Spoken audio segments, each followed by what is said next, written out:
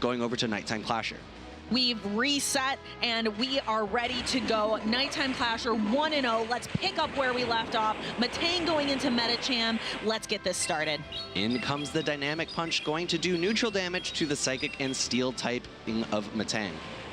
Medicham launches the Dynamic Punch, taking a giant chunk out of the Matang, setting the pace here in game number 2 of the Grand Finals reset. Psyshock coming back, also neutral damage because of the Psychic and fighting typing of Medicham.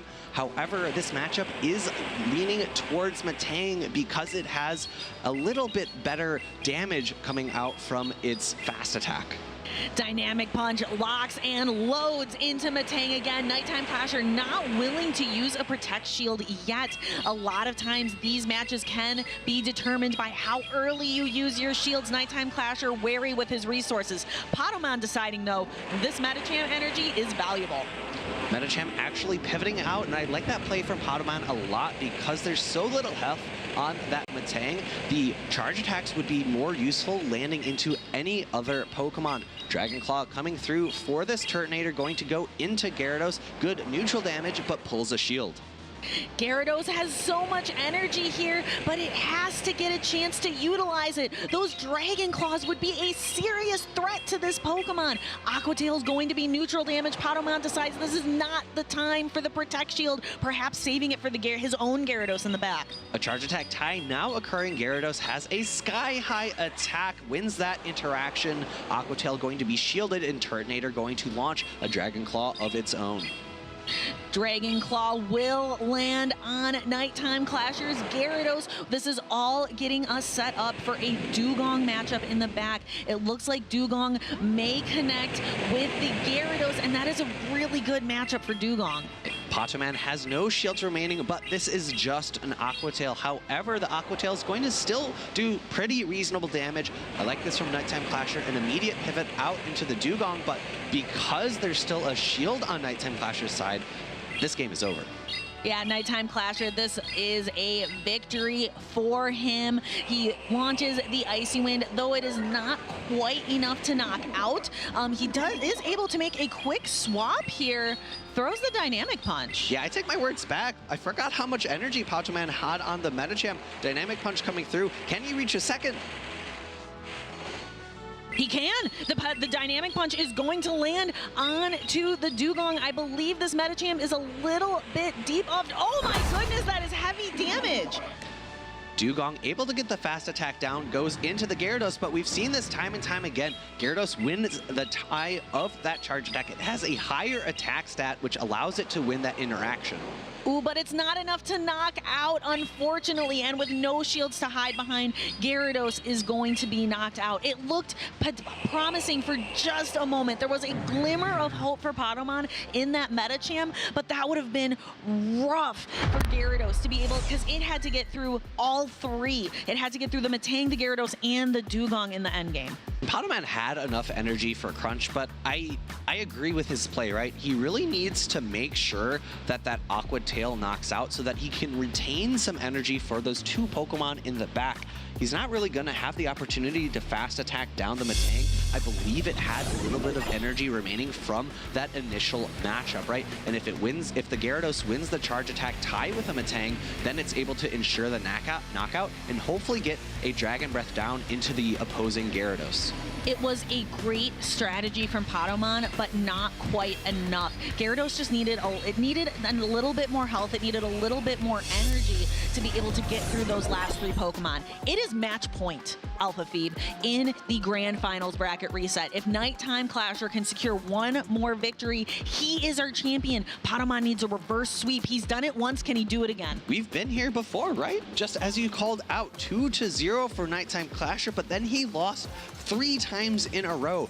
Potomon needs to make the same magic from the Grand Finals original match and bring it into the Grand Finals reset.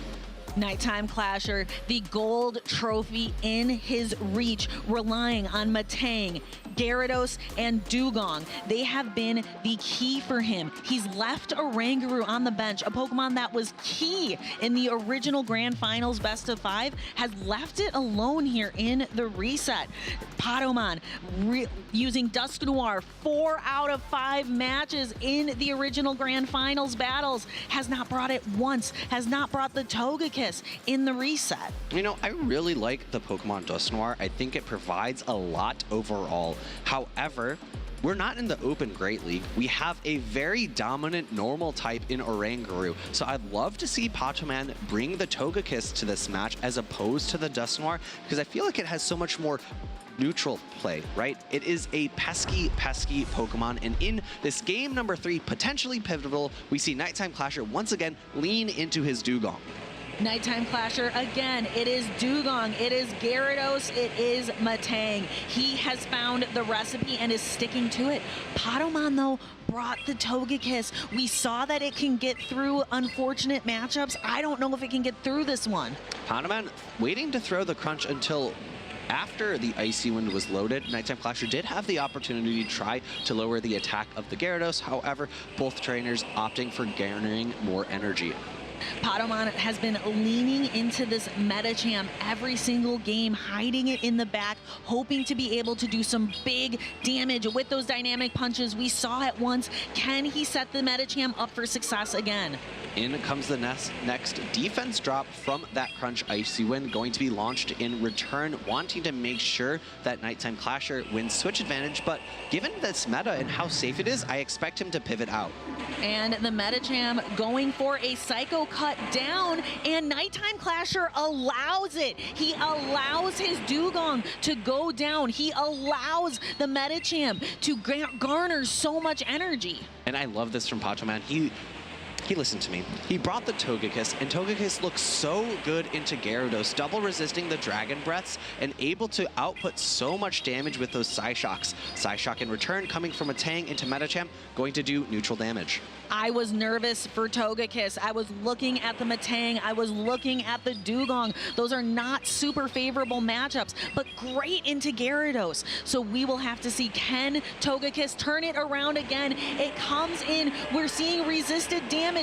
Matang almost to the Gyro Ball, but it's not quite there. I do like this from Nighttime Clasher. Going for the Gyro Ball, I think would have been a mistake because so much more energy would have gone to this Togekiss. Instead, only 4 pecks have gone through, and that limits the amount of energy potential this Togekiss gets while still stripping away a shield. 1, 2, 3, 4, 5. That is all Togekiss needs to get to every single one of its charge attacks. It's just counting to 5 to get to the Psyshock, but Gyarados, it gets to these Aqua Tails a little faster. It gets to them in 9. And because there's no fast attack pressure from either of the 2 remaining Pokemon from Nighttime Clasher into this Togekiss, Patomon feels very comfortable no shielding a singular Aqua Tail. Everyone afterwards will need to be shielded because it would pick up a knockout. Gyarados doing its very best to output the pressure. 9 Dragon Breaths to the Aqua Tail, 10 turns to get to the attacks from Togekiss. Togekiss going to farm up a little bit energy. No overfarm possible. A switch from Nighttime Clasher, not able to reach the Psyshock. This game is looking like it's going to Patomon.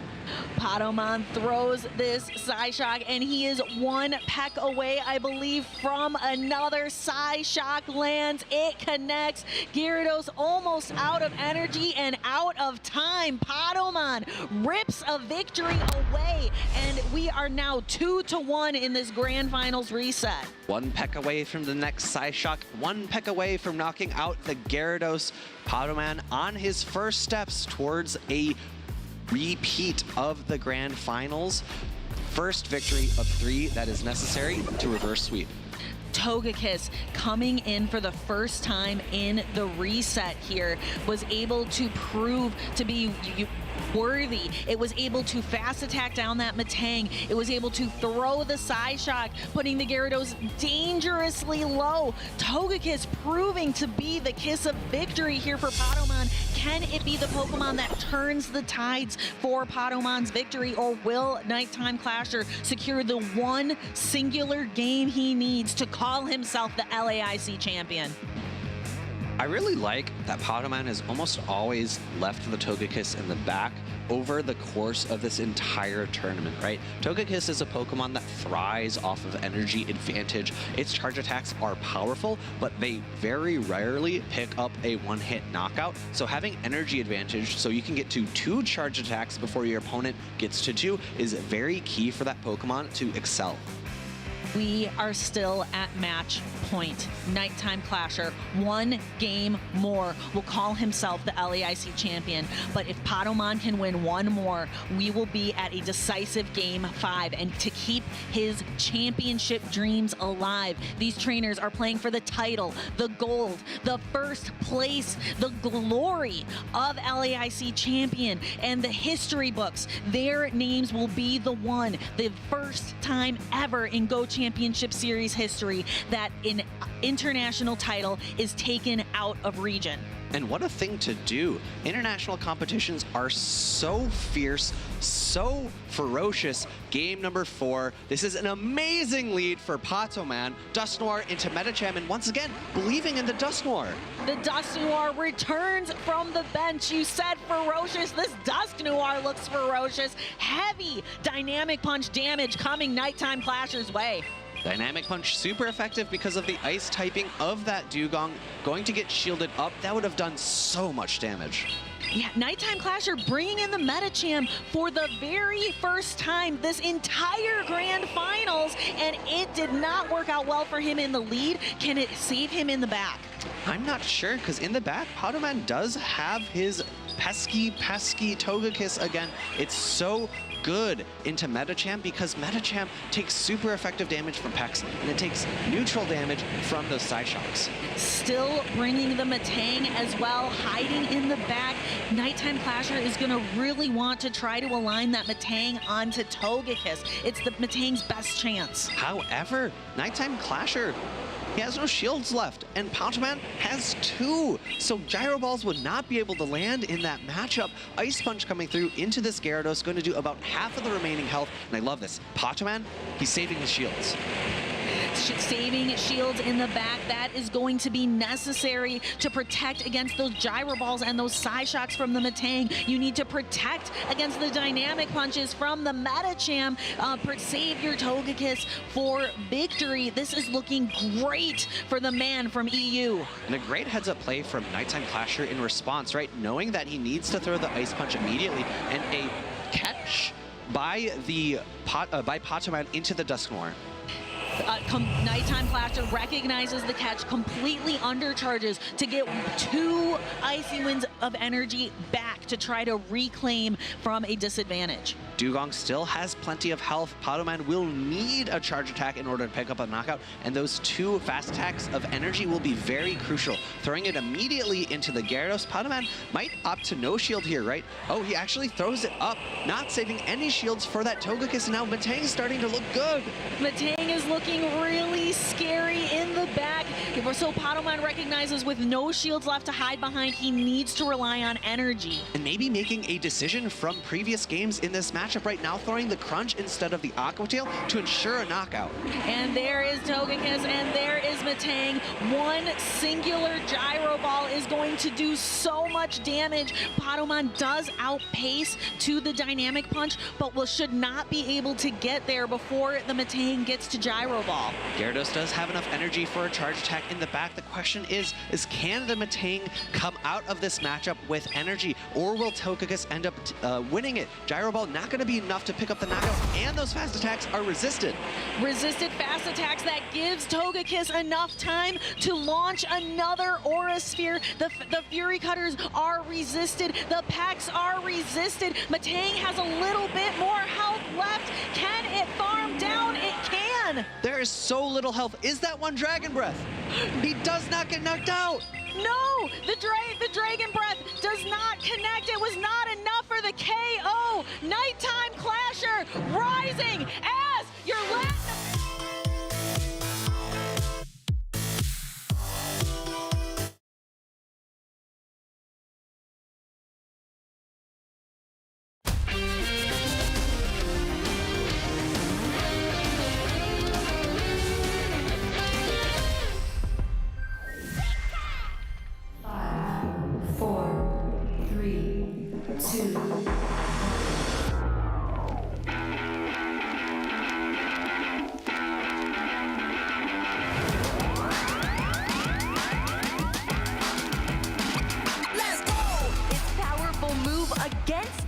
applied with that fairy zone on the Lily. Oh, he's ready to just give up the game. It's over. You've been patient. You've been waiting all this time, but you ready. You've been putting in that grind, so let's go. Champions are hard to find, but you know the goal when you're ready to shine. Have they heard of you? Then they know. You got your sights set on that road. If it's time to battle them, then let's go. Cause you'll never stop. Show them what you got. Looking at his final HP to deliver the finishing blow, and just like that, your Pokemon World Champion! Show them what you got. Yeah, they already know. You got your sights set on victory road. Show them what you got. Yeah, they already know. You got your sights set on victory road. He goes to the ice beam! Resetting the bracket and then winning it in game number 5.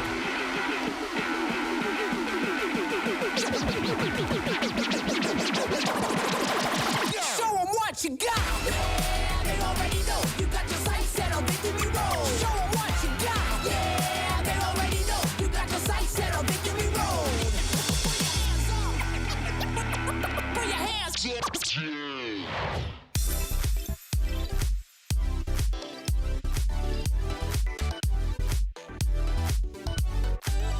Welcome, trainers, to the 2026 Pokemon Go Regionals in Toronto, the first tournament we have in the 2026 calendar year. I'm Caleb Peng. I'm joined with the wonderful Softop. How are you doing this morning? I'm doing great, Caleb. Happy New Year to you and everyone else watching at home. And it's a new year and a new meta, and I'm really excited to be here. That's right. It's not only the first tournament of the 2026 calendar year, it's also the first one in the Precious Paths meta, which means that we might see some new Pokemon here in this one. As you can see, our schedule in North America, we're in Toronto, but we have such a packed schedule following along with the European International Championships in London. Of course, all these other tournaments in the regionals, North America International Championships in New Orleans, and all roads lead to World Championships in San Francisco.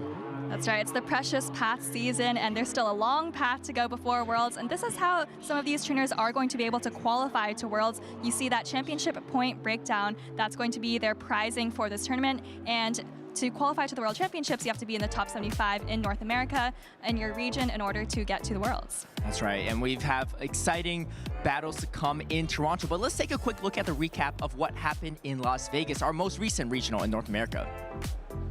Hello trainers, Lundberger here. For the first time ever, the Pokemon Go Championship Series touched down in Las Vegas, setting the stage for the largest regional of the 2026 season so far. Heading into the weekend, players brought variations of the teams that dominated the last regional in Gdansk, but Vegas quickly proved it had a rhythm all of its own. On Championship Sunday, Rise to Occasion and Dunebug renewed one of the longest-running rivalries in Pokemon Go. Rise struck first in the winners' finals, taking the set 3-1 behind a steely and steadfast Empoleon. Meanwhile, the loser's side delivered its own spotlight. Rockhaven secured the bronze with a Bastiodon that was absolutely rock solid, continuing the Pokemon's dominance after winning the first 2 regionals of the season.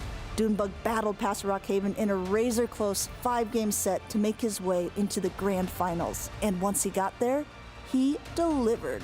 He faced off once again against Rise to Occasion and pushed the bracket reset. And he kept that momentum rolling, sweeping Rise 3-0 and claiming his first regional title of the 2026 season right here at the inaugural Las Vegas Championship. Dunebug pumps his fist, he astonishes down, he takes the victory. Give it up for your Las Vegas Regional Champion! Think you've got what it takes to make your own mark? Register at Pokemon.com/compete and take your first step towards the World Championships.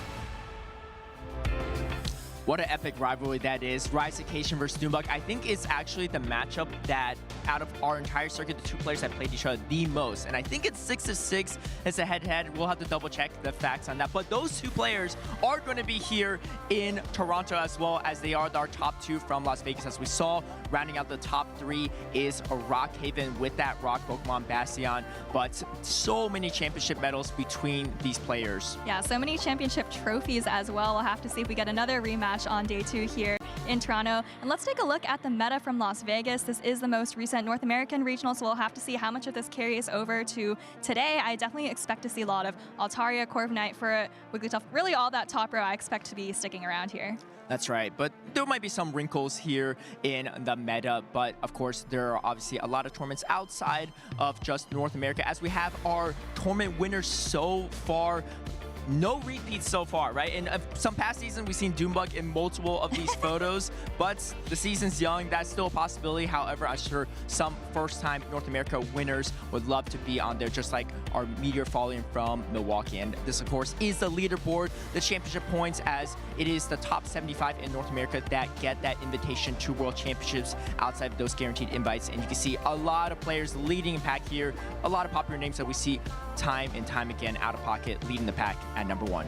Yeah, and I think those top 4 trainers are all here in Toronto, along with some of the other players that we saw on that leaderboard. So really a stacked tournament here with trainers from not only North America, but all around the world coming to compete here. That's right. Speaking of all around the world, we have some players from Europe as well in this tournament. And there's some star-studded players that are making an appearance here in Toronto. And that is going to be Colin Six, the second place finisher from Stuttgart, who also got 3rd place at the regional before that. So a 3rd and a 2nd in the last 2 regionals. I mean, he's trending upward to that first potential place. Being in 1st place, that's Inadequance leading the pack in Europe with 2 regionals attended so far, 2 tournaments he's played in. 1st place in both, that's a pretty high average. And boom, rounding out the top 3. Yeah, that's an incredibly stacked top 3 over in Europe. You see some of these winners from the season so far, and as you mentioned, Inadequance already racking up 2 wins in the season. We'll have to see how much further he can take it in the rest of the season. Yeah, I believe he's already claimed on social media he's winning World Championships this year. So, you know, only one way to find out,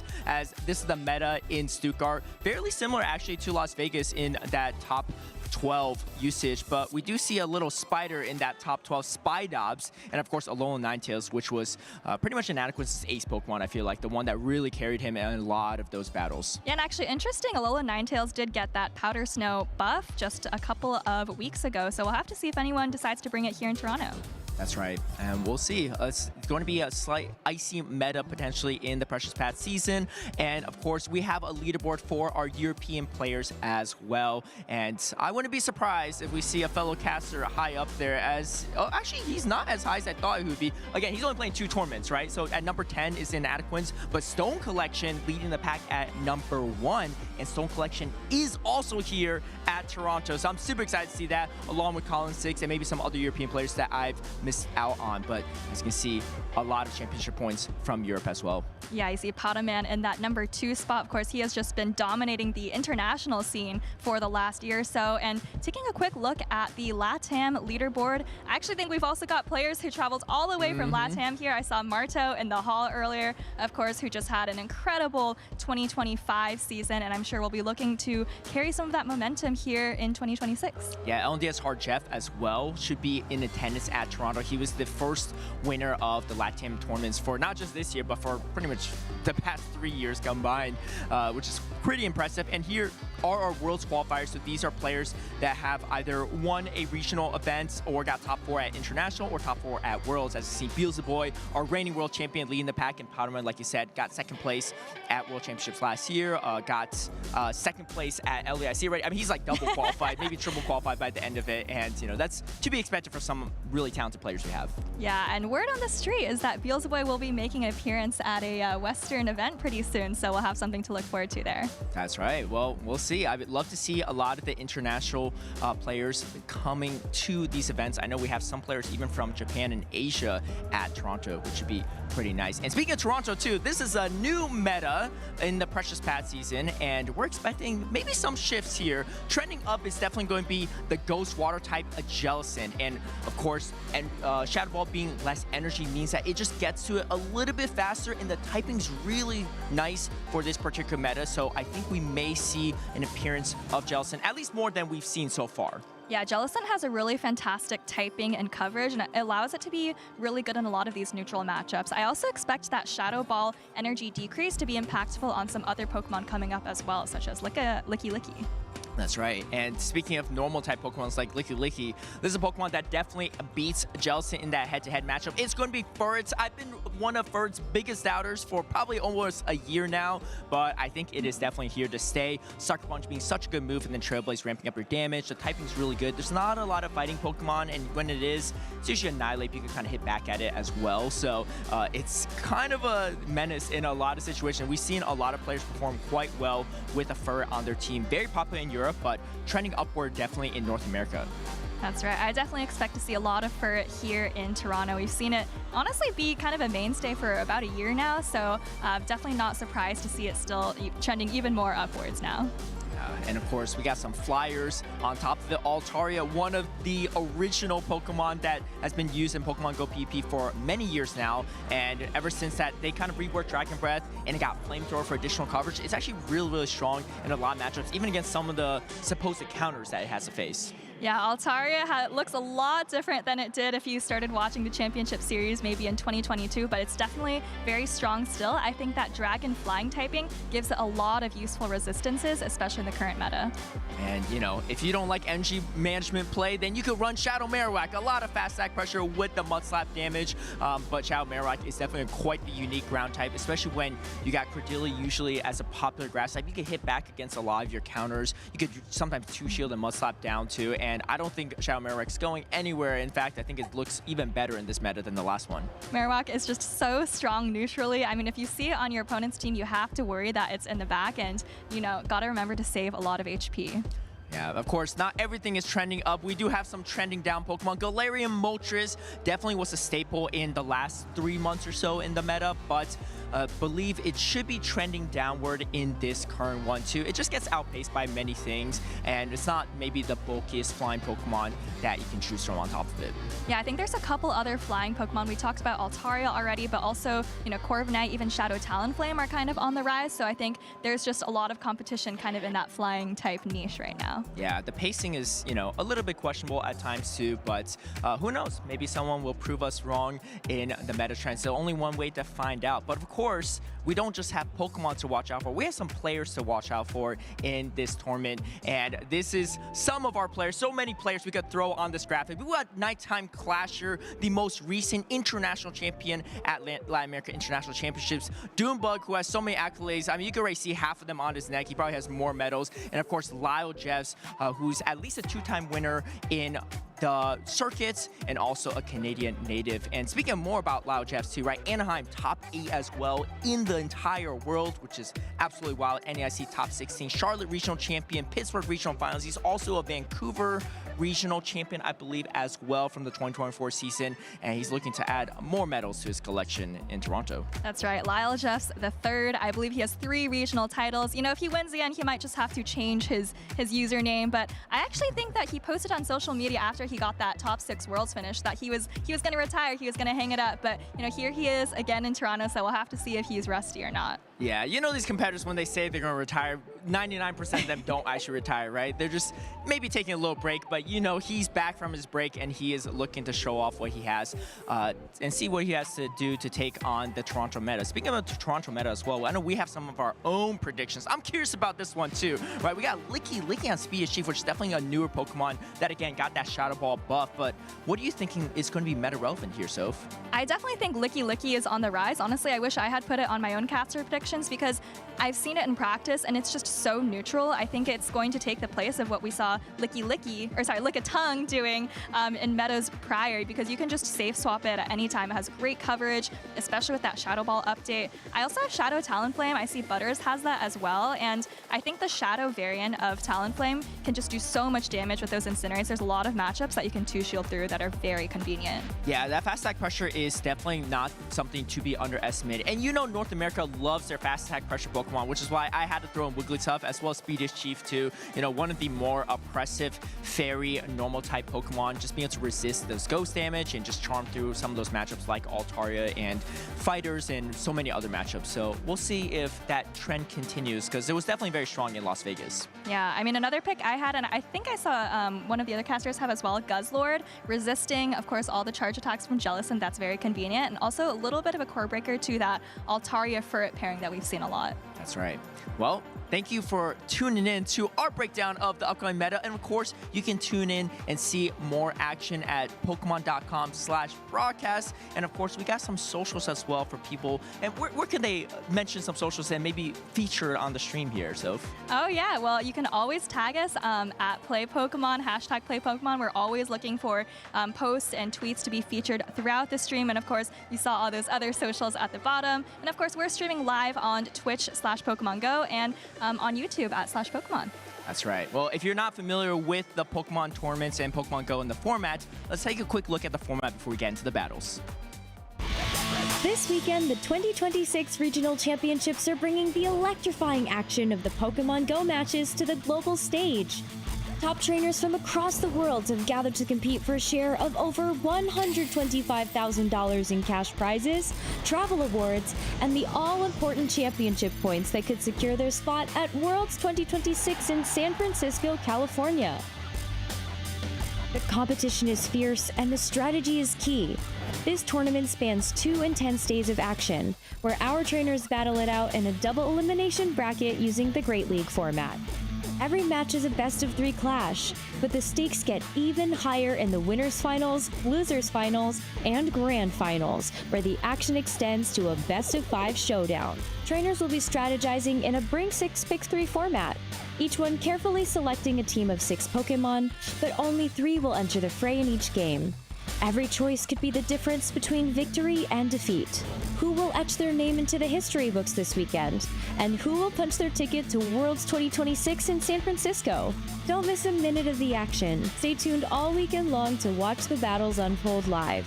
To stay up to date on future Play Pokemon events, visit championships.pokemon.com. It's officially 2026 in our Road to Worlds, and we are in the precious past portion of that journey. We're here in Toronto. I am 2-0 Butters, joined by Speediest Chief. Dude, I'm so happy to be back here in beautiful, snowy Toronto. It's been an incredible experience so far, and the battles haven't even started. Just in the intro, Butters, so many talented trainers are here, and we have numerous competitors that want to win it all, claim that prize, and actually punch their ticket to Worlds. It's seemingly like almost every regional almost feels like an international championship at this point. This tournament is stacked. Let's take a look at the prizes these players can win in this tournament. Of course, the first place prize is that 2,500, 108 boosters. Don't discount that. That is a great bonus as well. Absolutely, and as you look down the list here, there's so many reasons to continue fighting through that bracket. Even if you do fall to that loser side bracket, maybe before you expect to, before you want to, you can still keep competing and earn more booster packs, more prize money, and of course, those ever important championship points. Yeah, championship points has really changed the game for Pokemon Go. That's why these tournaments feel more like international championships, because trainers from all different regions are trying to come to different regions to get those crucial championship points to qualify for a travel award for those international championships. And this is the moment we've all been waiting for. We have our day #1 usage. Look at Azumarill is #5 actually. Butters, I've been waiting for this chart. I've been waiting to see which Pokemon would rise up to the top, and there's one Pokemon that is nowhere to be seen. I'm gonna print an image of this Pokemon and put it on every milk carton. Where is Unovan Stunfisk? Yeah, Unovan Stunfisk is not on this list. We have Azumarill on this list. We have Licklicky on this list. We have Jellicent on this list. We have Empoleon as #1 in usage. Furret #3, Altaria #2, Shadow Kanto Marowak and #4. Each one of these Pokemon have low usage compared to other tournaments. The #1 usage Pokemon is only at 35%. Wow. Usually it's running about 60%. Yeah, it could be up to 60%, right? I think 45 is pretty healthy, but that means that 1 in every 3 teams is going to have Empoleon and or Altaria, which is actually pretty good. I think there's a lot of diversity here and a lot of interplay, but I have heard from a lot of trainers coming into this weekend that that is the core to watch out for, Empoleon and Altaria. Finding ways to break those two apart is going to be crucial here. And one Pokemon that's not on this list as well, which has been so strong in the last iteration of the meta, the Shadow Talonflame. The Talonflame is not in top usage as well, and we saw in a lot of practice tournaments, it was number 6 in usage. Now it's not even on the board. There's a lot more water types, and Normal is having a moment right now. There's 3 Normal types in that top 12 usage. Well, if you want to play a fire and flying type, you got to get through a Hydro Cannon Empoleon and a Dragon type Altaria first, and not even to mention all of the other obstacles that you got to run into. So we might see that Pokemon come out to play, and I think that honestly, Butter, if I can make a prediction here, Talonflame needs to be on any team that has the Alolan Ninetales. The reason is because Alolan Ninetales is a key core breaker, but it needs protection from the steel types. Scizor and Empoleon, you got to have an answer. Yeah, and also that Alolan Ninetales is pretty good against that Unova Stunfisk, which is actually off the board. And instead, there's a lot of water types, so a little bit of counter for that Alolan Ninetales as well. Jellicent, Licklicky. The fact that Shadow Ball now is 50 energy. It used to be 55, now it's 5 energy less. And just that fact has changed the fate of 2 different Pokemon in that top 12 usage. The Jellicent, now after 4 hexes, you can get to that Shadow Ball. And of course, the Licklicky can get to that Shadow Ball quite quickly. And also Body Slam was buffed recently as well, so both of its charge attacks have recently had its power increased. Licky was on my caster predictions because I've seen a lot of teams from competitors that are considering picking that Pokemon, and Butters, I felt so validated when Softove said she wished she would have put it on her list as well, because we know she's a brilliant trainer, right? So I'm feeling pretty confident about that Shadow Ball user. Honestly, I would argue it's a little bit more useful than the Jellicent because it doesn't have that ghost typing. Normal types, like you said, having a moment here. I think you're onto something, and she is a brilliant trainer, but I think she might have had a little inside info. And that inside info is trainers have been talking about that Licky. Obviously, you saw it in the top 12 usage, so it's here. It's in Toronto. Let's gonna see, yep, it's on the Torian's team, and it's on Final Boss AJ's team. Wow. 2 Canadians to start us off here in Toronto. And Licklicky is so neutral if there's not a fighting type Pokemon out on the battlefield. And even if there is a fighting type Pokemon like an Annihilate, you still have that super effective Shadow Ball to throw into it. I think Licklicky is the hero we need in this meta. Whoa, clip it.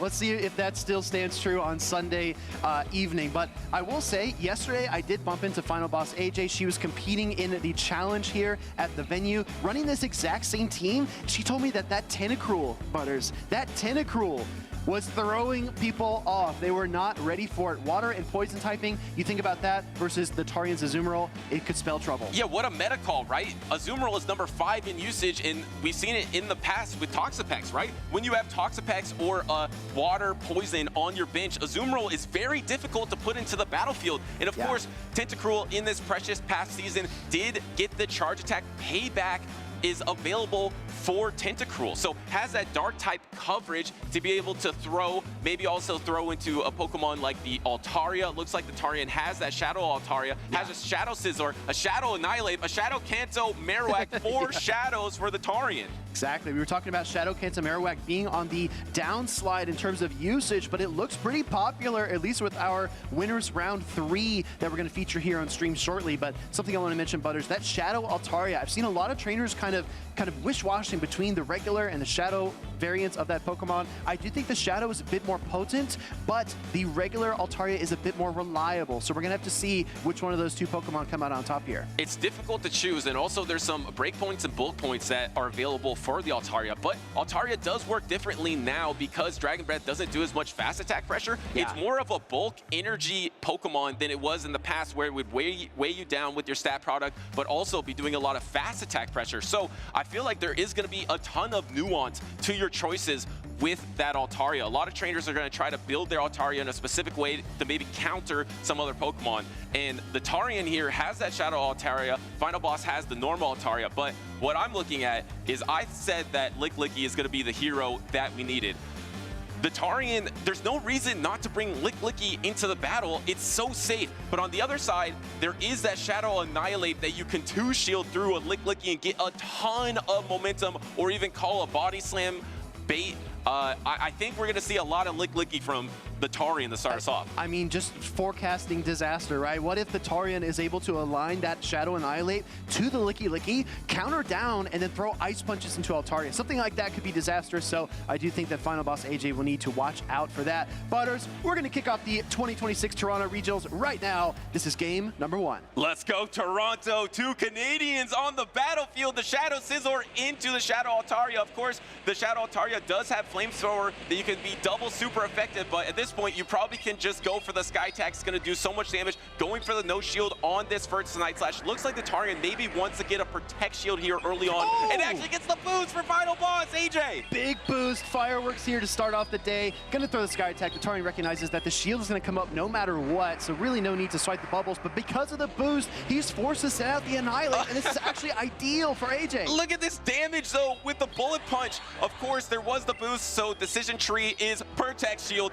Keep that Shadow Scizor on the battlefield, chunk with the Bullet Punches. Not a second boost, but look how much fast attack pressure that the Final Boss is doing. Had to throw up a charge attack just to knock out this low health Scizor. Exactly, the Shadow Annihilate would have limped out of this matchup, but AJ's not gonna give it up. Actually triggers the simultaneous KO there on the field, and now both trainers will have to select which Pokemon comes out next. This is pretty important, but now that the Annihilate is gone, Final Boss AJ's in a great position. And you don't really need Protect Shields for these back Pokemon. They are pretty bulky. This is not the matchup you like, though. It is gonna be the Poison Jab, I believe. There is the swap. Wow. No, it's actually a Poison Sting Tentacruel. So you're gonna be able to farm up energy quicker. Swapping on the Scald, though, that's resisted. So many poison type options for Tentacruel. You can go Acid, you can go Poison Jab, you can go Poison Sting. But like Butter said, this is the fastest way to get to those charge attacks. Trailblaze coming through here, but this is a sub-poison typing, so it's only gonna deal neutral. And the thing is, you're resisting these bullet punches here, and you're going to be able to get to the Scald. This should be not enough to knock out, but probably close enough that you have to Protect Shield, use your last Protect Shield of the battle. Now, do you instantly pivot? Pivot into that Licky Licky and try to get to that Shadow Ball. Do you not have enough health? Do you have enough time?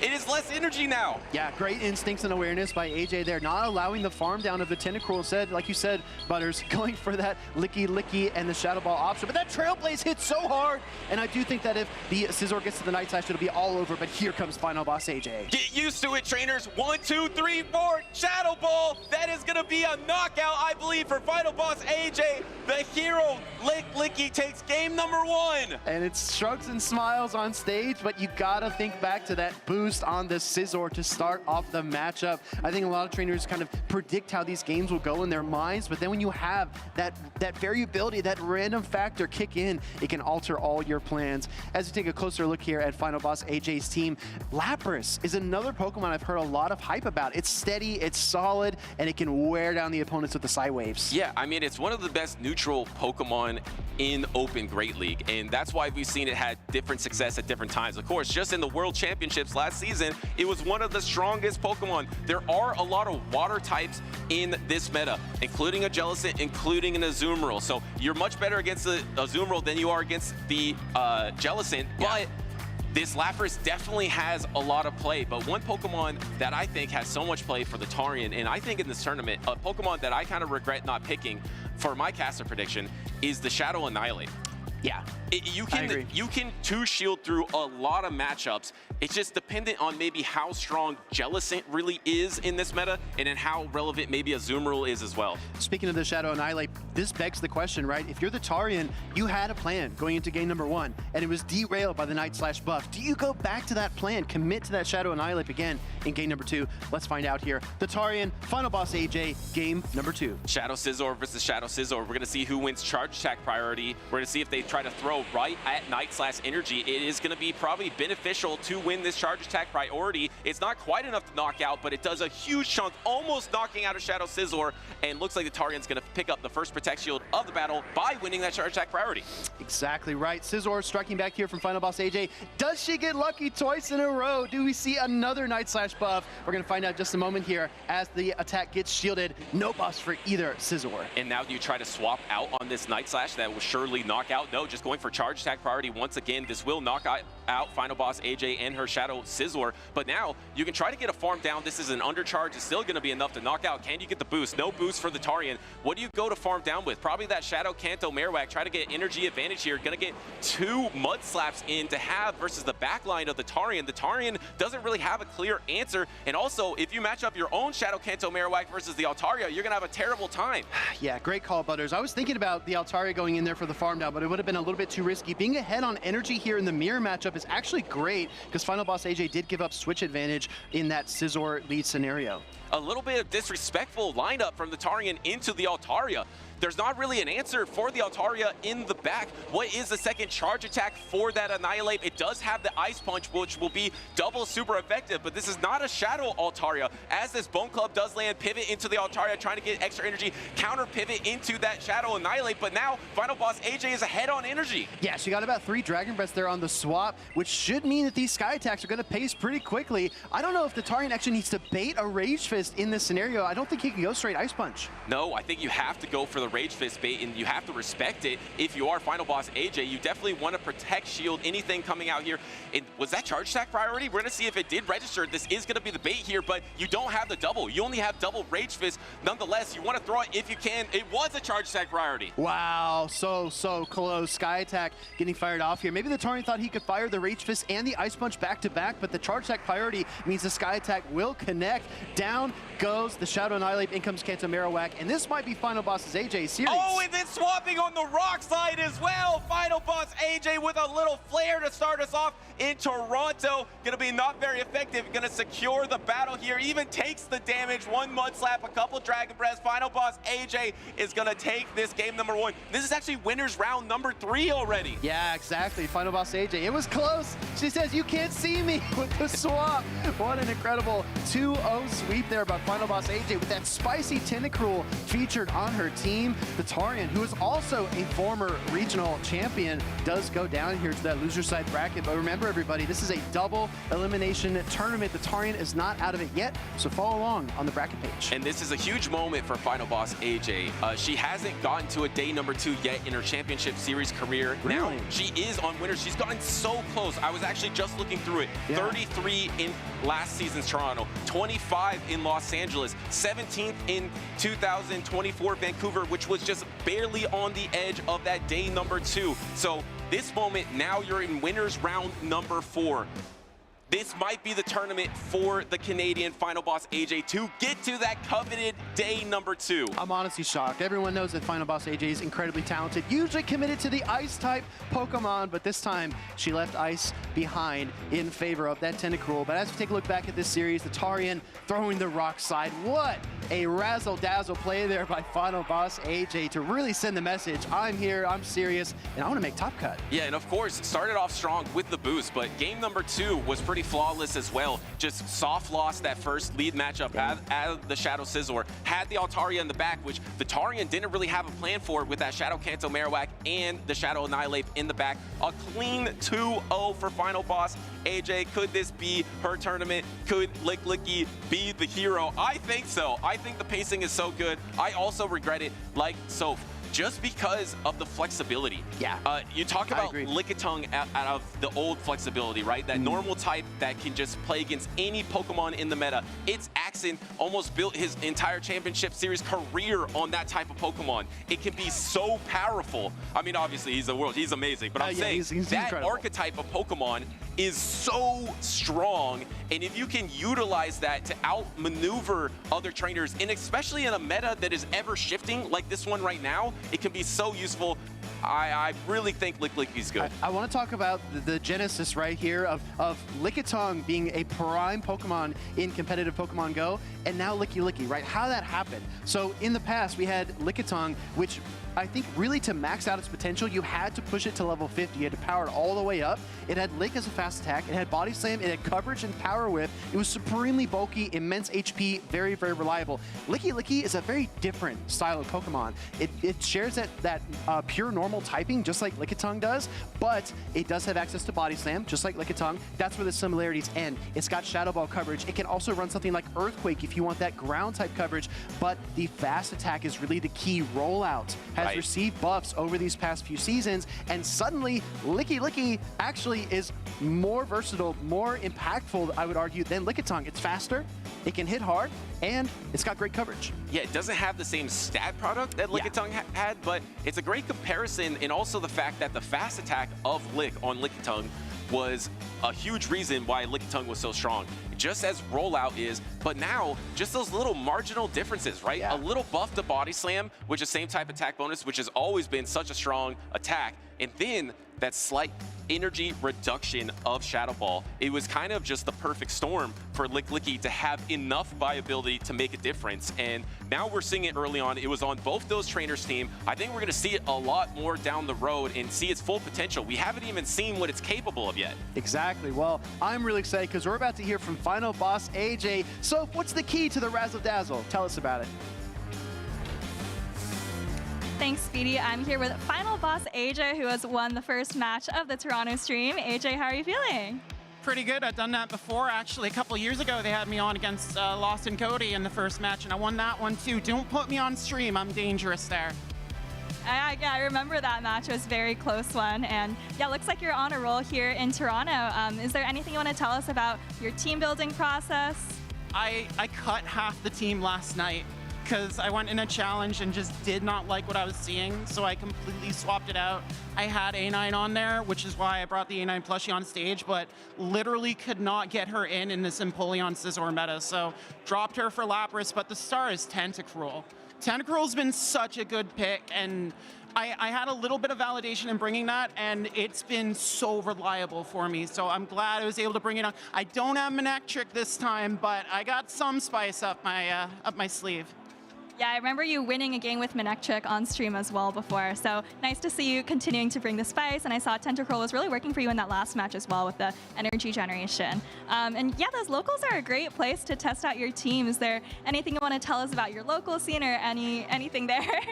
This is literally the only place I can do locals. I'm from Halifax, Nova Scotia. We do not have any local Pokemon Go tournaments. So hey, anyone out in Halifax actually want to set this up? We have a lot of Nova Scotian battlers that could prove their worth if someone just gives us a home. So, you know, it'd be great to be able to do some locals, but I gotta come here for my action and show what I can do on stage. All right, well, you heard it here first. We need to get AJ some locals so she can rack up those championship points. Is there anyone you want to shout out before we let you go? Sure. Shout out to every Canadian in this matchup. We have to keep an American from winning it this year. Canada has to keep this in Toronto. But yeah, thank you to the collective. Junebug97 is my, we stream a lot together, so I've absorbed via osmosis. I had a little help from Axon on the team build, and just like MagmarMan26 is there, NeuroDylan, like everyone who comes on my stream, I do stream chat. So yeah, just too many people to thank. This community is just great. All right, a lot of world-class battlers to thank, and we'll have to see if we can find the first Canadian to win the Toronto Regional. So stay tuned, and back to you guys, Speedy. Don't put her on stream. She is dangerous. I hope she makes day number 2 so on the winner's side, so she's on stream every single time. Keep up that win streak. She's got the Doombug Osmosis as well, and we heard a little cheer from the crowd saying that you want to keep that championship with a Canadian here in Toronto. I feel like that's one of those motivational sports posters, right? In black and white, a picture of Final Boss AJ. Don't put her on stream. She's dangerous, right? Yeah. Clip it, everybody. But I'm really excited to get into our next matchup because we have some very talented trainers. Actually, a former regional champion taking on one of the most innovative team builders in the entire world, and he's been that way for a long, long time. I'm, of course, talking about the Arrow Battle Approach mastermind himself, Arrow. Well, we do have another Canadian, I believe, facing Arrow. He got 4th place. We have Jacko Loco on the right-hand side. 4th place in 2024 Toronto versus Arrow. You know when Arrow's dangerous? In a new meta as well, because you never know what he's going to bring. I can't wait to see what's on his team of 6. I see a little preview here. It's a little wild. Let's just look at it straight away. We got to look at the meta champ. You might think, why is that wild? That Pokemon's been so good in Pokemon Go PvP for forever.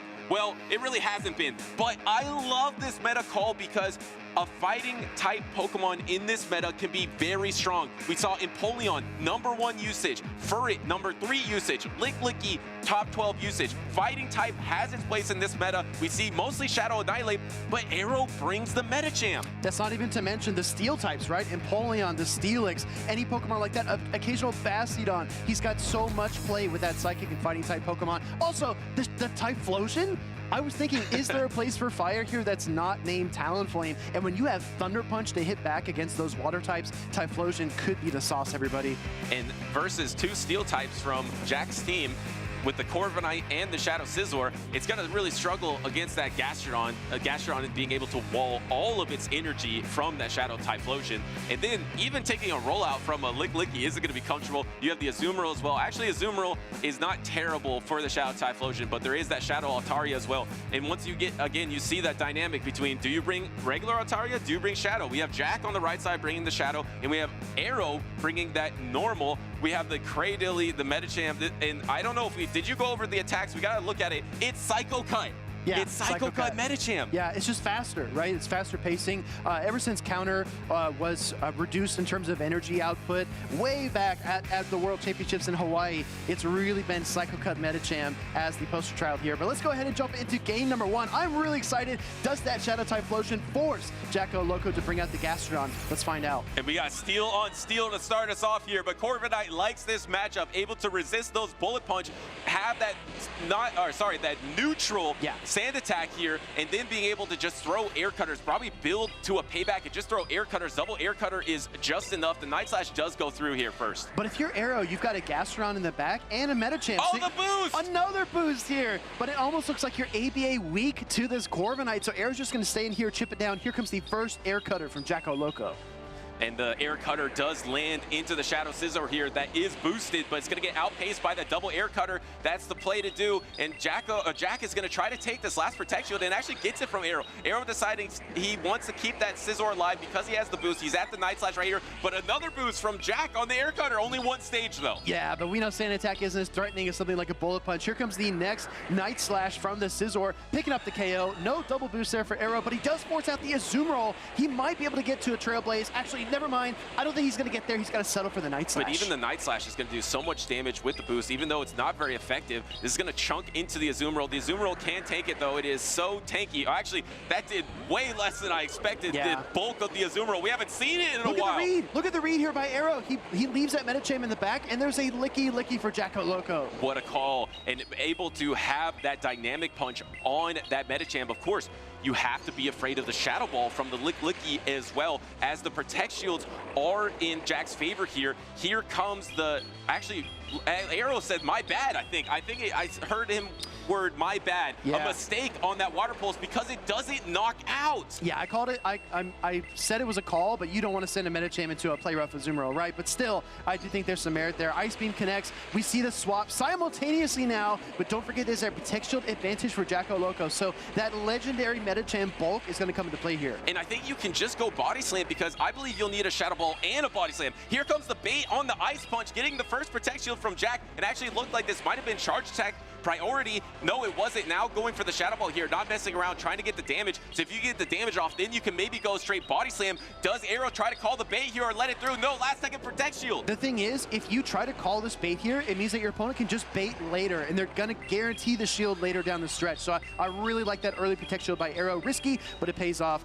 Going to shield this first Dynamic Punch, and the switch timers are almost up as well. So Arrow has to keep in mind that there could be a swap, and so does Jacko Loco. And poof, the Protect Shields are out of this battle. The Shadow Ball is going to land into Metacham. It's super effective. How much damage does it do? It doesn't get close enough to get to the red. A rollout will put it in the red. Now trying to swap on the Body Slam, but swapped a little bit too early. Now you can have the patience throwing the Body Slam right when Gastrodon was about to get to the Body Slam. But the thing is, Licky doesn't have two Body Slams. He has to swap on a Charge Attack here. Does he pause? Does he go for the pause? No, he goes for the rollout instead. Wow, one Psycho Cut into the Dynamic Punch. 0 turn bring in there from Arrow allows him to pull off this combination. Dynamic Punch connects, Licky goes down, and the final Pokemon is the Azumarill. And there's the difference there. The Ice Punch is going to be coming through on the speck of health left on that Azumarill. Arrow is going to be taking game number 1. That's the difference. The Dynamic Punch knocked out, the Shadow Ball didn't knock out Medicham, and Arrow comes out on top. Butters, check this out.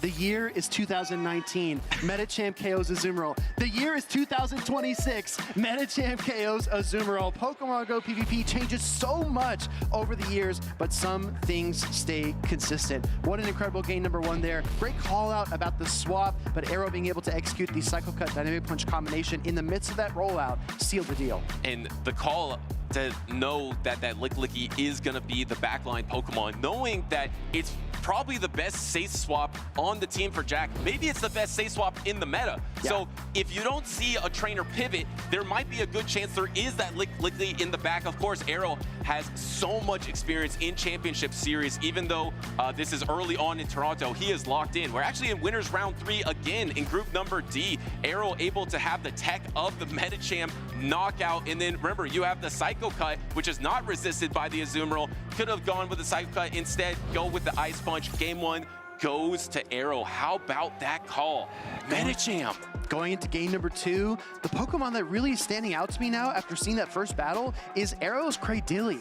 What about Cradilly into a potential Altaria team where you can hit it with the Rock Slides, you can Grass Knot the 2 water types, and you can have a very neutral matchup versus the Licky as well. But the risk is that if you do encounter that Scizor, it's lights out. There's not much you can do as the Grass and Rock type Pokemon. So what do you think, Butters? Is that or a different Pokemon going to show up here? You know, Arrow has shown this strategy before to show strong to a Pokemon to try to dissuade it from coming, like a Shadow Scizor, and then bring in that Pokemon that might have been weak to it. So he might bring that Cradilly. He didn't show that Shadow Typhlosion in game number 1, but looks like we're just locked into game number 2. Arrow with a 1-0 advantage versus Jock the Canadian. The Shadow Scizor does come in, and there is a Cradilly in the back, so this is actually awesome for Arrow. Arrow can't really pivot out of this matchup, just gonna have to try to stay in, but you will get Protect Shields out of it. Exactly. I fully expect Arrow to give up the lead here and maybe Bullet Punch down with the Scizor, because this is the boogeyman. This is the threat right here to that Cradilly sweeping the back line. But let's see how it all plays out. We do get that automatic Protect Shield in the Sky Attack, and here comes the Night Slash. Night Slash is going to be coming through. No Protect Shield. Looks like Arrow is just going to want to soft lose this matchup,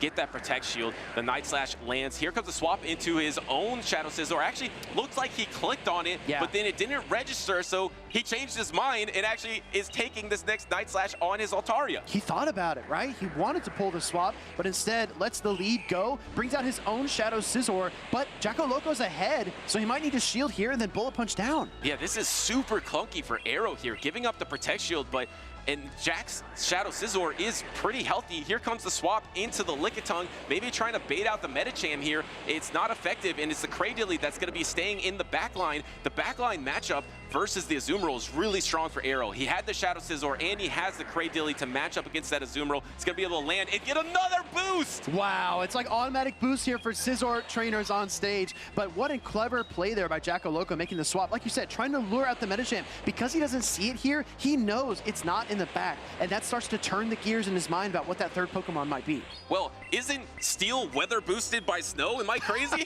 Yeah, it is. That's what's happening here in Toronto on a snowy day. I don't usually experience snow, so I forgot for a second. Here comes the farm down. Was that a Bullet Punch farm down? Now you have all this energy, the Azumarill in the back. You can peekaboo, bring in your own Shadow Scizor. No, instead just bringing in the Shadow Scizor to soak it up. Ooh, I like the blind Night Slash here, and all the pieces are falling into place for Arrow because he's able to pick up this KO. I think he can even get to another charge attack here against the Azumarill, and then he's got his Grass-type Cradilly in the back. And that's enough chip damage to make sure that the Grass Knight plus Acid is going to be able to knock out the Azumarill. Here comes the swap. No, actually he wants to throw a Bullet Punch before he reduces the attack by switching on that Scizor. Just trying to min-max his damage there. Yeah, and I think at this point in the game, you wouldn't have time to get back to your switch timer either for a late game catch. So it does make sense for Arrow to do that, to get as much damage as possible. He needs this Azumarill within Grass Knot range, and he's got to get to 2 Grass Knots before the second Ice Beam is ready. Well, you need to go for a Rock Tomb bait here, because if you don't bait with the Rock Tomb, and that he does actually Protect Shield here, thinking if it is Grass Knot, he will lose the game. So that is a smart Protect Shield, but if you don't Rock Tomb, the Ice Beam is definitely going to knock out. Even with the debuff, I still think this Ice Beam is going to knock out. It's going to come down to this. Arrow is shaking his head. He's grimacing. He's thinking it's going to be a knockout. It's going to be really close, Speedy. I think it might be enough. In spite of the debuff, Ice is still super effective versus that Grass typing, and Rock offers no resistance. So Azumarill taking down the Cradily there in the final moments. That is another important part about Pokemon Go PvP, Butters. Even if you have the type advantage, so to speak, there are still ways to fight back. Absolutely, and even though the snowy weather boosted his Night Slash, it was the Ice in the end to take him down with that Azumarill. Now we are tied 1-1, Arrow versus Jack. Bringing that Cradily, which you thought had a lot of potential, I agree. Unfortunately, he just invested so much into the Scizor to keep it around and then had to dump that energy not very efficiently. I think the fact that he had to dump the double Night Slash into a really low health Scizor and knock it out, and then into an Azumarill resisted, it just wasn't really an effective use of that Protect Shield into the Shadow Scizor. Exactly. I think you absolutely nailed it there. We spoke earlier about the challenge that went on in the venue yesterday. Final Boss AJ was there. A ton of talented trainers that were there. But guess who I saw in that #1 pairing spot over and over, Butters? Jacko Loco. Really? Jacko Loco was crushing that challenge yesterday. I think he got a lot of reps in with this team, and he's really well prepared no matter what kind of spice Arrow throws his way. We got the double Steel, the Shadow Scizor, the Corviknight, the double Water, the Gastrodon, the Azumarill, the Shadow Altaria, and the Licklicky. So a little bit of the old meta with the Shadow Altaria, the Corviknight, the Scizor, the Gastrodon, but then also the new meta. We've seen the adjustment now. The Azumarill, #5 usage. Licklicky is #10 or 11. So a great balance between new and old versus the team of Arrow that is completely wild, which he always has wild teams, but it must be even harder to play wild teams when you don't necessarily know what to expect in a tournament. What do you think about Arrow going Gastrodon again for this game #3? I mean, your only real I guess hard counters are the flying type Pokemon there, and he has brought a lot of the Shadow Scizor to kind of dissuade those Pokemon away. Do you think Gastrodon could be a good answer, or do you think Jacko's ready for that? You know, in my opinion, the hardest thing for Arrow here is the Azumarill. The Azumarill really puts a wrench in the entire team, so I think that's why you were mentioning how good Cradily could be, and Gastrodon can do okay in that matchup, so it's not terrible. It could be a good adjustment. I think at this point, you're expecting the Azumarill. Yeah. You might just bring 3 Pokemon that have a good chance versus Azumarill to try to win this decisive game #3, and we are locked in. It's Arrow versus the Canadian Jack, and we have a Gastrodon, but it's on both these trainers' team for Jack. It's in the lead. Dude, look at this team for Jacko Loco. He went ABA Water, and Arrow chose a Grass-type Pokemon for the lead. Kind of Arrow turning things around. You know, the ABA teams he's famous for, he's facing off against one right now. And gonna Protect Shield, this double super effective Grass Knot. Of course, the Acid is resisted into the ground type of that Gastrodon, so you're not taking the Grass type fast attack pressure. So if you do Protect Shield this matchup, it's not terrible for the Gastrodon, even though you are ABA weak to it. If you double Protect Shield into this matchup, it's not over. You probably will have to try to swap on the last charge attack, actually going for a resisted Rock Tomb, trying to get the debuff. Does Jack try to call it? No, he Protect Shields. Sometimes, everybody, greed is good, and that was a greedy bait there from Arrow. But what an incredible recognition as well to know that third Mud Slap is coming through, so he's safe to throw the charge attack. The only thing I was thinking of, Butters, was a catch, the potential catch on the Grass Knot, but Arrow does not fall for it. So withstands the Water Pulse, but gets bullet punched down in 0 time flat by the Scizor. Quick pivot to snipe all of that energy from Arrow. Arrow was smart to debuff, so he could hang on to get a charge attack off. Jack registered that, said, okay, I don't want you to get a charge attack off. I'm bringing in my Scizor. Now it's going to be Scizor versus Gastrodon here. There's only 1 Protect Shield remaining, and it is Protect Shielded by Arrow. I was just thinking, what if you let this go? What if you let the Gastrodon go and put it all on the Scizor, but instead Arrow opts to shield? Can he get the bullet punch down, though? Jacko Loco's really close to the Night Slash, and he does get it off here. He can't, and Arrow is shaking his head, knowing that might have been a crucial mistake here. This could be enough to knock out now that there is a boost from that Trailblaze, and it is going to be enough to knock out. And there's another boost as well, the snowy weather in effect once again. You have the Gastrodon versus the Azumarill, but just look how much health is left on the double water types of Jack. Yeah, no Earth power here for Arrow's Gastrodon. He only has the neutral body slam and resisted Water Pulse, so this is going to be a war of attrition as we close out this game #3, but in the end, I don't think that Arrow has what it takes to win it. Yeah, he has what it takes, but he just put himself in such a bad situation in this game #3. Once again, I think maybe mishandling the use of the Shadow Scizor, bringing it out blind to just take that Night Slash damage and get knocked out was probably not a great use of its health. as these two trainers get up, shake hands. We might hear a little cheer here because this means a Canadian is going on to winners round 4 in Group D. Of course, Arrow is not eliminated yet. Yeah, let's talk a little bit about Jacko Loco respecting that Typhlosion, even though it didn't come to the series. That game number 3, he was running ABA water-type Pokemon with that Scizor kind of sandwiched in the middle like a sandwich, literally. And he was ready for that Pokemon, but Arrow just never brought it out. I think the risk was too high, and a lot of trainers, I think, that are more experienced, they don't like to play into those high-risk, high-reward positions. They like to play neutrally and try to outskill their opponents. Yeah, and it looks like Jack, like you mentioned, was doing so well with this current iteration of the meta. He looked locked in, he looked prepared. Of course, he did lose that game number 1, I believe, and then reverse sweep in this matchup. But Arrow tried to utilize that Shadow Scizor, but just couldn't quite find a place for it versus this bulk on Jack's team. And of course, the Shadow Scizor as well. Here is the play I was talking about. He brings in that Shadow Scizor that was at 100% health, but he just gets outpaced. And that means it's just gonna go in another boost. That just means that Scizor really only got 4 to 5 bullet punches off. That's all it did in the entire battle. That's probably not enough to win for a Shadow Scizor. I mean, you look at all the flying type Pokemon in the meta, all the ground type Pokemon, all the grass type Cradilies. You think, man, there's so many targets for ice types. But that's the reason we're not seeing ice types on the field, is because of that Shadow Scizor, and maybe to a lesser extent the Empoleon as well. The steel type damage being so effective versus fairy types and rock types is just so oppressive. And that Scizor keeps a lot of Pokemon in check. Speaking of Empoleon, Empoleon's #1 in usage, but we have not seen it yet on either of these winners side round number 3. I'm sure we will see it throughout the day here in Toronto. Of course, Empoleon is a Pokemon that's quite strong into that Shadow Scizor as well, able to double resist that bullet punch damage. It's #1 usage for a reason. I can't wait to see that Pokemon throughout the tournament as well, but so far it's a no-show. Empoleon's so tricky. I think trainers were hyping that Pokemon up maybe like 3 or 5 months ago. Right. And I was saying, I don't think so. I don't think Empoleon's the one. There's so much Mud Slap. There's so much electric type damage. That was when Unova Stunfisk and Charge Bug were a bit more popular, but where's Unova Stunfisk? It wasn't on top usage at all, and I think it's still a pretty key Pokemon. You know, for these fringe Pokemon, a lot of things have to go right for them to be good. The Pokemon like Azumarill, only a couple things need to go right. I mean, you just need to put it in the Pokeball, and you're probably good to go. Not a lot of things have to go right for some of the best Pokemon, but the French Pokemon like Empoleon, even Licklicky, like you see buffs over time, just slowly getting it better. So slowly the meta develops in that it has a potential, and we have seen some fighting types, but I still think with that Shadow Ball coverage, it has a ton of potential in this meta, and this meta is going to be really enjoyable because I don't know about you, but I've talked to a couple trainers. Sometimes as a caster, you want to get a feel for what the meta is going to be like coming in the tournament. Of course. My feel is even a lot of the trainers don't have a feel for it. Yeah, no, I think a lot of trainers were changing their teams last night at the last moment. So that's why I'm so excited to hear this interview, because we're going to have Jacko Loco and Caleb talking about that series we just saw. But like I said, Jacko Loco crushed that challenge. I would love to hear about how he's feeling about his team, because he looked like a well-oiled machine on stage. Thank you, Speedy and Butters. I'm here with Jacko Loco right off his win on winners round 3 against Arrow. How are you feeling after that win? Honestly, I'm feeling great. I didn't know Arrow's team, so once I met Champion, I was like, damn, I'm kind of core breaking by this, so yeah, feeling great.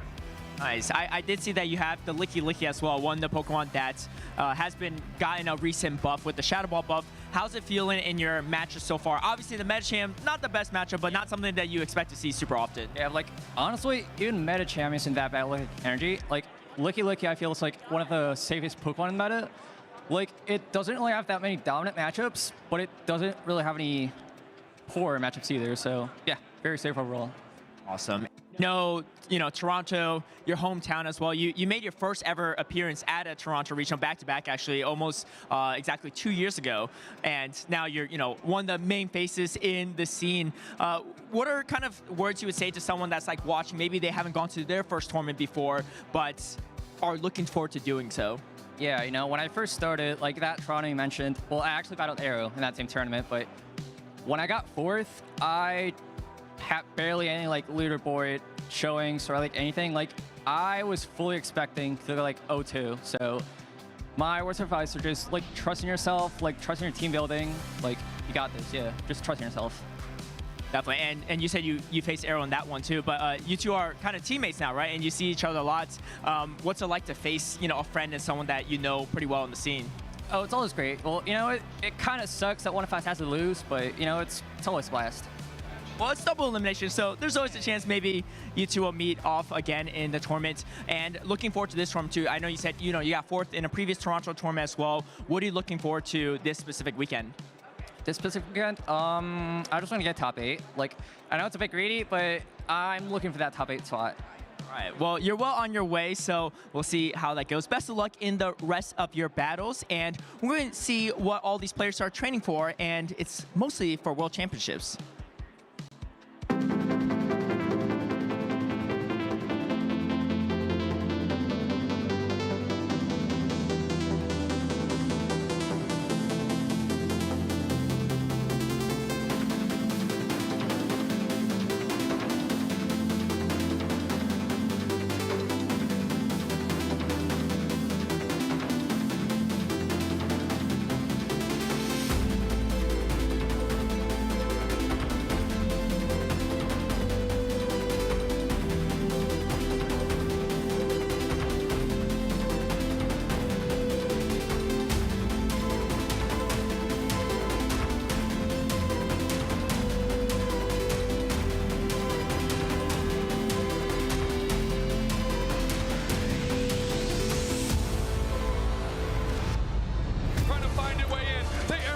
Step, and they are getting a knockout. They either way in. Break Queens as low. It's a turn! It's a turn!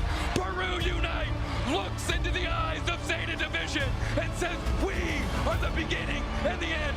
We are Peru Unite! The time ticks down. 5 more seconds. 2, 1. Peru Unite are your world champions!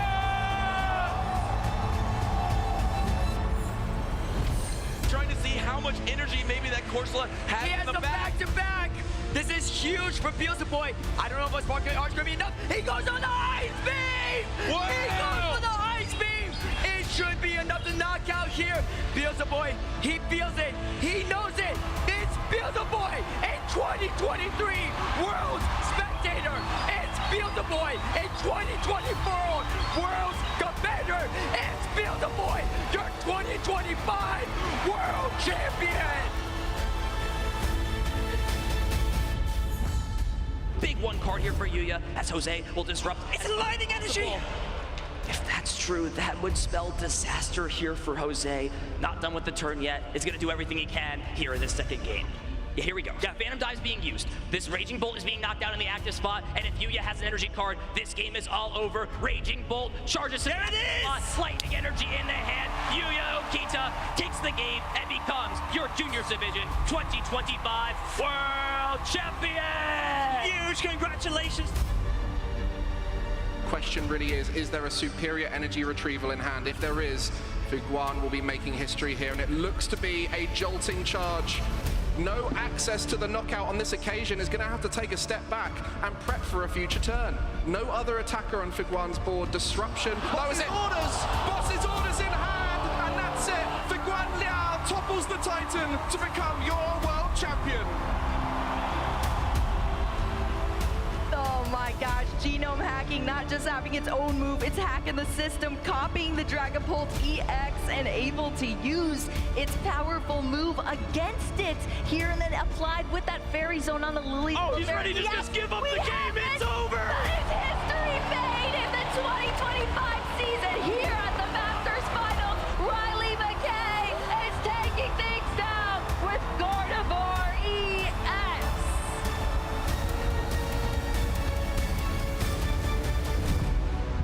He's played this so well. Twisted Dimensions return to normal. We're going to twist our Pokemon. Miraidon right into that walking wake. It's down. It's going to be Luke Whittier. Give a big hand to your junior video game world champion, Luke Whittier!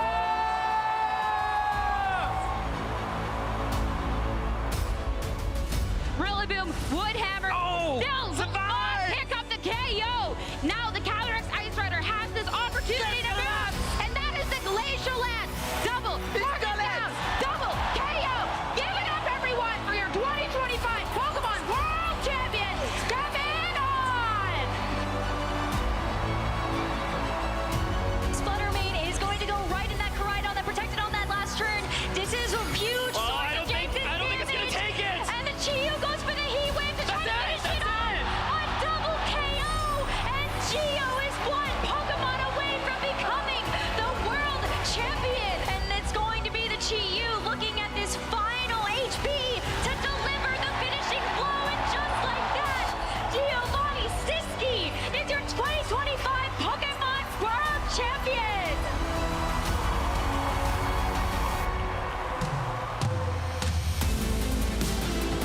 It's absolutely surreal. It's gonna take a while to settle in, of course. Me siento muy emocionado y alegre. The feeling is yet to sink in. I'm still a bit in shock. Feels so surreal to me. It's my first year of seniors, and I won the World Championships undefeated. I feel very excited. Feeling amazing. I'm feeling on top of the world. Absolutely unreal.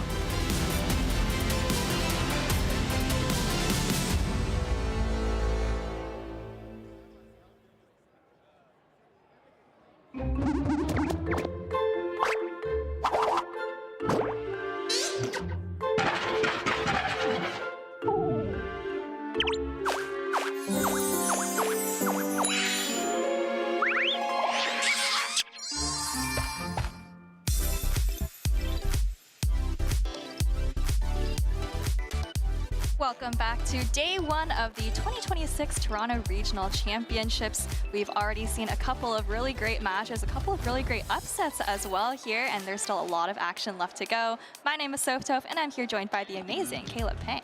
I'm sometimes amazing, sometimes not so much. But speaking of amazing, we have some incredible, amazing upsets to kick things off on day number one. And one of those players will be on stage. It's going to be Joe Eddie versus HDM.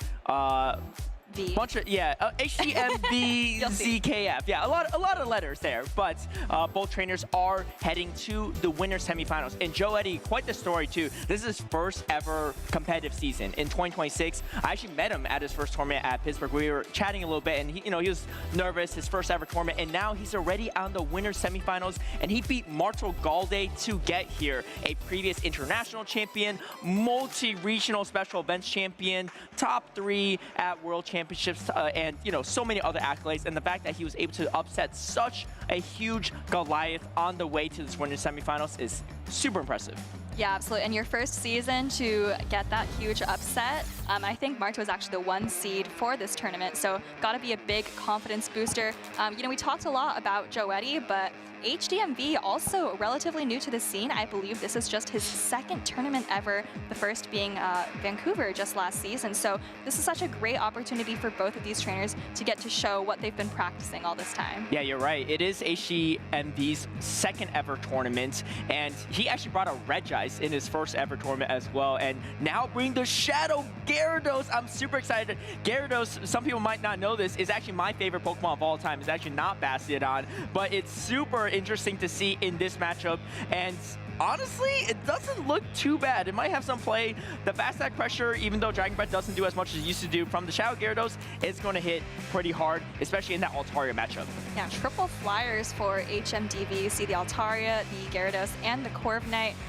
Joe Eddie looks like still deciding on a team. Curious to see what these trainers are going to bring. I know I said this in the intro, I'm really excited to see what Licky can do. And, with that super effective rollout damage hitting both Altaria and Gyarados, I wouldn't be surprised to see Joe Eddie bring it here. Yeah, we saw it in the last matchup with Arrow and Jocko Loco, and we, as in the top 12 usage as well for this tournament, which is a first ever for Licky, right? Like before, it was kind of the little brother Lickitung that dominated the meta for a couple years now, but first ever appearance of Licky being this high in usage, and I think for good reason. Let's see if Joe Eddie can continue his story here, but either way, I feel like these are both underdogs in their own rights in this tournament, and whoever wins this will be making it further than they ever have in any tournament. And here we go, game number 1, Joe Eddie versus HDMV. It's going to be the Shadow Gyarados versus the Shadow Altaria to kick things off. That's right, we've got the matchup of the Shadow Dragon Breath users. Not a great matchup for Joe Eddie's Altaria, actually maybe the worst matchup of any that could see, but actually going to stay in here and shield up this first Crunch. Yeah, maybe just wants to try to fight for switch advantage, but Crunch is going to outpace the Sky Attack. As Joe Eddie, he also gets debuffed, insult to injury, as now the Sky Attack is going to be thrown. Most people will shield up, and that's going to be what HD does right off the bat. Both shields being used pretty early on from each trainer, 1 apiece. Let's see if Joe Eddie goes for a catch, tries to go for a catch, and catches the resisted Crunch, getting a bubble through as well. The slight energy advantage for Azuri Azumarill can come in handy for later. Let's see if HDMV swaps out or not. No debuff on the second one. Yeah, decides to come straight into the Empoleon. Empoleon can absorb Azumarill's energy perfectly fine here, of course, resisting all of those charge attacks, and gonna throw this first drill peck here. This is going to be interesting because we're going to set up a potential normal versus normal matchup in the back end. And I was actually just asking Soph about this in the backstage. Who wins that matchup for it versus Licky Licky? And I think we might find out in a few minutes. But now comes a second Play Rough. And like you said, Play Rough is going to be resist damage, not going to be too much. Empoleon does have a solid matchup, but it is not nearly as bulky as now. Going for the double drill peck, HG over-farming quite a bit. Should be able to hang on after this one Play Rough. Yeah, and I don't think Drill Peck comes close to KOing from this range, so it totally makes sense that HDMV went for the overfarm here. Actually gonna throw this Drill Peck straight away. Bubble comes through. You still have another charge attack loaded, and at this point, I don't think you want to use it on this super low Azumarill. Maybe you want to swap out and save it, and actually comes back into the Gyarados. Oh, and this is going to be kind of troublesome. HG doesn't get to move, does get to another crunch. Rollout is going to KO the Gyarados after the fact, and Joe Eddie going to spend the final shield for the Licky Licky. I like this call too because there's not too much that's going to hit harder than the crunch. No debuff again. Cannon? There's still a Hydro Cannon on the Empoleon. That's true, yeah. There is a Hydro Cannon on the Empoleon. Let's see if HG does bring in, no, opposite bring in the Furret instead. And it's going to be a pretty spammy matchup on both ends as the first body slam is going to come through from the Licky Licky. Yeah, I believe you need 3 body slams to take out the Furret, but Joe Eddie, remember, still has a little bit of health on the Altaria, can still do some damage in the back there to help close things out. HDMV going to reach for a Swift here, probably going to need to land one more charge attack on this Licky Licky. Opting not to go for the Trailblaze buff move, maybe opting that there's an option to go for a comp play with the Empoleon, and in comes the Azumarill, trying to go for a catch, but not going to be doing it, and that means that's going to be a lot of energy for the Furret. Let's not forget there's still a move on the Empoleon. In comes the Empoleon for the combo play. This Hydro Cannon should KO, or it'll be super close if it doesn't. Let's see, is it enough? Yes, it is enough to KO the Licky Licky Altaria with a little bit of energy left, but there's still a shield outside the HD side. HD gonna throw the Swift on charge attack priority to KO Joe Eddie Shadow Altaria to close out game number 1. Yeah, there was a lot to dissect there. I love how HDMV played that. We saw sniping the Licky Licky with all that energy going down, and of course, even saving his shield at the end. So HDMV, really great game 1.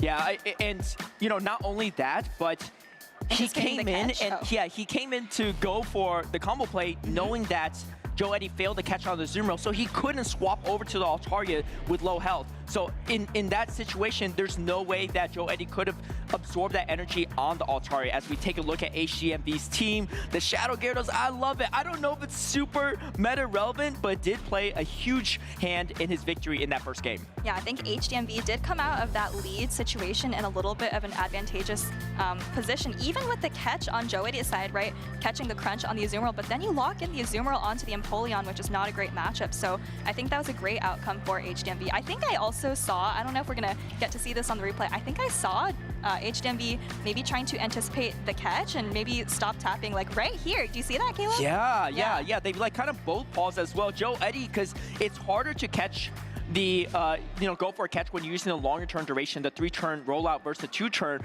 but HDMV head on swivel, being patient there, and that really paid off in that endgame. Honestly, I don't even know if it would have mattered for the endgame there because HDMV was pretty far ahead at that point, but it definitely secured the victory for sure after that. Yeah, I'm really impressed with that gameplay, and that just makes me really excited to see HDMV not only in this tournament, but in the future as well. Just really precise end game play there. Joe Eddie still taking a second to lock in, of course, down 0-1. This is a best-of-3 series, so if Joe Eddie loses this next game, he will drop to that loser side. Yeah, the real question is, how do you deal with this Empoleon? It is so strong in the team of Joe Eddie, except for that Gastrodon, but do you ever risk bringing the Gastrodon into the flying water type that resists so much of that damage? Is a real question. Here we go, Shadow Gyarados again to kick things off for game number 2. Joe Eddie going to bring the Corviknight. The Corviknight throwing resistance sand attack is not going to play favorably in this matchup. Obviously, it's going to be resistance Dragon Breath, but Dragon Breath going to do a little bit more damage. As you can see, the health bars already favoring HDMV's Gyarados, and first Aquatil is going to come through. Yeah, I'm curious to see how much this does. Gyarados, of course, very attack-weighted. Aquatil does take the Corviknight into the yellow, suggesting that another Aquatil would threaten the knockout. Air Cutter coming through here, of course. Actually, HDMV does not shield that it's not a payback, so that is a great call. And Gyarados able to hang on. Another catch from Joetti, though. Joetti doing a great job absorbing all this resisted damage from Gyarados in both games 1 and game 2 on the Azumarill. It didn't pay off so much for him in the first game, but let's see if it does in this one or not, as HMB going to overfarm a bit. I like this play because the bubble's not going to do enough. Leave with the Aqua Tail so he could bank it for later. And of course, this engine's not going to go very far against the Empoleon. So really great plays from HMV to just leave with some of the energy despite being caught on earlier on Joetti's Azumarill. And I love that adjustment. That's something that HDMV maybe realized he could have done in game 1, is farm up on the Gyarados before coming into the Empoleon. And I love that he realized that that's something he could do here in game number 2. Now the downside is that the switch clock is going to be just a little bit more desynced. You see Joetti is going to be able to switch out very, very soon. So we'll have to see if he decides to do that. And catches another resistant move. The drop back is going to be absolutely huge for Joetti. No surprise on how he was able to upset Marto Galdi as he's trying to continue to force a game number 3 here in the winner semifinals. And now the payback has reached HDMV. Do you spend the first shield on the Empoleon or not? And does make the last second call, makes the right call to shield the neutral payback, which would have definitely KO'd the Empoleon. Now he can overfarm quite a bit, almost at double. Oh, it catches the air cutter on the Gyarados. This is still neutral damage though, but you can see he's shaking his head a little bit. He has the energy. I don't think it KOs, and it doesn't. So Gyarados is going to be able to farm this down all the way, and he does. That's massive. So much energy on HDMV side. Remember, I think 2 charge attacks on the Empoleon, and I believe 2 Aqua Tails on this Gyarados as well. But just going to throw the crunch into this Azumarill, and you know, Joetti again has the Licky in the back that's going to see the Furret, but this time, you know, HDMV has a ton of energy on the Empoleon, so I have to imagine that's going to work in his favor. And Joetti does have that shield advantage, so it's still in some ways anyone's game, as now HDMV is going to throw the Hydro Cannon at the Azumarill, maybe anticipating the potential catch because this is going to be resisted. We're going to grab the first shield from Joetti, so this is going to make the matchup in the back end, the normal versus normal type, a little bit easier for HDMV. He opts to not shield, maybe trying to go for the aggressive Sucker Punch down, but you can see Joetti trying to pivot over, and he does bring in the Licky. So now it's going to be that head-to-head matchup. I think one turn ahead for the Bird is going to be played favorably, but the full rollout comes through because of it. Yeah, that is unfortunate. I mean, I don't even know maybe if you should go for Trailblaze here. This is your last Pokemon on the field. Maybe you want to start ramping up, but maybe HDMV is thinking that if he can just land another Swift with the Sucker Punches, that's going to be enough. Yeah, Sucker Punch is going to do a lot of that neutral damage. It's such a good move right now in this current meta, as the second Swift is going to be reached. I don't think this is enough to KO, but does Joetti opt to spend the final shield? He does, knowing that he doesn't want to be in that Sucker Punch range. That makes things pretty awkward because Azumarill does take a little bit longer to get to the moves.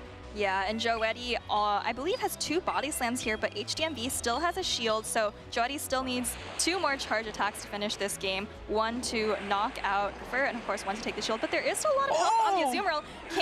How much energy can you come out of this with? You're getting very low from these bubbles. Yeah, and now HMV actually throws on bad timing, but it's actually pretty good because this KOs, you actually don't take that bubble damage, and you get a little bit extra energy. He's only 1 Swift away, and he gets to the second Swift against the Licky. It should be enough to KO HDMV. A little bit surprised too, trying to see, is it going to be enough? And I believe it is, as he takes the 2-0 victory over Joetti. Wow, I have to say it was looking a little hairy there for HDMV, but again, just such precise play at the end of the game. You can see maybe even surprising himself a little bit with that ending. It was looking a little bit hairy, especially with how low that Furret was getting, but I think that might have been just the perfect amount of damage to take out that Licky. Yeah, what a series too. I mean, Shadow Gyarados, who would have saw it coming? Not me, and I don't think a lot of players, maybe not even HDMV himself, but second ever tournament, and now he's going to the winners finals, I should say, in his bracket Group B, in his second ever tournament and in one of the largest tournaments to date. Yeah, and I have to emphasize that sometimes, you know, you look at these tournaments, someone gets a lucky team comp, you know, they're upsetting players just because they were able to get the right alignment in these games. But HDMV, I want to give a lot of credit to for the games. You can see the adjustment from game 1 to game 2, over farming on the Gyarados to come into the Empoleon. You see the waiting in game 1, just so many precise plays and understanding of where energy should be used. Yeah, and I mean, and let's give credit to Joetti as well, dude. He did not make this matchup easy for HDMV. Both players making multiple catches. I think Joetti honestly made more catches than HDMV did even, although we do see a fantastic catch on the Gyarados, and this Dragon Breath down was massive. Even though you throw a resisted crunch at the Azumarill, it just made it easy enough enough for the Fur to be able to take it out later and forcing that entry on that Empoleon matchup. And hey, I mean, Licky Licky might be the new normal type of this meta, but Fur is also here to stay. Yeah, the body slam damage is not quite enough on Licky Licky. And, you know, this is one of those places where if you think about old Lickitung, you always got that lick damage to accompany your body slams. And that is kind of where Licky Licky falls short a little bit. You don't have a lot of fast attack pressure. Yeah, I'm not the best lip reader, but HME, I think in that last second, he's like, really? I got to it? And you can see he's feeling great about it. And of course, how could you not feel great, right? In such a big tournament too, in your second ever, already surpassing your first ever tournament performance. And, you know, you love to see that, especially for newer players in the scene. Yeah, I mean, I would say after just watching 2 games from HDMV, like maybe a dark horse pick for me to go pretty far in this tournament. I think really, really clean plays throughout the series. Yeah, I'm really curious to see what made him go for that Shadow Gyarados, right? Because we've seen it in some limited metas, but it's rarely done well in that Open Great League because it is so attack-weighted. It's just not as bulky, right? So much fast attack pressure can do so well into it. But you got Zumro, you're resisting the bubble damage, all the mud slappers, right? You have such great type advantage in those situations, even against the Corviknight. It's a steel type that resists your Dragon Breath damage, but you're taking resisted sand attack, and it seems to be not a problem for him at all. Caleb, I got a trivia question for you that I haven't fact-checked, so it's going to be embarrassing if I have this wrong. But name me a player who has top cut worlds with Shadow Gyarados. Oh, it's Z's Wireless, for sure. Yeah, I mean, Z's Wireless, he's like the mad scientist of the circuit, right? And I mean, it's my favorite Pokemon, right? Of course I'm going to notice. Yeah, and that was a great meta read for him back in Hawaii, actually, of 2024. But outside, and Z's Wireless has quite the caliber, right? And such accomplished player in his own right. And it's rare to see someone be able to replicate some of that success with the spice picks he usually brings. But hey, HDMV brought it here, and so far, that Shadow Gyarados is looking good. All right, well, I think we have an interview with HDMV, so maybe we can get a little bit of insight about that Shadow Gyarados. I'm here with HDMV, who just won a matchup on stream. What an incredible call, Shadow Gyarados. We've been talking about so many spicy Pokemon, but your Shadow Gyarados was the true star of the show. Right, so Gyarados kind of just, what do you want me to say? Yeah? I mean, we kind of had this idea. I'm here with some of my buddies, and we came up with the idea. I want to run some spice. Don't want to come here and run some really basic meta stuff, you know? Last year I red dice. Don't know if you guys remember that, but I was on stream. Anyways, Gyarados, it kind of just loses the fairies, but aside from that, very, very solid coverage. Beats a lot of things that my team kind of is weak to. Originally, I wanted to bring Samurott. Ran that in a few practice tournaments, didn't do very well. So we kind of just switched it up. All right, we got to run something else. Another water type, probably the most flexible with an entire meta. So we went with Gyarados. We, as in, you know, maybe next stream or the stream after, you might see another one. All right, okay, interesting. I like what you did with your team, though, because Gyarados was the spice, it was the star, but Furret was so reliable. A couple of close wins there in those 2 games. Talk to me about building a spicy team, but having balance as well. Okay, well, I mean, I threw Furret in there because it's just a really safe option. My friend debated, they wanted to bring Licky. I thought the entire team would have no fast pressure into Empoleon, which is currently probably the most used Pokemon in the season. So aside from my AWAC, of course, Furret does everything I need to be, does everything I need it to. And another weak option was maybe like Guzzlord would have been really strong against my team, and we were also considering switching to Licky for that, but Furret actually does pretty well into that. So, I mean, he didn't get to see it here, but maybe later. Who knows? Okay, good call. Well, we haven't seen you on stream that often, but I want to give you a compliment. Your technical play was so clean, so precise. You know your counts, you know what you're doing. You're really impressive, HDMV. Was there anybody that you want to shout out to before we wrap up? Wait, I want to say one thing first. My opponent caught me a lot. They played very well. So I just want to say that first. I might have thrown on very obvious timings. I tried to play around that. Empoleon, you know, as we want hard check, so it worked out pretty well for me. Okay, shout out. I came here with one of my buddies. Usually I wouldn't travel. Again, this is my second tournament after previously was last year Vancouver. But I flew here on a delayed flight. So I got here 6 a.m. in the morning with no sleep for 14 hours. I was on a flight. Yeah, anyways, I'm here with one of my buddies. I want to shout out DHC United right there. You guys got to see him. C-Chen for Ray, Jay Yang, and Jello Too Good, as well as my Battle Frontier team or factions is Thunder Road. So yeah, thanks for having me. Perfect. Well, I hope you can get a nap, maybe between rounds, but don't miss your next matchup because I want to see you progress through the bracket. HDMV, thank you so much. Best of luck to you. Let's take it over back to Caleb and Soph. Thank you, Speedy. Great to hear from HMV. And I love how he's just like, you know what, I can't just run pure meta. I need to run some spice. And that was kind of how he came to that decision. And also, impressively, I mean, did he sleep at all, right? He came in at 6 a.m. I mean, I thought I had a delayed flight, but glad to see that the flight worked out. And I'm sure he's glad about it, too, with how well he's playing so far. Yeah, and I want to call out one of the people that HTMP shouted out, DHC United, also doing pretty well in the bracket. I believe we're going to see a little bit later. But first, we do have a very exciting matchup with another IC champion on the stage. That's right. It's going to be LNDS Harjeff. I mean, not only is he an international champion, he's a multi-regional champion. Also got 3rd place at World Championships last year.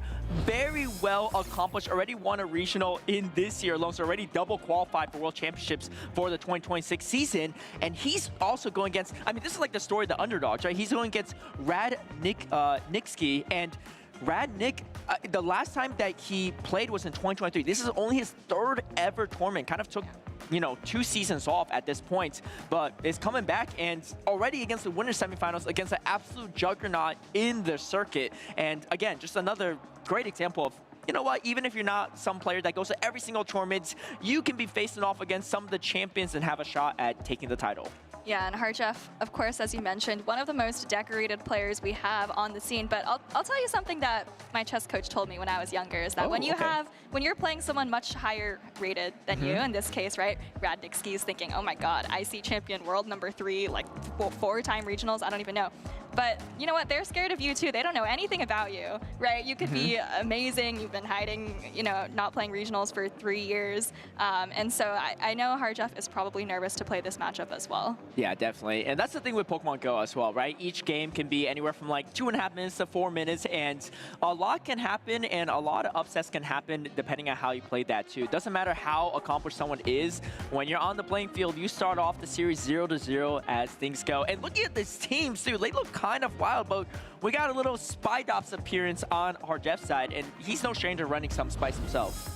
Yeah, I mean, when you have that many numbers under your belt, of course, you get a little bit more confidence to run some of these Pokemon. We see Alolan Ninetales here. I think we mentioned at the start of the cast, right? Yes. Benefiting from that Powder Snow buff. Yeah, Spidops, as you mentioned, really only used in EU so far. Some of the old meta there with Corsola as well. Rad Nixki, this team looks, you know, of course, we're only a couple matches in, but it looks a little bit like kind of standard like some of the teams we've already been seeing so far. So that might kind of be the core meta blueprint that we see players work off of here. Yeah, I was going to say that too. You know, even though it is the first tournament in this Precious Pass GPL, you know, update season where there's some, you know, shifts in the meta and all these moves, this does look a little bit more on the meta side. Where you got a Mudslapper, you got ground type in the Gastrodon, usually got Gastrodon or Marowak, Licky looking very strong here, and then we got a Fairy type plus a Fighter plus the Altaria plus the Steel type Empoleon. Empoleon I think was #1 in usage in this tournament, so very high up there, but for good reason. It's just so safe, and not a lot of Pokemon, not a lot of fighting types in this meta, and most of the fighters have to respect the super effective Drill Peck as well.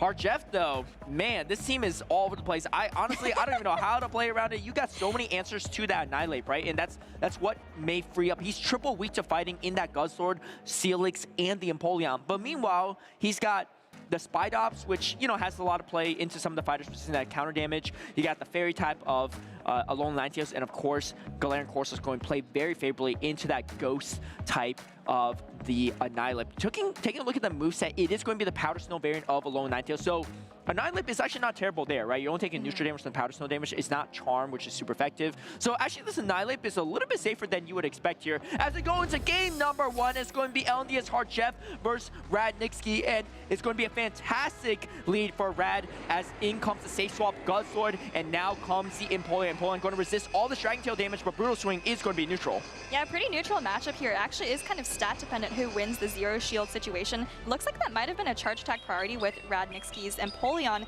beating out the Guzzlord there. And Drill Peck is going to do a lot of neutral damage, as another one should be able to KO the Guzzlord if Harjeff decides to let it go. But Brutal Swing's going to come through first, like you said, on charge attack priority. Empoleon going to win that in this head-to-head situation. One move away, and Harjeff opting for the Dragon Tail instead of throwing right away. So now he's going to spend his shield just to ensure that he gets that Brutal Swing. I believe Rad Nixki may opt to shield himself. Yeah, and you saw how terrible that lead matchup for Harjeff. So realizing how important switch advantage was, really wants to try and fight for it here. Radnitsky also realizing, hey, if I get Licky on Corsola, I'm probably set. Also wants to fight for it, but Harjeff already had another brutal swing. Yeah, this is getting a little dicey for Radnitsky because the energy, the speed to get to the brutal swing is a lot faster than the drill peck, and now Radnitsky spending both shields. Does Harjeff opt to let it go, or does he fight for the switch advantage? Because like you said, that lead matchup is so disastrous, or does he opt to shield and try to win switch advantage? It looks like that is going to be what he goes for. Goes for the brutal swing. Does Radnitsky go for a catch? No, he throws in between the metal sound, getting as much energy as possible and also reducing the health on the Guzzler to prevent a really strong farm down from Radnitsky, and now he has one switch advantage. Yeah, 4 shields down in that middle matchup, so we'll have to see what Radnitsky decides to bring in here. Just gonna bring in the Licky, maybe doesn't want to reveal that Gastrodon quite yet, and Harjeff committing to the slightly harder hitting Sludge Bomb here. This is still a pretty good situation for Radnitsky because you can still do some damage into Empoleon, right? And Gastrodon is not terrible into Galarian Corsola, so even though Harjeff gets the switch advantage he wants, he is now behind quite a bit of energy for this Licky, and if Radnitsky pivots over to Gastrodon, he can do a good chunk damage with those Mud Slap. Looks like he's going to stay in for the time being. Oh, and goes and catches the Hydro Cannon on the Gastrodon. Still going to be the right move to throw into Gastrodon, but at least saves the Licky for later, and it has some residual energy on top of it. Yeah, and this is kind of tricky for Harjeff. I think he was trying to bank a Hydro Cannon before switching out, but I don't think you have the health to get there. Yeah, you see Empoleon go down, and Corsola's now going to come in, but I mean, there's still half health Licky in the back, so this is looking pretty good for Radnitsky. Yeah, that's really tough for Harjeff because if he got to Hydro Cannon, it would be a different story, but now that he didn't, he gave so much extra energy to the Gastrodon, and now this Galarian Corsola is incredibly behind. Let's not forget there's still Licky in the back, and Harjeff trying to just go for the entire Stomp Down, knowing that he needs this energy for the Licky, but I just don't think you have enough health to hang on. Water Pulse, not enough to KO, but here comes Radnitsky with the combo play, double resistant body slam. It's not going to do a lot of damage, it might just be the damage Radnitsky needs. Yeah, I'm not sure. Yeah, Corsola actually hangs on there, but this Power Gem not going to be anywhere near enough to take out the Licky, and I think Radnitsky going to be able to hang on and knock out with that rollout that just went through. This might be upset city here as Radnitsky takes a 1-game advantage over LNDS Harjeff. Fantastic lead for Radnitsky, but even after losing that matchup and both players spending all their shields in that safe swap situation, Radnitsky staying calm, cool, collected, farming down with the Licky as well. I can't believe I'm saying it, but it's a Licky meta, and it might be here to stay here as we see, take a look at his team. And like you said, might be the meta team here for the season. Yeah, and I think key moment for that match was the Gastrodon catching the Hydro Cannon on Empoleon. Not only do you get the catch and desynchronize the switch timers, also that Mud Slap coming through, I think is actually what allowed Radnitsky to Mud Slap down the Empoleon before it could get to Hydro Cannon. You see here that middle matchup where both players are fighting really hard for switch advantage, investing both shields, but as you mentioned, didn't help Harjeff as much, but that probably was the only chance he had, was to fight for switch. And you can see Licky going for that aggressive farm down. It was absolutely massive for Radnitsky, and of course, even catching the Hydro Cannon, it didn't really even matter, but it was really came down to this, putting it in that this Mud Slap that comes through, and I think that timing of that Hydro Cannon throw is what then allows this Gastrodon to farm down, because you see how close the Empoleon is to the Hydro Cannon. That's right, and I mean, the Metal Sound doing resistance damage, doing absolutely nothing to the Gastrodon, and of course, Gastrodon has a lot of play into that Galarian Corsola. Let me give you this stat though, so Radnitsky, last tournament, he got 97th at North American International Championships, and the only other tournament he played before that was 65th. I believe if he wins this match, he's already done better than he ever has, and he took 2 years off, right? 3rd tournament ever, and he's not facing any, like, no-name player. This is Harjeff, right? One of the biggest names in our entire circuit, arguably one of the best players in the entire world. Yeah, Caleb, this is what I'm telling you, though. Like, if you don't see someone compete for 3 years, hey, you don't know what they've been doing for those 3 years. They could have been training for this exact moment. So Radnitsky, yeah, but you're right. Got to be feeling really good about the run already, and of course in a pretty good position position here. Harjeff, to his credit though, bringing a very unconventional team. A lot of polarizing matchups. For example, if you look at Steelix, it's pretty good, but then you see the Gastrodon and the Annihilate, right? And so that is a little bit risky for a player of his caliber to bring so many polarizing Pokemon. Yeah, and Radnixi not even bring the Annihilate, right? I was saying it has a lot of great matchups into the Guzzlord, the Empoleon, the Steelix, and even the Alolan Ninetales, the Spidops is doing resisted bug damage to it. I think it is running Shadow Claw, so it does make it a little bit better, but you have only resisted Rock Tomb and Lunge to throw at the Annihilate, but Radnixi not even needing to use the Annihilate to clear the way into Harjeff's team. Let's see if Harjeff is able to make the adjustment. I mean, he's a super experienced player in our circuits, so he's been in this situation playing times down a game into his opponents, but he does need to win this game to force the game number 2 to avoid that early path to that loser's bracket. Of course, this is a double elimination bracket for anyone that's never seen our tournaments before, so you can lose one series and still make it all the way to that grand finals, but the road just gets a lot longer when you lose early. Yeah, about twice as long to be precise. Yeah, sometimes even longer if you lose way early, and we see some players make it out there in those situations, but if you love Pokemon Go, you're going to play a lot of Pokemon Go in that loser's bracket. Yeah, I think it looks like maybe you need to reconnect the phone here, so waiting a little bit for that. I'm sure the players are thinking about what team they're going to lock in with, though. I mean, you talk about that Annihilate, Caleb. I think, I was talking about the polarizing matchups on Harjeff's team, and even if you think the Alolan Ninetales matchup is pretty neutral, Radnixi is probably still looking at, the Shadow Claw, Spidops, and the Corsola and thinking those are not great matchups for the Annihilate, and if I had really strong neutral Pokemon, why bother? That's right. I think the real question is how do you get rid of this Licky for Harjeff, right? It has so much play into your team. It hard beats the Galarian Corsola, has fantastic play into Alolan Ninetales, the Spidops. It's got a lot of neutral play into the Guzzlord.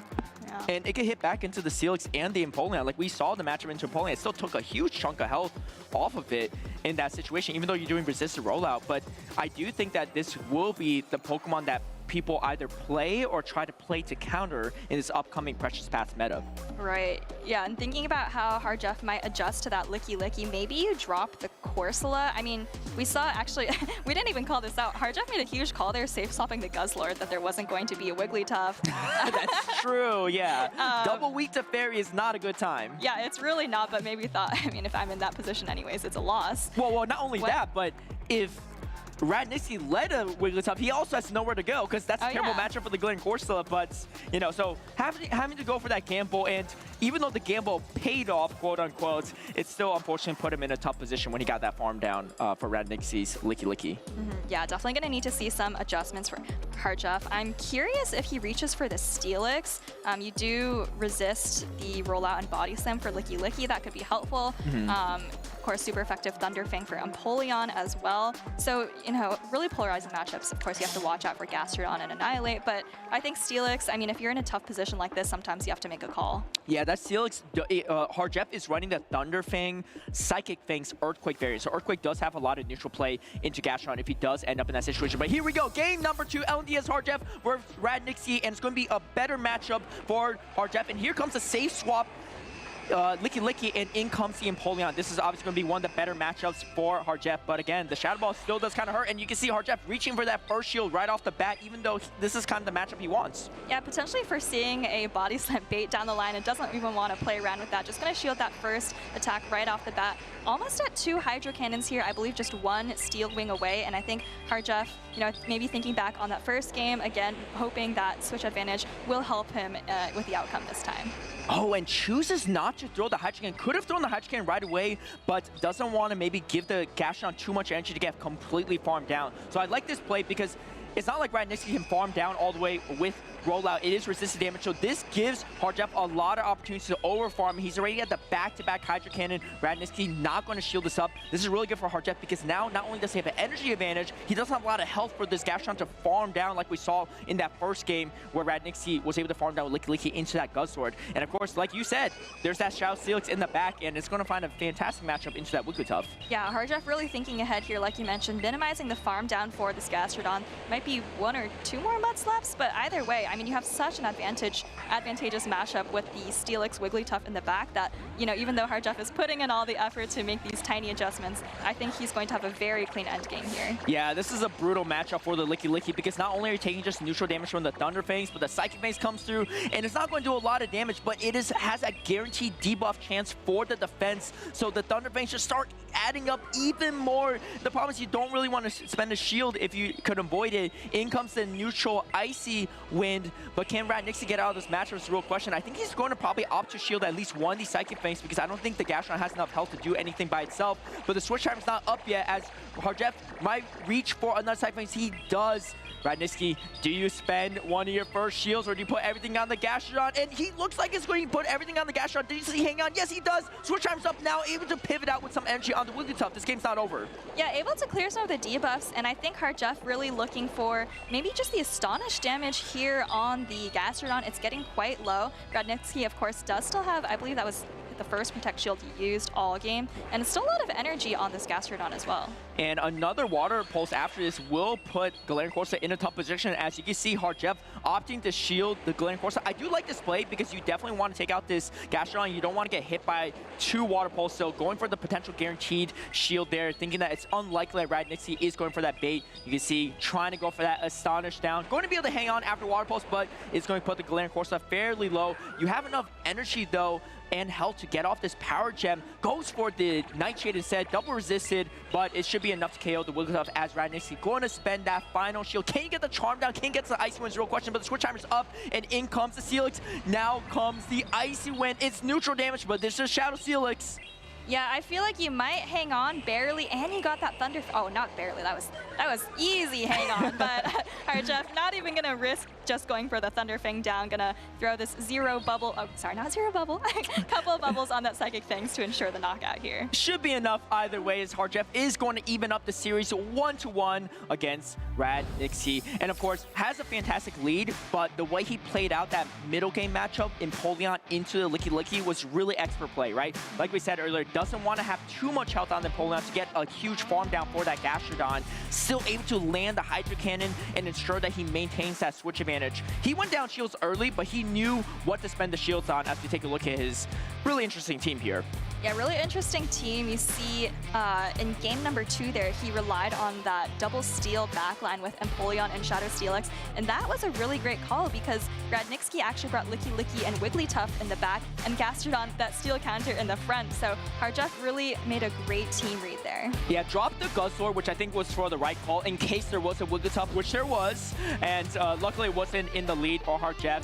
And getting the matchup he wants with that Steelix, just wearing down that bulky fairy type. And of course, Wigglytuff, even though Charm generates a little bit more energy than it did in the past, it still takes a while to get to those moves. And of course, looking at this matchup to Harjeff, just spending his shields perfectly in the right situations to mitigate as much damage as possible, even in the matchups where he's favored, and so that he doesn't have to shield any bait moves. And you know, the switch timers this season, they're a little bit shorter than they used to be. Allows players to make these in and out weaves throughout the matchup to really make these matchups a lot more dynamic.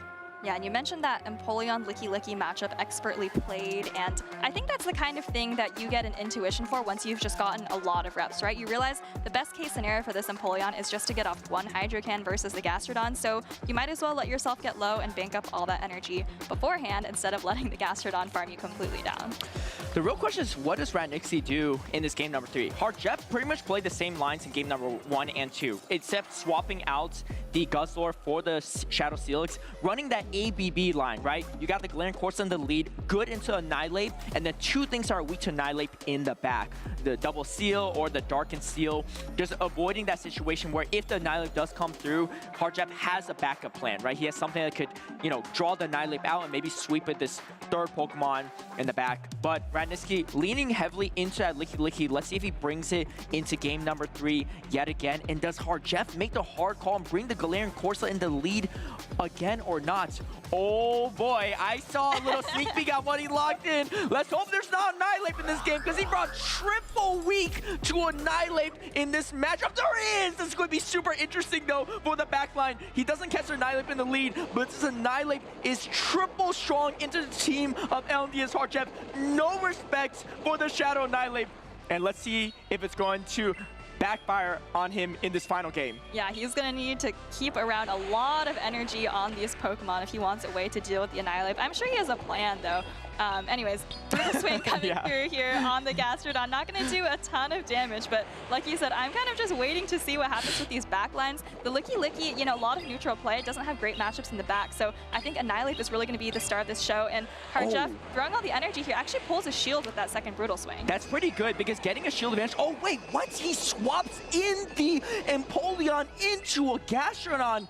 Very curious play from Harjeff as Radnixing. Oh, he's going to bait with the Body Slam. All the moves are resisted, but shielding even the lower damage move. Now on one shield apiece. Radnixing, I was going to say Radnixing spending the early shield might be okay because Harjeff can just throw 2 moves at the Annihilate to take it out. But now they're on one shield apiece. That's going to be a complete different story. And you only get to one move here. Yeah, you only get to one move here, and this is going to be so tough. And he catches it! Yeah, that Annihilate is sitting pretty in the back, ready to sweep. This Empoleon is really, really low. I'm not sure if you live the 3 rollouts to get to another charge attack. We'll have to see. Rollout doesn't do a lot of damage. You might actually survive to get there, which could be pretty nice for Harjeff. He actually banks the Hydro Cannon or a Drill Peck. That could be huge if he's able to pull his shield somewhere in this game from Radnixki. Yeah, that's really massive as well. Annihilate is going to win charge attack priority against pretty much all the Pokemon on Harjeff's side, so he's going to need to leave with extra energy on pretty much something else as well to have a chance because he can't rely on that charge attack priority even if shields are down for Radnixki. But Radnixki getting a lot of mileage out of this Licky Licky, and Harjeff going to spend the final shield because, again, he needs to leave with energy. I mean, the Psychic Fang is going to do a lot, but he knows the Annihilate still has a move loaded. Radnixki, he's seen all 3 Pokemon, so he knows his win condition is putting it all on the Shadow Annihilate. In comes the Shadow Annihilate, but the Psychic Fang is going to come through first before he can throw a move. Yeah, but you know there's energy banked on the Empoleon. I think you have to let this go. Radnixki knows that, lets it go. Gonna try to see how much these counters can do. Gonna ramp up some damage here with the Rage Fist.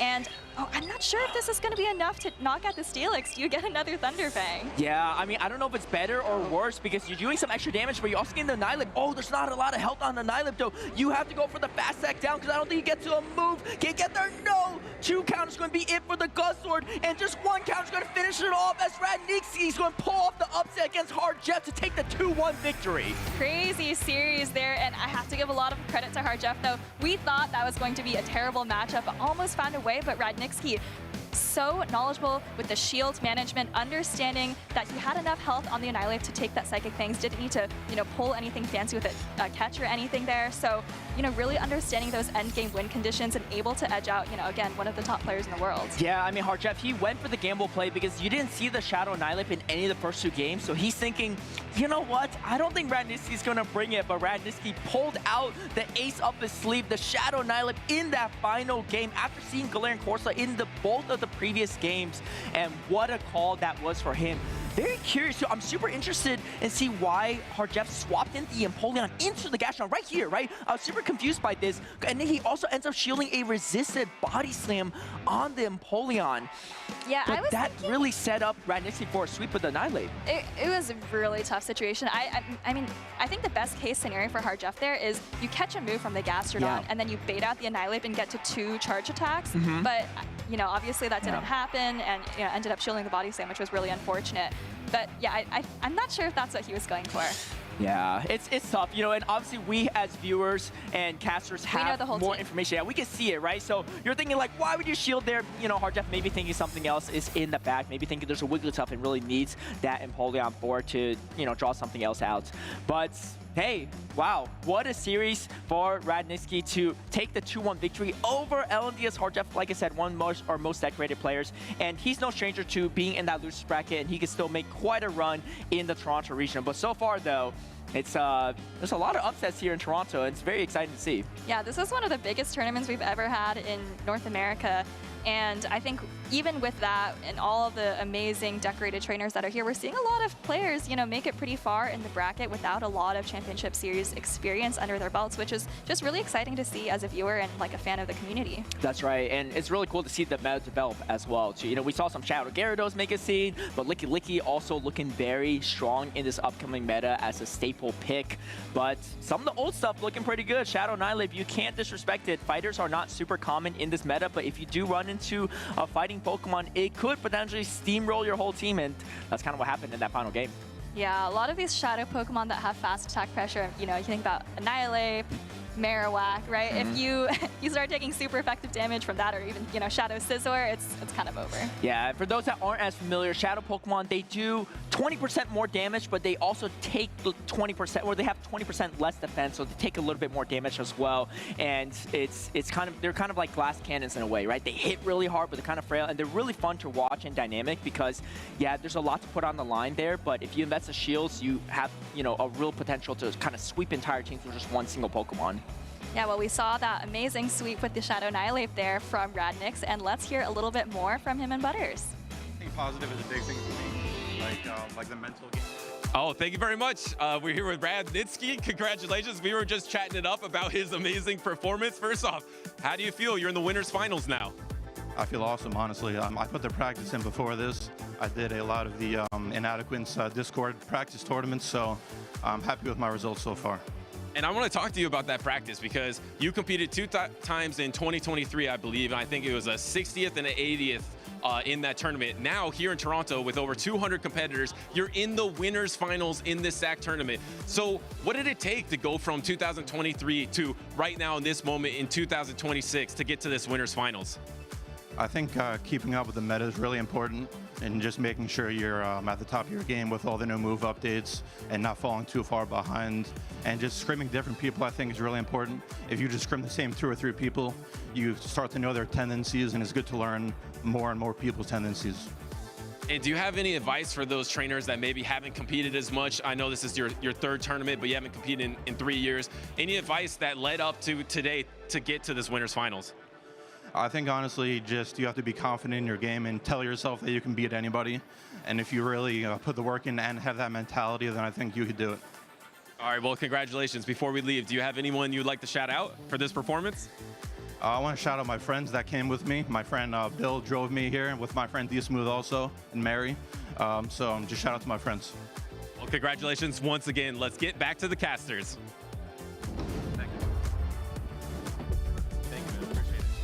Thanks so much, Butters and Radnitsky. Great to hear from a trainer a little bit newer on the scene. And Caleb, I told you, he wasn't doing nothing for 3 years. He said he was keeping up with the meta, doing those Inadequates practice tourneys, and really just believing that he can beat anyone, and it paid off here. Yeah, someone made the Radnitsky montage video because he's been going through some training leading up to this moment for Toronto. And of course, even if you're not attending tournaments, you could play the in-game Go Battle League, right? From anywhere, really, at home or on the go. And it's a great way to just practice and hone some of your skill sets. I mean, even one of our world champions, this Accent, started his PvP journey in Go Battle League. He was kind of really good at Go Battle League and just really climbed the ladder, and then he showed up to tournaments and did fantastic, and eventually won a world championship, a couple international tournaments as well. So anything is possible in Pokemon Go PvP.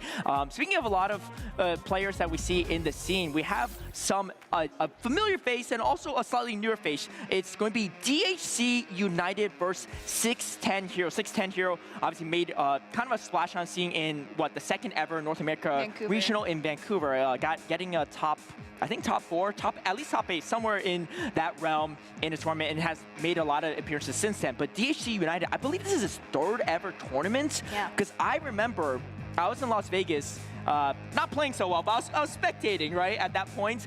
And I was like, who is DHC United? I'm looking him up on website, trying to see if I've ever seen him before. And turns out it was his 1st tournament ever back in November, just a few months ago.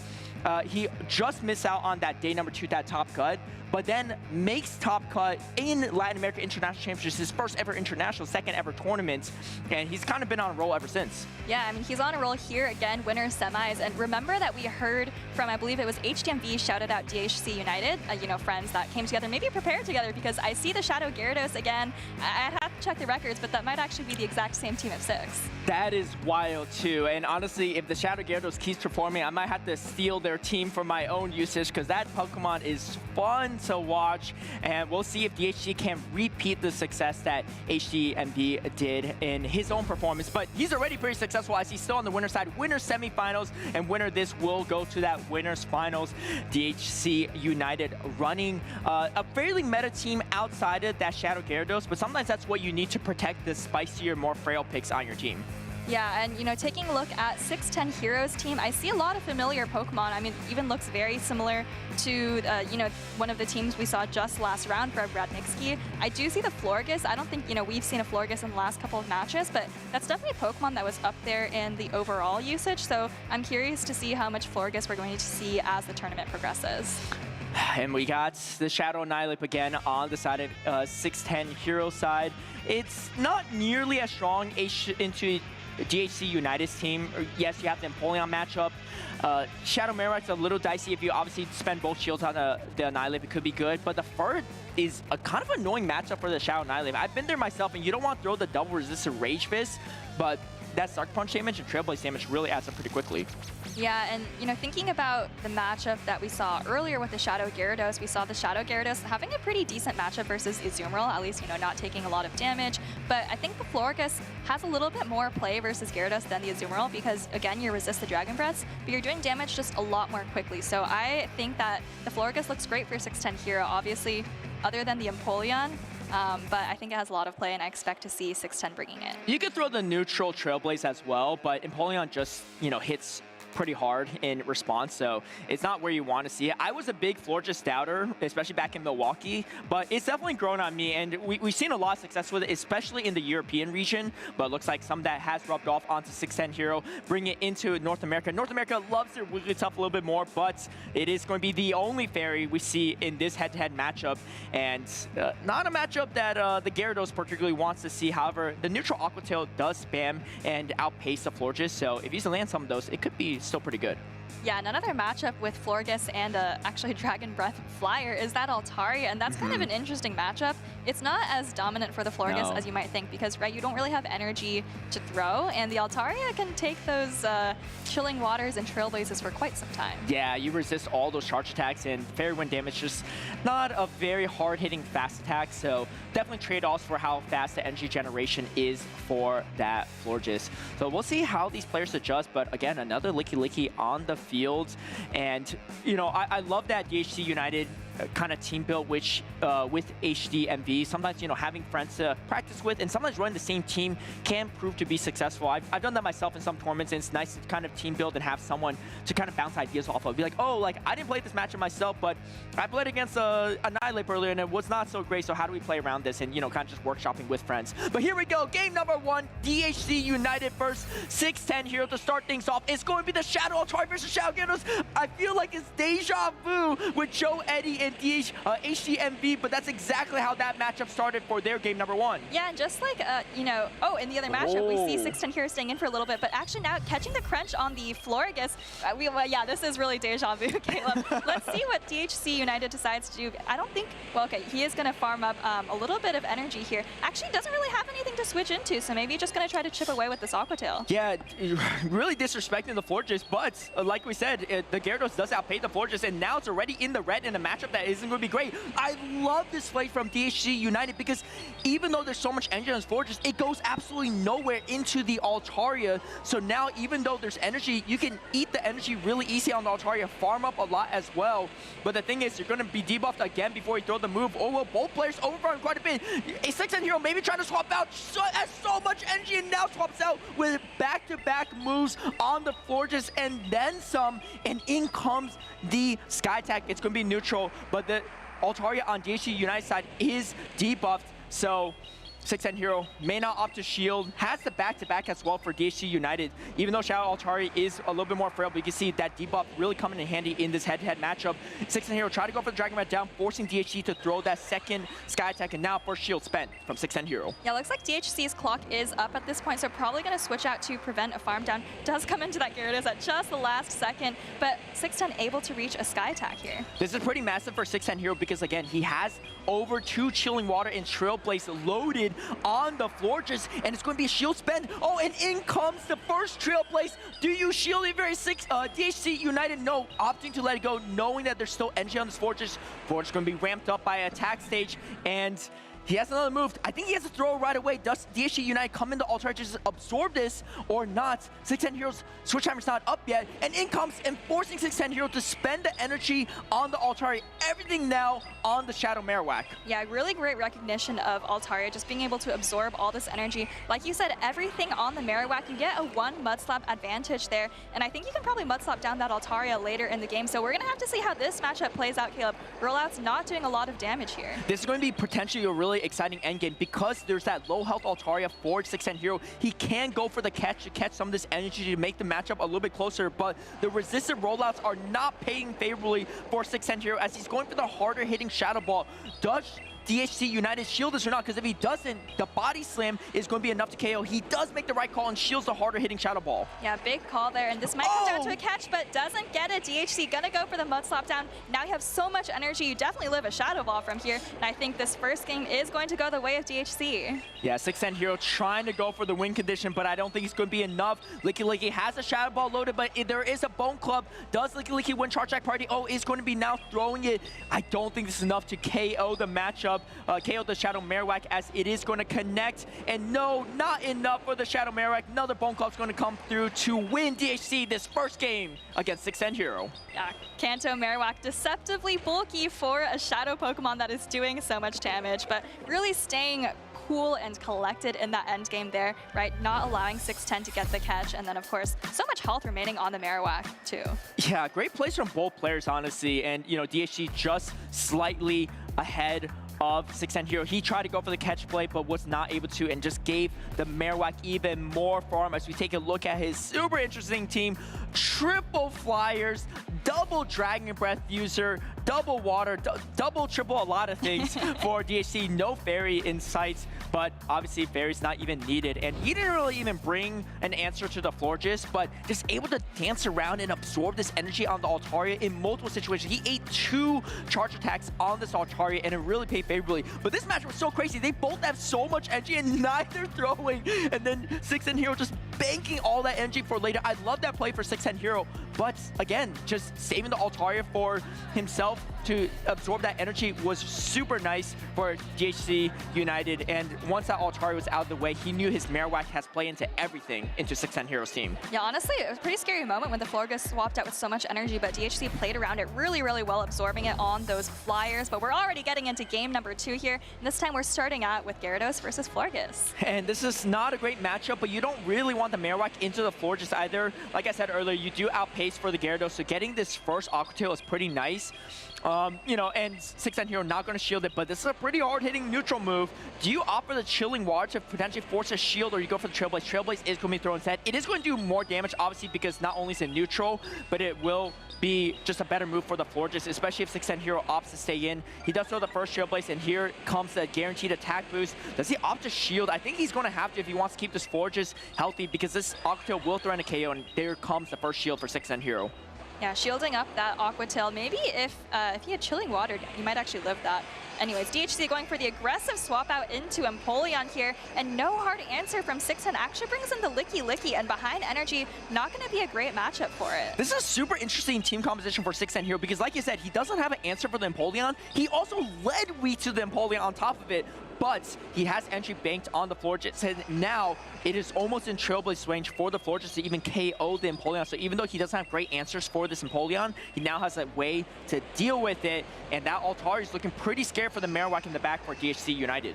That's true. I mean, if you don't have a hard answer, at least have, you know, neutral damage that you can deal, or you have to dance around with energy. Hydro Cannon gonna knock out the Licky Licky here, and I think DHC is locked in for just a couple more seconds. Gonna stay in, throw this Drill Peck, and you know what? The Empoleon's still pretty healthy. It might even be able to get to another charge attack. Yeah, this is starting to look a little dicey for 610 Hero. I thought that he maybe was going to bring the Florges to KO, but now opting to swap out is DHC. He does get outpaced though to the Sky Attack. Does he spend the final shield? If he does, this Florges has a real potential to sweep the entire backline, but no, DHC United is content on just drawing this energy away. What does he do here? I think he probably just comes in Poland. He is going to outpace the Altaria to move. No, actually opts to bring in the Marowak, throwing resistant Mud Slap damage. But is it going to be good or not is the real question, as the Sky Test is going to be reached before the super effective Rock Slide. You can't throw a Bone Club there because it's not going to be enough to KO the Shadow Altaria, and he knows there's energy bank, so he's just going to eat the Sky Attack, but that's so much damage. Oh, and the Marowak is so low. I mean, you do have enough health to potentially deal some helpful Mud Slap damage on the floor. Gets down the line. I think you have to swap out into Empoleon here. Clock not quite up yet, but oh, there it is. Comes in at just the last second. And this is where you outpace to the charge attack by just a hair. And I think that was a charge attack priority. This could be interesting. If 6th Hero can get the full Fairy Wind down, then he can have back-to-back moves for the Marowak. That might be the win condition, or does he opt to throw the move? Actually, he is almost at the back-to-back anyway. Does he go for throwing it? No, he doesn't. Oh, wait, hold on. I don't think he's going to survive the Mud Slap, and there's a shield remaining. It looks like DHC United is going to close out this game 2-0 over 6th Hero. You can see him nodding. He feels great about it, and that's another win for Shadow Gyarados. The fast attack pressure was too much for the Florges at the end there. And you see DHC United, like you said, pulling out another win with that Shadow Gyarados. I mean, it's not just on the bench, guys. It's been on the field in all of these games and bringing DHC to a great win to advance to the winners finals. Wow, what a meta we're in, and what a performance from DHC United. Again, 6th Hero, not a slouch in the championship series, someone that you definitely have to bring your A game for. And DHC United, he's bringing his A game all season long.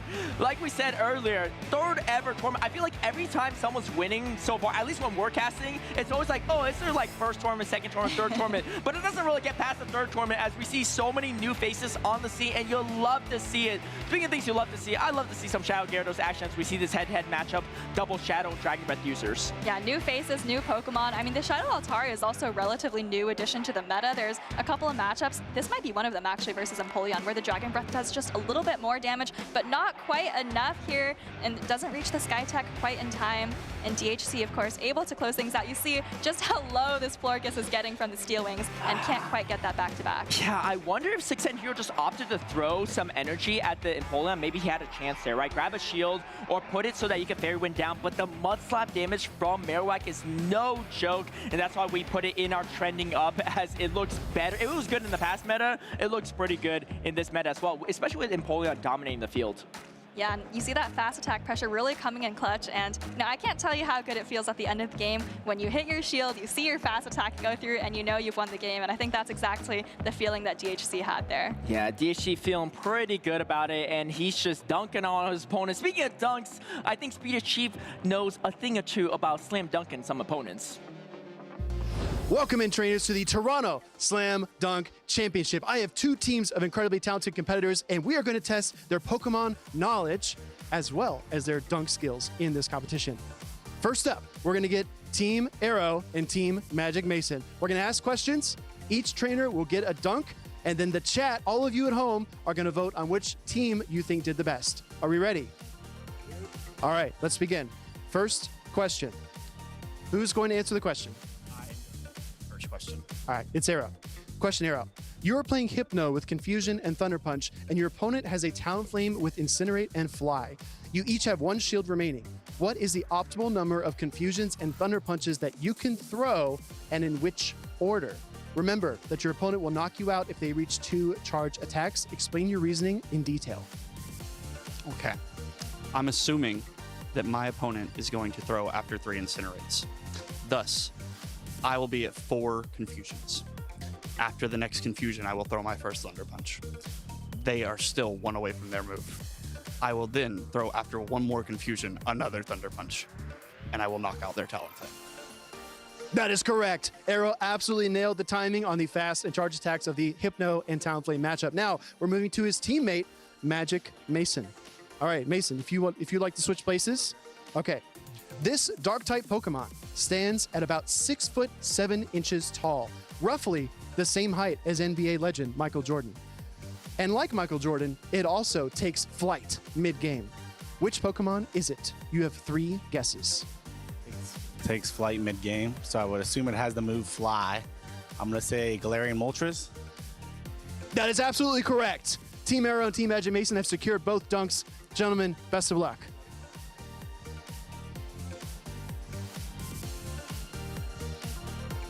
Arrow to Mason, and the dunk goes through! A little bit of a stumble there at the end, but these trainers did pull it off. Now, we're headed to Arrow.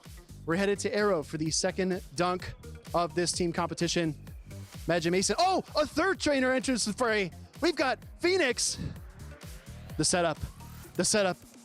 He's got to get it right. Arrow over top, dunk, nails it. Absolutely nails the second dunk of our Toronto Slam Dunk competition. I gotta be honest with you, LNDS Kanan, that was a firework of a show there. That was incredible. But now it's your turn, and we're going to see how you perform. Kanan, would you like to answer the first trivia question? Yeah, sure. Okay. This Pokemon Go World Champion has defeated Emmy Weedle, Scoffo99, and Lyle Jeffs on the way to the title. Which World Champion was it? Is it Axon? That is correct. It is Axon, the 2023 World Champion in Yokohama, Japan. Now, my friend Corlash, the final question of the dunk competition. Dark-type Pokemon have a long and storied history in the Championship Series.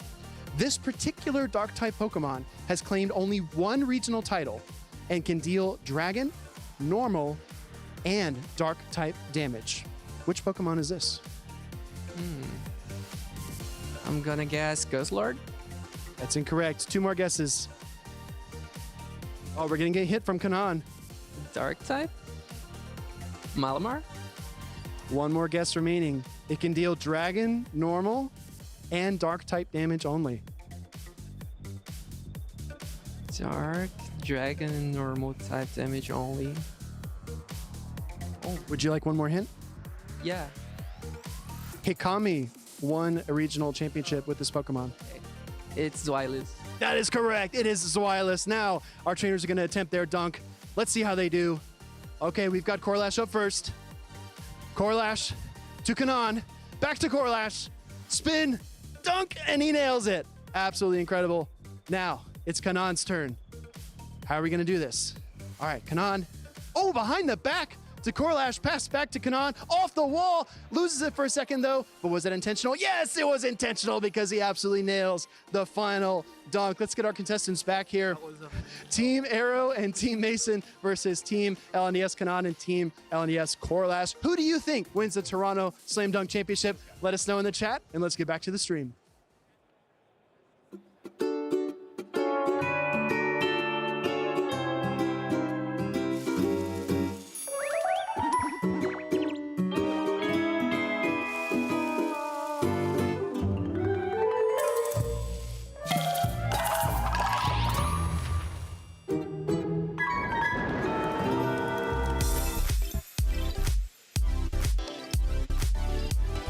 I see you typing in the chat. I see which team you think had the best dunks at the Toronto Slam Dunk competition. But the question that we are trying to answer here live in the venue is who's going to punch their ticket to day number 2? Who's going to slam dunk the top cut here in Toronto? Honestly, I'm just devastated that there was a slam dunk competition. I didn't get to participate. But can I say, you know what will cheer me up?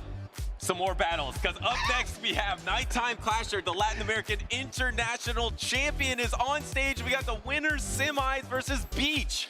I'm so excited to see this. If you don't know, now you know. Beach is actually famous for running shiny Pokemon on his team. He's brought 5 or 6 shinies on his team at one time, so let's see if he keeps to that trend or if he decides to bring different picks instead. But Nighttime Clasher, I mean, what can be said, right? Started off top cutting with Togedemaru, 2023 in Fresno, Butters. That was his first top cut with Togedemaru. He's come so far, just winning the Latin America Internationals with a lot of Pokemon that we come to expect. Well, I think that speaks to his creativity, right? Yeah. Coming out with that Togedemaru and then winning the first ever limited meta, right? Good call. Having a limited meta in the Open Great League where a lot of the Pokemon were banned or there's only some Pokemon that were available at the Latin American International Championships, and Nighttime Clasher thrived in that environment. And now, this is not a limited meta, it is still Open Great League, but the meta is uncertain right now. Yeah. We had a little bit of a change in Precious Pass, specifically the most relevant ones was Shadow Ball was 55 energy, now it's 50.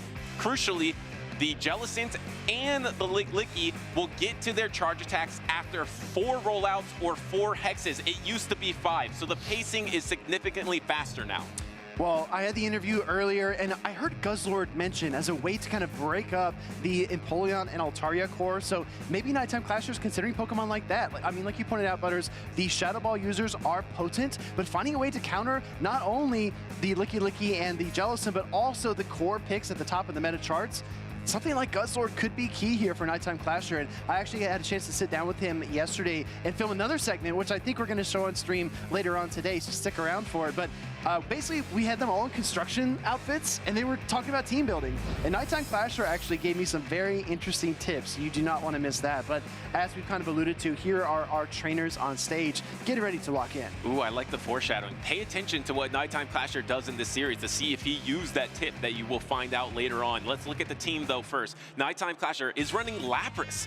Another trainer with the Lapras. I remember Final Boss AJ, she was running the Lapras as well, running the double water, but instead of the Tentacruel, running the Azumarill for Nighttime Clasher, the Guzzlord, the Corviknight, the Shadow Scizor, and the Shadow Kanto Marowak versus Beach, who said is famous for the shiny Pokemon, running that Guzzlord as well, but running the Jellicent instead of that Lapras. And then otherwise, similar teams, except there is a Shadow Talonflame on the side for Beach. I was going to say the core 4 components on these teams are the same, right? Both trainers bringing Guzzlord, both trainers bringing Azumarill, both trainers bringing the Shadow Kanto Marowak and the Shadow Scizor. So you kind of have a variation in water types and a variation in flying types. And I know it can be really confusing kind of looking at these teams from an outside perspective and saying, well, how do you build a good team? If I'm going to my first regional competition, how do I actually think about construction?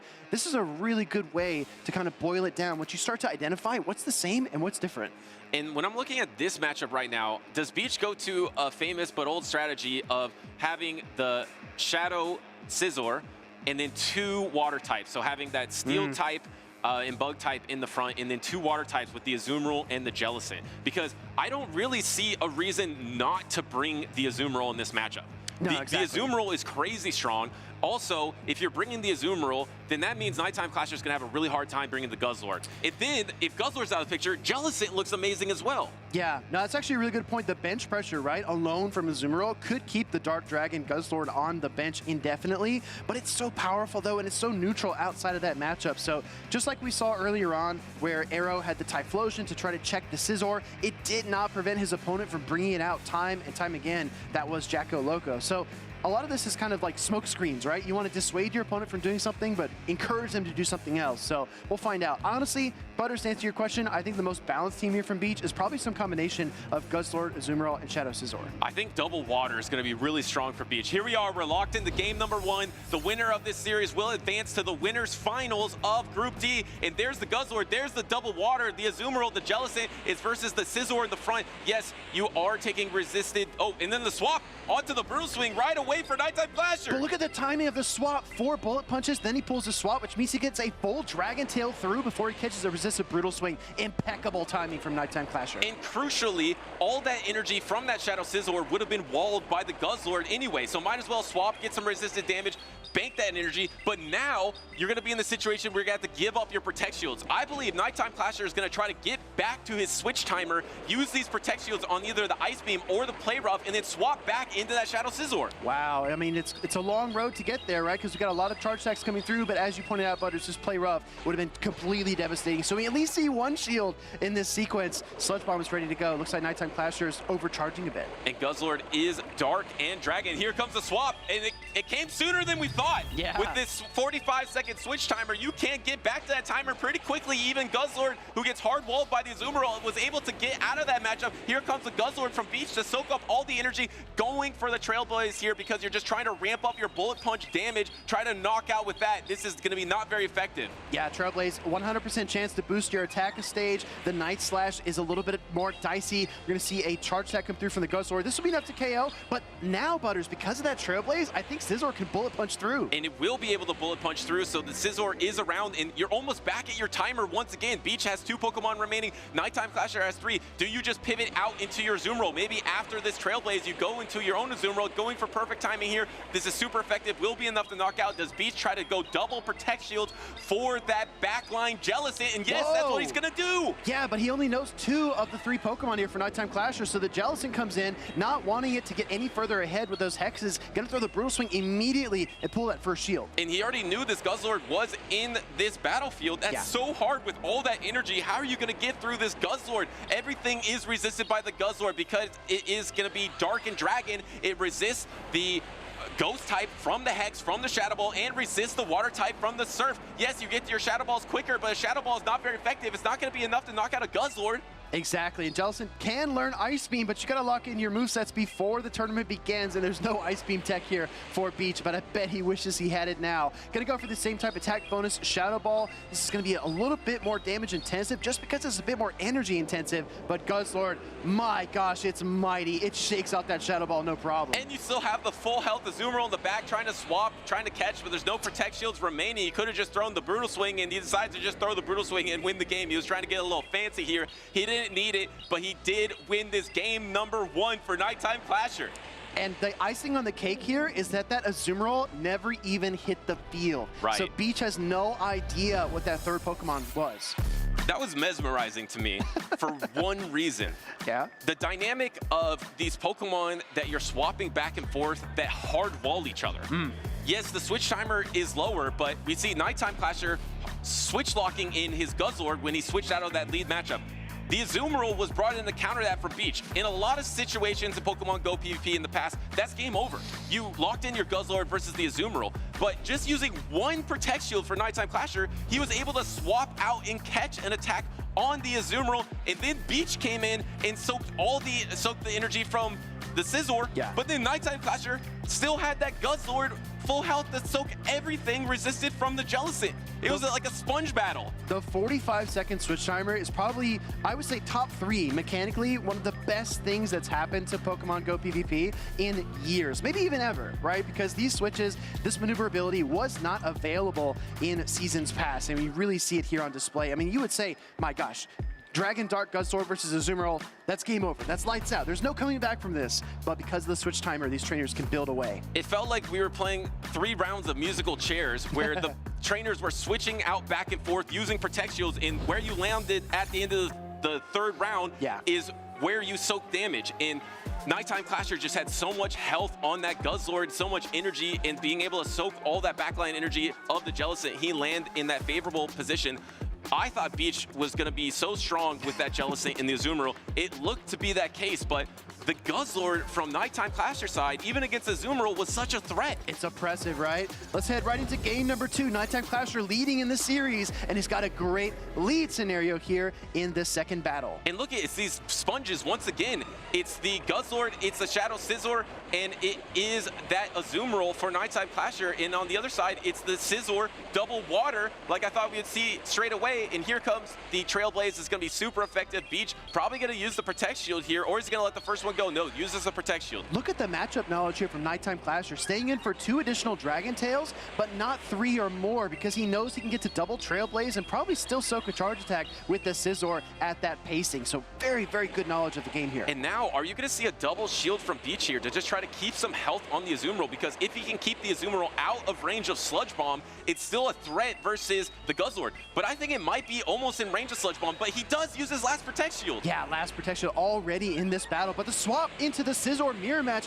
Can Beach get the full bullet punch down? He's only 1 away. No, Nighttime Clasher triggers the Night Slash, but Beach wins charge attack priority. Oh, wow, and actually using advantage of switching, and could it be a 1 health knockout? Does he get knocked out? No, he doesn't get knocked out. He had more than 1 health remaining, because remember, if you use a Protect Shield in Pokemon Go PvP, it does 1 health, but the Scizor did hang on, is going to be able to knock out the Shadow Scizor that's shiny from Beach, and now you have the full alignment that you need.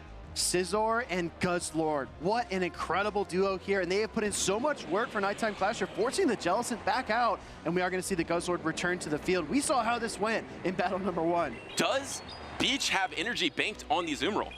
If he has energy banked, he could always pause and swap Play Rough in 1-hit knockout. I don't know if he has the Play Rough banked, but if he does, that would be an option, but I don't think he has. You know, he does have it, and he goes for it right there, and this is going to be a 1-hit knockout. Nighttime Clasher is shaking his head here. Beach unleashes the 1-hit KO! Nighttime Clasher was staring at the screen. He thought about the swap, but Beach was too fast. Play Rough connects. That Guzzlord goes down, and now it's all on the Azumarill. Was that a big enough momentum swing to bring Beach back into this battle? Well, it sure helped, and the big thing for Beach's Azumarill here is, can you tank this play rough and get the double play rough. Yeah. If you can get the double play rough, I think you win this battle because you can double play rough and then get the Shadow Ball. But I think this is going to be enough damage to knock out this Azumarill. It's going to be so close, it might hold on with just a little health. Hold your breath, everybody. Azumarill connects and beaches Azumarill faints. He's not going to get that double play but rough. look at the energy. He's so close to double Shadow Ball. He is, and double Shadow Ball should be enough. And remember, it's less energy now, so is he 1 hex away or 2 hexes away?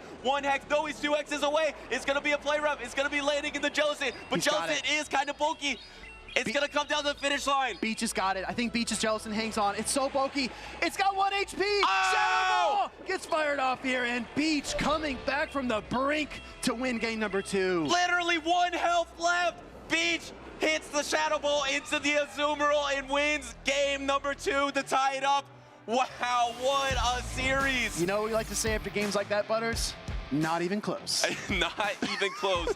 I literally think that was 1 health remaining. We talked about earlier how we thought maybe the Shadow Scizor had 1 health. Of course, all these Pokemon, if you're new to Pokemon Go, have stamina, and that translates into health. And earlier we mentioned the Shadow Scizor. If you take a Protect Shield damage, you always take 1 health. So if that Jellicent had a Protect Shield in that situation and took another charge attack, it actually would have been knocked out because I think the end of that game, that Jellicent had literally 1 health. There's no way it had 2. There's no way. I'm just so shocked that Beach went back to the Jellicent. We saw how hard-walled it was, but this play right here, this swung the momentum back onto Beach's side because he eliminated the biggest threat. And as we saw here in the end of the game, when the Guzzlord is gone, Jellicent is a nightmare for Nighttime Clasher's team. And I think this is how bonds are formed between the trainers and your Pokemon. I would love this Jellicent for the rest of my life, being able to hang on to that situation with 1 health. Yeah.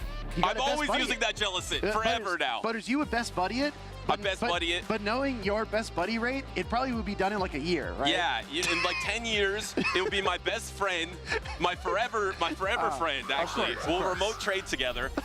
All right, we're locked in to game number 3. Winner of this battle moves on to the winners finals. A lot of adjustments here. Azumarill in the lead for Beach, as well as the Shadow Talonflame making its first appearance in the series. But Nighttime Clasher kind of sticking to that tried and trusted 3. He's got the Guzzlord Scizor duo with the Azumarill to back it up. Beach has only shown 4 Pokemon, right? Between this Guzzlord and the Shadow Scizor that is on the bench here. You got the attack raise from that Trailblaze. It is a 100% chance to raise it by 1. Actually, Protect Shielding on this play rough.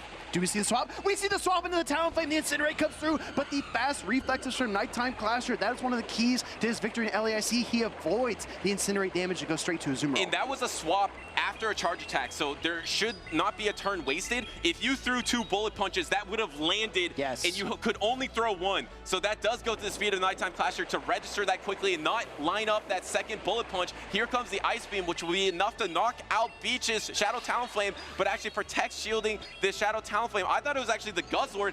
We're seeing a new Pokemon. This is the 5th Pokemon Beach has shown, the Shadow Talonflame. Yeah, exactly right. And Beach was so fast in game number 2 to land the play rough into Guzzlord. Tries to pull off another sneaky maneuver there, but it doesn't quite have the same result. Fly connecting to Azumarill. It goes down, but there's a mighty Dragon type in the back. Can it get to the charge attacks? No, here comes the Talonflame. And if he can swap out here, he can utilize this to do some damage on the Shadow Scizor or Nighttime Clasher in the back, possibly, if he could take 2 bullet punches after. But no, he actually has so low of health. I don't think that's going to be a possibility. Here comes the Brutal Swing into the Jellicent here. Jellicent now has the opportunity to almost knock out with a Shadow Ball. Hexes plus Shadow Ball is going to get really close. Switching into the Scizor now with a little bit of banked energy from that lead scenario. And remember, it can throw the Night Slash or the Trailblaze. Since that Brutal Swing connected, the Jellicent is so weak. Surf going to get fired off here. And that Switch Timer is a little bit displaced. Beach cannot get out. And here comes the first Night Slash. I think you're just going to outpace the 2. Yeah. You're only 1 bullet punch away, and I believe Beach is 1 hex away, so he lets it go. The Incinerate. Does the Talonflame have enough HP to withstand the 2 bullet punches? I don't think he does. He needs to take. No, he can't even take 1. Wow, Scizor grinds through the Talonflame, and it's back to where we started against the Azumarill.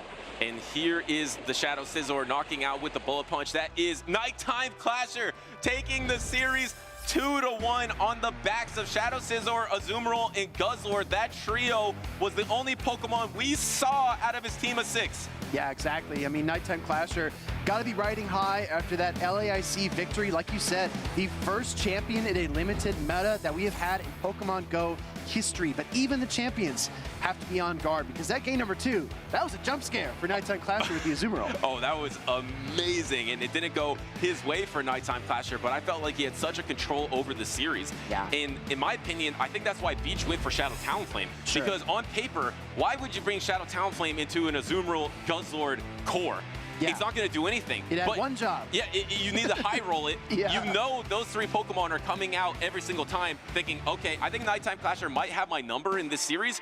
I'm going to try to high roll him and try to call the Shadow Talonflame into the Scizor on the back. If he tries to pivot to it like he's been doing all series, he kept pivoting that Shadow Scizor, not respecting the Shadow Talonflame. Yep. And in game number 3, he wasn't able to land the Shadow Talonflame on it, and he goes down. There's something I want to talk to you about, Butters, because we talk about Guzzlord versus Azumarill. What an incredible one-hit knockout in game number 2. But the tech for Nighttime Clasher to run Sludge Bomb and Brutal Swing on his Guzzlord. There are a lot of fairy types in the meta. We're very, I guess, familiar with Florges and Wigglytuff, but the Azumarill usage here was a surprise. Nighttime Clasher always scrimming, always practicing, has his finger on the pulse of the meta as it evolves throughout the weeks and months. I think that Sludge Bomb was in full anticipation of Azumarill. Yeah, definitely, because you mentioned the other fairy types, but the other fairy types, like Wigglytuff, you're just, even if you have Sludge Bomb, it doesn't really matter. And even against Florges too, yes, you are going to be able to land that, but you're just going to take so much damage from even the Fairy Wind. And the boosted Fairy Wind from the Trailblaze. Exactly. Yeah. But the fact that you can get into an Azumarill matchup and pivot out like we saw in that game number 1 is going to be the key to Guzzlord's success. In the past, it couldn't do that. And even if it did do that, you weren't landing a Sludge Bomb to do any lasting damage. You were just throwing resisted Dark or Dragon type attacks. Yeah. I feel like Nighttime Clasher gave a little bit of the script here. I think we're going to see a lot of that trio. Okay. The rest of this tournament. It's going to come down to how many of those top trainers with that trio make it. But if these trainers make it that far, I'm curious about the Pokemon that just pokes a hole in that trio. I think that the Pokemon Go meta is always so fascinating because it's kind of like a moving target. Think back to the max out season. Every trainer for those first 3 events was running Feraligatr, Clodsire. That was the duo, the core. And then we saw a pivot to Toxapex and Diggersby, right? And now we're seeing the Empoleon Altaria core rise up to high usage, 35% each for those 2 Pokemon. And like you said, Scizor Guzzlord might be the breaker for that core. All right, but what do you guys think? So let's take a look at social media here to see what you've been talking about here in Toronto. Feels so strange not competing at Toronto Regionals for the first time, especially as a local retired.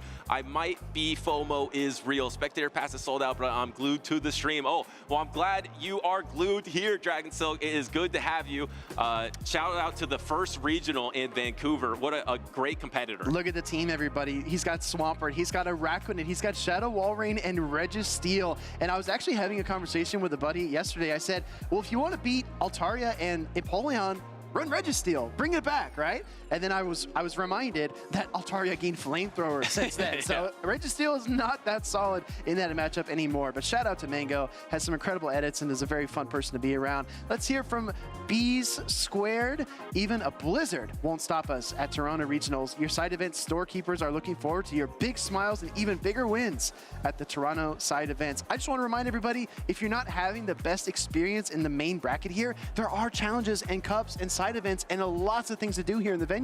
There is so much to win, not only on stage, but throughout the entire venue as well. In some of these side events, you can get a ton of packs, you can meet friends, you can trade Pokemon Go Pokemon to try to get some better stats, and one more from Pump Amy up early to head to the venue for Toronto. My first time in Canada. Well, it's quite cold here. My first ever regional here, and I'm super excited to play. Canada isn't ready for the deck I brought. Oh, I want to see that deck. Right? Yeah. No, she's an incredible commentator and creator as well. So go ahead and give her a follow on socials. What an incredible showcase of posts here. And if you want to be featured, use that hashtag play Pokemon. That's how we find you. Team Asylum. I was going to say she was giving Final Boss AJ vibes out with, Right? with you don't want to see that deck because you don't want to see Final Boss AJ on stream. And look at Soph gaining a little bit height, trying to get XXL instead of regular size there. Yeah, I thought Soph actually grew a little bit there for the interview, but the secrets are revealed. A little bit of movie magic from our production crew here, but shout out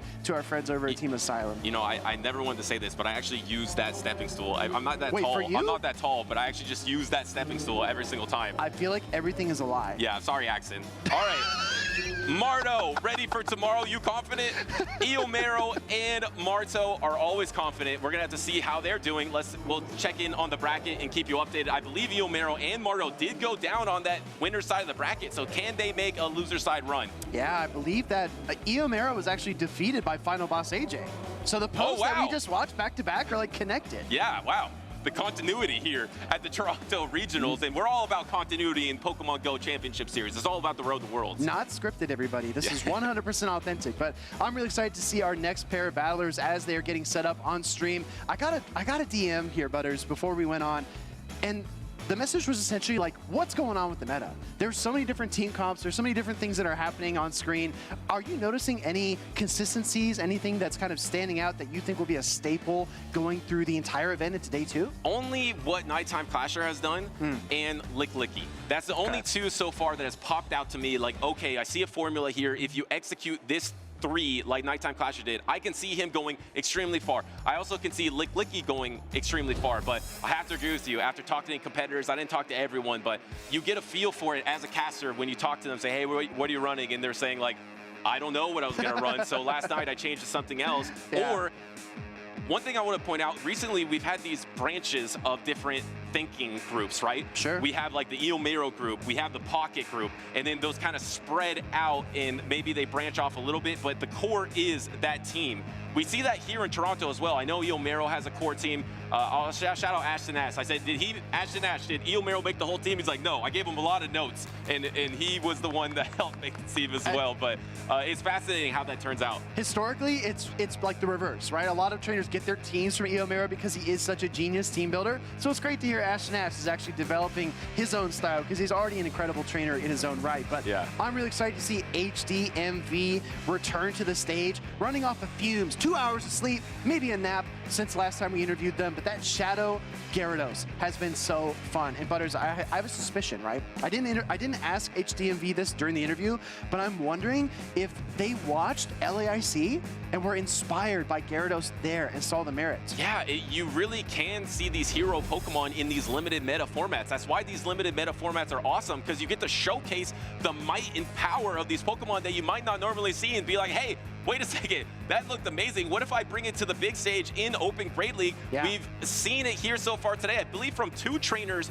that were able to either get to the winner's semis. So Shadow Gyarados has been strong. And when you look against the top 2 Pokemon, it's Empoleon, it's Altaria. You're quite good against those 2 Pokemon of the Empoleon and the Altaria. So I love that Shadow Gyarados pick, and I am thrilled to watch it on stage here. Yeah, me too. I think it's so versatile, and a lot of people are thinking of flying types like Corviknight, like Altaria, like Shadow Talonflame, but Gyarados is definitely a big surprise. And there is something unique on the right side of our stage as well. Thievul is going to be on the team here for Satire, and that Pokemon did top cut. It performed really well in a EU regional, that being Stuttgart just a few weeks ago. And Thievul has that Fairy type coverage to counter the other Dark types as well. Here comes the Empoleon into the Corsola. Corsola, a Pokemon that when you were looking at this Precious Pass updates and a lot of trainers were posting their tier list of what they think was S tier in this meta, Corsola was on so many trainers S tier, but Corsola has pretty much disappeared in the meta here in Toronto. No, absolutely. I think it's because all the normal types. I mean, when you're expecting Furret and Licky Licky to be the stars,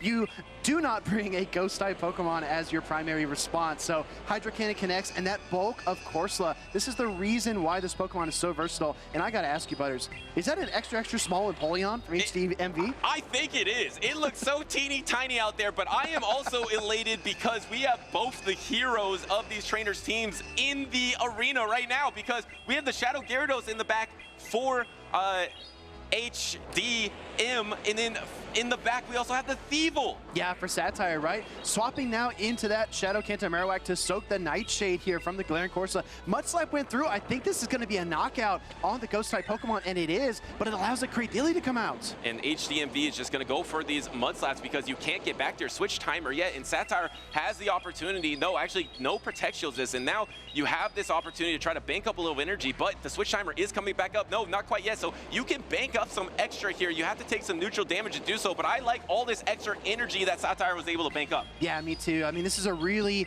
risky position for HDMV. Do you soak the Grass Knot or call the Rock Tomb? Soaking the Grass Knot actually picks up the KO, reaching for the Thievul. Satire wants out, no matter what comes in next. And double shield Thievul in the back for Satire. How much damage is the Sucker Punch going to do? Here it is, unleashed, and now you're going to be able to use a protection here, but can you farm down, full Sucker Punch down before there is another Hydrocated Bank? You're shaking your head. You don't think Thievul can do it? No, I'm looking at HDMV. They actually shook their head as well. I don't think they feel very good about this matchup, and those Sucker Punches and Night Slashes are so fast. Every 5 Sucker Punches, the Night Slash will come through. But speaking of speed, Shadow Gyarados gets the Aqua Tail incredibly quick. So can you get to double Aqua Tail before the double Night Slash? I think you're going to be able to get to the Night Slash first. It's going to be incredibly close, but no, the Night Slash is reached, and HDMV is going to be sitting there taking the damage. Shadow Gyarados doesn't have the most bulk. I think it's going to be a knockout. No, actually hangs on. Oh, actually able to get off one of these Aqua Tails and probably going to pull this final shield. The question is, will the Aqua Tail do more damage from the Gyarados, or will a Hydro Cannon? Satire has to keep that final Protect Shield around. In comes the Empoleon. The fast attacks are coming through. But the farm down here, but you're so low, you can't take the acid. One acid is going to be able enough to knock out, and Satire is going to be able to take game number 1. Fast attack pressure. We talk a lot about Furret as a Sucker Punch user, but what about Thievul? Yeah. That Pokemon actually kept Furret on the bench there for HDMV, which was a key to his win earlier on stream. Well, the comparison here is the Furret is running that Dark-type Sucker Punch, but does not resist it. The Thievul does resist that Sucker Punch. So in that matchup, Thievul is going to dominate. And when you look at HDMV's team, there is no Pokemon to resist that Dark-type damage. Great so call. I love Satire's strategy to keep that Pokemon in the back, double shield it, almost like a Charmer in the back, and just be able to go through with fast attack damage. I feel like team building for each regional championship has a different checklist, and that checklist is always like 200 spots long, right? Yes. And I think that having a dark type resistance is probably like number 199 on your list of things that you needed to prepare for. So the Thievul is such a clever core breaker here, deceptively fast, a little bulkier than you'd expect, and very, very potent. So my question, Butters, where can HDMV find the bulk to work through that matchup and take game 2? I mean, Altaria would be a great option there. Yeah. I think Altaria has some really good play against Satire's team. I think the Empoleon is not a bad option as well. Something like an Empoleon Altaria core. I mean, it's number 1 and 2 in usage for a reason. Maybe you just throw it out here. I know you love the Shadow Gyarados, but maybe it doesn't quite have the bulk needed for that matchup of the Thievul in the back. Here we are, game number 2. Nope, just gotta stick with the Shadow Gary here because Gyarados is in the lead versus the Cradilly. But this matchup is not that bad. You significantly outpace this Cradilly, but you have to protect shield everything and actually swapping on the Aqua Tail. Okay, this is interesting, right? I mean, you don't have that Furret on your trio here as HDMV, and I'm sure he wishes he did, but you are able to bank up a little bit of energy. You and I made the comment backstage, this is one of HDMV's best qualities as a player, knows how to bank energy and when to throw it. Here comes the crunch. And actually not even banking it, he's unleashing it in this crunch into the Corsola. No Protect Shield, super effective, chokes into it, bites him down, and I thought this was extra small as well in the Shadow Kanto Marowak, but it's not, I don't think. No, I think it's all normal here. Everything's in order. Nightshade connects just like in game number 1, but what's curious is that HDMV gave up control of switch advantage, and he knows the Cradilly's in the back. So he kind of has 2 targets weak to the Cradilly. Yeah, but he was able to get so much out of that Shadow Gyarados where he didn't in that game number 1. Able to swap it in, able to take out the entire Corsola here, and here comes the Bone Club into the Cradilly here. Doesn't threaten it too much. There's no Protect Shield. Is it going to be a double Protect Shield Thievul win condition in the back? Once again, that looks like Satire is going for that win condition, going for the bait here into 2 Protect Shields. He's going for the Rock Tomb. It's not very effective. Doesn't get the Protect Shield anyway. Yes! Wow, goes for the bait, throws it out, and HDMV takes it. But I think he will be able to pace to another Bone Club here. Actually switches into the Empoleon to soak the second Rock Tomb. And thinking it might be a Grass Knot, it is the resisted Rock Tomb, but you do debuff your own Empoleon here. Do you see a swap from Satire into the Thievul? And was there yes, you actually did get a fast fast attack through, so you will outpace to these Hydra Cannons, which will be crucial for HDMV to get both these Protect Shields down. Yeah, exactly right. Thievul does not want to tank a same type attack bonus Community Day charge attack from Empoleon, debuffed or not, but is probably going to throw the Night Slash here to avoid having to shield a second one. Well, you have to shield here if you're HDMV, I think, because you want to get to the next. No, actually just lets it go. Just going to put all his faith in the Shadow Gyarados. Do we see a boost here? No, but we have a little bit of Shadow Cannon Marowak as well. You're going to be able to do some chip damage with this Mud Slap here, getting the Protect Shield from the Thievul here. It's all going to come down to how much damage can you get off. No, actually swapping, trying to go for the combo play or trying to swap on the Night Slash. He does. Do you let, whoa, I'm a little bit shocked. I thought that HDMV might let this Gyarados go. But can he get to the Aqua Tail? There is a swap available for Satire. Does Satire try to go for the swap onto the Aqua Tail? He goes for it and he catches it. And this is brutal for HDMV. He's going to undercharge it, but even if you undercharge it, I think you get knocked out by Acid. And here's the thing, right? If the Gyarados wins this matchup, the Thievul will just farm it down. So Satire has put himself in a prime position to win this next battle. He already has the Night Slash, Butters. And there it is. Thievul and Satire able to take a clean 2-0 sweep. And this is the winners finals. I believe Satire just punched his ticket to day number 2. Sly as a fox. Satire able to win that series 2-0 against HDMV. A very impressive and technically talented trainer, but you can see HDMV on stage a little bit disappointed, but also gotta feel proud for taking Shadow Gyarados this far. Absolutely you do. I think the only reason he's feeling like this is because I think there is so much optionality in that in-game. I think if you play it out multiple times, there's so many different paths you could take, and maybe he's thinking, oh, I should have just taken a slightly different path, and I could still be sitting on this main stage going into game number 3. Butters, was that a reference to the season? To Precious Paths? It was. Not, but thank you for making me look smart. Hey, I'm just trying to tie it all together, right? But Satire, what I really like about this tournament as well is actually the number of upsets we've been having. Yes. So we don't often see HDMV or Satire compete on stage. So that was really cool to showcase them both. But a lot of our top trainers have been toppled already. A lot of household names like Marto Galde, like Lyle Jeffs, like Dilap have all lost in earlier rounds. So I really am appreciating that we're able to not only spotlight our champions, but also trainers that are up and coming like HDMV and Satire. It's one of the major themes so far in Toronto. And one thing that we've been asking some trainers is, how did you get here today? How did you make it to this point to be good enough at the game to be on stage? And a lot of trainers have been giving their answer, but when you see so many upsets like this, it's an upset because a trainer has less experience than the trainer that lost, right? Yeah, so exactly. That means for everyone out there that is thinking about competing or maybe is intimidated to compete, look at Toronto as an example of what you might be able to do. You can put in some work, try to learn some matchups, trade some Pokemon, build your team, get some reps in, some practice tournaments, play some locals, and you could be one of these trainers upsetting a top trainer, and then you could enjoy one of the fabulous prizes that are here to offer in Toronto, or build your case to be a world champion. I think something that's really underrated that we don't talk about that much, Butters, is watching the player's body language. Because even if you aren't that adept at Pokemon Go PvP, even if you aren't seeing the win conditions like the trainers on stage are, sometimes they give them away. They smile, they laugh, they kind of throw their head back like, oh, this was an important moment. So if you're trying to understand the game more in depth, watch the players and the battles happening on stream. Because, I mean, it could be 30 seconds or a minute from the end of the game, but if you see a player react like, oh, I didn't want to shield this, or I shouldn't have swapped this, you know what the important points were in the matchup, and that's how you kind of build your knowledge around the game. And one last piece of inspiration before we get to this interview.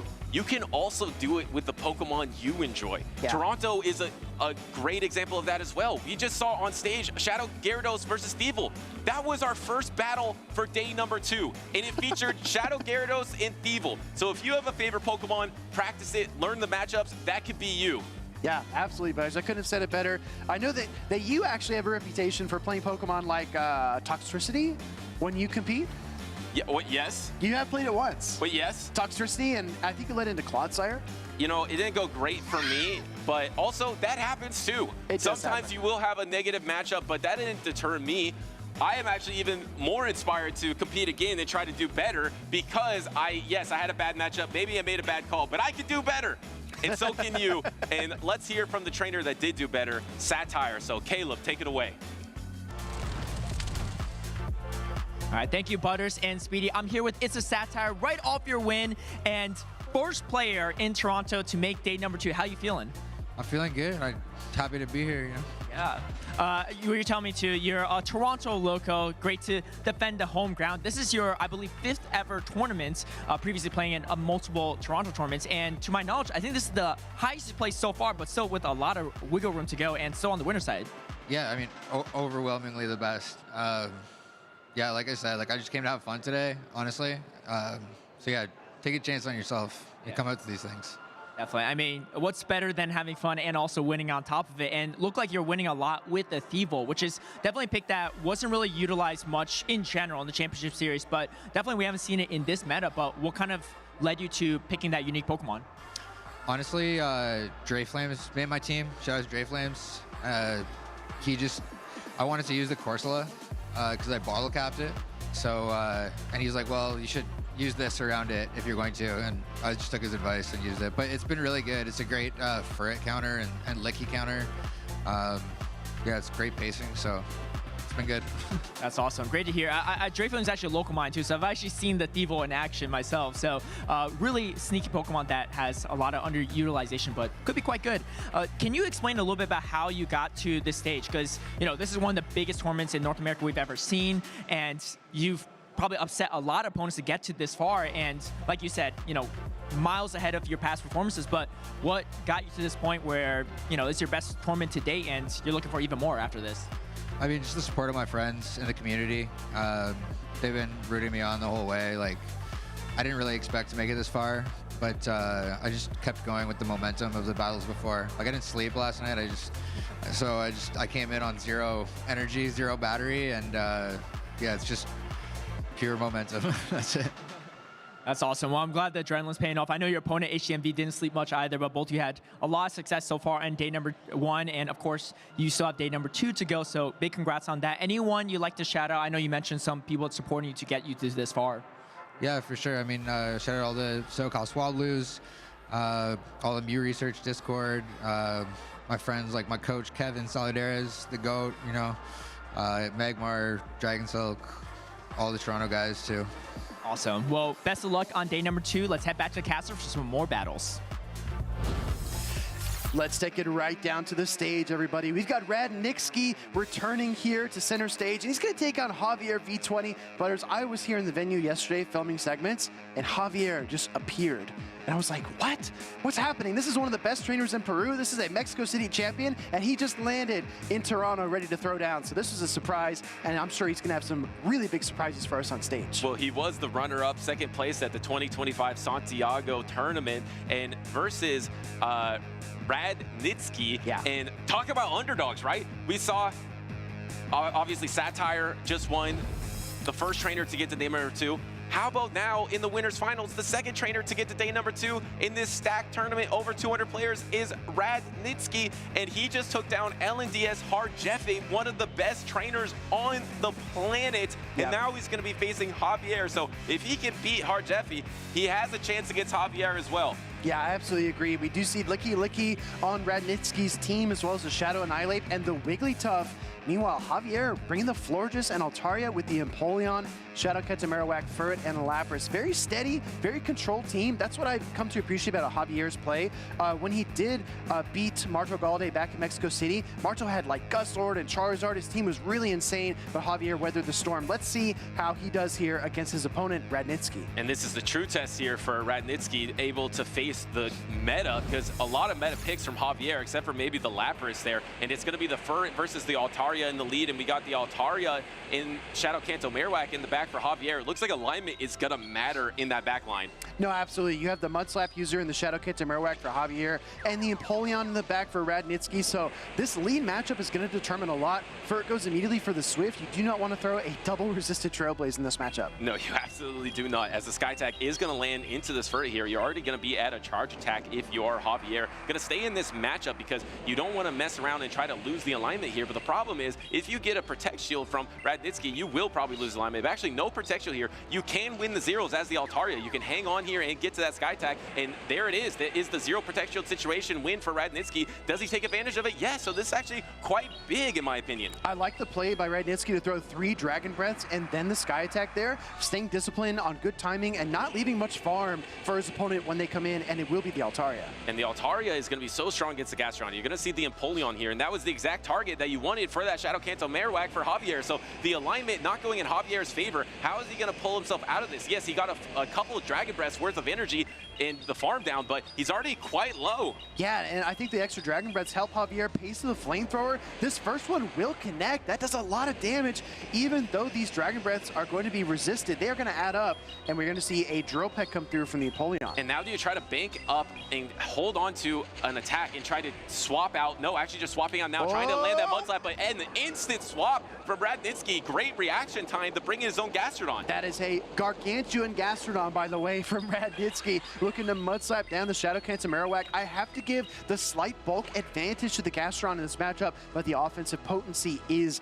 belonging to the Shadow Kanto Marowak. And remember, there was a 1 Mud Slap advantage for Javier as he swapped out. So will that be a crucial factor in this matchup versus these Mud Slappers? Going for the Body Slam here, gets the Protect Shield, and here is the Bone Club. And now, are you going to no Protect Shield this one, knowing that you can endure? Does he know he doubles down? You have to, right? Because your last Pokemon for Radnitsky is the Empoleon, probably within 2 Mud Slap range. So you have to get as much value as possible from the Gastron, avoiding the charge attack priority. Switch timers are up as well. What we could see here, Butters, is a pivot into the Empoleon to soak the next Bone Club. No, you're absolutely right. It's going to be the Gastron versus the world. And there's a pivot, there's a swap, there's a catch for Radnitsky. Exactly how you called it out. Javier is going to be throwing this super effective damage into this low health Empoleon and wasting the attack, swapping into his own Altaria, going to try to reach for a charge attack, but the Body Slam is already available. How much damage will his Body Slam do? I think it's going to be enough. Body Slam going to connect here from the Gastron into the Altaria. Can't see the HP bar, but we know it's going to hurt. Altaria goes down to the Shadow Variant, cannot hang on. Now it's a Mud Slap off, and it looks like Kanto Marowak is going to come out on top. And Javier slapping mud harder than Radnitsky in the back there, able to take that matchup because he had more health on that Shadow Kanto Marowak, able to absorb the double Mud Slap and get the triple Mud Slap to knock out Radnitsky. And Javier he lost the alignment, he got swapped on, yeah, and he still won. And he still came out with the victory, but that's just what we come to expect from Javier. One moment of hesitation I had was when we did see that Empoleon come out. I almost expected Javier to undercharge the Bone Club and try to get some Dragon Breath damage, but he knew the Empoleon was close to a charge attack as well. He didn't want to risk it. Yeah, and then also, you know you won the game by hanging on to Mud Slap damage. Any little damage, even from a Metal Sound, could add up, so that it could have been a simultaneous knockout, and it would have been a tie there. So Javier didn't want to tie. He wants to go on to day number 2, and he's 1 game victory away from doing so with a pretty hard meta team. We saw top usage of Empoleon, Altaria, and Furry are 1 through 3. I think even Shadow Kanto Marowak is number 4. Look at this team from Javier. Look at the Florges against Radnitsky.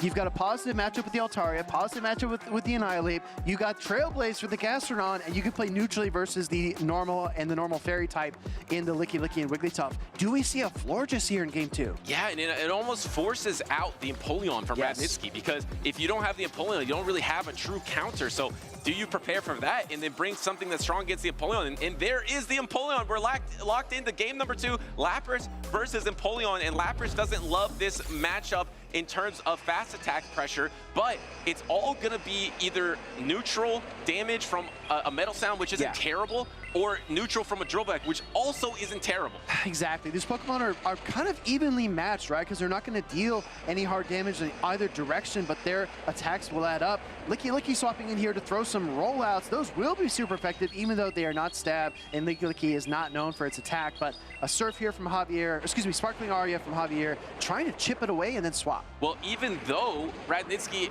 is able to wall all of that energy from the Lapras, he was the one that pivoted out first. And here comes the Shadow Ball into the Shadow Kanto Marowak. we're going to see a lot of Shadow Balls out of Lickies that we haven't seen before. Okay, does a little bit over half the health there of that Shadow Kanto Marowak. Butters, talk to me about the decision here. Javier bringing the Kanto Marowak into this Licky, even though he knows Radnitsky's playing Empoleon, and Javier had his own Empoleon in the back. Yeah. Why not send Empoleon to Licky? I guess he knows that he has that double water in the back, and you can just be okay versus that Empoleon no matter what. So thinking that you can take the advantage of resisting that rollout, get a little momentum, and now you get a Protect Shield out of the Shadow Annihilate, and you get the swap and the Sparkling Aria. But no, actually finally throws it. Did he try to go for it? He tried. You could see Radnitsky, if you watch the little box with the Empoleon on it on the right side of the screen, he wanted out. He wanted to catch that Sparkling Aria, but he didn't get there in time. Meanwhile, Empoleon will finally come out, but that Annihilate took so much damage from the Sparkling Aria. Well, now you take the Sparkling Aria and you can fully farm down and you'll be at back-to-back attacks. But I believe Javier still has 2 Protect Shields remaining. Yes, he still has 2 Protect Shields remaining. So how do you get to a 3rd charge attack to knock out that Empoleon? The Empoleon could just come in and soak all this damage, and that's exactly what Javier is going to do. Exactly. Keeping his Empoleon away from that Shadow Annihilate. Javier does not want to take any damage. He doesn't have to. Hydro Cannon connecting. That does a sizable amount, but as we can see, no risk here for Javier V20. His Empoleon is still very healthy. And another Hydro Cannon going through. Javier has 2 Protect Shields remaining. Doesn't even need to use them, as he's going to be able to endure. It's not very effective. Empoleon resists all attacks from the attacking Empoleon swap, trying to get to the Rage Fist, but instead, the Hydro Cannon comes in. You have to Protect Shield it, but it's pretty much over for Radnitsky. Is he just going to let it go? No, he does Protect Shield. I mean, Radnitsky is clawing back some form of advantage, but he needs a counter down here, and he doesn't have the health to get there, so he's forced to throw the Rage Fist. And Javier, not even breaking a sweat, finally uses his first Protect Shield of the battle. And able to knock out with 1 Mud Slap there. Keeping that little health of the Shadow Kanto Marowak was enough to knock out 2 Pokemon in the back and get 2 game victories versus Radnitsky and be our 2nd trainer to move on to day number 2. I'm telling you, Javier could be winning some of the biggest games of his life, or he could be having some of the hardest losses of his career, but you would not be able to tell based on his reaction. He is dialed in and calm, and that's what we always see him in. He is always in a smooth and controlled state. A composed trainer with a meta team, that is tough to deal with, and I think that was tough for Radnitsky as well. You know, dealing with this composed trainer with the hard meta, just got a little bit out-executed in this matchup, but the thing is, what a run so far. You're in the winners finals. Yes, you go down. His previous best performances was 60 and 80th. So to be here in this position, 1 match victory of getting to day number 2 on the loser side. What an incredible run from this trainer that hasn't competed since 2023. Amazing.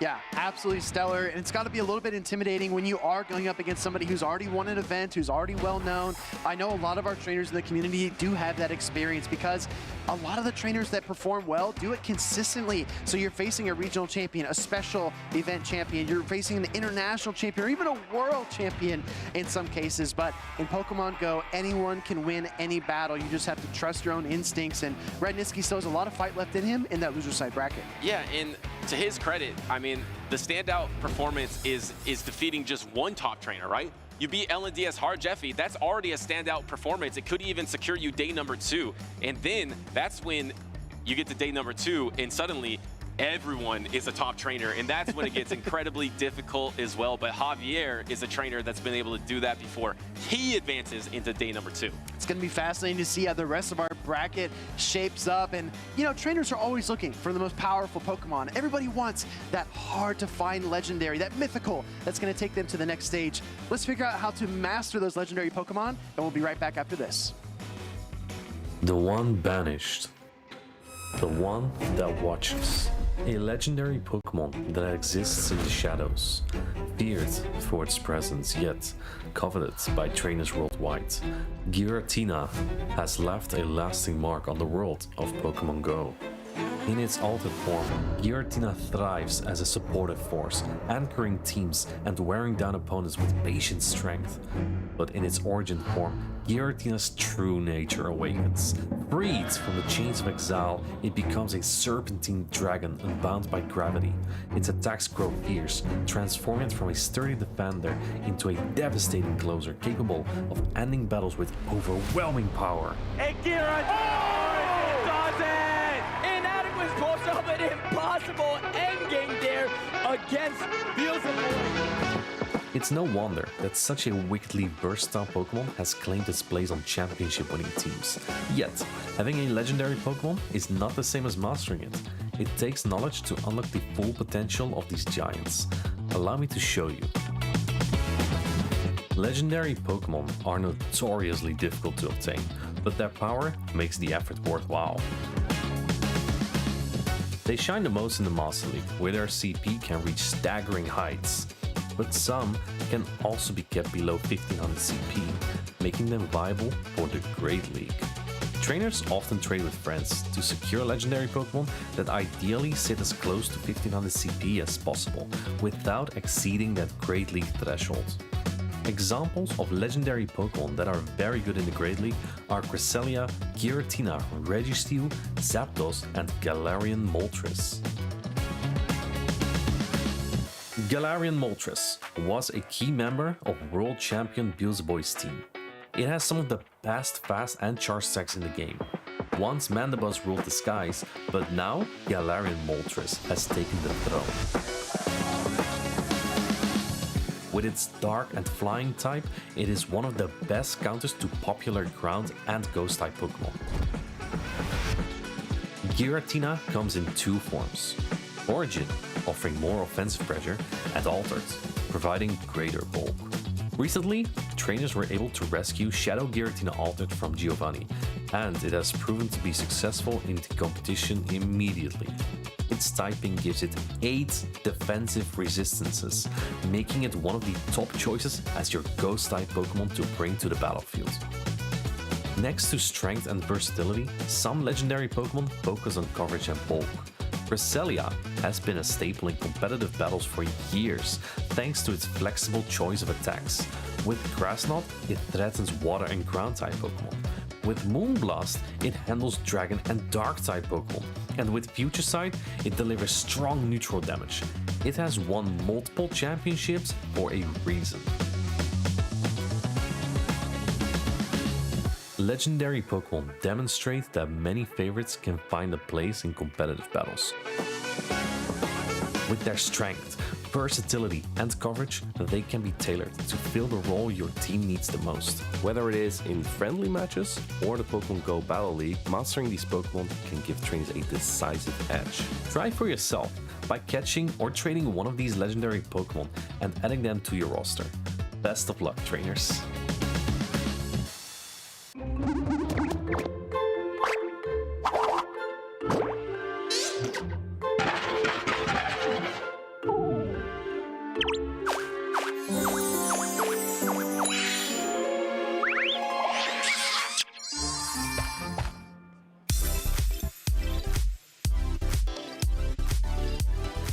Welcome back, trainers, to the 2026 Toronto Regionals for Pokemon Go, one of the largest tournaments to date in our region. I'm Caleb Peng, I'm joined with Toph, and it's been an exciting day one so far, but we still have a lot more battles to go. I know, we've already locked in the trainers going to the winner's side on day 2 from groups A and B. We're gonna look at group C in just a second, but we've been seeing upset after upset, a lot of, people we would call underdogs heading into day 2, and I think Group C as well. I don't think either of these trainers has made day 2 at a regional quite yet. Yeah, speaking of upsets, let's take a look to see if there were any upsets that happened off the stream, because we unfortunately can't face off against that one. Oh, and we do see one, unfortunately for Marco Galde, one of our top players in the circuit, does go down to OG Blair's store. It's actually one of my locals. And then we see Lil Winery, the 2-0 victory over Dr. Roast Beef. Drake Cam versus Dirk. Dirk taking the 2-1 victory there. And then Dialab Churn, another upset as well, versus GXCXB. So a lot of new names kind of making it further into the circuit than we expect. And that's also great to see. I know some people probably have their favorite players they're rooting for, but it's also nice to see some of these new names and them carving out their own stories. That's right. Well, let's take a look at the stage. We've got some of these players who are continuing to carve out their own stories. We've got DHC United, who of course we saw in the winners semis a little bit ago. Final Boss AJ, we streamed her, she was the first match played on stream, and she said in her interview she's dangerous if she gets that first win on stream. So let's see what she can pull off here.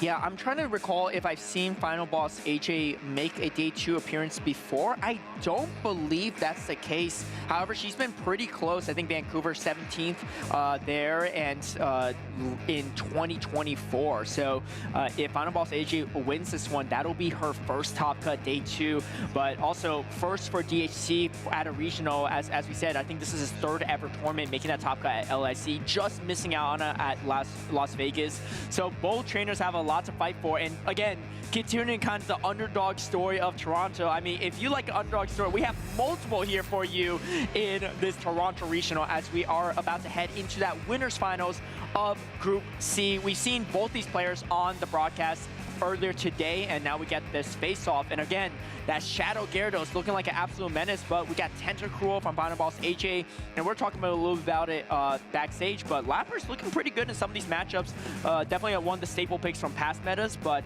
Final Boss AJ bringing it back into the Precious Path season, and it's been doing well for her. Yeah, that's a lot of really great neutral matchups, and I know AJ loves those ice-type Pokemon. Let's see if she brings it in game number 1 here. We've got Licky versus Corviknight. All right, and this matchup is a little bit funky. I mean, there's not a lot of damage from either the fast attacks, but they both charge NG pretty quickly as Final Boss AJ is going to be getting to that neutral Shadow Ball first.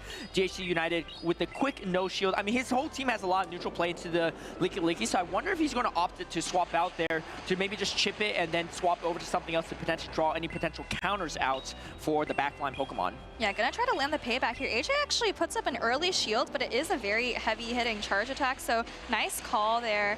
Is gonna reach the Shadow Ball pretty quickly, and DHC goes for the catch. Was this a Shadow Ball? It was! Double resisted Shadow Ball on the Fur. This is absolutely doing no damage to that Fur. As you can see, not very effective at all. And now DHC pretty far ahead, absorbing that energy from the Licky. It has energy banked on the Corviknight, and on top of it still has a shield advantage for this Fur and his backline. And this is a great position. You know, sometimes when you make a catch, you might have to lock yourself into a bad matchup, but this Fur is so safe into AJ's team, and DHC knows it. What a great use of that Pokemon. And this Scald is going to do a good chunk of damage if DHC lets it go. I think it's a Scald and a payback Tentacruel, so not really a lot of bait moves, knowing that it's going to be a hard-hitting move one way or another. In comes another Swift, and Burrit having a lot of play into the team of Final Boss AJ. It really is really safe, so I like that he's opting to shield and spend the shields here. Does he go for another catch? He does go for another catch onto the Corviknight. There's still a lot of damage, but saving the Burrit for later. I think the Corviknight will barely be able to hang on and should be able to sand attack down. Yes, barely hangs on. To get the sand attack down, no. Final Boss AJ doesn't allow it. It's going to come in with the Altaria instead. Booster not, only a few Dragon Breaths away from taking out this Corviknight. Yeah, able to get off this last kind of parting gift to barely chip away that Altaria. But now DHC has the Empoleon. They're on even shields here and almost on even energy, but Empoleon is going to be able to outpace to these charge attacks. I love these matchups because there's so much neutral play for all these Pokemon back and forth that it really is anyone's game still, and both players making a lot of great pivots and catches here or there. DHC United going for a lot of catches, but Final Boss AJ is not out of this game just quite yet. Drill Peck going to come through. It's not going to be enough to KO the Altaria, but it will put it pretty low as Final Boss AJ going to spend that shield somewhere else. Yeah, gonna need another charge attack to take out this Altaria, and like we said, Empoleon able to outpace the Altaria, so able to farm just a couple more Metal Sounds there before throwing this Drill Peck. I like this shield from Final Boss AJ because it's not really easy to fast attack down this Empoleon, as now both players are opting to swap out. Body Slam's going to be thrown first before the Swift comes through from the Furret. Furret looking really strong for the entire team up against Final Boss AJ. But DHC, he's already in the red, and he opts to go for the Trailblaze instead. Maybe thinking he can't get to another Swift, so wants to get for some ramped up Sucker Punch damage. I mean, I don't know. I think he does have the health to get to another Swift, but maybe just gonna let this Furret go and get that extra Sucker Punch damage at the end there. Body Slam coming through. This definitely knocks out the Furret, and at this low health, I don't think you want to shield it. DHC lets it go down, and now he's going to be putting it all on this Empoleon. Yeah, literally putting everything. Empoleon 1 burst 3. Can it do it for DHC is the real question. Does Final Boss AJ have enough energy on any of her remaining Pokemon? I don't think that's going to be the case. In comes the Altaria. Oh, wait, no, there's a charge attack priority. That's massive. However, it is a Hydro Cannon. I don't think even resisted the Altaria Cannon to hang on. Can the Altaria survive long enough? No, not very effective, but effective enough to KO the Altaria. Final Boss AJ trying to think it out. Is there enough energy on the Tentacruel? Not going to be the case, and the resistant poison sting is not going to do enough as DHC going to go for the Metal Sound down, and another Metal Sound to finish off the Licky. DHC takes that first game victory over Final Boss AJ. And Empoleon able to pull off the 1v3. You see how handy that steel resistance is at the end, right? Barely taking any damage from the poison stings and the rollouts as well. So even at that low health, able to pull it out there. And that was really great anticipation at the end to throw the Hydro Cannon on the Altari on the charge attack priority. Fantastic gameplay in the end game for DHC, and I think that's one of those things that a lot of players are looking at it. You know, they might have the mechanics down, but making those mid to late game decisions is crucial, right? Seeing what you spend the shield on, having such a low health Empoleon in the back, but having that final shield, knowing that the fast stack pressure from this Tentacruel, from the Licky, from the Altari is all resisted on that Steel Water type Empoleon was what closed it out for DHC. And I agree with you, Joe. I thought he could have made another swift, but instead he opted just for the Metal Sound down, and that paid favorably for him because he was able to get to this final Hydro Cannon against the Altaria. Really quick plays from Final Boss AJ to avoid that farm down, but unfortunately Charge Attack priority is going to go over to that Empoleon for the win. Yeah, and that situation at the end is really just a call that you have to make. DHC, you know, kind of getting the call correctly that AJ is going to try to make the combo play with Altari. If AJ had actually switched into the other Pokemon or just stayed in, I think she would have won that game, but I mean, you have to go for your chance. Yeah, she was literally a half second off, and you know, Pokemon Go, it's a pretty fast-paced game, and just some of these matches can literally be decided on a half-second decision. High-level precision plays from both these players. Can Final Boss AJ force a game number 3 here? She's going to have to win the second game to make it happen. The real question is, what adjustments do you make? Because that Empoleon was really strong into Final Boss AJ's team. Does she bring the Marowak is the real question. Yeah, I also like the Fur from DHC, so we'll have to see AJ's response. We started with a Shadow Kanto Marowak mirror, so this might actually come down to whoever wins charge attack priority, or if someone wants to make a catch. And there's a lot of catch potential. If you catch a Bone Club double resisted on the Altari, it's going to be really good Final Boss AJ, but DHC United finds the lead he wants. Even though it's a mirror matchup, he just wants to avoid this Marowak onto his own Empoleon. However, Final Boss AJ can throw a move, maybe even pivot out the Marowak and save it for later. She's got to anticipate that there might be an Empoleon on the back, given how strong it was for game number 1 for DHC. Yeah, DHC gonna let that go, and this is gonna set up a really easy catch opportunity, but he doesn't fall for it, and able to get off the super effective Rock Slide. Wow, he goes for a pause there just in case Final Boss AJ does it, and on top of it, just barely, but barely gets to the Rock Slide, and that's everything he needs to do some super effective damage, putting the Altari below half health at this point in time. Final Boss AJ actually reaching for the Sky Attack instead of the Flamethrower. Maybe opting, I don't know, if you don't shield this. I think you live. Yeah, DHC might not shield the Sky Attack. I think the problem, and doesn't shield it. And that's really troublesome for Final Boss AJ because now you can farm down, but also the Empoleon will have even more health to contend with. Yeah, you get a couple more helpful metal sounds here. Empoleon, I believe 2 metal sounds away from another Hydro Cannon, and this is looking absolutely fantastic for DHC. Up a shield, yes, there is some energy on this Marowak, but this Fur is so safe, and you've still got a good chunk of the Empoleon too. And he does opt to shield the Bone Club. It's a good decision because this Fur, like you said, has a lot of play into the entire team of Final Boss AJ. Final Boss AJ tries to go for it and gets a full rollout snuck through against the Fur. That's going to give her some advantage going into this matchup, but the Fur still has a little bit of residual energy to contend with, and man, it's still going to be a pretty close endgame because you have the Marowak later for the Empoleon, and the Empoleon's closing in on Shadow Ball range on top of it. Yeah, well, it's going to be interesting for sure.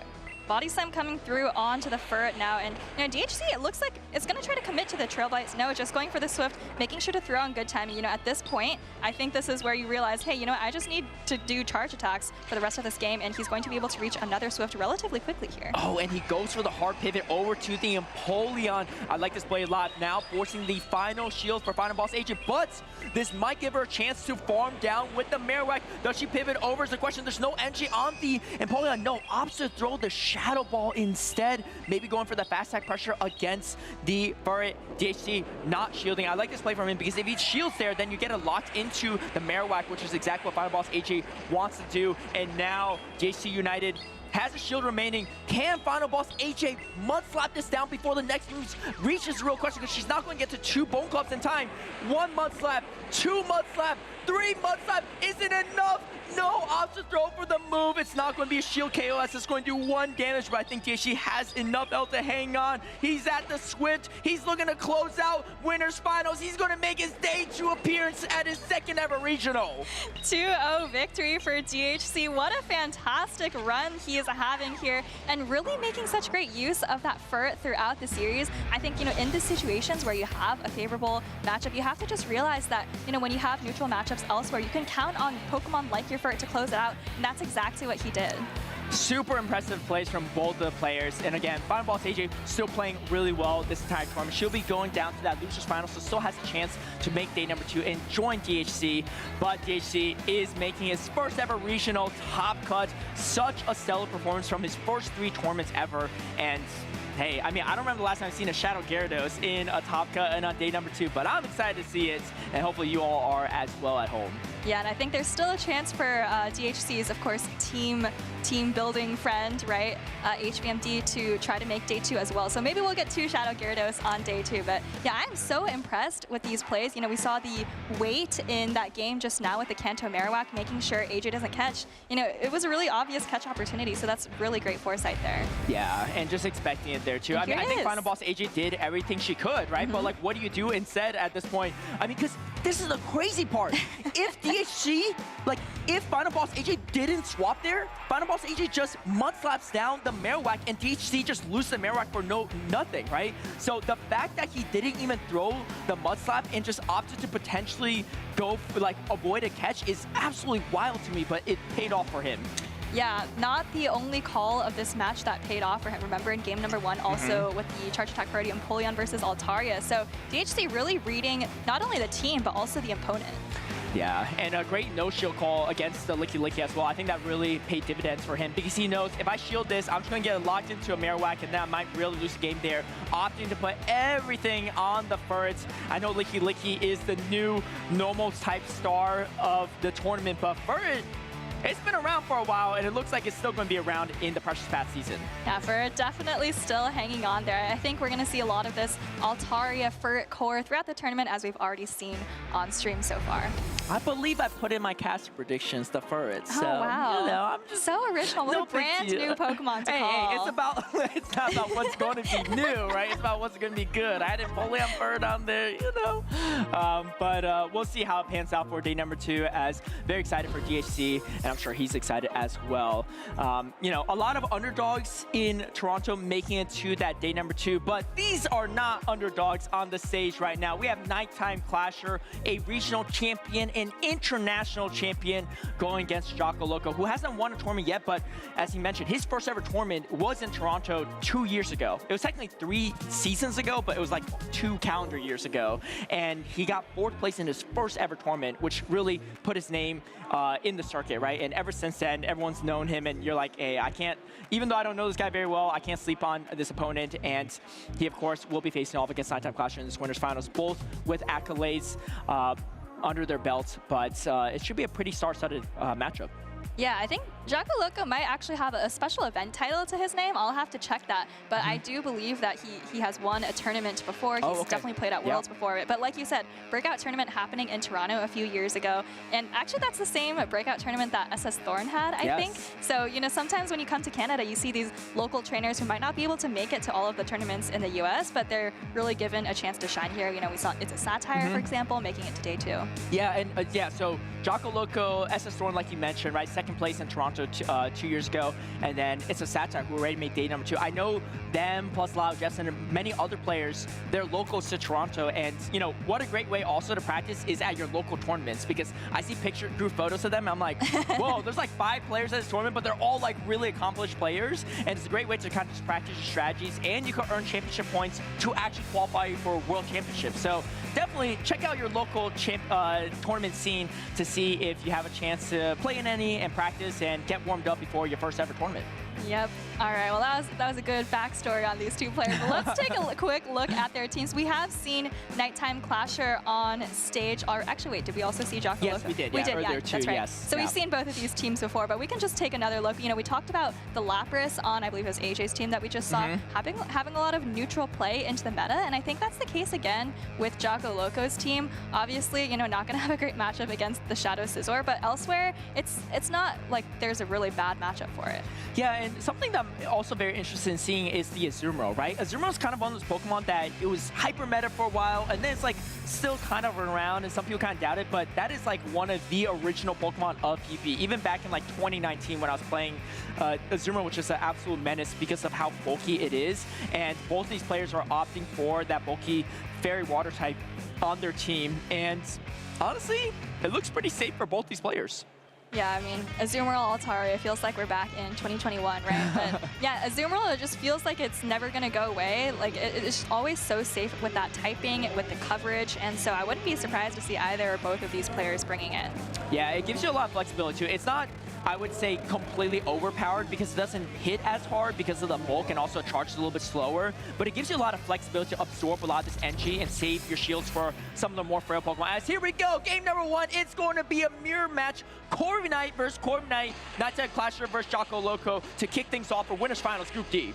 And this is such an interesting matchup. Obviously, both sides barely doing any damage with the sand attack. It's all going to come down to the payback, but you know, when you look at the damage from this payback, it's going to do just about half health to the opposing Corviknight. Really sets up an interesting situation for the second payback, and I'm curious to see if either of these trainers is going to try to switch into Azumarill. Yeah, Azumarill can catch that resisted dark type move. Neither threw, or Nighttime Clasher threw right away, but Jocko Loco didn't, so not revealing who wins charge attack priority or not. But I think Nighttime Clasher's Corviknight went to the yellow right before Jocko Loco, so it means that Jocko Loco might lose charge attack priority. He swaps in Azumarill, but he doesn't make the catch, and now comes Nighttime Clasher with the Scizor. Obviously, I said there's not a lot of things that hard beat the Azumarill. Azumarill could chip back against the Scizor, but Scizor with energy and with some boost, it can really be a threat to your entire back line. Yeah, this is a great position for the Scizor to be in. Nighttime Clasher might try to shield this player off, but no, happy with the work that the Scizor has done. Just going to go for the bullet punch down and maybe try to get off a parting Night Slash onto whatever comes in. And he has to remember too, there's still energy remaining on the Corviknight of Jocko Locos as well, so opting to maybe save the shield for something else in the back.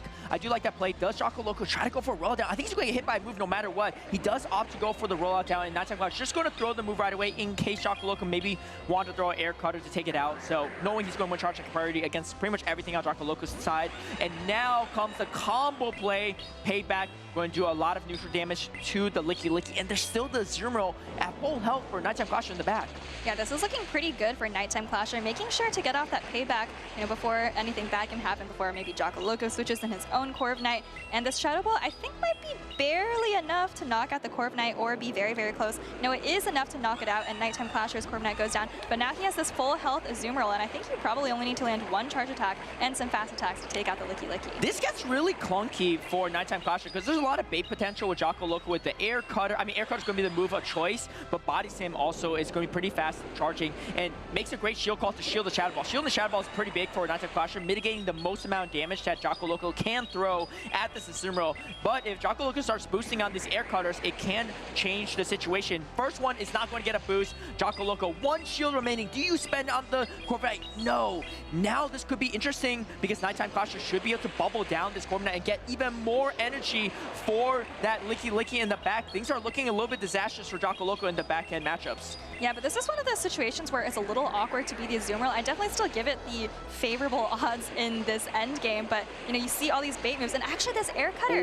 coming could be huge because once you come in with the Licky as Jocko Loco, maybe you just need to land one Shadow Ball to take out the Azumarill. Yeah, very unfortunate Jocko Loco. He didn't get a boost on any of these air cutters because otherwise that could have really brought this Azumarill in a very manageable health range, but maybe it's enough as Azumarill, like I said, takes a while to get to these charge attacks. Nighttime Clasher still has a catch potential though for the Scizor. However, Jocko Loco, you see, I saw him earlier. He's been pausing, avoiding a catch by waiting for the bubble to come through. You can see he pausing there as well. And wait, hold on. I think he let like a full bubble through, so maybe pausing a little too long for the Licky, and now I don't think this Body Slam is going to be enough as this Azumarill has reached, and he's actually not even at the next Body Slam. And now this Ice Beam is going to KO the Licky, and Nighttime Clasher takes the first game off of Jocko Loco.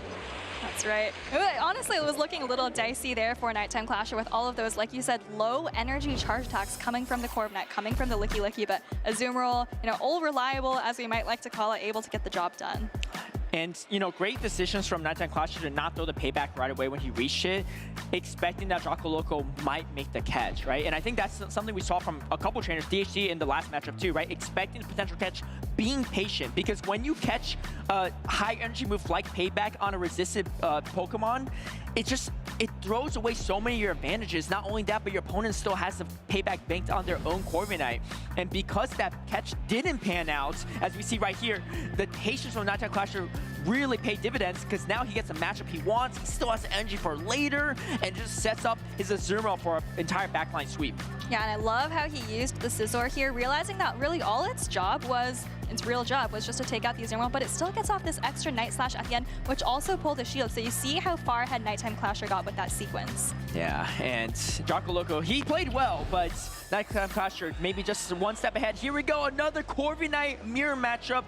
We haven't seen it yet, but I do believe Jocko Loco's Corviknight probably loses charge type priority, not only based on how he's playing, but looking at the health bar, right? I think Nighttime Clasher's health on the Corviknight hits that yellow beforehand, which means that his is a little bit less bulky, but the Pokemon with slightly higher attack is going to win that charge attack priority, especially in this mirror matchup. Let's see if that's going to be the case or not. We haven't seen it play out, but also based on how Jocko Loco is playing, I think he's expecting it himself. Yeah, and I'm curious to see, the first game we saw Jocko Loco going for the catch on the Azumarill. He saw how that played out being met by the Scizor. Nighttime Clasher here maybe could go for a catch, but actually before anything can happen, Jocko Loco quickly switches into the Licky Licky. And does Nighttime Clasher throw a moves to rush and try to go for a catch, not able to. Now comes into Licky Licky with a ton of energy. First time round, it was Nighttime Clasher with the patience. This time around, Jocko Loco with the patience. And this Licky Licky's really strong into the entire line of three for Nighttime Clasher. It has so much play, especially with this amount of energy. And the timers are misaligned, so Jocko Loco has a chance to even pivot back out into the Corviknight and farm even more against the Guzzlord. Yeah, that was definitely nice patience from Jocko Loco. I think if that Shadow Ball was caught, he would have been in a very difficult position. But luckily for him, saved all of that energy to throw into the Guzzlord. Nighttime Clasher now starting to throw a couple charge attacks of his own. But like you said, switch clocks are pretty misaligned. And I think Jocko Loco could switch out of this after the charge attack if he wanted to. Nighttime Clasher has another Brutal Swing loaded, but does Jocko Loco go for the swap is the real question. I don't think you come into Azumarill because it's going to be worried about the Sludge Bomb, and Jocko Loco going for the shield, trying to go for maybe the aggressive rollout down. This Corviknight has energy. Does Nighttime Clasher go for the combo blaze? The real question. Oh, he does not. Licky Licky going to go for the full farm down. Now comes the air cutter. It's not going to be a lot of damage. Oh, and Jocko Loco just lets it go, expecting to survive it, expecting it not to be the payback. And that's exactly the case, allowing him to get the Shadow Ball off on charge attack priority. And that's going to be really nice for Jocko Loco, but I think Nighttime Clasher is happy with the work that this Corviknight has put in. And now he's just going to be putting it all on his Shadow Scizor. Oh, but he actually still has a tiny air cutter left to throw at the opposing Corviknight. This damage is not great for Jocko Loco. It is resisted, but it's going to make the Scizor really scary. Scizor up a shield is not something you want to deal with any Pokemon, but particularly Azumarill on the back that's going to take super effective damage from the Trailblaze. Does Nighttime Clasher decide to shield or not? I think if he doesn't shield here, it could be trouble because the Azumarill might be able to bubble down, but he does make the right call. He does go for the shield, and he goes for the Night Slash. If you boost here, that's going to be a double boosted Scizor. Jocko Loco knows he needs to try to grab this final shield. Do we get the boost? And not going to be the case. Another air cutter coming through. Nighttime Clasher going to shield up, and now you're opening up a chance for a Play Rough to KO the Scizor. Yeah, and this could be scary for Nighttime Clasher. Play Rough is resisted, but you see how much each individual bubble does, and I don't think that the Scizor can take out the Azumarill with just a single Trailblaze plus the bullet punches. He has a catch potential. Can Nighttime Clasher pull off his only win condition? It's a real question. Jocko Loco, he's been patient all series long. Can he do it one more time? We get the boost, and that's not going to be the case. He's going to throw the Ice Beam. It should be just enough to KO, if not put it in one bubble range. Can Nighttime Clasher hang on? Zero question. Oh, he is going to be able to hang on. Gets a nice rush off, but no, the bubble's going to KO the Scizor first. And that's going to be Jocko Loco taking game number 2 with a 3-ball flex. We have an even series on our hands. Great comeback from Jocko Loco to even up the series there. We saw Azumarill fall just a little bit short in that game number 1 for Jocko Loco. And we see its redemption arc there, able to close things out against Shadow Scizor, which, seems like a pretty tough counter for Azumarill. But when shields are down like like that, Azumarill can definitely take the zero shield situation. Yeah, like I said, Nighttime Caution, one of the most accomplished players in our circuit and our most recent international winner at the Latin America International Championships. But Jocko Loco is not a player you can sleep on. He is so good in some of these matchups, and you can see the patience from both these players, and you can see the adjustment he made as well after the first game, recognizing that, you know what, this is not a player I could typically catch moves on, so I'm just going to swap over to Licky and do whatever I can. Great patience from him as well to avoid the catch from the Guzzlord to catch a resistant Shadow Ball. That would have been disastrous for Jocko Loco. Just able to finish off the Guzzlord and finish off the Scizor. Scizor looked really strong for Nighttime Clasher, but being able to grab both shields with Air Cutter is really great for Jocko Loco because it's such a low energy charge attack, but it just opened the way for Azumarill to win a matchup that it doesn't usually win. Yeah, I love the adjustment to play that Azumarill Scizor matchup in the zero shields instead of the two shield situation, but let's get into game number 3. We've seen this lead play out a couple of times in this series already. It's the Corviknight Mirror match. All right, so I mean, 2 games in a row. Now it's going to be 3 games in a row, both having the Azumarill in the back line. I think Jocko Loco's brought the same exact 3 Pokemon in the same order all 3 games, if I'm not mistaken, and he's just leaning into it. But I think Niantic Caution doing something similar, bring that Azumarill back with the Scizor, bring back his first game 1 line. And I don't know if this is going to be finally a game where we see the charge attack priority. No, not going to be the case. Jocko Loco playing it exactly how it did before. And this Licky is so annoying for Niantic Caution to deal with because, again, his team is kind of weak to it. Yeah, he doesn't have an answer, and he's going to have to throw the payback here because he just doesn't have anything to bring in. And Jocko Loco realizing the value of his Licky and shielding up the heavy-hitting payback. I think that's going to pay off here as it meets the Azumarill. You just absolutely cannot come into Licky with a Scizor with this much energy. It just cannot absorb the energy well. But Jocko Loco, he is able to definitely put a dent into this Azumarill with the energy lead he has. First Shadow Ball comes through. He's already at the second. Might throw this one on charge attack priority. No, opposite form, even more energy against the Azumarill. Not opting his shield, the Licky again. Going to save that final shield for maybe his own Azumarill, maybe his Corviknight, as now he comes in with his own Azumarill to charge up a lot of energy. And again, even if you have the Scizor, it's resistant damage, but it does a good chunk into that Shadow Pokemon, and Jocko Loco over-farming himself. And I love how Jocko Loco is playing around with the switch timers. Bringing Azumarill in to absorb another Azumarill's energy is a play as old as time itself. And you see how he forces Nighttime Clasher to throw that play rough. And now, even though he's met by the Scizor, we've seen that Azumarill can do quite a bit of damage if Scizor chooses to let these charge attacks go. Nighttime Clasher hasn't spent a single shield yet, but he knows these timers are coming up soon. So if he does shield, maybe the Licky comes in and does more damage. And now Jocko Loco gets to another play rough. You got to expect Nighttime Clasher to finally spend his shields because this is going to KO the Scizor. It does get shielded, but in comes a combo play. The body slam going to be thrown. Nighttime Clasher expecting it though, and is actually going to throw the Trailblaze on charge attack priority against Jocko Loco. However, Jocko Loco is going to shield Licky. Has about 2.5 body slams, I think, at this point in time too. What does Nighttime Clasher do? He doesn't shield again. He's going to put everything on the potentially the Corviknight and the Azumarill. Azumarill comes back in. The timers are all over the place between these 2 players, and Jocko Loco's going to throw another Shadow Ball. This is like maybe the 4th or 5th move this Licky's thrown so far. Yeah, and it's going to land on the Azumarill and do quite a bit of damage, but I think, like you said, Licky has put in a ton of work. It's going to go down to this Ice Beam, but Jocko Loco probably happy with all of the charge attacks that's thrown and all of the shields it's taken. Going to bring in the Corviknight now. Still quite a bit of health, and you can definitely take a move from Azumarill here. You can even shield a potential, catch a potential Ice Beam for Jocko Loco, but not going to be the case. Opting to go for the energy instead. This energy is going to go a long way for the Corviknight, but the Ice Beam is going to put it into the red. Can it hang on is the real question. The bubbles are starting to add up, and now comes his own Azumarill. I love this play from Jocko Loco. He might get the full bubble down right before the boost reach. He couldn't get to it. Nighttime Clasher, so he's going to swap over to the Corviknight. Has one final shield to spend, and he's going to spend it on the Corviknight. Let's not forget Jocko Loco still has energy on his Corviknight as well. Every Pokemon in the red for these players except for this final Corviknight. Now it reaches the red himself. Nighttime Clasher getting the most amount of mileage out of his Corviknight to take out this Azumarill. And of course, there's still the final Pokemon, Jocko Loco. Can he do it? Is the real question. Oh, and it's going to be a Chargeback Party. We finally see it in the final matchup.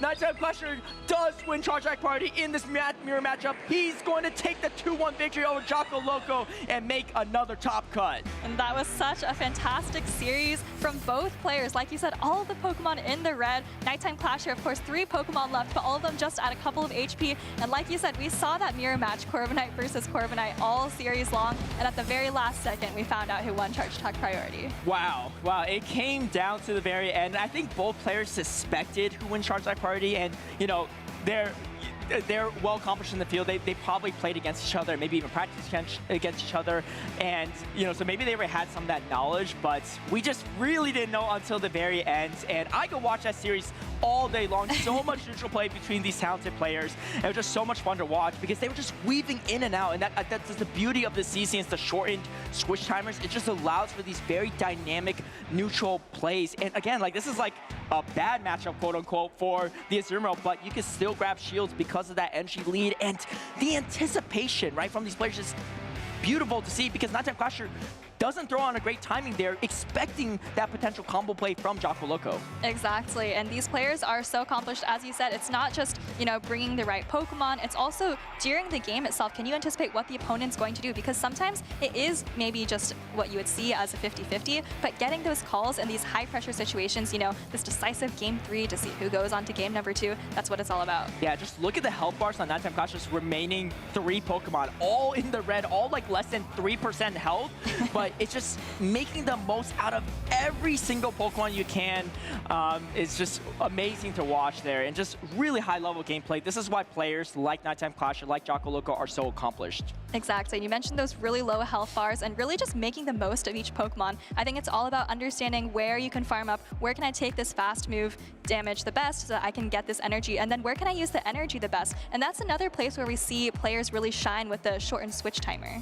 Definitely, and I think honestly, in that game, I don't think either players really made catches. Like, I think they tried to, but they didn't, right? They didn't go for any fancy catch plays. Instead, what they did is they just managed their energy and health bars really, really well instead. And when you do that, you don't have to go for the fancy plays to, you know, outbeat your opponents. Exactly. I mean, sometimes we do see games come down to a catch or a catch attempt, but like you said, a lot of these games, it's just a lot of really technical things happening. You know, you don't get the successful flashy catches, but you do see a lot of players maneuvering in and out with that switch timer and, you know, switching as soon as clocks are up and really making the most out of those situations. Yeah, definitely a great series, honestly, to study if you're a newer player, just to watch that back and just see all the little intricacies. Something I like to tell people too, newer to the game, is that Pokemon Go PP, I think it's a game that's easy to follow, but the more you dive into it, the more little nuances you see, and that's where it's really fun to kind of just pick apart, you know, what to do. And it's kind of like a logic puzzle in my mind, right? Like, what is the best decision to spend? You only have 2 shields per game. When should you spend the shields?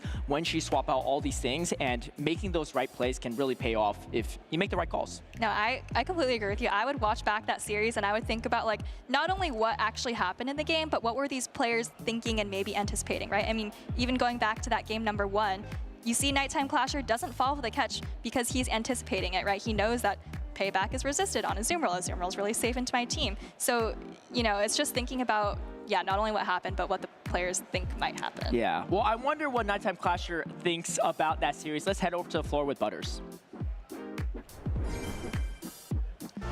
All right, thank you very much. I'm here with Nighttime Clasher, which might have been the series in Toronto so far. How are you feeling right now?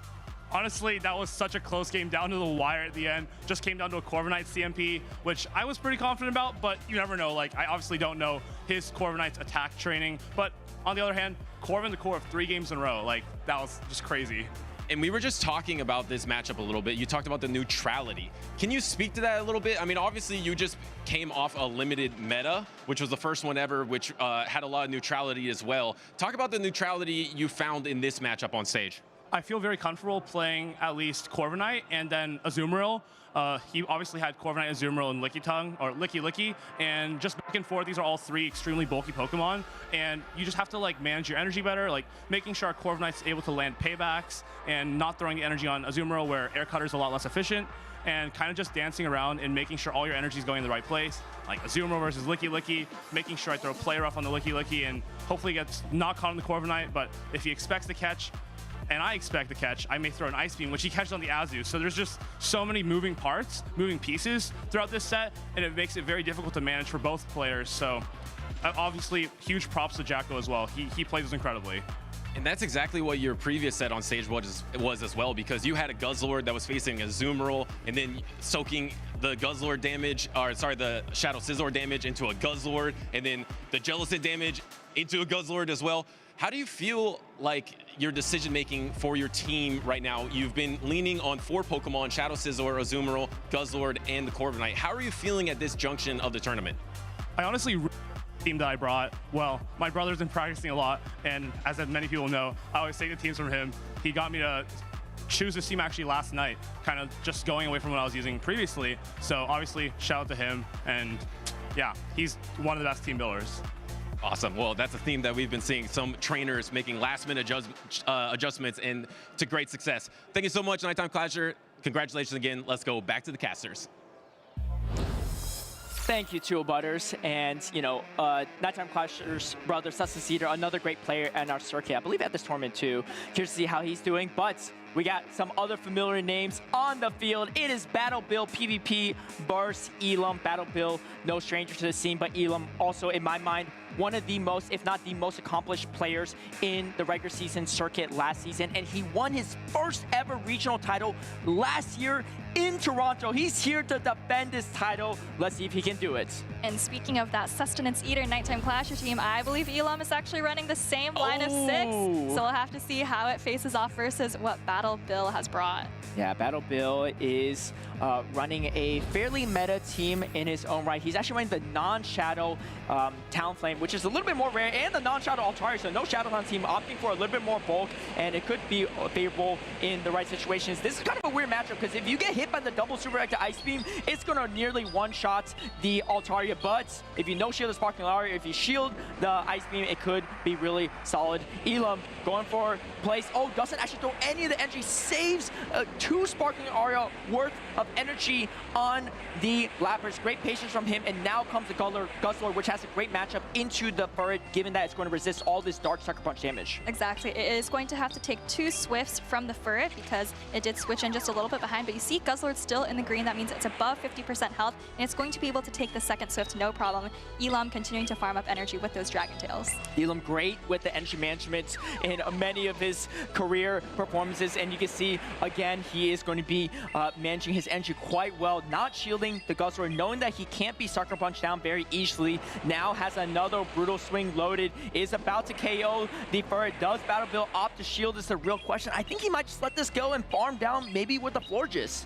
That's right, but Elam actually has a Shadow Scizor lurking in the back. That's going to be a great match for the Florges, but he's actually tapping the Lapras, maybe going to give up switch advantage, which could give Battle Bill just a tiny window of chance. Actually goes for the Sparkling Aria bait. Let's see if Battle Bill calls this. Yeah, this is going to be a huge call. Resist the Sparkling Aria, but no, he pulls the shield at the last second. You see him shaking his head, but he at least avoids the Scizor matchup for the time being. I don't know if he's going to shield up this Sparkling Aria. It's a real question. He's going to try to reach the Super Effective Trailblaze, but Elam going to throw a neutral Sparkling Aria first. It's going to do a good chunk of damage against the Florges, and Battle Bill forced to throw another move before Elam throws the next Sparkling Aria. He's in a fantastic position because now this is exactly what Scizor wants. Just a couple bullet punches should do it. Can you even get to another move? And it's not going to be the case. Scizor with energy, with the shield advantage, with the type advantage is absolutely brutal for Battle Bill in this endgame.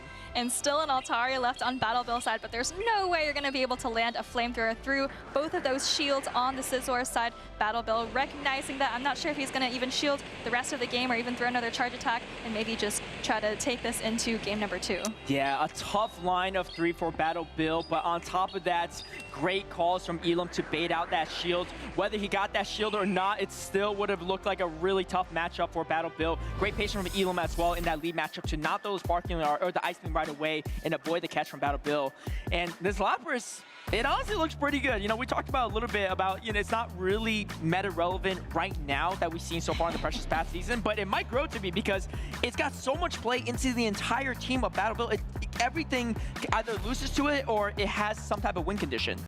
Yeah, and I think this is where Lapras is really able to shine because it just feels like it has so many neutral matchups that you kind of underestimate it maybe as the opponent, but you can see how much play Elam got out of it in that first game, right? It pulled a shield with Sparkling Aria, and then I think it landed maybe 2 charge attacks, or maybe just 1 on the Florges. So tons of play coming out of this Lapras, which, you know, even if it doesn't have any dominant winning matchups, if you look at Battle Bill's line of 6, but it just has neutral play versus everything. Yeah, I don't know if Elam workshopped this team with Sustenance Eater and Nighttime Clasher, but if he did, shout out to Sustenance Eater for the team because this is looking really strong and has a ton of bulk on it as well, right?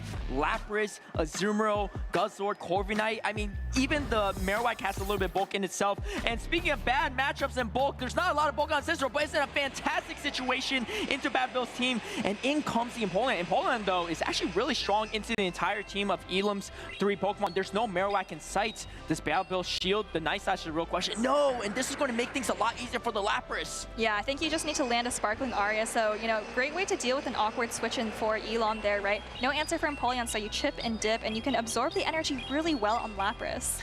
Lapras going to take some neutral damage from Drill Peck, but like I said, a lot of bulk on this water ice type, and even though it doesn't have the type advantage into Empoleon, the resistance Side Wave and the resistance Sparkling Aria is going to do enough to KO after a few more Side Wave is thrown. You can see Elam going to farm up as much energy as possible, throwing right before the Drill Peck is reached. Great timing from Elam, and Battle Bill going to let the Empoleon go. Trying to figure out what do I do at this point, because again, this Lapras has played into everything, so you're going to take a good chunk of damage on anything regardless. Yeah, Florges coming in here, and Elam farming up a lot of energy, maybe thinking he can even get to 2 Sparkling Arias before Florges can farm down. Battle Bill realizing how useless this Florges is. He's already seen the Shadow Scizor, so he's just going to let that charge attack go. Oh, and another Sparkling Arias reach. Absolutely brutal for Battle Bill. Forced to spend a shield. He's in a bad matchup with a Scizor later and is already down a shield with the Guzzlord still to deal with in the back. Elam, does he opt to shield or not? It's a real question. He might be expecting an answer to the Scizor, but no, it's actually not an answer. It's an Altaria, so a great use of a shield. This Scizor is going to be debuffed. Another Chilling Water is reach. However, Elam has the chance to clear this debuff with the Guzzlord. I think that's going to be what he does here, saving the energy for later. Yeah, the Guzzlord is really safe into Battle Bill's team once the Florges goes down, so it makes sense that he's, you know, able to just take a move on that Scizor, not too concerned. And Guzzlord into the Altaria here, this is a fairly neutral matchup with both doing super effective fast attack pressure, but I think, you know, if Elam does not win this 1v1 matchup, he is going to be able to have the Scizor close things out with that Night Slash. And he does have that Night Slash banked. I think Battle Bill knows it too. The real question is, does he spend it or not? I think the problem is he's going to have to spend it on at least one of these brutal swings. 2 are loaded up for Elam. Going to let the first one go, but the next one is going to put it in the KO range. Here comes the second one. Battle Bill, I think he's nodding his head, shaking his head as well, saying, hey man, I'm getting outplayed here. It's a tough lead, it's a tough backline, it's a tough opponent in Elam. You can see he's trying to build up to double Sky Attack, but not going to be enough. And Elam takes the quick 2-0 victory against Battle Bill in this Winners Finals.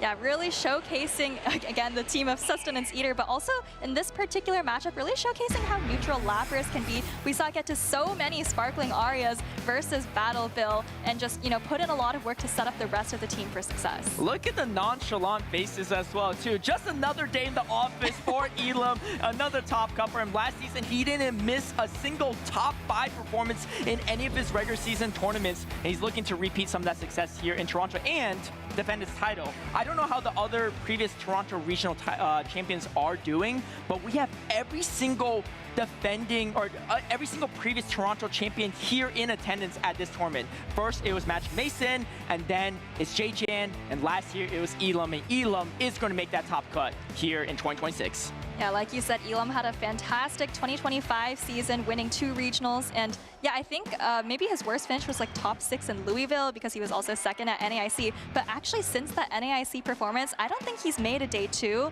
if you look at Worlds, if you look at Las Vegas, so this is actually his first day 2 in quite a while, and I'm sure he's feeling good about that.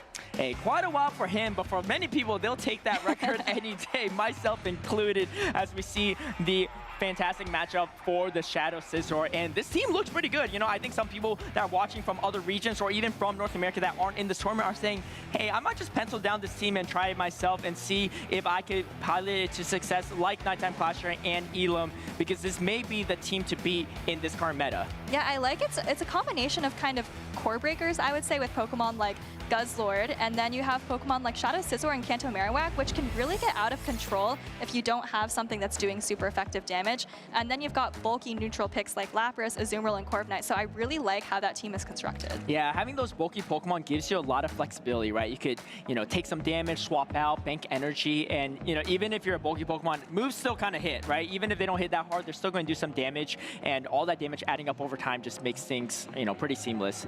Tough matchup for Battle Bill, but he's still not out of it yet. He will be heading down to that losers finals where he has a chance to also join Elam and players like Nighttime Clasher in that day number 2, but Elam is going to be sitting and looking well in that winner's side for day 2. Yeah, and for Battle Bill, I believe his best finish to date is a top 12 finish at a regional. I mean, he's almost there at this tournament. I think if he can win the loser side match, he'll be in the top 16. So he is on a great run as well. So I'm excited to see if Battle Bill can also make that path to day 2. Yeah, he might not have as many titles as Elam, but I've seen him in many brackets. He's able to upset a lot of opponents, a lot of previous regional champions. So again, one of those players that maybe doesn't have a title under their belt, but is someone that you can't really just sleep on. Yeah, absolutely. I think it was NAIC last year, maybe. I believe he made the top 32 and, took down some really great trainers along the way. So definitely got to watch out for Battle Bill. Yeah, speaking of people to watch out for, you got to watch out for Elam. Let's hear what he has to say to Speedy Chief right off his victory.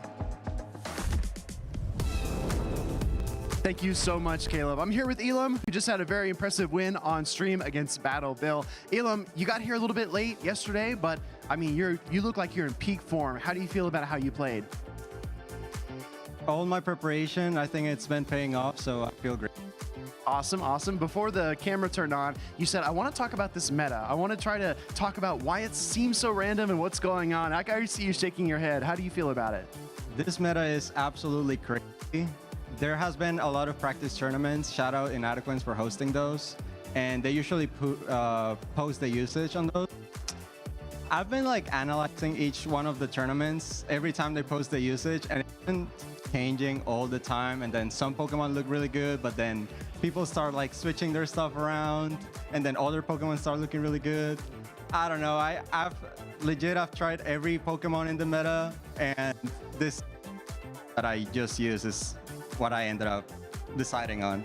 I totally understand. When I was commentating with Butters earlier, I said the meta is sometimes like a moving target. It seems to change week to week to week and even day to day. So that practice and scrims are actually really helpful. Elam, which Pokemon are you sure about? Just give me one answer. Which Pokemon do you think for sure is going to be the key for you going into tomorrow? Guzzlord. Well said. I'm also a Guzzlord believer. Elam, is there anybody that you want to shout out? A lot of people. I know it's like a bit long list, right? Yeah, it is. Well, first I'm gonna shout out Soph. She's casting today, but she helped me out. Joetti, I prepped a lot with him. And then the USBC, it's a group with Aiden, NTC, SS Thorn, Lyle, and a bunch of other people. Shout out all of you guys. Sorry if I don't mention your name. And yeah, my friends at ETMs as well. I mean, this is just day 2, so let's chill a little bit. So yeah, that's it. I feel like we need a credit scroll to come across the screen. I like to think, but anyways, Elam, it's always great to hear from you, my friend. Best of luck in the rest of the tournament. And speaking actually of SS Thorn, Lyle Jeffs, and Nighttime Clasher, we did a really fun team building segment. Let's toss to that.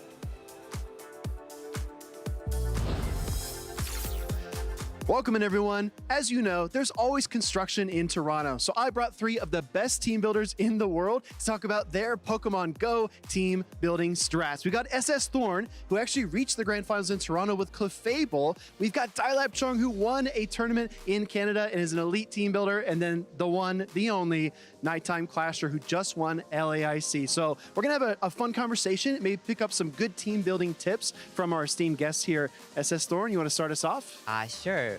Well, when I got second place with Clefable, what I was trying to do is start over one Pokemon, then go from there. But now what I try to do is choose a core and then see what other Pokemon or cores pair well with that. Okay. I don't know what you guys think. Yeah. For me, the year that I won, or the tournament that I won, was 2023 Vancouver. And at the time, Spark Lantern was very, very popular. But what I had instead, I had the Water Gun Lantern, which actually didn't get revealed till the second day. It was a surprise for everyone. And also had Alolan Ninetales. And tips for team building, I would say, is pick one really good Pokemon that's going to defeat most of the meta, and then start building your rest of the team around that Pokemon to cover for its weaknesses. There was a time where I put a lot of effort into team building, researching things like Togedemaru, Abomasnow, and like Tapu Fini. Those are some pretty fun teams to run. But honestly, these days, I think the most important thing is to have someone you trust, like have someone who you believe in their team building abilities and become great friends with them. My brother actually puts in a lot of effort into his team building, and he was able to give me a fantastic LAIC team. And I'm looking forward to what his Toronto team can do. Well, Eric, I remember your first top cut was actually with Togedemaru. So you said that great friends are a big key in how you've changed your team building, but also scrims are a part of that. So how has your scrim approach changed over the years? It's definitely more important just to like get reps with like any Pokemon, any combination, because whether you end up using them or not, you can always play them. So just understanding them from like both perspectives is just generally important. Never go thing. And then if you've done so many reps with all these different Pokemon, you can just pick up any team the day before the tournament, and like, what's the worst that could happen?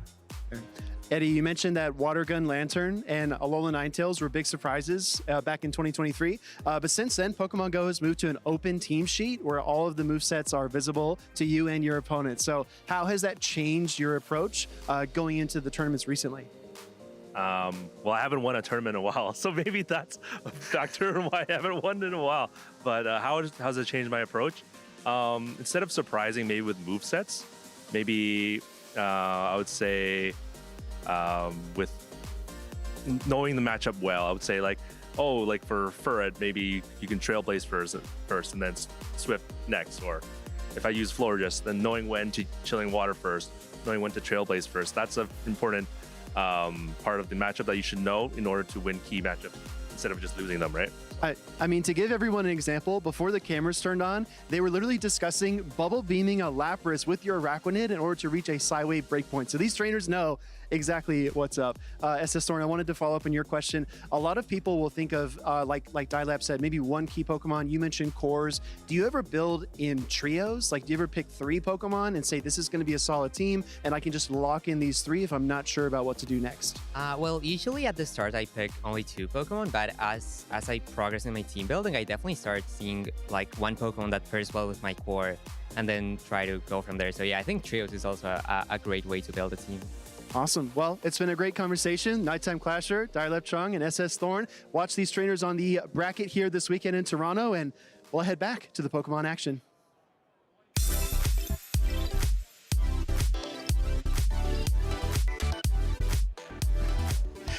If you build it, they will come. And these trainers are adept at building dynamic teams that win championships. And we've seen some pretty dynamic gameplay already, including a construction hat that I cannot manage to keep on. But Butters, it's great to be back with you, my friend. These trainers are building their case to make it to day number 2, because we got a lot of winners finals still remaining. Of course, we will get to that loser side of the bracket for the losers finals as well. Up next, we do have Dunebug versus Dylan in the winners finals of Group F. Vroom, vroom, start your engines. We got Dunebug 97 coming off of that incredible win in Las Vegas versus his arch rival and arguably best friend rise to occasion in the Grand Finals reset. And then Neuro Dylan, we talk about, you know, up and coming trainers or trainers that are looking to upset the apple cart. That's exactly what Neuro Dylan has on his mind. No, absolutely. And this is a personal matchup between Dune and Dylan as well. This is where they said they wanted to meet at the winners finals. They made it happen. Let's look at the teams.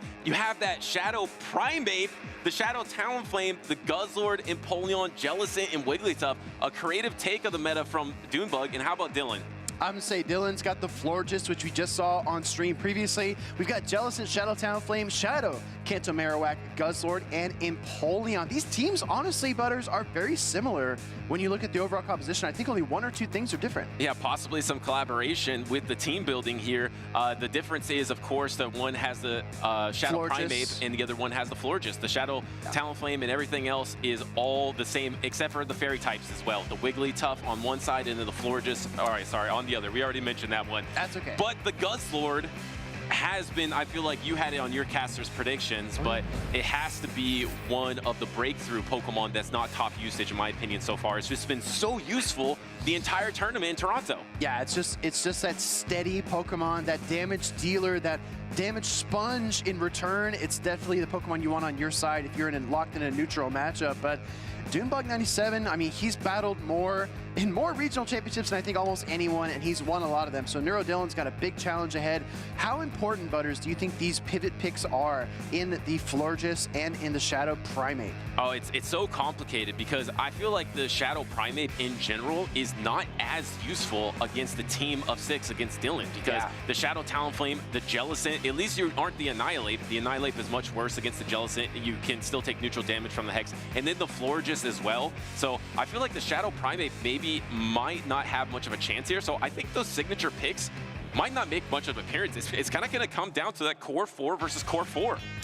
Honestly, Butters, I'm going to disagree with you. Oh, I really? think Shadow Primate looks insane. Really? I think the Pokemon is going to be really powerful. Yeah, you can hit across the board for super effective damage with the Ice Punch and the Rage Fist combination, plus those Karate Chops are just so fast. Let's see what our trainers decide to do. We're going to get Dunebug leading Shadow Talonflame into the Guzzlord. Well, it looks like Dunebug would have rather had that Shadow Primate like you just mentioned, instead of this Talonflame, leading it to the Dragon type of the Guzzlord, resisting all that Fire type damage from the Incinerate, going for the Brutal Swing here. It's very nice for a Guzzlord versus Talonflame because you can just do 3 Dragon Tails, throw the Brutal Swing. It's so clean in this matchup. Absolutely. You're only giving away 1 turn of free energy, and a lot of turn optimization in Pokemon Go is exactly that. Not giving your opponent too many opportunities to gather that vital energy for the charge stacks. Guzzlord reaching another Brutal Swing, but look at this. Doubling up, like you said, Butters, 3 and then throw. Yeah, and actually banking some energy as well, but look at the health. The Guzzlord is almost knocked out here. Gonna throw the Brutal Swing, gonna get the knockout. So a soft loss here for Dunebug, gonna lose the alignment. How much will alignment matter? It's gonna matter a lot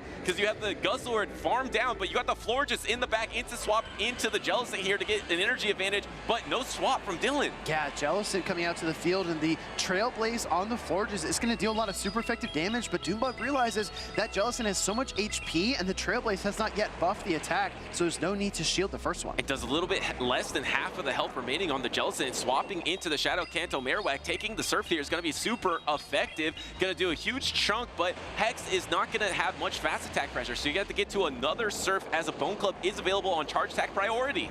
There was a wrinkle here, Butters, that I just noticed. We've seen a lot of Guzzlord trainers so far this weekend run Sludge Bomb Brutal Swing.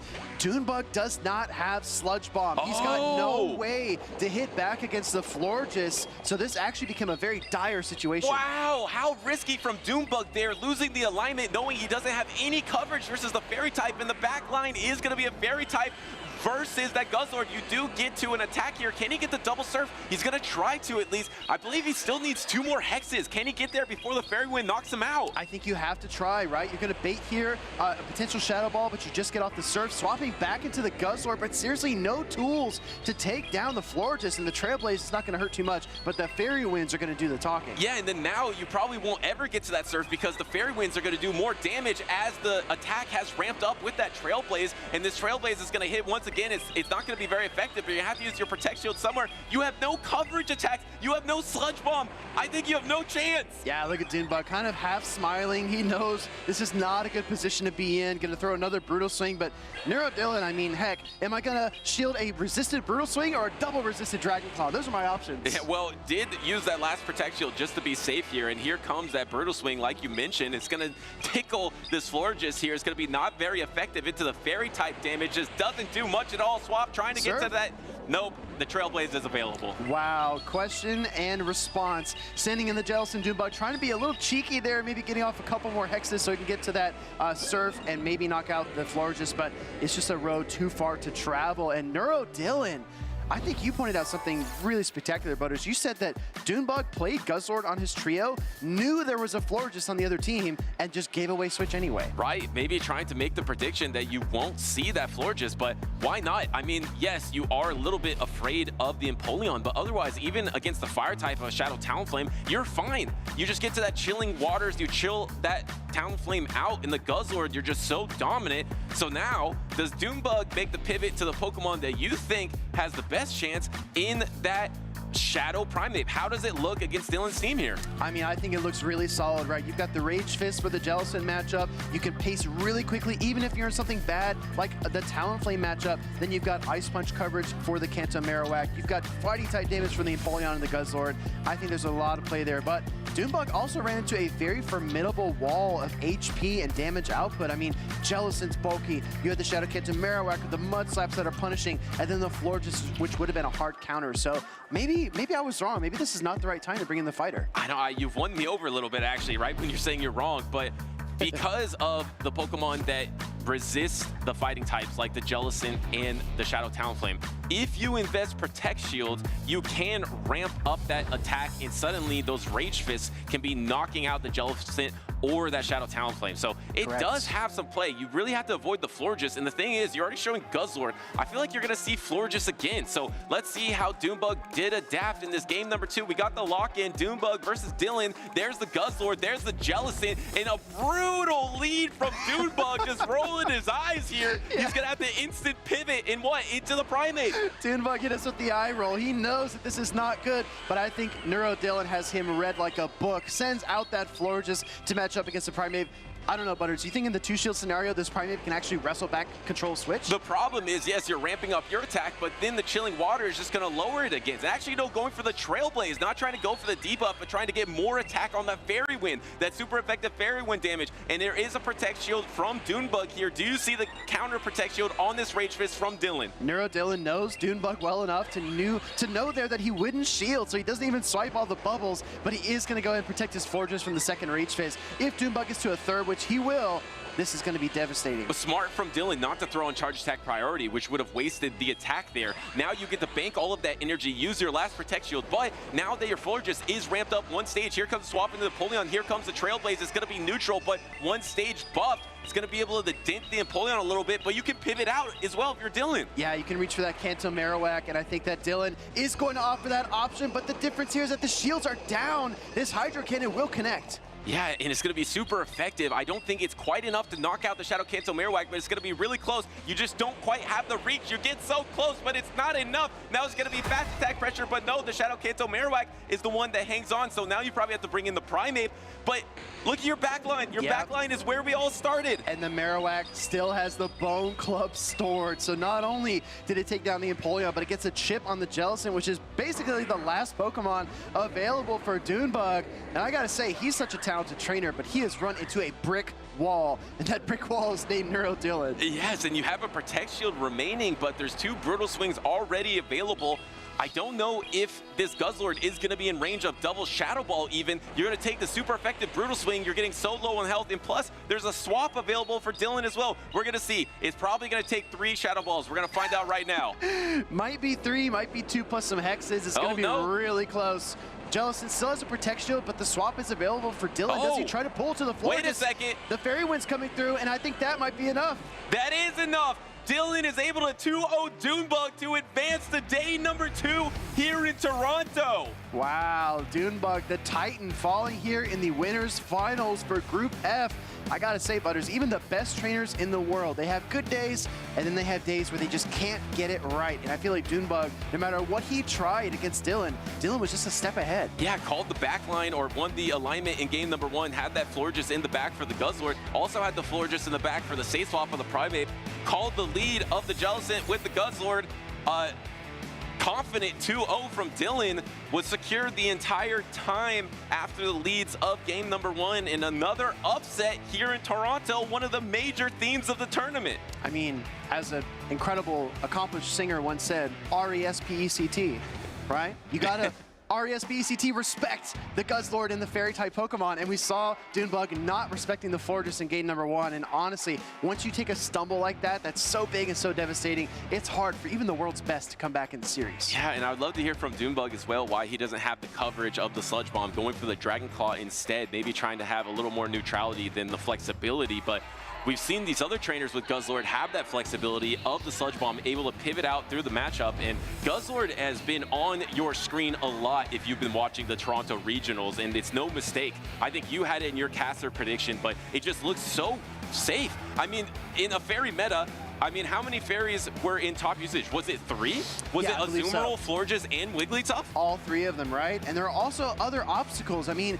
the Guzzlord can't hit back that hard against other Steel-type Pokemon like a Scizor, like an Empoleon, but it's such a neutral beast, such a Titan that works through matchups. So you kind of have to look past the typing scenarios and just play it out and see what your Pokemon can do over time. Guzzlord has been a rock for the trainers that have used it. Well, the top 2 usage is Altaria and Empoleon, that core, but it seems like so far the core of Shadow Scizor and Guzzlord has outperformed it. Agreed. I mean, you've seen from Nighttime Clasher, we've only seen, I think, 4, 5, maybe 6 winners finals, but it seems like so many of these trainers have been running that core as well. Yes, that was the day 1 usage. I'm really curious to see day 2 usage. How many Guzzlords advanced into day number 2? It's so important as well because I know a lot of trainers are watching the stream. They're trying to figure out the teams. Maybe we kind of are able as casters to pull some nuggets of information from our interviews or from the commentary, but there's such a big difference between the top cut usage versus the overall usage. For example, Butters, you remember years past when Dugong would be nowhere near top usage on day 1,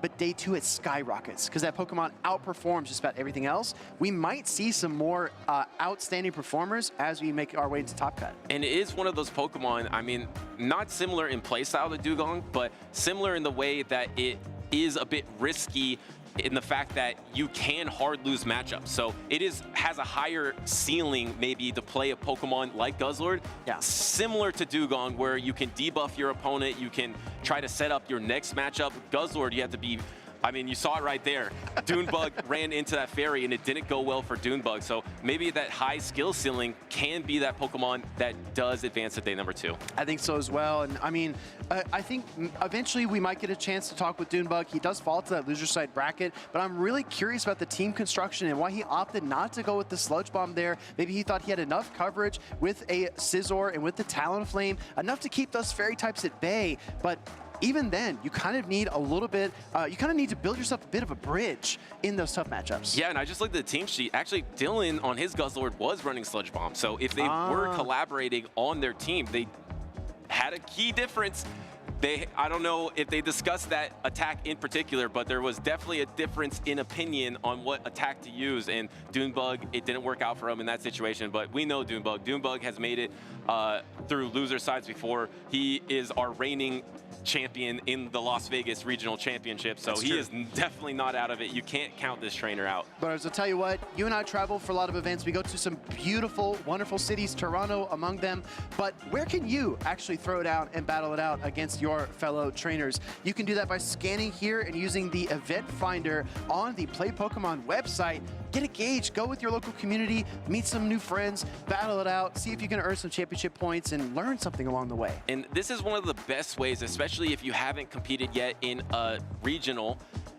Get with these locals, start collaborating, maybe start trading, and you hear the stories from all these trainers that have these breakthrough moments. The theme of Toronto has been these underdog trainers making it all the way, and so many times they say, oh, it's because of my friend group that I go to locals with and I practice with, and it really helps a ton. It helps build your confidence. It helps bounce some ideas off each other for what might be good, what might not be good. Yeah. And then you can come to the main stage. We'd love to have you here as well, so check out locals, and then maybe one day you'll be on this main stage like these next 2 trainers. You know, Butters, as I've gotten a little older, I've come to a few realizations.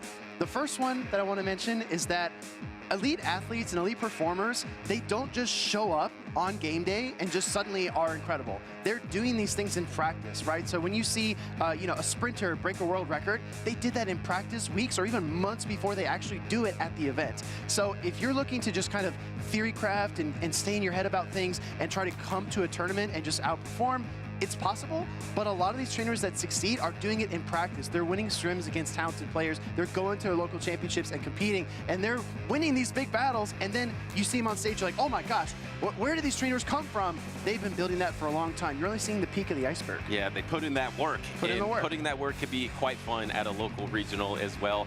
So we have our next trainers on stage ready to go. I believe it will be Cody versus Kincoop here. Let's take a look at the teams. Looks like we have another Licky on the side of Cody there, and then a Craydilly on the side of Kincoop, a Pokemon that's been so relevant in this last year or so, but it's kind of fallen out of good graces with the meta.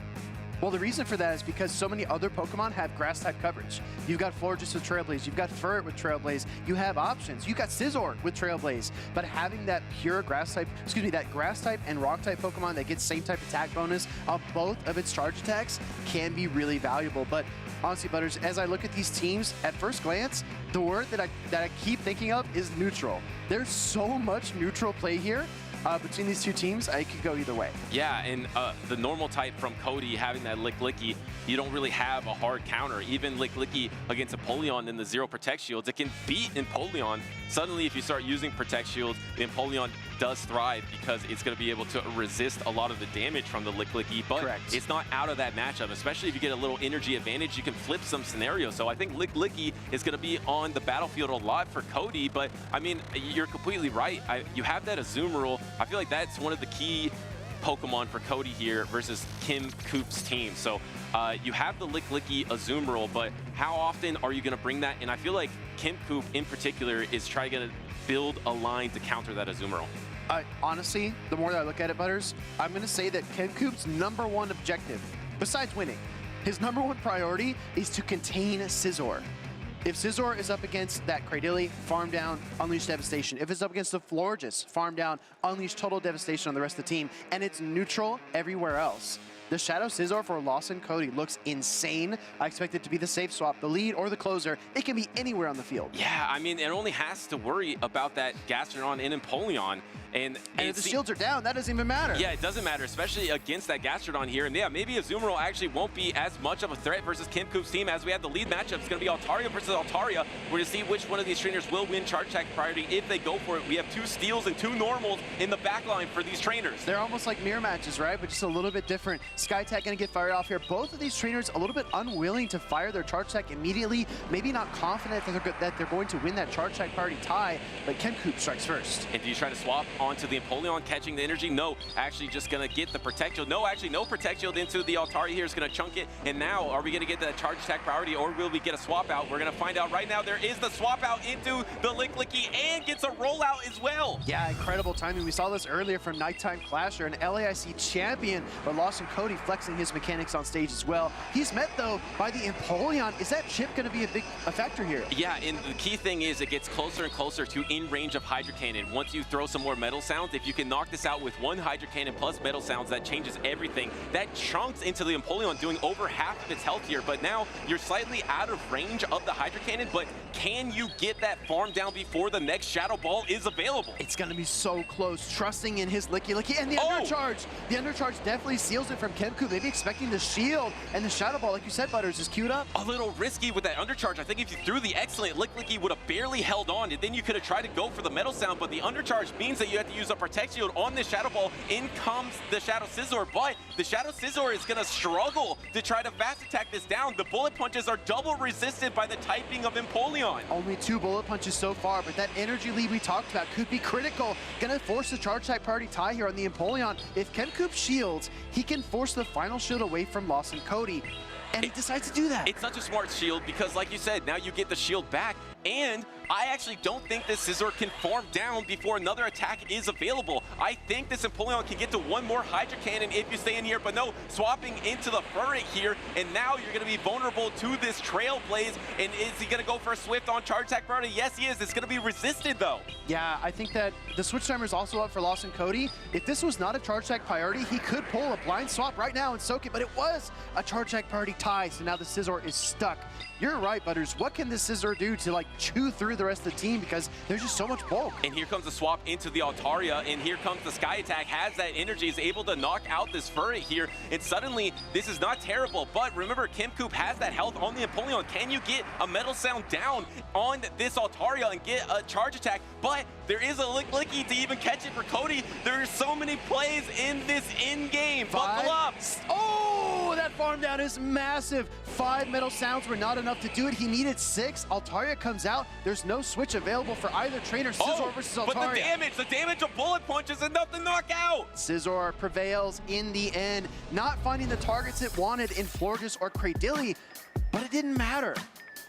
That in-game had Cody in such a terrible situation with that Shadow Scizor, but because he banked that Sky Attack by swapping early in the battle on his Licky, he was able to combo attack, knock out the Furret, and then just win with fast attack pressure of that Scizor. That Scizor had no chance of fast attacking down the Empoleon, but when he's able to resist Dragon Breath, he was able to finish off the game with it. Exactly, just holding on long enough and trusting in that neutral damage output. This one right here, this undercharge on the Hydro Cannon, I think Kemcoop was trying to do a little bit of something special there, maybe expecting the shield, and when his plan got derailed, I think it kind of a tumble turned into a fall, right? Just could not recover after that initial fumble, if I may. Yeah, and you had a lot of choices here, and the Empoleon came in because Kemcoop thought maybe he could farm down. If he was able to farm down here, he had a really good shot of winning, but it was just that close where the Dragon Breath was able to knock out even before you couldn't get to that charge attack. You were one turn away from getting to that charge attack, would have knocked out the Altaria and give you a good chance there. So 1 second away of maybe having a chance to win that game number 1. Now your tournament dream is on the line for staying on that winner's side, which we know is so beneficial in day number 2. Yeah, exactly. If you like to play life on hard mode, you should try falling to that loser side bracket because it is a grind. But both these trainers are here for a reason. Winners Finals Group G. Kemcoop has had some impressive wins in his championship series history. I don't think it's outside of the question for him to come right back and win this. No, absolutely not. He needs a reverse sweep to do so. We have normal type versus normal type. Furret is actually able to win this matchup neutrally because it is just maybe a little bit better of stat product versus that Lick Lily. So maybe you try to bank up a bunch of energy here, save it, and then swap out because it's pretty safe to swap in a Pokemon into this Furret. And maybe it's that Shadow Scizor, which you thought would be so safe in this matchup. Yeah, that could be the case, right? Single rollout into the body slam. Good timing and patience there from Lawson Cody. But as you pointed out, Butters, going for the Trailblaze and the Sucker Punches, Furret can win this matchup neutrally, just eyeballing the damage here. I mean, he might be able to settle for a Swift and a Sucker Punch down. Yeah, I mean, he has the body slam available for Cody. It's going to land into the Furret here. You almost have the double, so swapping out there. And now the Altaria is going to be able to soak this damage on the Swift. And Kemcoop is kind of shaking his head. Maybe this is playing out how he would like it. He's going to land that Swift. Now, does he make a pivot as well? Yes, pivots into his own Altaria. He's a little bit behind on energy, though. Yeah, I think this also just shows the power of that Shadow Scizor for Lawson Cody. He safe swaps in that Altaria because he knows there's no Florges in the back. And Florges wants no part of this series. So very safe play and very risky, but it pays off. And Sky Attack just doesn't do that much damage, but now you're suddenly at a point you need to throw Sky Attack because you don't want to take one. This is probably going to be just enough to knock out. Once again, Kemcoop going for the undercharge, trying to get a farm down here, and he does it. He gets an extra Dragon Breath out of it. Hey, that's pretty nice, right? Dragon Breath does generate a lot of energy, and he's going to paste the Sky Attack here against the Scizor, but the danger is that if he leaves the Sotaria on the field, it's going to get Bullet Punch down again. Yeah, does he have his timer? Can he pivot out? It's right up right now, and he swaps out into that Empoleon, but he's behind energy, but he has 2 Protect Shields, and he's not threatened by the fast attack pressure. So do you let the first one go? Do you let this Night Slash through? No, he actually does Protect Shield. This is all about HP management, right? You know that it's not going to hurt too much, but you don't want to take too much damage this early on when you still have a Licky in the back, and you need to survive with a lot of HP. And the last Protect Shield of the battle goes away for Cody as Shadow Scizor is trying to get through this Empoleon. He does have his swap available into the Licky, but instead he throws the Night Slash up. Do you let this one go? You can take this Night Slash, you can endure, and you won't be bullet punched down, but no, actually prioritizing the health of the Empoleon. Swap, and the Hydro Cannon is ready, but the patience, the counting, the precision from Kemcoop. Oh my goodness, Kemcoop going for the 4 metal sounds, knowing the Shadow Ball was 3 rollouts away. Pristine timing, and that little bit of extra energy he gained is going to be key because he outpaces the Scizor. Kemcoop putting together an incredible game number 2. And the patience to be down 0-1 in a series, to know exactly where the energy is. Do you see him writing something off to the side? Yeah. Sometimes trainers will write to the side to know exactly where the energy's at. I would not be surprised if Kemcoop earlier in the battle wrote down exactly where the energy of that Licky was, so when he had to face it later in the battle, he could be as precise as he was right there. Game 2, Game 3, no matter what it is, it cannot be won instantly. It has to be won brick by brick, play by play. And Kemcoop there, my goodness, absolutely surgical. Like you said, Butters, down 0-1, facing a fall to the loser side bracket, but completely stoic and calm, perfect counting, trusting in himself. And Empoleon has been so safe for Kemcoop here because there has been no Shadow Kanto Marowak that has aligned with that Empoleon. Do you try to bring out that Shadow Kanto Marowak? We have seen a lot of that duo that is #1 in usage, the Altaria and the Empoleon. Actually, Kemcoop has just been relying on the top 3 Pokemon in usage in this series. Just roll out the Empoleon, the Altaria, and the Furret and see how it goes. It's going pretty good in that game #2. Yeah, that game #2, the teams came out, and I was like, oh, this is not a very surprising combination, but it's a very steady and very consistent combination. I think that's why Kemcoop picked it, and it paid off, right? Going to game #3, Lawson Cody looked fearsome in that battle #1, taking the early lead in the series, but now things are even. The tables are set. We're heading right into game #3. Lawson Cody, Kemcoop, both wanting to advance to the winner side bracket in Toronto. And can they do it right here? We got the Altaria versus the Empoleon. This isn't terrible for Altaria these days, but actually Kemcoop just instantly swapping out into the Furret and no pivot from Lawson. Either gonna just throw a little bit of chip and dip. Actually, the attack goes out first. I thought maybe he'd chip and then go Scizor to resist the damage, but taking the Swift into the Altaria. Yeah, immediate pivot there, a little bit different than what we've seen the past couple of games. Sky Attack coming through here. Lawson Cody staying in this matchup also tells you a lot, but what I'm really focused on, Butters, is that Cradilly in the back for Kemcoop for the first time all series. Yeah, and how do you avoid that Cradilly from the Shadow Scizor? If that's what the fate is for that Cradilly, it's not going to go well for Kemcoop here. As the Sky Attack is going to land into this Furret, it seems more important now than ever to take alignment here. So you are almost at double Swift pivot into the Furret here to soak both of those, but that means that Shadow Scizor is guaranteed to be in the back. What do we see as a response to this Furret? Switch timers are so displaced, it's insane.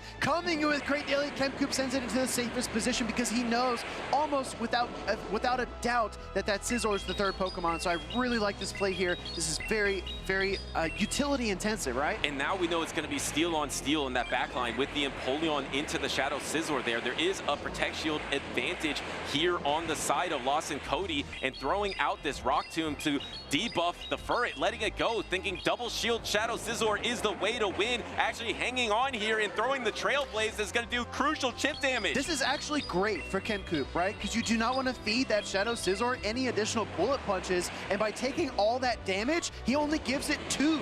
He does, and he doesn't get to that Rock Tomb as well to debuff it. Here comes the Empoleon. Kemcoop was shaking his head a little bit. Now this is the time that you definitely have to let the first one go. The first one is going to be the Trailblaze. You can't Protect Shield this one because the next one's going to do more damage. Does Kemcoop Protect Shield? No, he lets it go. Wow, great call. And it looks like the Empoleon is going to take quite a bit of damage, but the double resistant bullet punches are not adding up too often.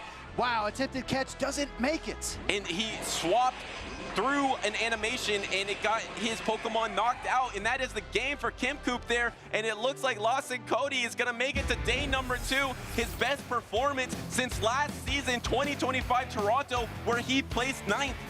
It didn't matter what Kemcoop tried. That Scizor was inevitable. Down the stretch, grinding through neutral matchups. It didn't even get like the perfect scenarios that you and I outlined in the intro. It didn't see the Cradilly, it didn't see the Florges, but it didn't matter because that Pokemon is so dominant, so powerful. When you see Shadow Talonflame, or when you see Annihilate on the opposing side, a lot of the time it's to answer that Scizor. Yeah, and you have answers that are neutrally okay, like the Gastrodon and the Empoleon, the 2 water types, but you see so many times it's been a Scizor versus Empoleon, and then Cody just comes out on top, especially in that backline matchup. And Kemcoop tried to go for a swap in between a Bullet Punch animation, and that damage that he swapped on knocked out his backline Pokemon of the Furret. Yeah. If he threw a charge attack and then swapped combo played on the Swift, he actually could have taken advantage of that Swift, but it's hard to know if that would have been the way he could have advanced to day #2 on that winner side. Yeah, great point. I mean, in hindsight, we can look back and say maybe this could have turned the tables, but you also have to remember the opponent would adjust to that play as well, so it's hard to say definitively. This Scizor, though, my goodness. Like you said, Butters, you actually called it perfectly. You cannot afford to shield no matter what it is, but even if you do shield there, you just get hit with a stronger attack a few seconds later. It's a terrible position to be in, and once you even get ramped up with that Trailblaze, suddenly I think that Bullet Punch was doing at least another damage. Yeah. And so it was chunking more into that Empoleon, where the Bullet Punch before felt like it was doing nothing. Once you get one Trailblaze, it looked like it was doing more damage. So well done to Cody. I mean, like I mentioned, he was 9th place last season in Toronto, and then since then had some performances that maybe wasn't up to that standard of last year, but now he's back, and he's back on that winner's side. Congratulations to Cody. Yeah, exactly. Lawson Cody, what you want to see over time is growth, right? You want to see progress. You want to know that you're improving. Like you said, Butters, with that 9th place finish and then making it to top cut, you're already, top 8, top 16. There's a lot more that you can do in order to kind of build on the legacy. I hope that Lawson Cody does it. And then his opponent, Kem Koot, falling to that loser side bracket. He's not out of the tournament yet. There's still a lot of gameplay for him. And speaking of things to look forward to, Butters, we've got a stacked schedule on Twitch. Let's take a look at some of the other broadcasts and programs that we have. Some throwbacks, some anime, and some regionals. Yeah, you don't want to miss those regionals. You don't want to miss any of these events. It looks like the end of January is going to be jam-packed with awesome Pokemon action on Twitch. So make sure to follow all the channels as well. Pokemon Go, Pokemon VGC, Pokemon TCG, and the official Pokemon channel. Exactly. We do have a rerun of the 2026 Pittsburgh Regionals for the Video Game Championship Series, but then we also have the live 2026 Birmingham Regionals coming up after that. So there's a lot to love here. Make sure to hit that follow button. We appreciate you. Yeah, especially it's going to be in the European region. So if you're watching now in East Coast time, you want to know when they go live in Europe because it's a different time zone. You're not going to want to miss that. Europe has been awesome so far. Of course, Inadequence has won 2 titles. I don't know if he's competing in that one, but could it be a repeat there in the Birmingham Regional? And we're going to see the European take. I'm sure there's a lot of European trainers right now watching the Toronto stream, seeing what they think is strong in this current meta right now, because this is the first tournament since the Precious Pass update. I don't know about you, Butters, but because of the time difference between the United States and Europe, I might wake up in time to catch the grand finals of an EU regional. Right? It depends. I don't know how everybody else feels at home, but you, especially on the West Coast, is probably pretty tough. Yeah, it's a big time difference, but that's why you gotta follow the channel, because then you can also look at the VODs as well and tune in to see what happened, who was the champion, catch up on everything Pokemon Go. That is the place to be. And also the place you want to be is on stage right now, because all the trainers remaining are going to have day 2 possibilities. We still are in the winners finals part. We have Rise to Occasion versus Kelsey here, and look at these teams. We got a Shadow Malamar from Rise to Occasion, and then a little bit of the new meta, we have the Jellicent from Kelsey. Now remember, a few weeks ago, Rise to Occasion made it all the way to the grand finals in Las Vegas, but he was toppled by Dunebug in the finals. Kelsey K, I really like to follow her story because she is a Guzzlord believer. She loves that Pokemon, and it does appear in her team here. Guzzlord might actually spell trouble for Rise. I mean, what answer does he have outside of that Florges? Even when you look at the Shadow Malamar, you can say, yeah, sure, Superpower would deal a ton of damage, but at the same time, you have to withstand the Dragon Tails and the Brutal Swings and all kinds of other damage that she's going to be dishing out. So this could go either way. Yeah, it's going to be a tough matchup. Of course, Rise of Occasion does have the experience advantage, like you mentioned, but in Kelsey's favor, Kelsey has made a day number 2 before, got 9th place in 2025 Baltimore, so maybe did come in on that winner side of the bracket to then lose to Tomahawk and Magic Mason. So she's been to day 2 before. She can do it once again against Rise to Occasion, like you mentioned, was in the grand finals versus Dunebug, and that coveted matchup is now 5-5 versus Dunebug and Rise to Occasion. And if Rise to Occasion loses, they'll both be on that loser's side of the bracket. So maybe we'll see another rematch. But does Kelsey have what it takes with that Guzzlord? You said it might be quite strong into Rise to Occasion's team. Why is that? No, absolutely. I mean, you look at the Dragon-type damage you can deal to the Altaria. It does appear that Kelsey's Guzzlord is running Sludge Bomb as well, so there's coverage for the Florges on Rise's team. I think it's going to be a bulky Pokemon she's going to use often, but for right now, we're jumping into game number 1. We got Florges on the field. We got Florges versus Florges, flowers all around, and they have the same charge attacks, and we have Gastrodon Altaria in the back for Rise to Occasion, Guzzlord and Empoleon in the back for Kelsey. So Rise to Occasion Occasion's really going to want to line up that Gastrodon into that Empoleon. So how can Kelsey avoid that, especially now that you won the charge attack priority? That's huge, right? I think Ryze's body language, just a micro adjustment in his seat, because he did not like losing charge attack priority. If you're in a matchup like this and you're going to debuff your opponent, you can already see which of the Florges drop down to yellow the fastest, and it was like 4 Fairy Winds different. Well, this is such a tough situation because there's multiple ramifications. You can lose this matchup right here, and then if you also try to pivot on a catch,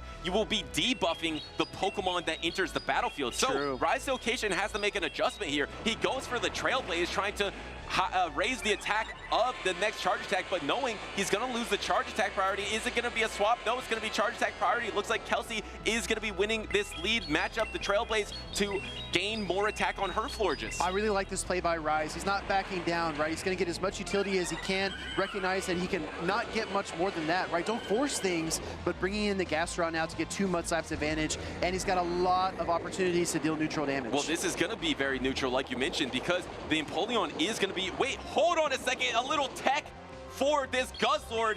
Does Kelsey see it? It looks like maybe she's looking at her team sheet. Yeah. Yes, and Protect Shield's there because the Earth Power is available for that Gastrodon, I think specifically for this matchup. Exactly. If the Earth Power would have connected, it would have been devastating. We've gotten so used to seeing Body Slam and Water Pulse as the most common set for the Gastrodon, but Earth Power would have been a same type attack bonus, neutral attack that would have done a ton of damage. Yeah, and that could flip the matchup here. Now going for the Body Slam, trying to throw some energy before you get knocked out here, and the Guzzlord did throw as well, so it's going to be charge attack priority into the Brutal Swing. I think Gastrodon's going to be able to barely hold on. Does Kelsey go for an undercharge? Yes, actually going for an undercharge, trying to farm down, but an instant pivot into the Altaria. Does it met by the Empoleon? No, trying to get a little chip damage first with the Brutal Swing. Will that prove to be an obstacle later, right? Leaving the Gastron with that much HP might be problematic for Kelsey, but she's going to connect the Brutal Swing and then swap into the Empoleon, desperately trying to get this Altaria within 1 Drill Peck range. Well, in her favor, now you will be in range of 1 Drill Peck. Because you landed that Brutal Swing, here comes the Flame Charge. The last Protect Shield of the battle goes out from Kelsey, and it is the proper Protect Shield into that neutral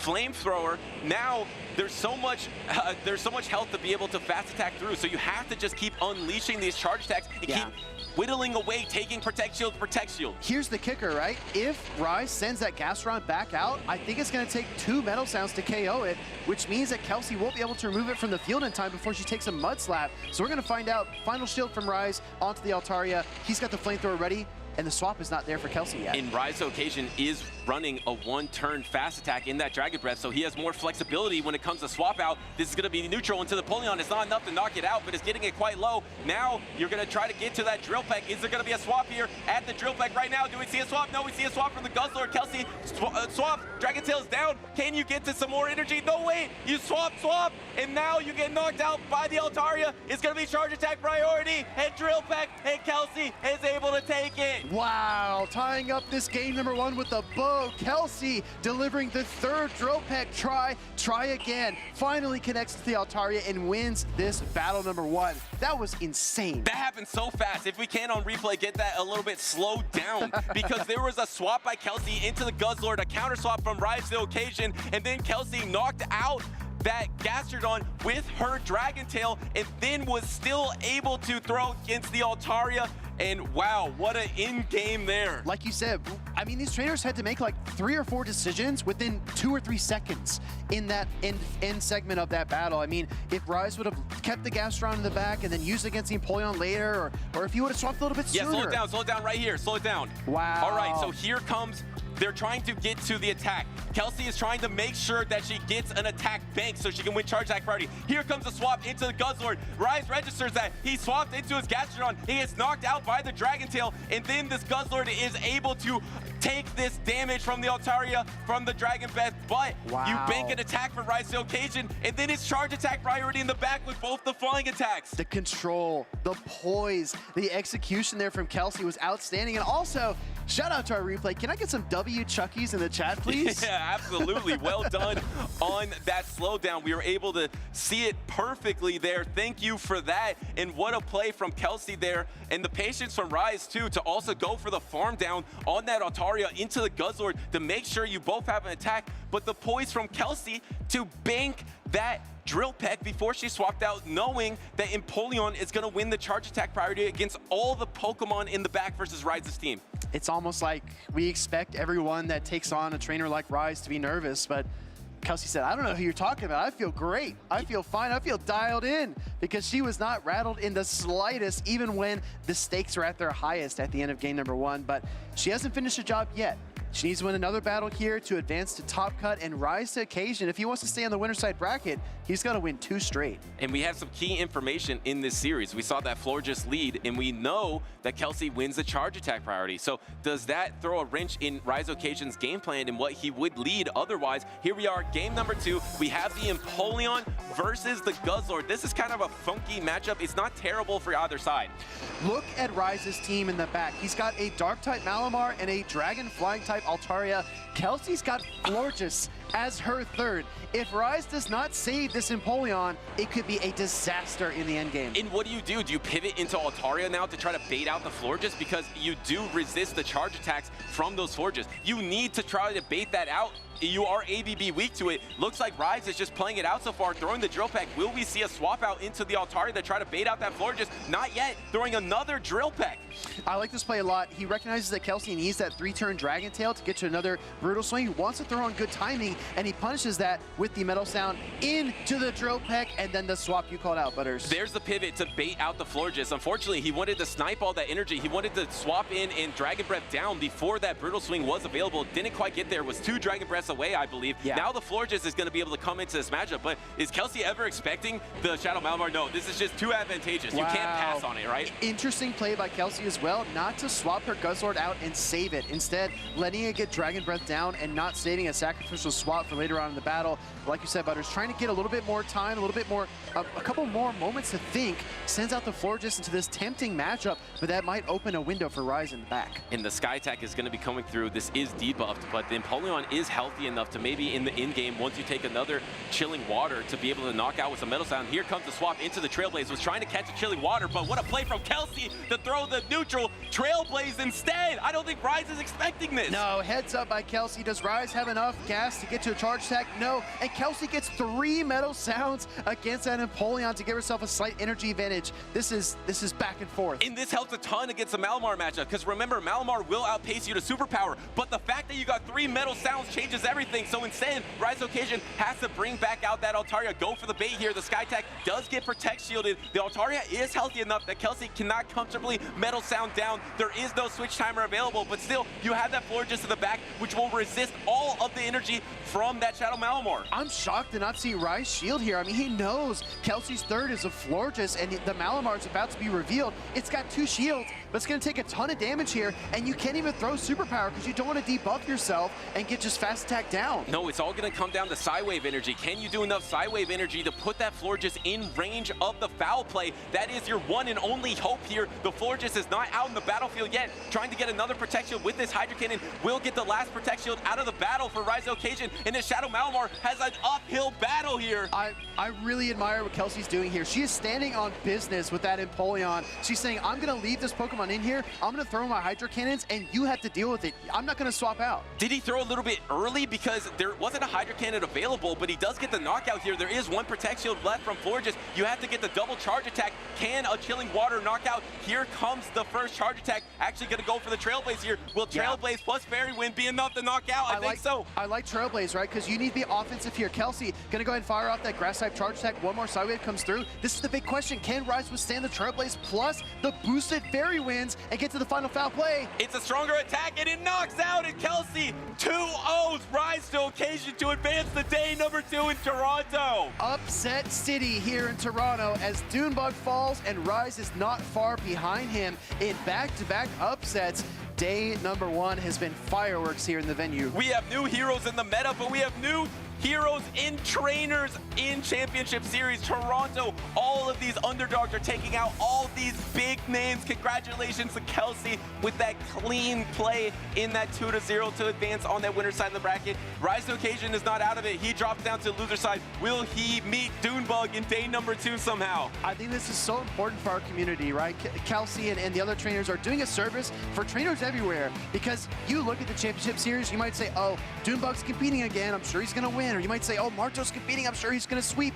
But these trainers are still human beings, and they can lose matchups, they can make mistakes, and I think that the best trainers are the most consistent. It's not to say they aren't great. They're still obviously, you know, the Mount Rushmores of competitive Pokemon Go, but you never know what's going to happen. Well, speaking of the consistency, and also you were talking earlier about how you like to see growth. Sure. When you see from Kelsey, who got 9th place in Baltimore in 2025, then had some performances, 65, 33, 33, 65, 97, 65, 33. A lot of performances that maybe she could have been disappointed with, or maybe she had higher expectations since she had that moment of number 9. But this is where all the growth accumulates into one moment. Yeah. And in that moment, at the end of game number 1, you saw it. You saw the poise, you saw the composure, you saw the brilliant play, and all of her journeys through this season all led up to there, and now she's in day number 2. Congratulations. The mental game is one of the hardest aspects to nail in any competitive sport or game, right? And the most important thing to remember is that you have to get that under control, because you're already fighting a battle on the field, in the game, wherever you might be. You don't want to be fighting 2 battles at the same time with your own mental saying, oh, it's rise to occasion, I'm not going to win, like there's no way I can beat him. You have to kind of quiet that voice, focus in on the battle, and show everybody what you can do, and Kelsey did exactly that. And what she could do was impressive.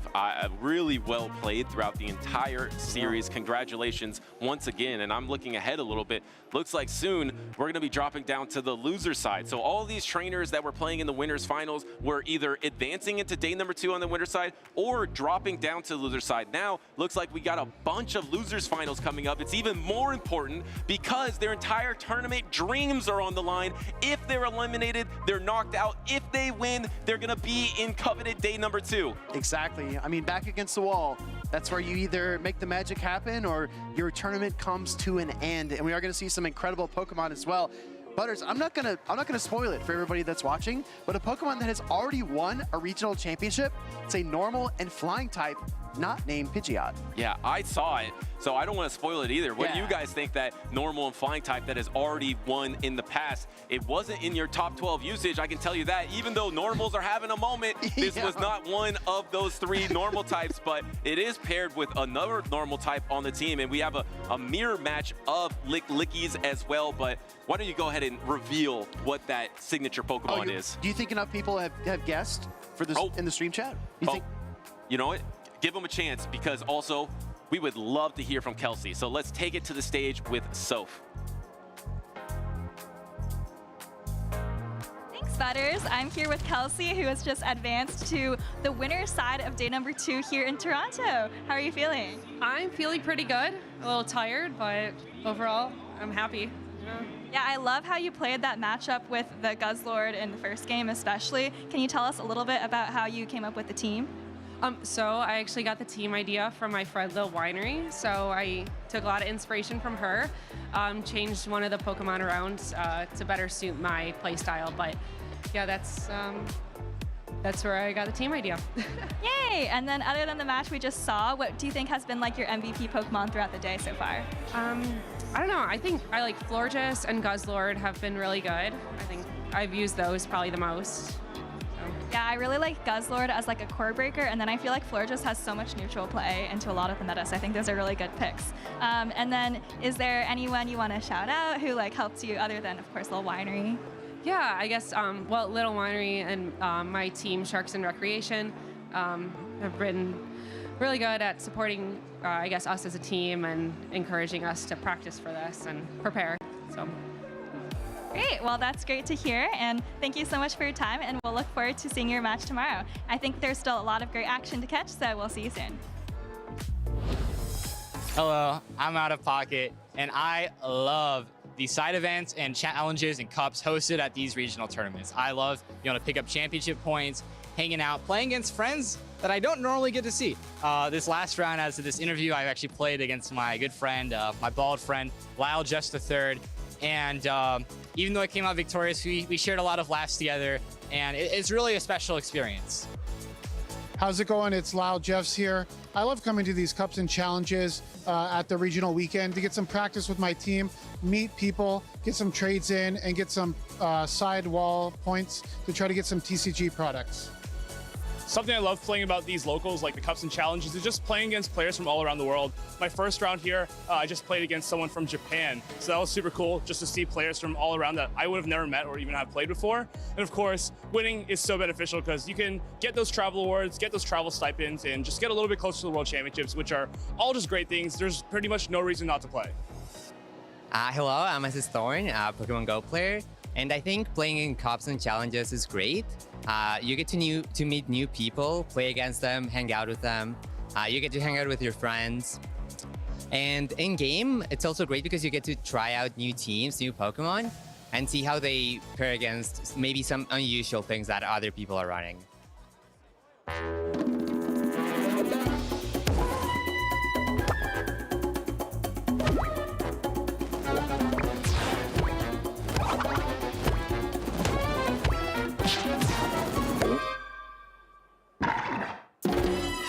It's Axon says, I'm back here in Portland.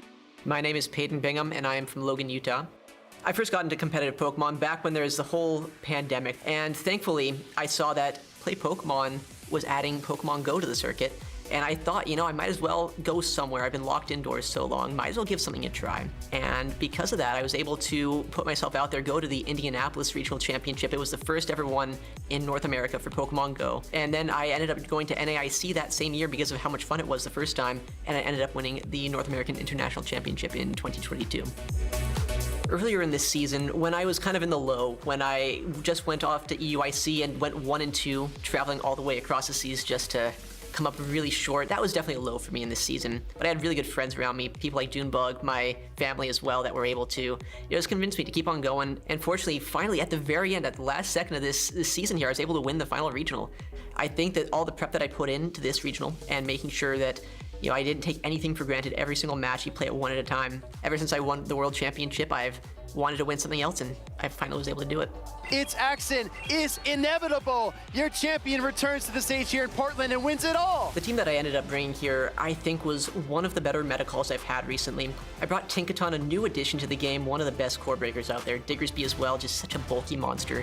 Lapras, it's hard to go wrong with that thing. Shadow Jumpluff as well has been proven time and time again to be one of the best Pokemon in the game. I think that the biggest pick that I brought, though, was Blastoise. This pick is something that not a lot of people saw coming. There were some matchups that I played, people didn't have a single answer for it. It was a Pokemon that really just stuck out to me when I was doing some playtesting. And because of its ability to tank charge moves a little bit better than other Pokemon in the meta, and it's so spammy, it has great Rock-type coverage and Normal-type coverage, it just felt like it was the right pick, and it definitely was. It's Axon does it again, and he does it in style, in fashion, with his shiny, best buddy, Blastoise. When I won Worlds in 2023, it was something that wasn't even on my radar. It was always a dream of mine, always a goal, but being able to actually do it was just the dream come true. If I could ever win another World Championship, I don't even know what that would feel like. At this point, it's uncharted territory for Pokemon Go to have a 2-time world champion of any kind, so being able to trailblaze new ground, I think that would be breathtaking.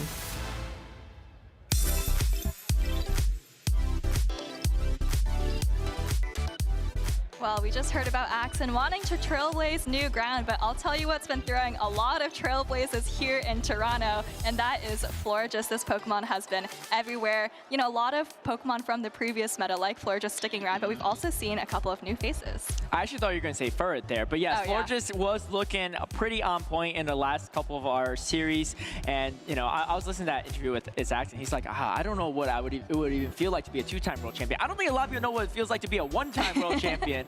But very excited to see his take on that, and hope he's doing well. But speaking of the battles, we have more battles to go on day number 1 for Toronto, and I'm sure we'll see more Florges, more Furret action, a lot of Trailblazers in this meta. And they were good in the last season, but some of them look honestly even better in this current meta. Yeah, absolutely. I mean, we saw Kelsey just now actually do really well with her Florges versus Rise to Occasion. That's actually completed, I believe, all 8 of our winner's side competitors for day number 2 in Toronto, and we're actually dropping down to the losers side matchups. So these are all winner go home matchups. All of these trainers have lost 1 match, and so at this point, if you lose, you're completely out of the tournament. Yeah, and we got some interesting matchups coming up. LW Josh 91 really making a splash on the season this year, getting third place at Milwaukee, breakout performance, his first ever day 2 top cut, and he made it all the way to a winners finals, I believe, and even a losers finals in that one. And he's been kind of on fire throughout the season.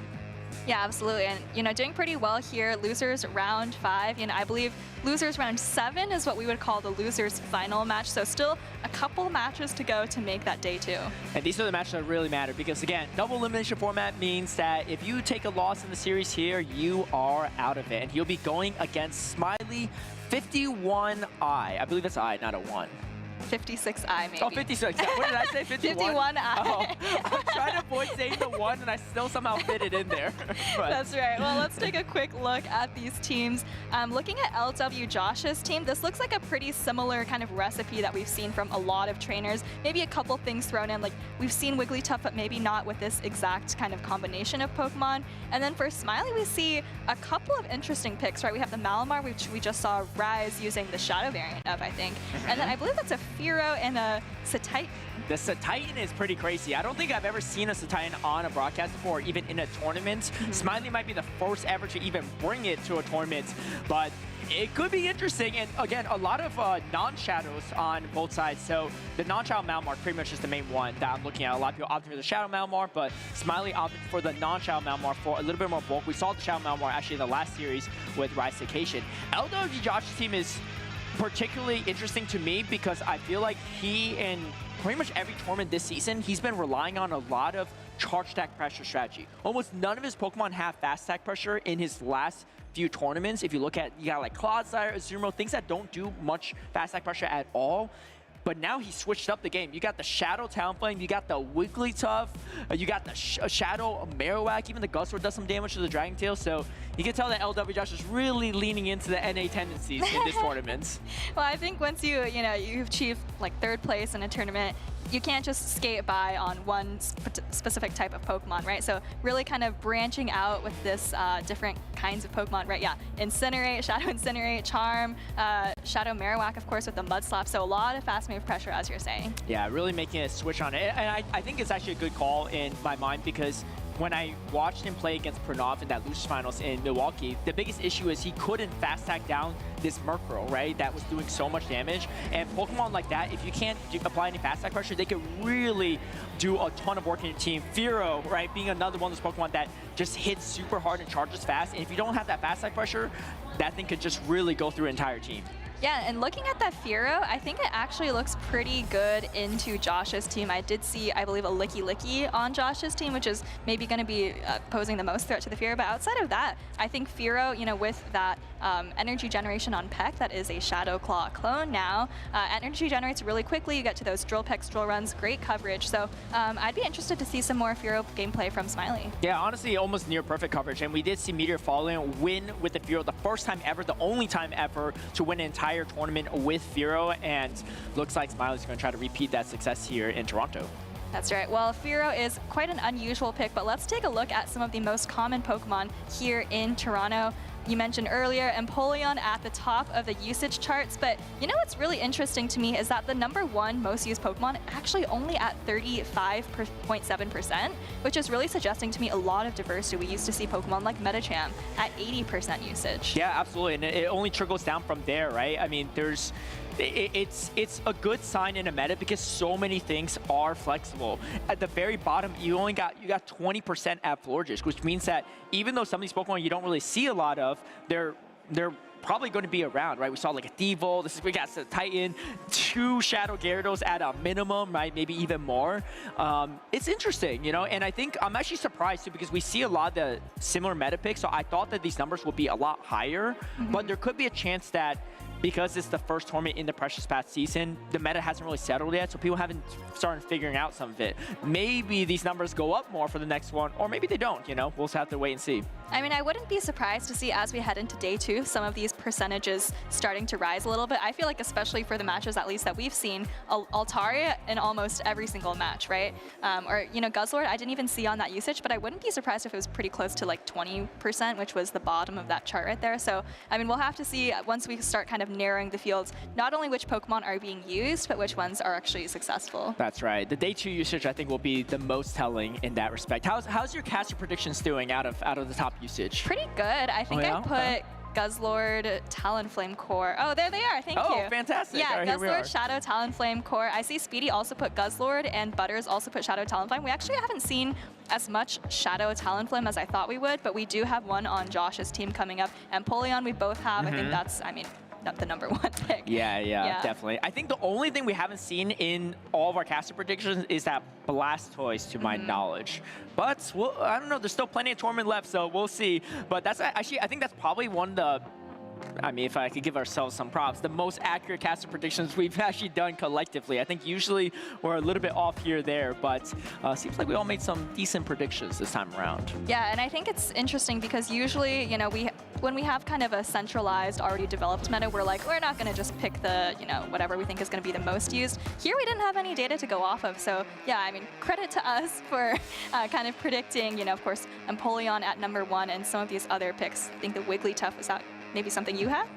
Yes, Wigglytuff is, I mean, it's just, you know, it's just really solid in my mind in so many matchups, so it's kind of hard to avoid, and ghost types are really prevalent. But here we go, game #1 between LW Josh 91 versus Smiley 56, and it is going to be Fearow versus Licky Licky. And like you said, not a great matchup for Fearow, but not a terrible matchup either. You can't throw the Shadow Ball here, right? Double resistance. You're going to throw the neutral Body Slam, which is not going to do a ton of damage, but the Drill Pecks are really going to hurt. Yeah, and Rollout, of course, not doing too much damage, even though it is super effective, although the Fearow is already in the yellow. Curious to see if Smiley is going to try to preserve some of the health on this Fearow, but for now, going to throw this Drill Peck. You can see Licky Licky is below 50% health now. And let's see if Smiley stays in, is going to stay in. Maybe going to shield up the Fearow. Fearow is one peck off from the next move to KO. Smiley opting for it, trying to fight for switch advantage. However, shield advantage, Shadow Talonflame is pretty scary to deal with. And I think LW Josh is going to opt for that. He does. If he gets a full Incinerate down without getting hit with the move, it's going to be really bad for Smiley. Yeah, I wonder if he can get 2 Incinerates out of this, but actually goes for the Guzzlord. Maybe doesn't want to reveal that Talonflame quite yet. And actually met by Smiley's Gastrodon. And this is kind of nice for LW Josh because the Talonflame doesn't have to see it, but actually the other Pokemon on Smiley's team is Licky Licky, which has the double super effective rollout, so I'm not sure. Oh, and here comes the Talonflame actually. This is interesting from LW Josh because I feel like with the Incinerate damage and the Fly, it almost starts KOing the Gastrodon, so I don't know if throwing that chip damage is going to help him out much because it just gave Smiley a heads up or a head start on energy for this Gastrodon. This Gastrodon is going to pace pretty quickly if you're trying to optimize for LW Josh. LW Josh is going to consider shielding, yeah, and spends both shields right off the bat on the Gastrodon. This is still not terrible for him because he has a lot of energy and now going to start ramping up this attack with the first Flame Charge. Yeah, and I don't think you can shield this as Smiley because Josh has so much energy on the Talonflame. Actually does go for a shield. You have to switch out here if you don't want to get hit by another move, but actually just goes for a Mud Slap, and all of a sudden the Gastrodon is off the field. I'm actually surprised LW Josh didn't go for the second Flame Charge because should KO, especially after the boost, but maybe wants to save a little bit energy, but in comes the double super effective rollouts. They're adding up pretty quickly. Oh, and they both try to go for a swap, but LW Josh sees it coming and gets the full farm down. That's huge for LW Josh. Yeah, able to maintain that energy. I was going to say, I think the Licky Licky can throw before the Talonflame, but looks like Smiley decided not to throw there, and now has given Josh an opportunity to close out this game with, I believe, a Fly Sword. So all you have to do is get this Licky Licky into Fly range, and I think that's going to be after the Sludge Bomb. Yeah, I think that's why he's going for the harder hitting move, Sludge Bomb. Brutal Swing, going to be a little bit more efficient, but you just need to get one of these moves off, and you are in a good spot. Smiley trying to overfarm a bit, does go for the back-to-back Body Slam, but Guzzlord going to win Charge Attack priority, and of course, Talonflame definitely going to win Charge Attack priority into Licky Licky as LW Josh close out game #1 on the backs of that Guzzlord. Yeah, pretty nice game from Josh. Honestly, the Talonflame looks like it didn't have anywhere to go on paper, but got a lot of work done, pulled a shield, took out the Gastrodon, and of course, could have closed out the game against the Licky Licky if it really needed to. Yeah, something interesting to see from LW Josh, like I said before, is gone for a lot of charge attack, energy-oriented gameplay, which means that most of his fast attacks were shorter turn duration fast attacks when he was using 1 turn, 2 turn, maybe 3 turn. But I haven't actually seen him ever use like a 5-turn fast attack move until now. But he was able to take advantage of it quite well in this matchup versus Gastrodon. I thought it looked a little dicey for him after coming in a little bit later into Gastrodon. But Gastrodon, even though it's a water type, it does kind of struggle into the flying fire type of Talonflame because Talonflame is going to be able to resist that Mud Slap damage. Yeah, and that moment right there is so interesting because theoretically, Licky should be able to do 3 rollouts and throw a body slam before Talonflame can do 2 incinerates and swap. So I'm not really sure what happened there. Potentially could have helped out Smiley, but actually seeing how the game played out, of course, we saw the Licky taken out by just the Guzzlord, so maybe didn't make a difference. Yeah, that's right. Well, LW Josh up a game, but Smiley still not out of it yet. Looking at Smiley's stats as well, too, I believe this is his 3rd ever tournament. Might even be a Toronto local, having played in last year's Toronto, 49th place and the 49th at Orlando in 2023, which means that this, I think, might be already surpassing his best all-time performance. It'll be close, and because of that, Smiley still has a chance to improve that performance, but LW Josh, this is really his season to shine, and he's looking to continue that trend in Toronto. Yeah, and let's see if he continues the trend of the Pokemon that he's been bringing to this series. I love the Talonflame pick. Again, you have to watch out for the double super effective rollouts from Licky, but outside of that, you have a ton of play. Super effective Incinerates against Corviknight and Satitan. I mean, I wouldn't be surprised if that deters those Pokemon altogether. Of course, resisting Mud Slaps from Gastrodon, and pretty nice mashups into Fearow and Malamar, especially up in Incinerate. I kind of wish that Smiley maybe swapped out of that Licky matchup, because if you look at across the board against LW Josh's team, that is like the worst matchup for the Fearow, right? And so yeah, even though you could win switch advantage if you spend a shield there, I think maybe it could have been better utilized in a different situation.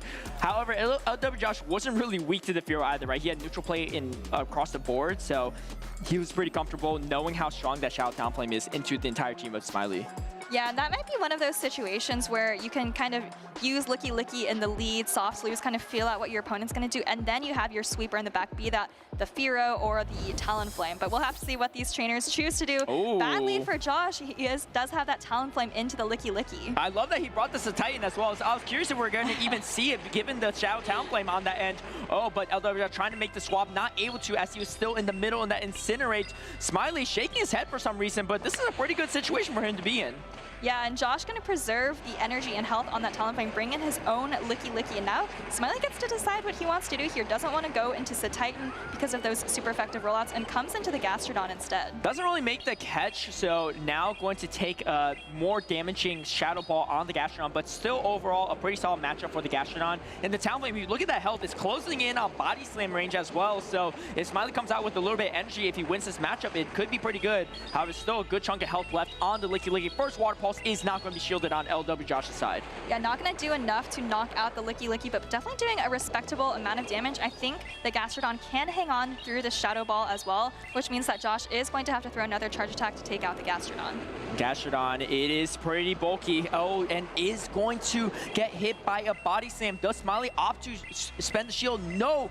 Oh, there's a chance now that Satitan might be locked into the Talonflame. However, Satitan does look pretty good into the Guzzlord. Smiley opting for the energy on the Licky instead. Wants to see what's in the back. Yeah, and this is nice counting from Smiley, and I like this kind of wait and see play. You just bring in the Licky, you don't reveal your last Pokemon, and you let Josh kind of call the shots here so you can see what he has, and it is that Guzzlord. The real question is, can you Powder Snow down this Talonflame, right? Because Powder Snow is going to do a little bit more damage than before, and that could make a difference. However, the Satitan would have been fantastic into the Guzzlord if Smiley was able to get that matchup. Now opting finally to throw in the Satitan. There's a ton of energy on that Guzzlord, but the Powder Snows are starting to add up, and Smiley's going to be the first one to throw the charge attack in this matchup. Yeah, the Powder Snows are really adding up here. That first Incinerate that landed on the Satitan, it didn't actually do as much damage as I thought it might have. So I wonder if there's a chance for Smiley to just Powder Snow down, as you said, get Powder Snows on the Guzzlord, and I think that could be a formula for success. I think Smiley might just let this go. No, opts to shield it instead. The real question is, can you get to the Icicle Spear in time? You're taking so much damage. Oh, gets the full farm down. I love the commitment from Smiley, just opting for it, and now goes for an additional Powder Snow. You have to shield this point. You have so much energy banked. LW Josh going to have to shield the Icicle Spear if he wants to have a chance to win this, but there's another Brutal Swing loaded. Opts to not throw it on charge attack priority, expecting the Icicle Spear to come through. No shields on either side. However, LW Josh has a ton of energy still loaded on the Guzzlord. There's energy on the Licky as well. In comes the Body Slam. It shouldn't be enough to KO, but you still need 2 Body Slams to take this out, or do you go for the Sludge Bomb instead and hope that it KOs? I mean, I don't know. Everything's so low on health here. Looks like Josh is just going for the Brutal Swing, and Smiley did just get the energy with that rollout to get another Body Slam off. So if he's able to get it off, but he's not because it loses charge attack priority to the Guzzlord. So now it's going to come down to Powder Snows. Yeah, you need to survive one Powder Snow to get the Dragon Tail damage through. Is it enough is the question. I think the Powder Snow might be enough. It is a buff move for the season. Do you get it? Yes, you get the 2-turn priority over the 3-turn Dragon Tail. 1 HP left on the Titan, but that keeps Smiley streams alive in this tournament, evening up the series 1-1 on that final HP of Titan. And Smiley's tournament hopes are alive based on a half-second of difference there with the Powder Snow, like you said, taking priority over the Guzzlord. I think, you know, really able to just kind of fast attack down Josh's team, right? We saw the Talonflame. It only took a Body Slam, I think, and just a bunch of fast attacks, and that's kind of how it went down. Yeah, I think both players did a good job of trying to optimize as much as they can, recognizing that energy is pretty important for the endgame matchups.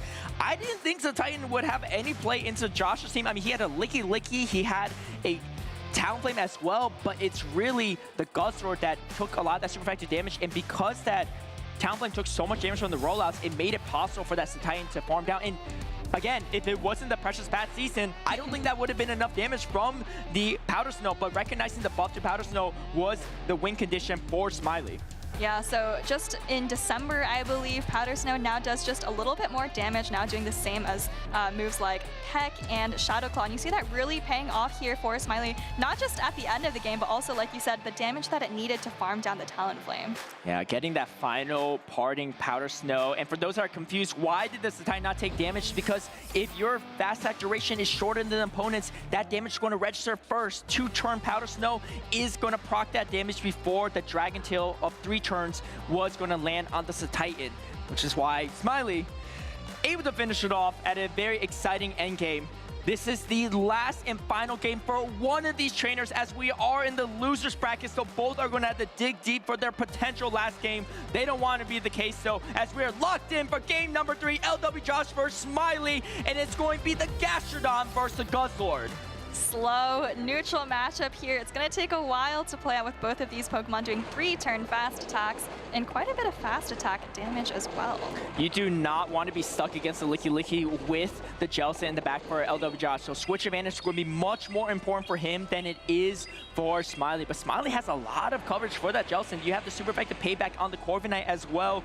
And goes and opts to catch a double resisted Body Slam on the Jellicent. However, Smiley's thinking, hey, this is actually not too bad. Now I get what I want. It's going to be Licky Licky coming in, maybe even going to opt to leave with a little bit extra energy. Throws one more parting Mud Slap before swapping in a very dominant matchup for the Licky Licky. It is a dominant matchup, but you have to remember that with that shorter switch timer, it might actually not be that catastrophic for LW Josh, because after the Licky Licky throws a Shadow Ball, I don't think that it's going to be able to throw another Shadow Ball before you have the opportunity to switch out. And LW Josh is not going to shield the super effective Shadow Ball. Non-stab Shadow Ball still does a ton of super effective damage, as another Surf is going to be thrown first. With the rollouts, I don't actually think a Body Slam is enough to KO the Jellicent unless he farms a lot more. But like you said, the switch timers are now up. Does Josh opt to swap or not? He might build up the Surf. Oh, and Smiley going for the sure knockout of Shadow Ball to KO the Jellicent before it can swap out. And this is a pretty awkward health range on Licky Licky for Josh to deal with. You can't really farm down with Guzzlord without taking significant damage from the Body Slams. But Smiley actually not even going to play around, just going straight into the Corviknight. And Josh kind of in a difficult position here, because all he has left is a Licky Licky, which isn't really a hard answer to Corviknight. And the Corviknight is really annoying to deal with, because you just have 2 shields on the side of Josh, and there's so many easy chances for you to get baited with the low energy Air Cutter. On top of that, if you boost on the Air Cutter, it's even worse. Does he make the read that it's a payback though? Smiley not messing around, going for the hard hitting move, and LW Josh is going to make the right call and shielding the harder hitting move of payback. Yeah, that's a huge shield for Josh. Definitely something he needed to kind of get back in this game, because there's still so much health on all of Smiley's 3 remaining Pokemon. And Smiley does make a great call himself, shields the Shadow Ball, the neutral damage. Neither players are going for baits. Does Smiley double down and go for another payback to the question? He does.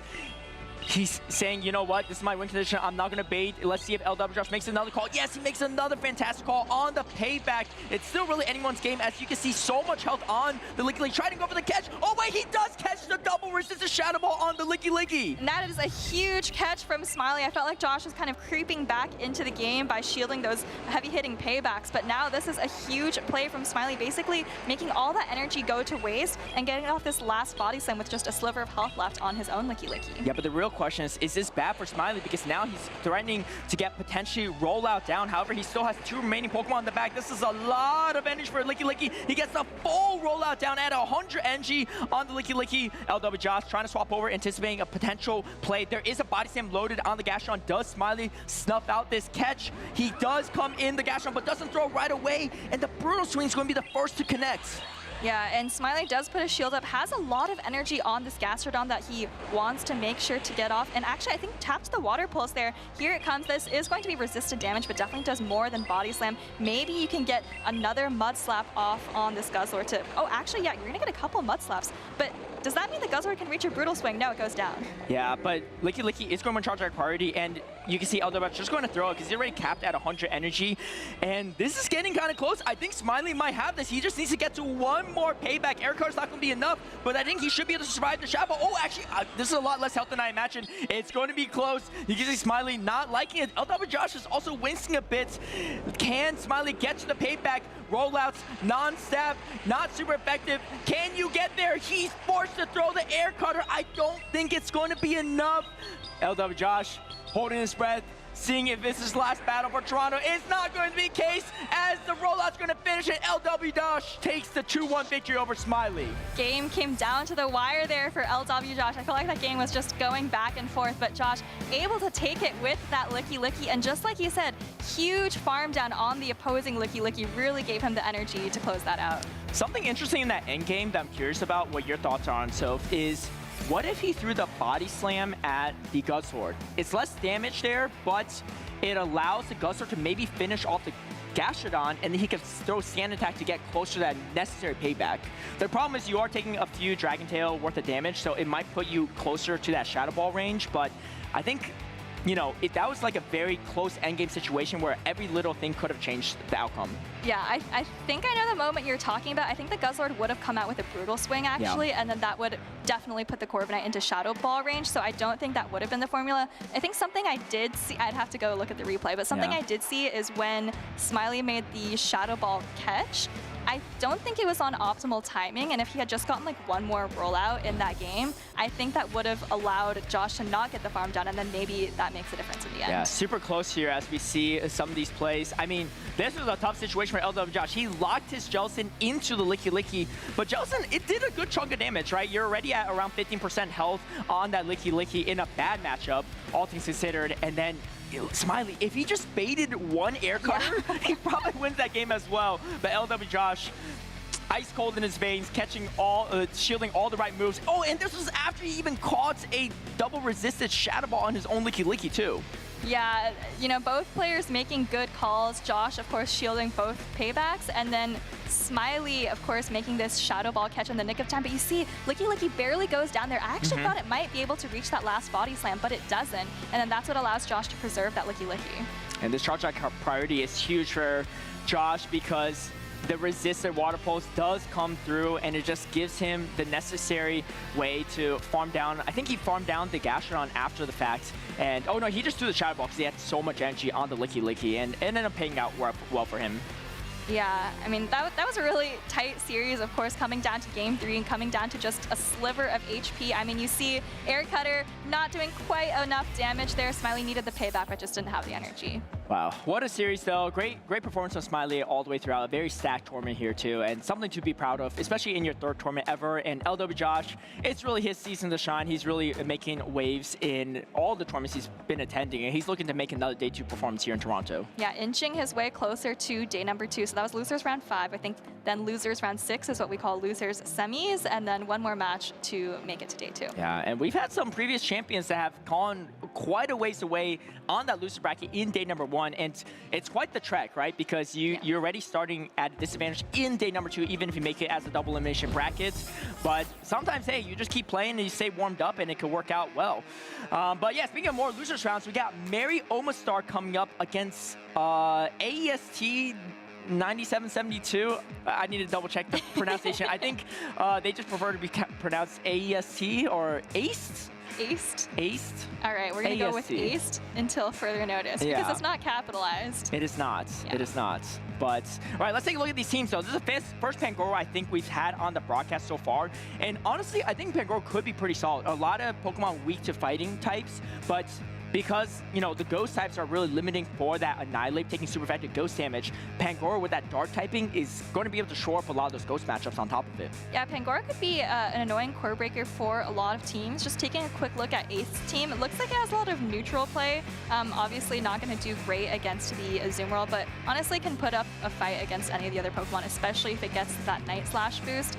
Another Pokemon on Mary Omastar's team that honestly I thought we might see a little bit more of is the Unova Stunfisk. That's a Pokemon that's kind of been around for the last couple of months, and especially I think the European region. It can be a really great core breaker as well, but I think with this tournament, maybe just all of the Mud Slappers kind of scared it away. Yeah, I'm actually surprised by that too because, you know, Empoleon has a lot of play into it as well, even though it's not the worst matchup into Empoleon, but I thought we'd see more Unova Stunfisk, but especially with all the Licky, right? So maybe something that might trend upward depending on how some of these players play. If, you know, Mary Omastar makes a really great run in this tournament, then more people might pick it up. But yeah, like you said, this Pangoro actually looks really good, and I think it's a really good meta read into a Licky meta because Licky typically throwing the harder hitting Shadow Ball into things like Primeape or super effective into Shadow Annihilate, but now you have to throw Body Slam, which is just a little bit chip damage. Meanwhile, a close combat just nearly one-shots the Licky from any health range. So, and you're resisting all that rollout damage, right? Going to be curious to see if Mary Omastar opts to utilize that Pangoro. I think a lot of people that run Pangoro, they have to protect it, right? From fairies, from opposing fighters. He has a lot of protection there. Shadow Talonflame, great into a lot of the fairy types. Maybe not Azumarill, but, you know, has a lot of play into the other fairy types. And then, of course, Shadow Scizor, fantastic into a lot of the fairy types. And going to be a good matchup if you get it locked into the Azumarill. On top of that, you got Jellicent and Credilli. So Azumarill's not going to be easy to bring into Mary Omastar's team for Ace. Yeah, but I mean, one problem with Pangoro is that it is very squishy. So other than the Pokemon that you're literally taking super effective damage from, there's a lot of fast attack pressure that you have to watch out for as well. The Mud Slap from the Kanto Marowak, yes. The Bullet Punches from Shadow Scizor, those are not going to feel good to the Pangoro. So, you know, definitely a difficult Pokemon to bring, but if you can get it locked onto a Licky like you were mentioning, Caleb, that's going to be pretty much game-changing. Yeah, let me take a look at the movesets here. So it is an Acid Credilli instead of the Bullet Seed, which is what most people opt for, but once in a while you do see a Bullet Seed. And then all the other charge attacks and fast attacks seem to be pretty standard for this current meta. Flame Charge Fly on the Shadow Talonflame. And, you know, we haven't seen a lot of Shadow Talonflame on that winner side, but we're seeing a good chunk of it in that loser side. And the real question is, can you pilot it in a Licky meta? It's a real question, right? Because we saw that kind of play out in previous matchups, and it's not the best of time for the Shadow Talonflame. Yeah, it's tough because, of course, there's the Licky, as you mentioned. There's also Azumarill, Shadow Altaria on Ace's side, which can give Talonflame quite some issues, but Talonflame can definitely hit back all of those Pokemon, right? You've seen Fly land on Azumarill, Fly land on Altaria. I think there's even some shielding situations that Talonflame actually wins against Altaria, so definitely no slouch there, but I mean, just taking a look at Ace's team, it does look pretty standard for the Pokemon that we've been seeing a lot so far. I think, you know, if we lined that up to the top 12 usage and maybe some of our caster picks, it would fit right in. Yeah, adding on to the Shadow Town, Altaria, like you said, it's really safe into the entirety of Mary Omastar. It has win conditions or play into everything that he could bring. Obviously, I think the Credilli, funny enough, the grass type might be one of the best options into that Shadow Altaria because you have that super effective Rock Tomb, the neutral acid. You could debuff as well with every Rock Tomb. It's guaranteed debuffing your opponent's attack.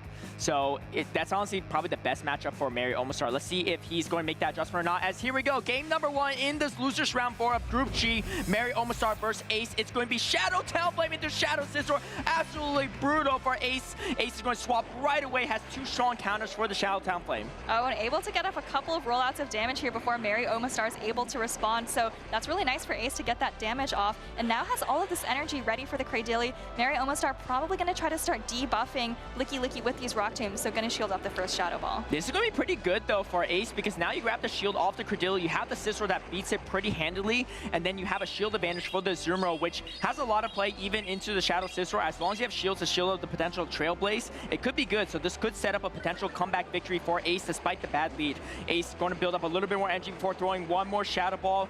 Is one rollout away from the next one. I think Mary Omastar might just opt to try to acid down, especially with the debuff Shadow Ball. It's not going to be enough. I think 2 is way too far from KOing the Credilli. Yeah, I think an acid down is going to make a lot of sense here. Like you said, gonna hang on through this Shadow Ball, and I don't think that Licky Licky can get to even another body slam. And the energy from Cradily is really, really nice. I don't think Ace is going to risk a hard snipe with the Scizor either, because you don't want to get locked into the Talonflame. Just lets it go down, and now Mary Omastar able to get off this Rock Tomb. Yeah, Ace I think is just going to be able to eat one Rock Tomb.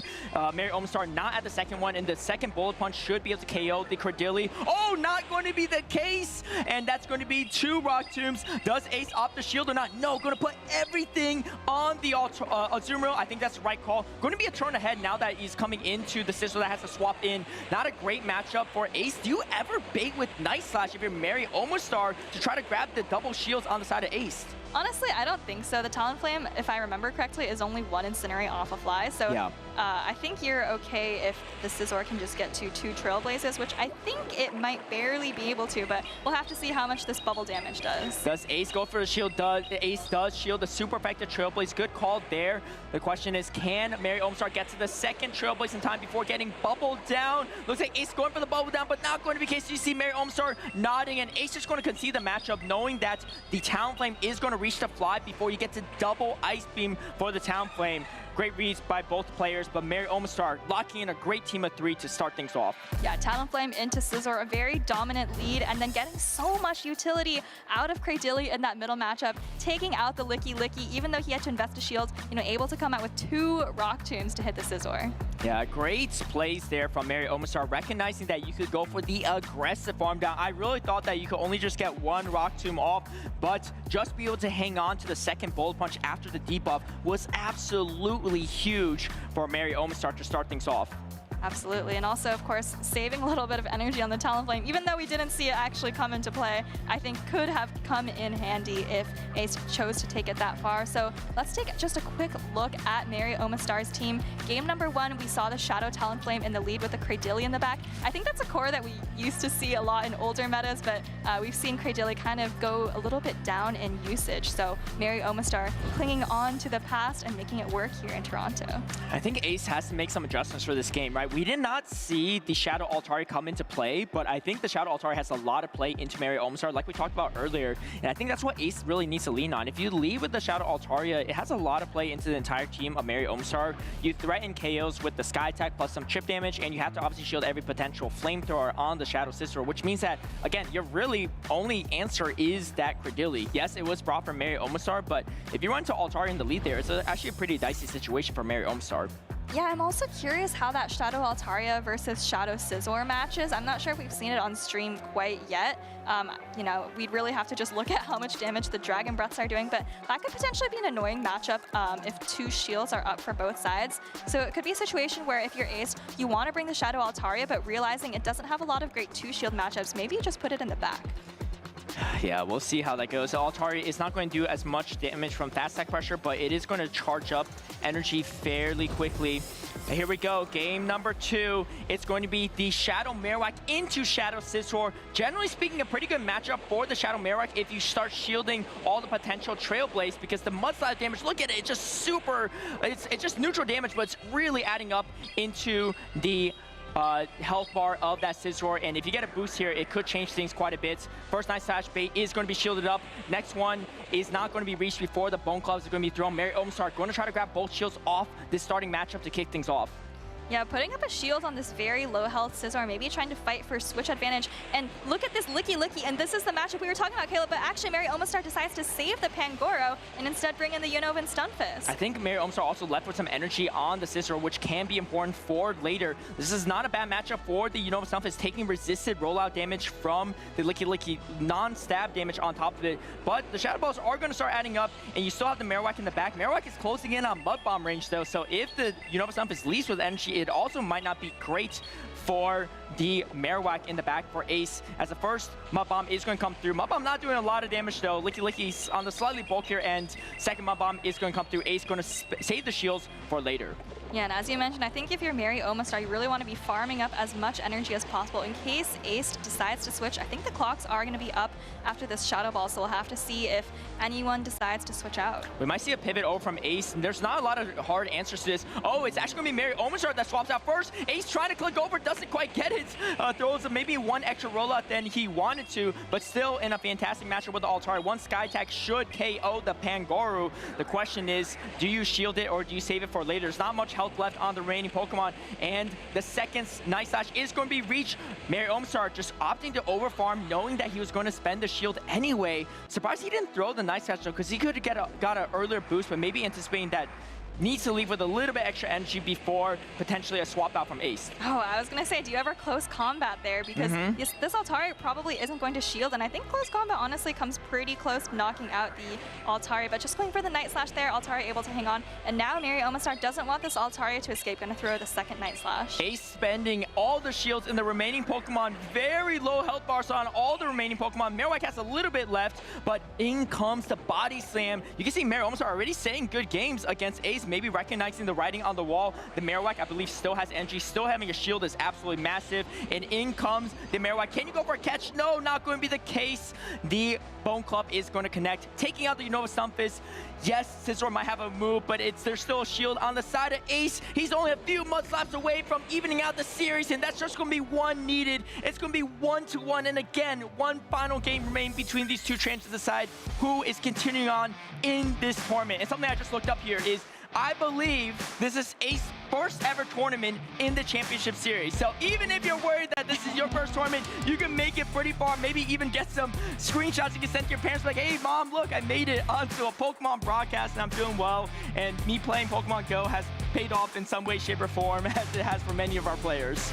Ace definitely doing a great job here in Toronto, and this is exactly what you want to see over the course of a 3-game series, right? You see the adjustments made from game 1 to game 2. You see Ace bringing in that Shadow Altaria, and you saw how well it paid off. Look at all these attacks it took from the Pangoro, and I think, you know, just that team composition change really helped out here. Yeah, and, you know, great adjustments, great no shields from Ace as well. I mean, fairly neutral all the way throughout. That was Licky into Unova Stunfisk, which wasn't even a great matchup for Ace, but recognizing saving the energy for later, saving the shield for the Marowak was his play once he saw all 3 Pokemon from Mary Omastar.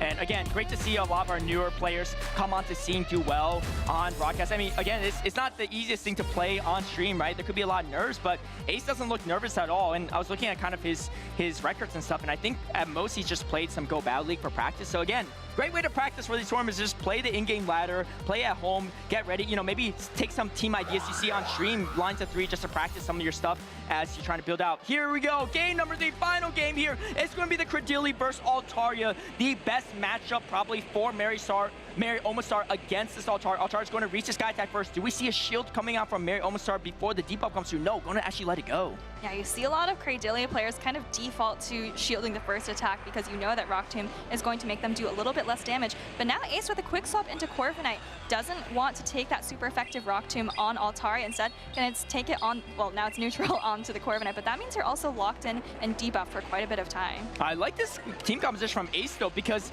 yes, the Credilli is pretty necessary for the Altaria, but you kind of need it for the Corviknight as well. Corviknight is debuffed, but it is still going to potentially grab shields from remaining Pokemon or do a sizable amount of damage. First payback is actually not going to be shielded. It's debuffed, but it's a Shadow Scizor and still going to do a huge chunk of damage to this more frail Shadow Pokemon. Yeah, I actually love the call to go for payback there because you know that your opponent knows that Air Cutter is going to do absolutely nothing after the debuff, knowing maybe that your opponent is not going to shield. And now look at this Corviknight actually over an Air Cutter and the Scizor not able to get off that Night Slash. Yeah, turns out Ace does know that Mary Omastar does know in that situation. He makes the right call for it, and now he leaves with energy, has the potential to pivot out, actually comes in the Pangoro, taking super effective damage from the Air Cutter. Does Mary Omastar shield? It's debuffed already, so you don't really want to shield, but that's still a good chunk of damage. And there's the Azumarill on the back, plus the Altaria. This Pangoro has absolutely nowhere to go. Yeah, and this is looking fantastic for Ace. Mary Omastar, you know, still has a shield left, and I believe almost a Rock Tomb banked on the Credilli, but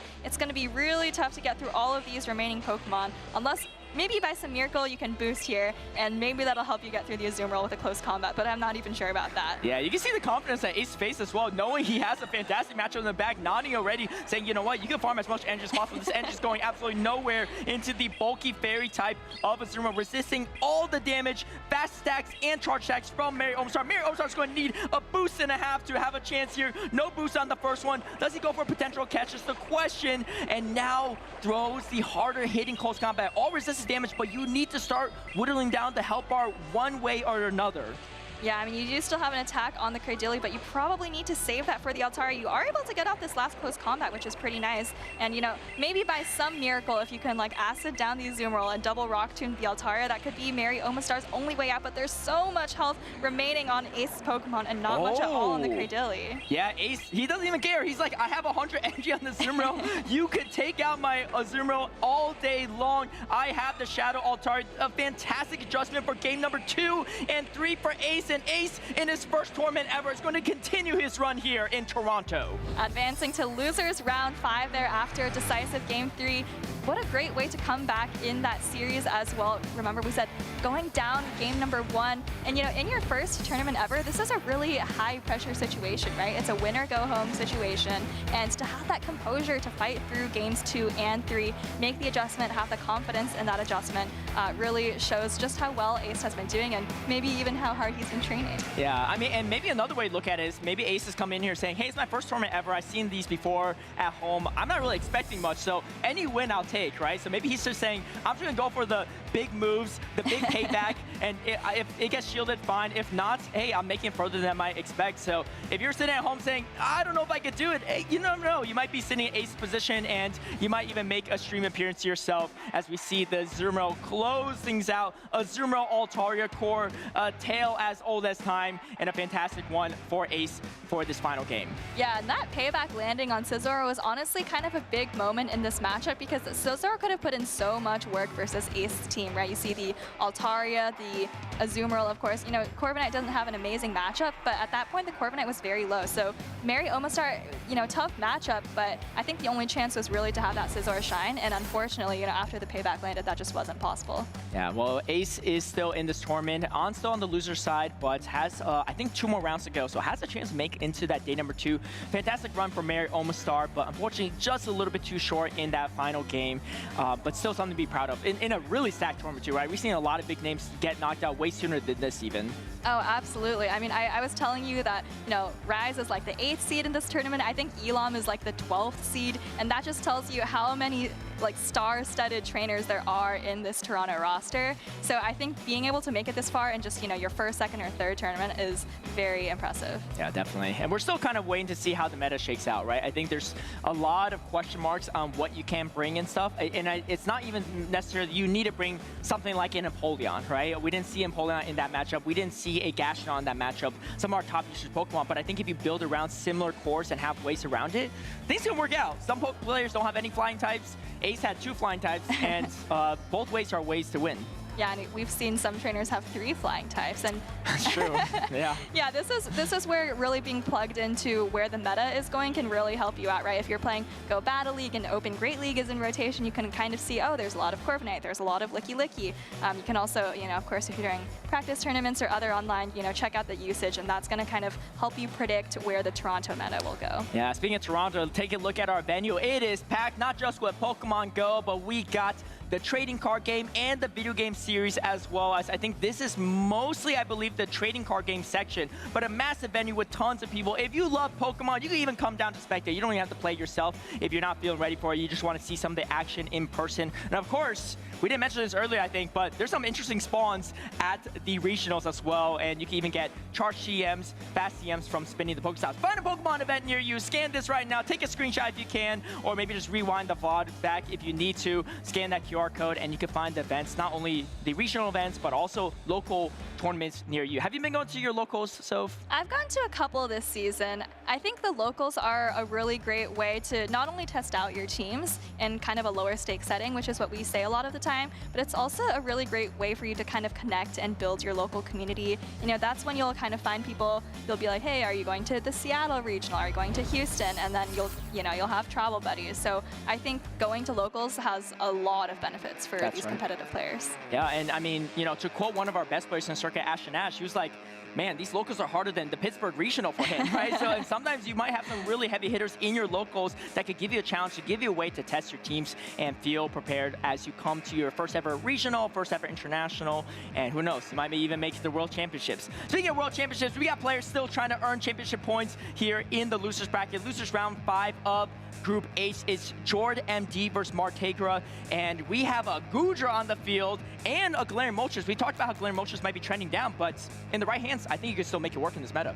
Yeah, you know, we've seen a couple of these double dragon teams so far with sometimes Guzzlord paired with Altaria. I don't think we've seen, I mean, I don't think I've seen at least a Goodra on the stream so far. Goodra, really interesting dragon type because you have that Aqua Tail Thunder Punch coverage, which is really nice coverage, but also not a lot of damage in some of these neutral matchups. So I'll be really interested to see if we can get some Goodra gameplay here. Yeah, it's got some slight bulk to it too, and you know, I think it's gotten decent placements in at least the last Tales of Transformation meta, where I think Pokémon got 3rd place in it in Frankfurt, and Rockhaven got 3rd place in it in Las Vegas, so has a lot of ways to play around and kind of absorb some of the energy. It's super safe, right, in most situations. Unless you're locked into something like a Wigglytuff, you usually have play around everything, even if you don't hard win anything.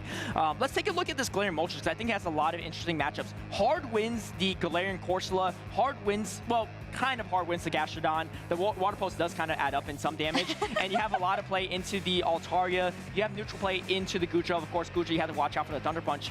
But I think there's a good chance that Martegro actually might bring the Galarian Moltres into this matchup, into Jordan MD.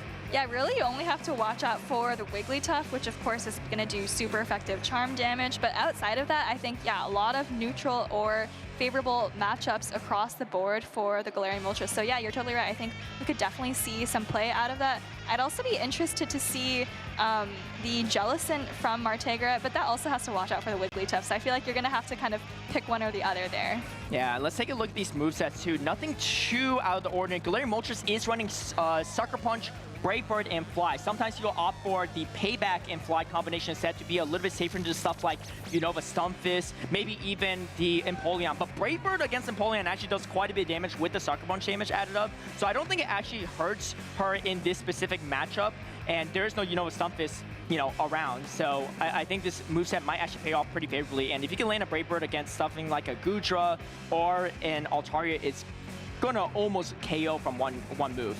Yeah, and you know, just thinking about, you know, you mentioned the Empoleon Galarian Moltres matchup, that might be a place where, you know, the energy is all resisted from Galarian Moltres. I mean, you also have a lot of opportunities to like catch on your own Empoleon, catch on your Jellicent. So I think there's a lot of interesting options in this matchup that could play out depending on who goes for what kind of catch, just looking at the typings here. Yeah, and the Shadow Alone Ninetales from Martegra as well too. We didn't even mention this, but it is running Powder Snow, Dazzling Gleam, and Weather Ball. So the faster energy charging moves without that super effective charm damage, but the Powder Snow damage is actually pretty oppressive into Jordan MD's team too, because that's double super effective damage against Altaria, really fast pacing against a lot of these other matchups too. And I think really the moveset choice, people kind of leaning away from charm on that Alolan Ninetales. At that point too, you might just run Wigglytuff.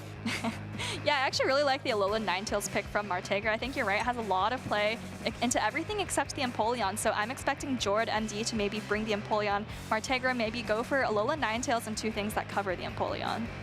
Yeah, we'll see how this goes. I think the Goodra is actually really good for Martegra as well. If you avoid the Wigglytuff matchup, it has a lot of play. It outpaces the Galarian Corsola in that head-to-head Ghost matchup too. But here we go, game number 1, Jordan MD versus Martegra. It's going to be the Goodra versus the Gastrodon, a fairly neutral matchup on both ends. Yeah, neutral matchup. Interestingly, both sides are going to be throwing pretty inefficient charge attacks. You see the non-stop body slam coming through here from Martegra, and Jord MD is going to have to throw these Aqua Tails.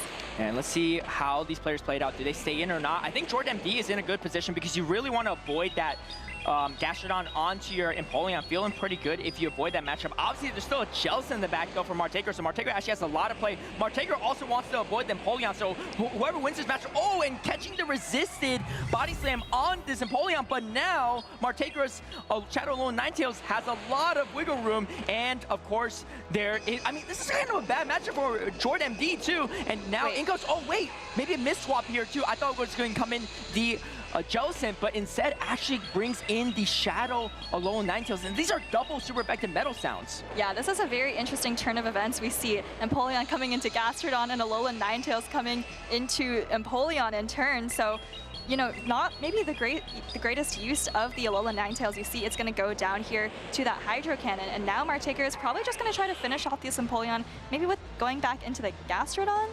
Yeah, Gastrodon, I mean, both of these Pokemon have great play into it. I think the real question is if she anticipates that there's a Wigglytuff in the back, this is actually going to be the better call because the Jellicent's going to be way worse into that Wigglytuff. You're going to be able to farm a lot of damage. Oh, catches the double resist a Shadow Ball, though, on the Wigglytuff. That's going to really put Jordan MD ahead. Yeah, this is looking fantastic for Jordan MD at this point. Not only is that Alolan Ninetales gone, you've gotten rid of all this energy, you're up a shield. You can charm down this Gastrodon, I think. I mean, you can shield this up if you want to, because I don't think the Gastrodon is getting to another charge attack. Yeah, I mean, even if you don't shield this up, it's not like you can Hex down from Martegra, so you have to throw 3 Surfs to have a chance here, but the charm damage is really going to add up into the Jellicent, and the worst part is, after the Ice Wind debuffs, you are permanently debuffed on the Jellicent. You have no way to clear this. You have no Pokemon to swap out in the back.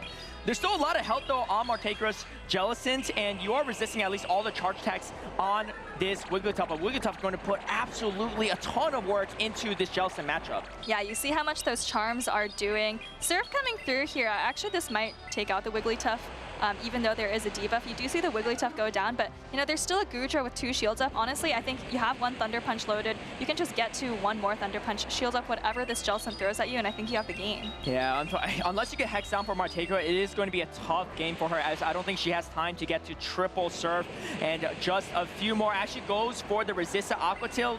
I actually don't think this KOs, but a few more Dragon Breath should be enough for Jordan MD. Just wants to make sure he gets this move off, I guess. Yeah, you can see 1 Dragon Breath off. Actually comes in with Empoleon to finish it off here in that first game. Jordan MD does take that victory. I think it was, you know, it happens to the best of us too. I think Martegra just meant to bring in the Jellicent, but accidentally swapped in the Shadow Alolan Ninetales, which, you know, unfortunately put her behind in a really bad match against Empoleon. You know, the interesting thing, Caleb, is that that's the second time today that we've seen Empoleon come into Gastrodon. That's maybe true. Trying to catch a charge attack, but then the Gastrodon just keeps mud slapping. But it worked out for Jordan MD there. Honestly, it was kind of looking like whoever won swap was going to win the game there. But, you know, things happen. Yes, definitely. I do like the Jellicent pick from Martegra. I think it has a lot of play into the team of Jordan MD. As you see here, it's really the Wigglytuff you have to watch out for, right? You have the hard-hitting Shadow Ball for the Goodra, even neutral damage. Thunder Punch is super effective, but it doesn't do that much. And then you outpace the Galarian Corsa to your Ghost attack. It takes a lot. It takes longer to get to Nightshade. So if you can land the Shadow Ball, you don't even need to bait. You just kind of can throw it into the Galarian Corsa. As we see a quick look at the replay here, and you can see the Jellicent, the catch to a massive catch for Jordan MD. At that point, he realizes, you know what? Like, I already know what the entire remaining Pokemon is for Martegra, so I can just make this swap happen. And of course, the Goodra is actually the one to close it out for Jordan MD. Yeah, and going into this game number 2, I think I just want to see maybe some of the same Pokemon, but just utilized a little bit differently. I mean, Jordan MD, I think the Empoleon looks so good into Martegra's team, and you know, you have to expect that Alolan Ninetales, so I think just kind of hard swapping it in and giving Martegra the opportunity to kind of do whatever she wants to deal with the Empoleon, maybe not the best use of it, so I'd like to see Jordan MD, you know, put a little bit more care with that Empoleon, maybe let some of these other neutral Pokemon take the brunt of the damage. Yeah, that's for sure the case here. I think the real question is, does Martegra ever bring that Galarian Moltres, right? I think Jordan MD's really trying to scare it off with the Goodra in the lead, with the Wigglytuff in the back. But in the right position, it could be quite good, especially if you lock it into that Gastrodon. But here we go, game number 2. It is going to be Gastrodon into Wigglytuff, a fairly neutral matchup.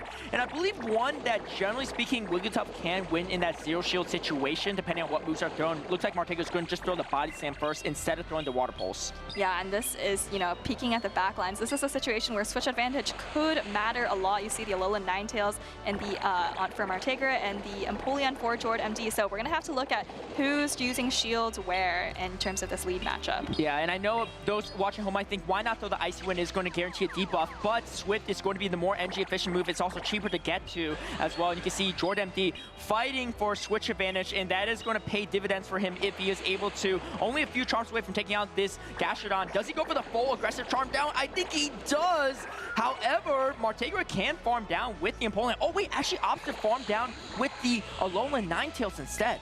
Yeah, and this is a situation where, honestly, I'm not even sure which charge attack is better to throw. Icy Wind, of course, would debuff the Alolan Ninetales, but Swift does more damage, and Martegra, you know, maybe realizing the Swift would put this Alolan Ninetales pretty low, so she's going to go down to 1 shield versus 1 shield as she protects that Alolan Ninetales. Jordan MD has a fantastic matchup, though, resisting everything this Shadow Alolan Ninetales can throw. That still does a good amount of damage for resisted, but in comes the mirror matchup, and now comes the Gastrodon, which is unfortunately not a situation you want to see for the Empoleon.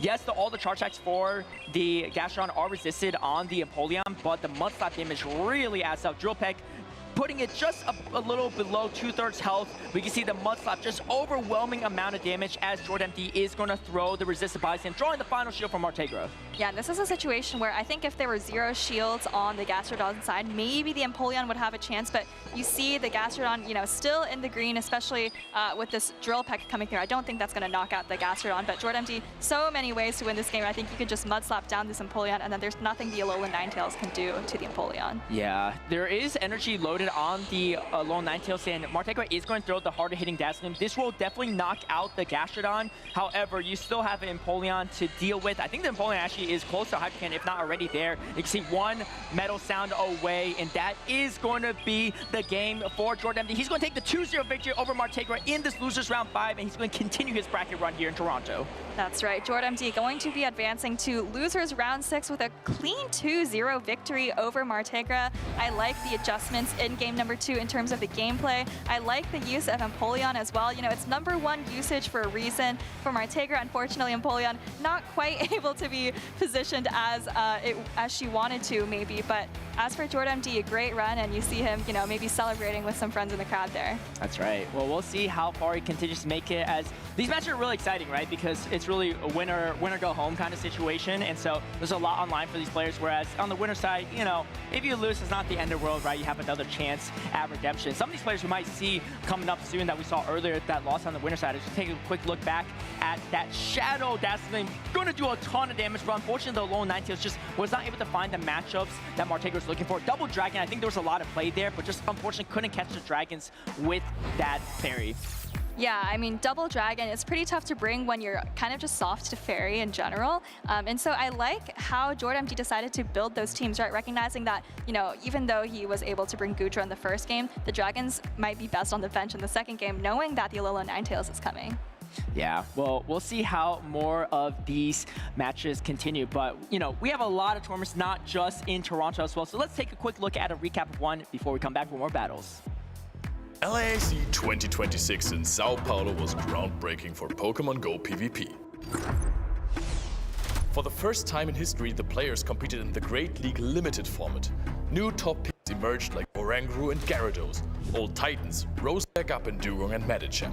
On Championship Sunday, 3 trainers from different regions found themselves competing for the crown. Marto Galde from LATAM wanting to defend his title. Nighttime Clasher with his first Championship Sunday appearance. And Patoman going into his 4th consecutive Championship Sunday. Nighttime Clasher started the day off by sweeping Marto Galde 3-0 by showcasing his perfect mechanical play and anticipation. In the losers finals, Marto fought back versus Patoman. The Spaniard brought a unique combination of Togekiss and Dusknoir to break up the opposing team composition. With the advantage of team building and the fire in his heart, Patoman knocked out the reigning champ and advanced to the grand finals. There, Nighttime Clasher led the first set 2-0, showing how strong Oranguru is versus Dusknoir. Patoman then came back with a reverse sweep from the most impossible situations, proving his skills and mental game. In the bracket reset, Nighttime Clasher led 2-1 again and went in with a risky team composition for match point, completely ignoring Patoman's ace Dusknoir.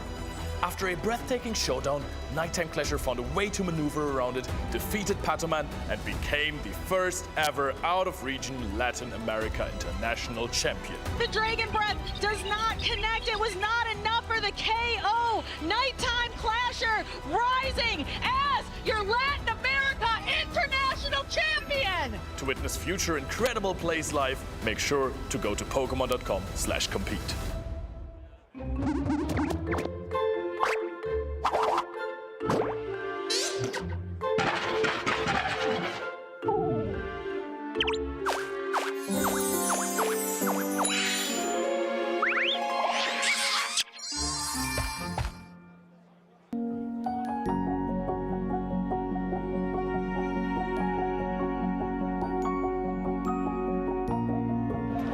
I hope they still have the Pikachu plushie. Yeah, time to go in. Okay, let's go. Okay, let's go.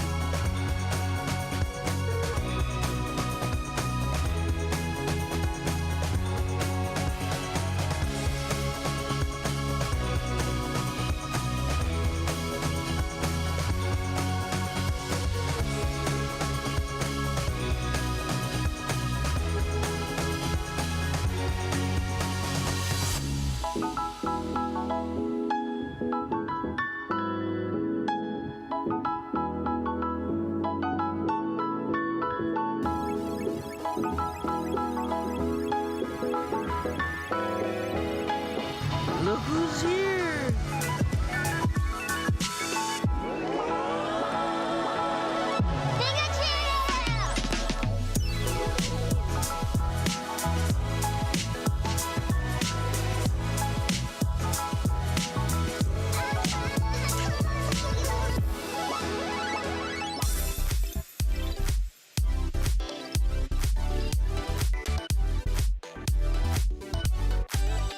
The snow is falling. What an incredible scenic landscape here in Toronto.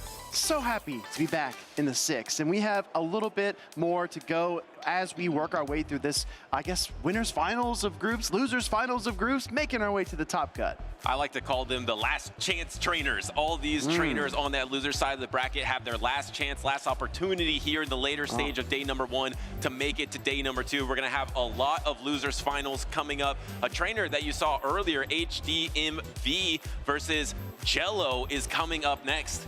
Jello Too Good, right? Jello Too Good. For the friends that know them. Yeah, yes, exactly. But exactly. I'm excited to see HDMV come back to the stage. Had a chance to interview him. Very talented trainer. Mechanically, I got to say, incredible. Only running off a couple of hours of sleep, but they're still in the tournament here, battling their way through. This is the losers finals for Group A. So Butters, like we talked about before, on that loser side bracket, either you win and you make top cut, or your tournament comes to an end and you have to watch from the stands. So this is a very high stakes matchup. Jello and HDMV coming at you. Well, the mechanical appraisal is very high, but so is the creativity with that Shadow Gyarados as well. We saw it go down to none less than the Thievul earlier on in the day. No one was expecting that, and I believe that might have been for the first trainer to move on to day number 2. It was between a Shadow Gyarados and a Thievul. If you're just joining us now, once again, that Shadow Gyarados has an opportunity to try to make to that day number 2, and I think it looks amazing versus Jello Too Good's team. It's awesome against the Shadow Kanto Marowak. It's great against Corviknight. It's good against Altaria. It has a lot of play into Empoleon, and Azumarill's not great, let's be honest. Because it soaks all of its damage, but you can resist the bubbles, you can pivot out just as a Guzzlord can pivot out versus an Azumarill. I think we're gonna see a lot of that Shadow Gyarados.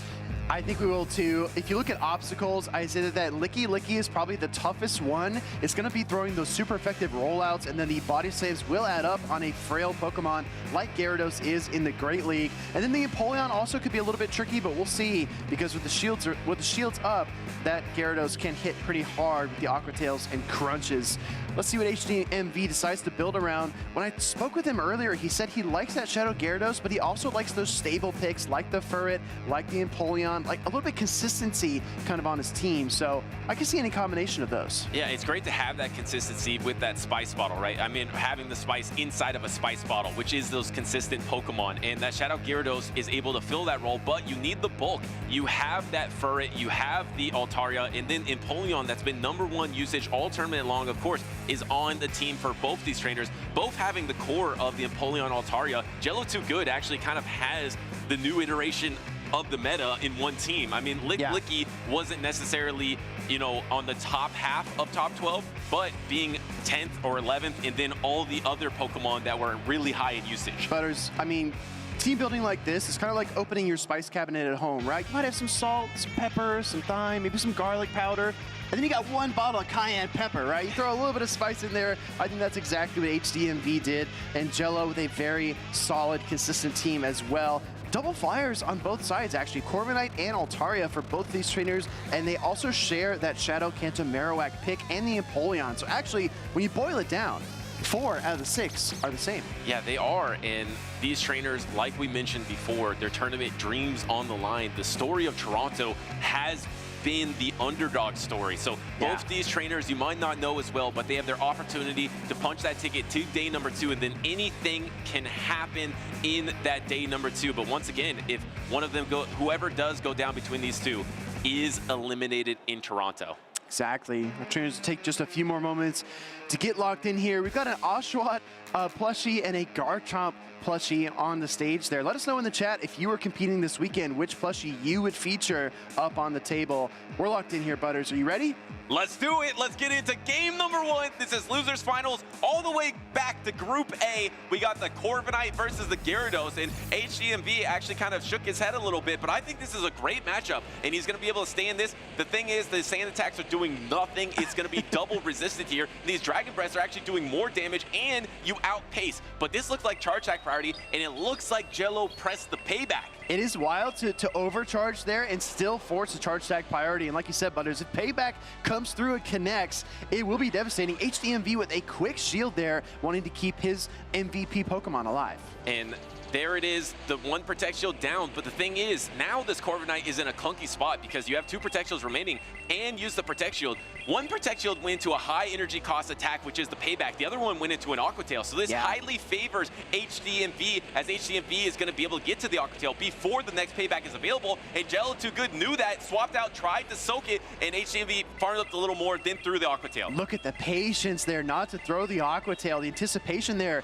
by HDMV was really stellar. Connects that Aqua Tail, banks up a bit more energy, and then swaps it to the Furret, the normal types on the field. Yeah, maybe got close to that second Aqua Tail or having another Aqua Tail banked on the Gyarados. Maybe you can use that in the in-game. Remember, Corviknight does have a bunch of energy as well, but does not have the payback as you swap into this Licklicky, and it just gets to these body slams so quickly from this rollout. Well, the reason that HDMV did not stay in long enough to build the Aqua Tail is because he didn't want to take that super effective rollout damage, and by only throwing one Dragon Breath, you don't actually have that rollout damage apply until turn number 2. So very technically proficient here, as we mentioned a couple times already. Swift gonna connect. And this is a little annoying for Jello Too Good here, as this knocks out the Licklicky. You have to come back in with Corviknight, and there it is, because if you didn't, you would take a Trailblaze onto your Shadow Kanto Marowak, which you get Protect Shielded or would be super effective. Now you're going to soak all this energy on your Corviknight, but you don't have a clean way to farm this down, so you have to throw energy yourself or pivot, and decided to throw the Air Cutter here, which is a great position to be in for HDMV, because now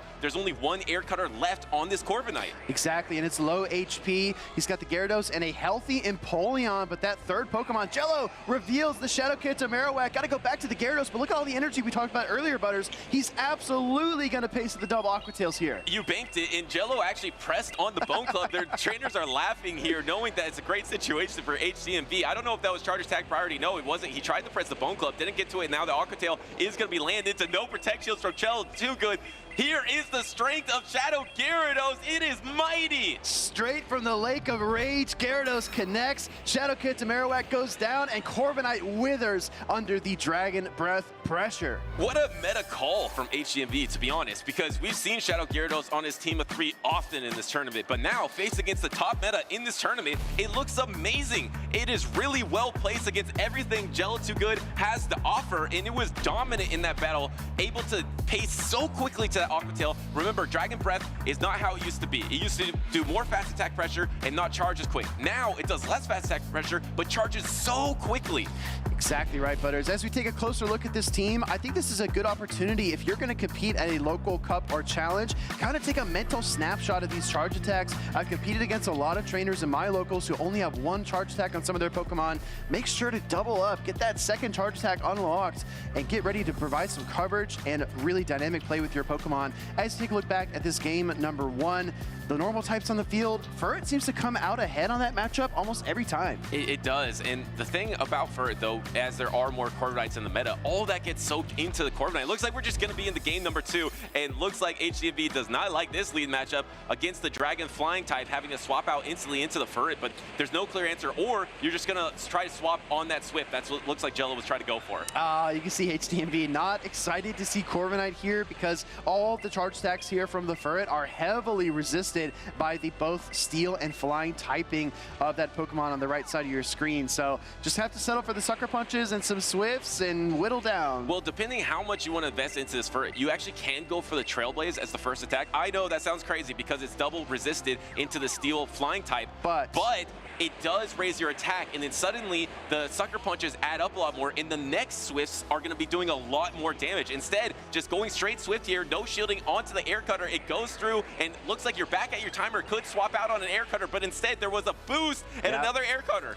This Furret might withstand this Air Cutter, but it's going to be insanely close, and if it does, it might get KO'd by the sand attacks. Oh, getting to the Swift as well. You know what, Butters? There's 2 routes, right? You could go the Trailblaze route you mentioned, buff up those Sucker Punches, or you could just spam the Swifts, and I think he did a lot of damage there considering the negative matchup, and he's going to allow more to come through because he doesn't want to get much farm. Jello, heads up play. Amazing patience there, and also to throw that fast attack right before a Swift was available, because if you let a Swift through, that would be terrible. So now you're going to going to throw that resisted air cutter. HDMV doesn't love it, but it's not terrible. You're going to be able to not very effective this, no problem, but you still have that bad alignment. But at least in your favor, you have a decent matchup here if you can protect shield those shadow balls. Yeah, exactly. There's still a ton of play here for both trainers. I mean, getting the Empoleon out here has to be a bit of a relief for HDMV. He's got 2 shields to hide behind. That Kanto Marowak is in the back, so he can potentially make a swap, but an early bait here. Does HDMV call it? This would be huge. Can he call the bait? No! Protect shield onto the body slam. He said, I knew it. I knew you were going to throw that. And Jello gets away with it as you see him laugh there. And the next charge attack is going to go through. You probably will get the protect shield. Definitely get the protect shield from the Licky here. Now, do you try to swap into your Shadow Kanto Marowak? There's a protect shield down. You can start reaching for that rock slide or get ahead on energy. But no, that Altaria actually banked up a bunch of energy. It did, but I got to tell you, this Shadow Kanto Marowak is going to command shields with a super effective rock slide, winning the charge attack priority. Jello, too, kind of feeling through the matchup, actually forced the charge attack party tie. Not sure if he meant to or not, but the rock slide does connect. Maybe there's a shot here. Yeah, it's going to be so tough just because you can't really mud slap down and you're still switch locked. But now you can go straight Bone Club at least. You're going to be able to get to that Bone Club after 3 more mud slaps. But the thing is, there's already a Sky Attack available. You do have that Protect Shield, and the timer isn't going to be back up. So it's not over. I think HDMV is just realizing this. If I Protect Shield this, no, actually just lets us go. Waste the energy on the Shadow Kanto Marowak. Going to go all in on Empoleon. Yeah, going to try to Metal Sound down. We saw earlier on the stream, couldn't get it done with 5 Metal Sounds,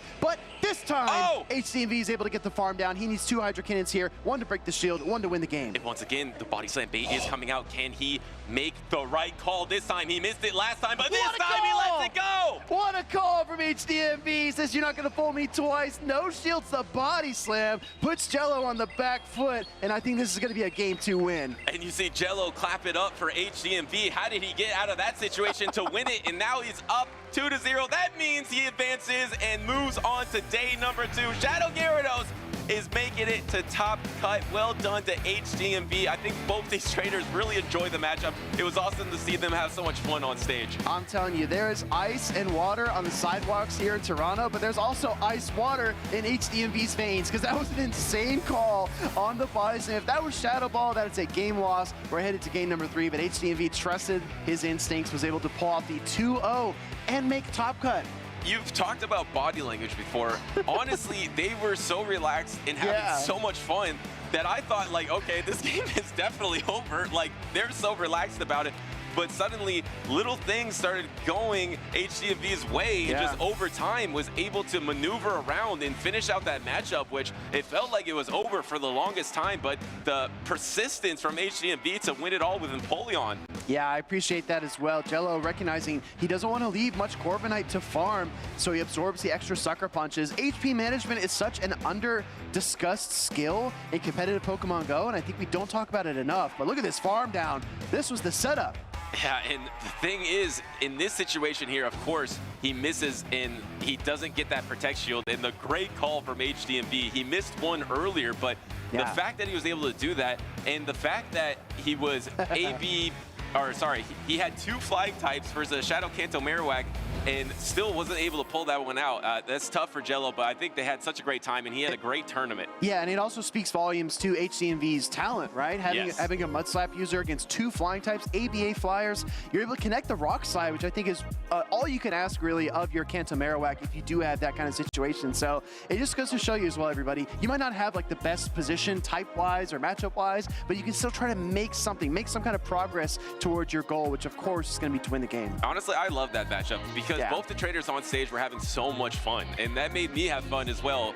Even though in the end Jello is going home, he is eliminated. Congratulations to his tournament run. He played awesome. I feel like he really called the meta well. I mean, it was top usage Pokemon, but he was right on it in terms of what he was going to see in Toronto today. Didn't quite get it there, but was close. Almost won that game number 2. Could have forced the game number 3, but incredible journey from Jello. I'm telling you, I don't know how many trainers were, thinking about Gyarados when they were team building, right? I got to be strong against Shadow Gyarados. And sometimes those wild picks can pay off massively, but let's move on. We're headed to losers finals in Group B. This is Radnitsky taking on Will D, 822. We saw Radnitsky earlier on in stream. I believe this is his 3rd appearance here. A trainer that has only competed in 2023, took a little bit of a break and is now back. Made it all the way to the winners semis, I believe, then lost the winners finals. Now he's in the losers finals. Finals. He has an opportunity to make his first ever day number 2, but to do that, he's gonna have to defeat Wild, which I believe Wild is running a Wild team instead of the double steal of the Shadow Scizor and the Corviknight. He's running Bastiodon and Fortress. I'm telling you, Butters, as a commentator, I am focused, I'm flourished, I'm in my lane right now because we have a Fortress that's going to be on stream shortly, and the Toad Scroll, which I don't think you even mentioned that. I didn't. as well, so. You know, I saw this happen in an earlier tournament. I think it might have been in Las Vegas, where trainers at the end of day number 2 in the Losers Finals were faced against this type of team composition. I think it was a little more exaggerated. I think there was double Mud Slappers, and there was a Bastiodon and some other alignment Pokemon like Wigglytuff. But these are last chance trainers, and if you want your last opportunity to make day number 2, sometimes you gotta take down a Toedscruel and a Bastiodon. And Radnitsky wants to keep his performance and his tournament dreams alive. Forgive me if my memory fails me, but I do remember seeing Toedscruel. I think Sanhudigo top cut with it at EUIC in years past, with also a Turtonator as well. Sanhudigo, if I'm wrong about that, please forgive me, but I am pretty certain that that was the case. We haven't seen Bastiodon, right? A lot of people, I guess across the pond, you could say, are saying, oh, Bastiodon is an NA Pokemon. I don't know if I agree with that one, Butters. Yeah, well, I mean, it was in NA for the first 2 regionals of the season, so they're not wrong about that. Factually, they are correct. And it was 3rd place as well in Las Vegas, I believe, from Rockhaven. But now, can it make to day number 2 and have another chance to be in the top 3 in a regional here in North America? But first, it's going to have to get through an Annihilate and a Gastrodon and an Empoleon. I'm not sure the Bastiodon has the best matchups versus Rad's team. A lot of ons there. Empoleon, Gastrodon, Bastiodon. But let's see what they decide to do. Looks like Radnitsky and Will D are taking a few minutes to lock in. I'm actually a little bit more familiar with Will D as a trainer because he's had a lot of success in Go Battle League, right? Topping the leaderboards over and over. When you refresh those boards and you see that name consistently, you know that trainer is the real deal. The question is he able to align his Pokemon the way he wants when we have open team sheets here in the Championship Series, and you can see that Bastiodon coming. You can see that Wigglytuff from a mile away. Well, what I'm curious about too is what is on the Fortress here. Let's look at the attack of the Fortress in its Volt Switch. Oh. That's what he needs in this situation, because I think Azumarill looks incredibly strong versus Rad's team. You don't really have a true answer to it. The best answer is the Empoleon, and then if you pair it with that Volt Switch Fortress, maybe you don't really need the alignment, because Volt Switch Fortress is also not bad versus the entire team of Rad. I mean, it's going to struggle against the Gastrodon, but that's about it. I think those 2 Pokemon, the Fortress and the Azumarill, slap a 3rd on that team, and you're looking pretty strong. Fortress, Azumarill, Toedscruel. I'm going to call it. Toedscruel, yeah. I'm calling it. We're going to see it, I bet. But only time will tell. These trainers are looking over the team sheets, trying to prepare for any eventuality. I think a big part of this, right, is looking at what your opponent's going to do. I always say that only half of the team selection process is deciding what you want to run, but you also have to think about it from your opponent's side. What do they see? What holes do they see in your team that they're going to try to attack? But when you notice that Radnitsky has no fire types on his team, the Bug Steel in Fortress looks extremely safe. Looks like we're locked in. This is Losers Finals. Winner makes the day number 2. It is Rad versus Will. It is the Altaria versus the Toedscruel. You called it the Toedscruel, but it's meant by the Altaria. All Will can do is laugh because he's going to have to pivot into one of his fairy Pokemon, pivoting into the Azumarill, meant by the Empoleon. This is actually not all bad. No, yeah, right? It's not. You baited out the Empoleon. Now you have the Wigglytuff in the back. It's ABB double fairy. You can charm through everything if you're Will D. It's so critical, right? Because Will D did have 2 fairy-type Pokemon in the back. He could have sent out the Wigglytuff, which would have been hard countered by the Empoleon, but he opts for a softer answer in the Azumarill. And Azumarill might not win this matchup. Hydro Pump will connect here, which is going to hurt, but it doesn't even need to really win this matchup to put Will in a better position. He's got the Hydro Pump. Trainers, most players run the Play Rough and the Ice Beam on the Azumarill. Will actually has the Azumarill, maybe because he safe swaps it a lot. Maybe. As a safe swap Pokemon, you would rather have it with the Hydro Pump in this specific strategy. Both the timers are back up. The Drill Pack is going to land into the Azumarill, but what's going to stop the Wigglytuff? I'm telling you, sometimes your swap is kind of like your counter punch, and you want a little bit more power behind it. That's what Hydro Pump gives you. Can't get to the next charge attack, though, so Will D's going to lose the Azumarill. Has to come in with the Toedscruel double butt slaps, pick up the KO, and like you said, Butters, what's going to stop the Wigglytuff? Yeah, and then you even have the wrap as well to start debuffing some things in the end. And Oh, no! Oh no, Rad realizes it. There's nothing really left for this Wigglytuff. He's just gonna have to counter, going for the Rage Fist, trying to get a boost, getting another charm there, a Protect Shield on the resisted Rage Fist, but knowing Wigglytuff is your dream to day number 2. One more charm will do it. Desperate times, desperate measures, shielding ghost-type attacks as a normal-type Pokemon, but it's all part of winning this battle. I mean, Wigglytuff, it looks inevitable, right? It's going to crush this Altaria with the charms, and in spite of everything it tries to do, I don't see any way for Radnitsky to win this. No, because you're doing nothing with the Dragon Breath here, even a no Protect Shield, because knowing you can't get Dragon Breath down, it's probably literally impossible unless you are not attacking for about a minute because of how little this Dragon Breath will do, especially at the double debuff, so Rad knows it, and Rad just lets his Altaria go, and Will D takes game number 1. Icy Wind, double super effective damage, connects. Will D with that Toad Scroll double fairy team. Excuse me, an ABB strategy that we have seen, I guess occasionally, right? In terms of typing, maybe you lead with a Mud Slap user, you have a couple of soft answers in the back, but what an incredible call to safe switch the Azumarill, pull out the Empoleon, and kind of clear the runway for that Wigglytuff. Yeah, and it's really hard. I mean, at this point, you have the Empoleon to counter the fairies, but what is your other counter to the fairies? Do you bring a normal type? Do you bring the Licklicky? Do you bring your own Wigglytuff? Do you try to go for the Gastrodon?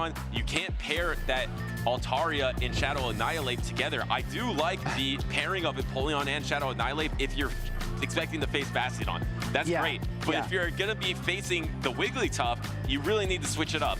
Yeah, but I mean, think about how likely a Bastiodon would be. You've got Annihilate, you've got a Mud Slap user in Gastrodon, and if you're Radnitsky, you also have the Empoleon. You kind of have 3 strong answers to Bastiodon, and you kind of wanted to remove the variables from this matchup and work with what you expect to see. So if you can start to cross off the Bastiodon, maybe cross off Furret or another Pokemon, you can narrow things down and figure out your strategy for battle number 2. Yeah, I think you can cross it off now because Bastiodon was not looking strong regardless. Plus, then you showed an ABA lineup strong to Bastiodon. Agreed. Will D would be crazy to bring that Bastiodon into game number 2, but if he brings a team like this, he might be a little crazy sometimes.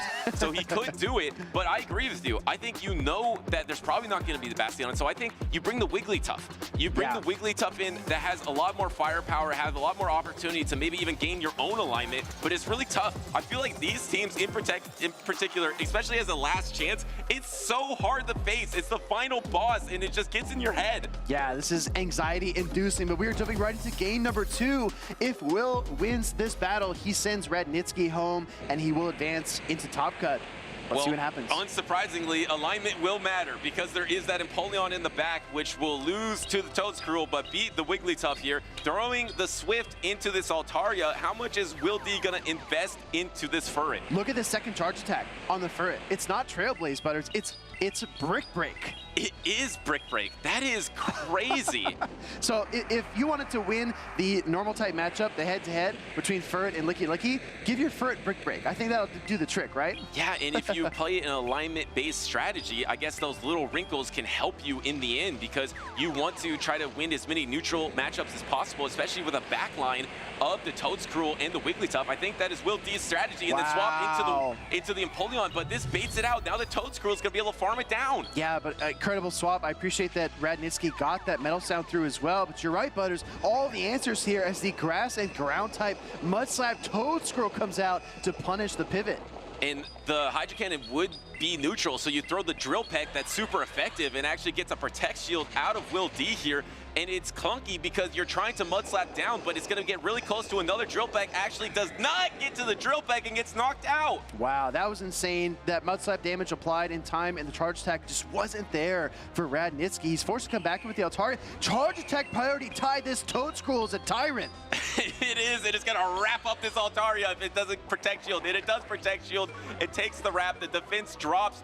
It doesn't really matter. Are you going to protect shield onto your Toad Scroll? No. Maybe he's going to go. He does. He's going all in. He's going to try to mud slap down. The defense is down. This Altaria doesn't have any energy. Can he get the mud slap down before the sky attack? I don't think you can get there. You got to swap out. There's the swap. What plays from Will D? What an insane catch there. 9 turns on the mud slaps, and that's just the number of turns that Radnitsky needed for the sky attack. Perfect pivot. He's got the seed bomb loaded. Gastrodon is shaking in the back. What's he gonna do? And he's got victory in his wrap, but instead he's going for a grass type attack that will one-hit knockout. No, it doesn't. It's double super effective, but it doesn't have the force to knock out the Gastrodon. I didn't think it could hold on, but he did.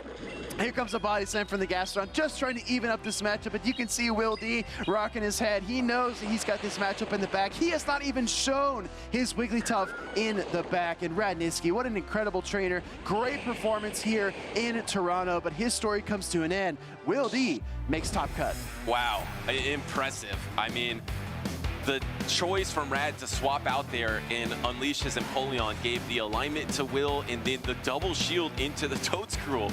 And just able to put enough investment into that Pokemon, have enough health.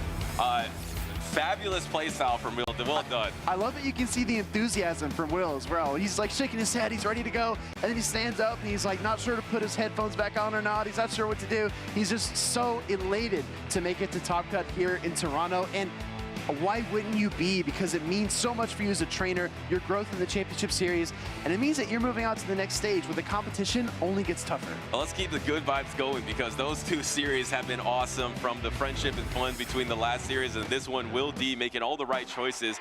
I want to give a huge shout out though to Radnitsky because the way he played after a multiple year break and then his best performances in the past was 60 and 80 to get to this point and edge just 2-game victory away from day number 2 is nothing short of amazing. It's really, really hard.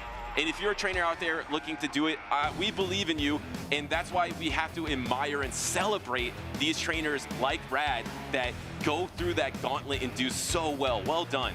I can see the fire. You know what I mean? Sometimes you look at a competitor on stage and the way they execute, the way they perform, you can tell that there's a fire behind their eyes. And Radnitsky looks like the flame has awoken yet again. So I'm excited to see what he does in future competitions. And Will's all vibes. I mean, Seed Bomb, I thought it was enough 2 butters. I'm going to be honest with you. I thought Seed Bomb would KO, but that Gastrodon was just a little bulkier than I expected. Yeah, I mean, Seed Bomb isn't the strongest attack, but it's same type attack bonus, double super effective. I thought it could do it, but I bet that Will D knew it couldn't because he is a Toad Scroll pro and he's making it to day number 2. And that means Bastion is still alive.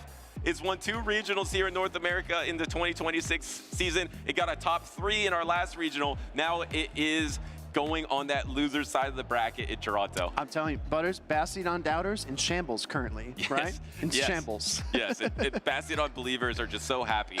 Honestly, this is a strategy. If you guys play Go Battle League, you see this a lot of times. You see these trainers that run Bastion, run Wigglytuff, run Toad Scroll, that try to go for alignment. But when you have a team of 6, it just adds so much more depth to it. It's really hard to deal with. It's incredibly hard. I can confirm, Butters, every time I pair up against our producer, Daniel, I see Bastion every single time. He loves that Pokemon, plays it all the time, but you can kind of anticipate based on the lead what you're going to see next, and that's definitely an important part of mastering Go Battle League is recognizing trends and tendencies. We have 2 incredible trainers just taking the stage now, both Canadian, right? We got Final Boss AJ taking on SS Thorn. This is going to be fireworks. And we saw how important it was for Final Boss AJ to keep that title of Toronto here in Canada. 2 Canadians have their shot at day number 2. Final Boss AJ made an awesome run early on, lost in the winners finals, is here in this losers finals, but did take out Eomero along the way off stream, which is an incredibly awesome victory for her versus SS Thorn. One of the best trainers in Championship Series, a creative, but bringing the Shadow Steelix, it looks like here. Well, remember, I believe it was 2 years ago. I believe that SS Thorn made it to the grand finals in Toronto versus J-Jam with Clefable and Shadow Dragonair. Yes. So this trainer is definitely no stranger to the spice, and bringing the Shadow Steelix, I appreciate immensely because that was one of my caster picks. But look at the matchups here, Butters. I do like Steelix a little bit against the waters and the flying type there for AJ, but we'll see what these trainers decide to do. Yeah, one thing that's underrated about Shadow Steelix is how good it is against Shadow Shadow Scizor. Yeah, it's really true. good against Shadow Scizor. And Shadow Scizor, Guzzlord, Azumarill, we saw that from Nighttime Clasher, and even throwing the Corviknight into those 4 Pokemon, we saw that strategy from Nighttime Clasher be dominant. Shadow Steelix is actually pretty comfortable in that world. And even this Shadow Steelix has Earthquake as coverage, I believe, too, as well. Or does he not? Let's check, No, actually. you're right. You're actually correct. Yeah, He does have the Earthquake as coverage. So if he does face something like the Guzzlord, he's able to throw that neutral damage, because usually in the past you would run Psychic Fang and Crunch, and then Guzzlord is just impossible because you just don't do any damage. Neutral and also same type attack bonus. Yes, right? and a strong attack. Yeah, because, I mean, Steelix does have access to Breaking Swipe, Crunch, and a myriad of other charge attacks. It feels like Heavy Slam even. Yes. But when you do have that same type of attack bonus on something like Earthquake, it can really rock the bulkiest Pokemon, including Guzzlord. Yeah, and that's a new tech here for this season. We haven't really seen that in the past, but now the new Shadow Steelix, which I agree, it's going to have a lot of play in this matchup. Even against the Licky, you're able to resist those rollouts, right? Double resist them. And that's crucial, and then you resist the Body Slam, so all you have to do is worry about that Shadow Ball. So I actually think we're going to see a lot of Shadow Steelix. So what does that mean from Final Boss AJ? We're going to be seeing maybe a lot of Shadow Kanto Marowak. Lapras has some play. Tentacruel will have some play as well. Look, we talk about really positive scenarios. Let's imagine a nightmare scenario here, right? Final Boss AJ's Tentacruel, her hero Pokemon, taking on the Steelix. Right. Oh my gosh. I mean, yes, the Scald is going to do a lot of damage, but those poison stings, everybody, are triple resisted. I would be shocked if they even did 1 damage in the Steelix matchup. I know they do 1 damage, but I mean, it doesn't feel like it should. It should be like half damage. Yeah, exactly. Half turn, half damage, and you know who's not half bad against Steelix? Altaria is actually not terrible now because with Flamethrower. Yeah, you have the Flamethrower as well, and you're taking neutral from that Thunder Fang, and you only have to worry about Thunder Fang and Psychic Fangs because there's Earthquake on the side of that Shadow Steelix. So maybe you run some kind of core of Shadow Kanto, Marowak, and the Altaria, but the problem is that's why I think SS Thorn built his team well. He also has the Azumarill, which really wrecks that core of the Shadow Kanto, Marowak, and the Altaria. No, you nailed it, right? I think a lot of this team building process comes full circle because you see the cores that are popular, you kind of recognize patterns as you look at enough teams. Maybe you look at our top usage or our top cut trainers, and you can say, oh, well, they share this duo, this core, and sometimes it's even more nuanced than that. Maybe they both have a Mud Slap user, maybe they both have a Steel type Pokemon, a Flying type Pokemon. You generalize it even a bit more, and you start to recognize how these cores and tendencies play out. Yeah, and the more I recognize this matchup and the signature Pokemon, like you mentioned, from Final Boss AJ, I feel like it has a chance to do something in this matchup. Oh, for sure. I mean, Lapras could be strong to stop that Azumarill and that Shadow Steelix, but I really think Tentacruel has an opportunity, and it's a Pokemon that probably a lot of trainers have not scrimmed against. Matchups that they might not be as familiar with. It's neutrally good against everything on SS Thorn's team. There are 2 ground types, of course, with the Steelix and the Shadow Kanto Marowak, but you have the Scald and you have Poison Sting. You're going to pace incredibly quick, and you can land that super effective damage into the ground types. That's true, right? I think you make a really good point there. I will mention, though, that the Lapras from Final Boss AJ, we've already seen it on stream. It is Ice Beam and Sparkling Aria. Yeah. So against the Azumarill, it's going to have to rely on the Psy-Wave damage and just spamming the Sparkling Arias, really. There's no Skull Bash deck, is what I'm trying to get across. True. Yeah, it's Lapras is dominant with the Skull Bash, but Lapras still has a lot of play just with that Psy-Wave and Sparkling Aria. Of course, you have to worry about the play rough, but you resist the bubble, so it ends up being really close, which I think this matchup will be. It's going to be really close. These trainers have had some time to think about it. They're thinking about it right now. 2 Canadians here in Toronto. An awesome pick from the Tentacruel on Final Boss's AJ side. And honestly, another awesome pick of the Shadow Steelix. I really like that Shadow Steelix Azumarill core in this meta right now. And specifically, I like it against that 4 from Nighttime Clasher of the Azumarill, the Corviknight, the Guzzlord, and the Scizor. In the Shadow Scizor. I really like that core versus that. Yeah, I think you make an excellent point. I think it's a great core breaker. There's a lot of nuance and potential there, but we're about ready to get locked in here, everybody. We've got Final Boss AJ on the left side of your screen. She's returning back to the main stage here for, I believe, the 2nd time today, and SS Thorn making a first-time appearance. But this is a trainer that needs to be both feared and respected. I'll double check, but I'm pretty sure I said earlier that Final Boss AJ has never made a top cut. So she is 2 game victories away of her dream of making it to day number 2. She has to get through SS Thorn. If you're just joining us now, we're having all our losers finals here. These are our last chance trainers who are on the loser side of the bracket, which means that they've taken 1 match loss in this tournament, and they're 1 match loss away from elimination. In this case, they're in the losers finals, so they're 1 match victory away from day number 2, and we got a mirror, the Shadow Kanto Marowak mirror. Exactly right. Mudslappers on the field here. A big tell is going to be which one of them will win that charge attack priority tie. Both going immediately for the Bone Club. SS Thorn confident he's going to win it, and he's exactly correct. This charge attack gets fired off first. In both running the Shadow Kanto Marowak Licky. This is going to be the charge attack priority. Like you mentioned, the next Bone Club is actually going to be going through for Final Boss AJ here. So are we going to see a pivot? Lapras pivot is not too scary in this matchup. Actually, no pivot here. Just looks like both these trainers are going to go for the Bone Club. Swap into the Licky. Incredible HP management by SS Thorn to realize he can absorb a Bone Club, survive 3 more Mud Slaps with his own Marowak, and get to the Bone Club, plus switches it out and banks that Pokemon for a swap down the stretch. And now the Licky mirror is here as well. So the backline matchup is actually going to be Lapras versus the Corviknight. And Corviknight enjoys that it resists that Psy-Wave fast attack damage from that Lapras, but there is a Protect Shield advantage from SS Thorn here, and you have an energy and health advantage on your Licky as well. This is the second mirror matchup where SS Thorn has won the charge attack priority. It won it earlier with the Kanto Marowak, wins it again in the Licky mirror, and that means that he's going to be able to command the pacing of this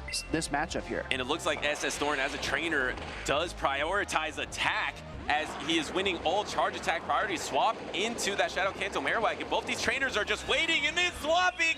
Resisted Bone Club into the Corviknight. This is only single resisted because of the subtyping of Steel from Corviknight. Yeah, Final Boss AJ caught the Bone Club on her Licky, and then SS Thorn says, watch me do the same thing. Catches on the Corviknight. Gonna respect the Rock Slide, though. Right, you're gonna Protect Shield. You have 2 Protect Shields left, so might as well use one now. And now we have 1 Protect Shield versus 1 Protect Shield, and actually throwing the Air Cutter, not wanting to worry about taking a Rock Slide. You could take the Rock Slide and farm down, but instead prioritizing the health here instead of prioritizing the energy, and that's smart because he wouldn't have much health left. Also no boost on the Air Cutter, right? I think that's going to be important for the stretch here, as we likely see the Lapras come out from Final Boss AJ. Yes, I do think that the Corviknight is probably within Ice Beam and Psy-Wave range, but there's still a Protect Shield, and the Switch Timer is up for SS Thorn. And here comes the Sparkling Aria. And like you mentioned, you can throw the Ice Beam too if you want a little bit more damage, but this time trying to be a little more energy efficient with the Sparkling Aria. Combo attack!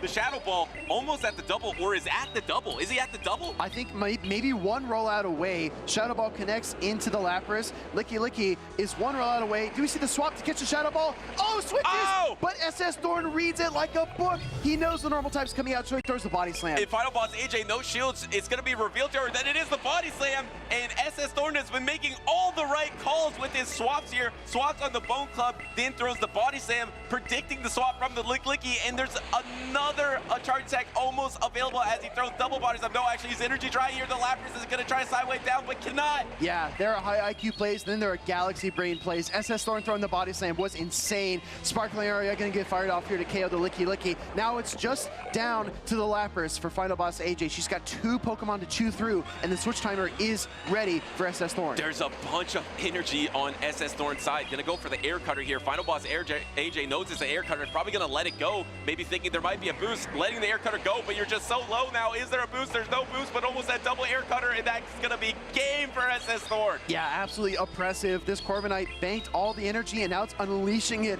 in the Lapras matchup. Just Air Cutter after Air Cutter, paper cut by paper cut, and this third one will be enough to pick up the KO. SS Thorn maneuvering perfectly through a difficult matchup. Wow, he still seems to be in top form, even though we are at the end of the day, and I believe this is Group C. So these trainers have been battling all day long. So it is a stamina race as well, or stamina competition in these Pokemon Go Championship Series, because sometimes, especially in day number 2, I mean, you have to go from start to finish if you want to win it all, and it's hard. It's just multiple hours of staying locked in, staying focused, and SS Thorn looks that right now. No, absolutely. SS Thorn is dialed in, but so is Final Boss AJ, and I do think that there were a couple opportunities there to maybe flip the matchup. AJ was not that far away from winning as it appeared.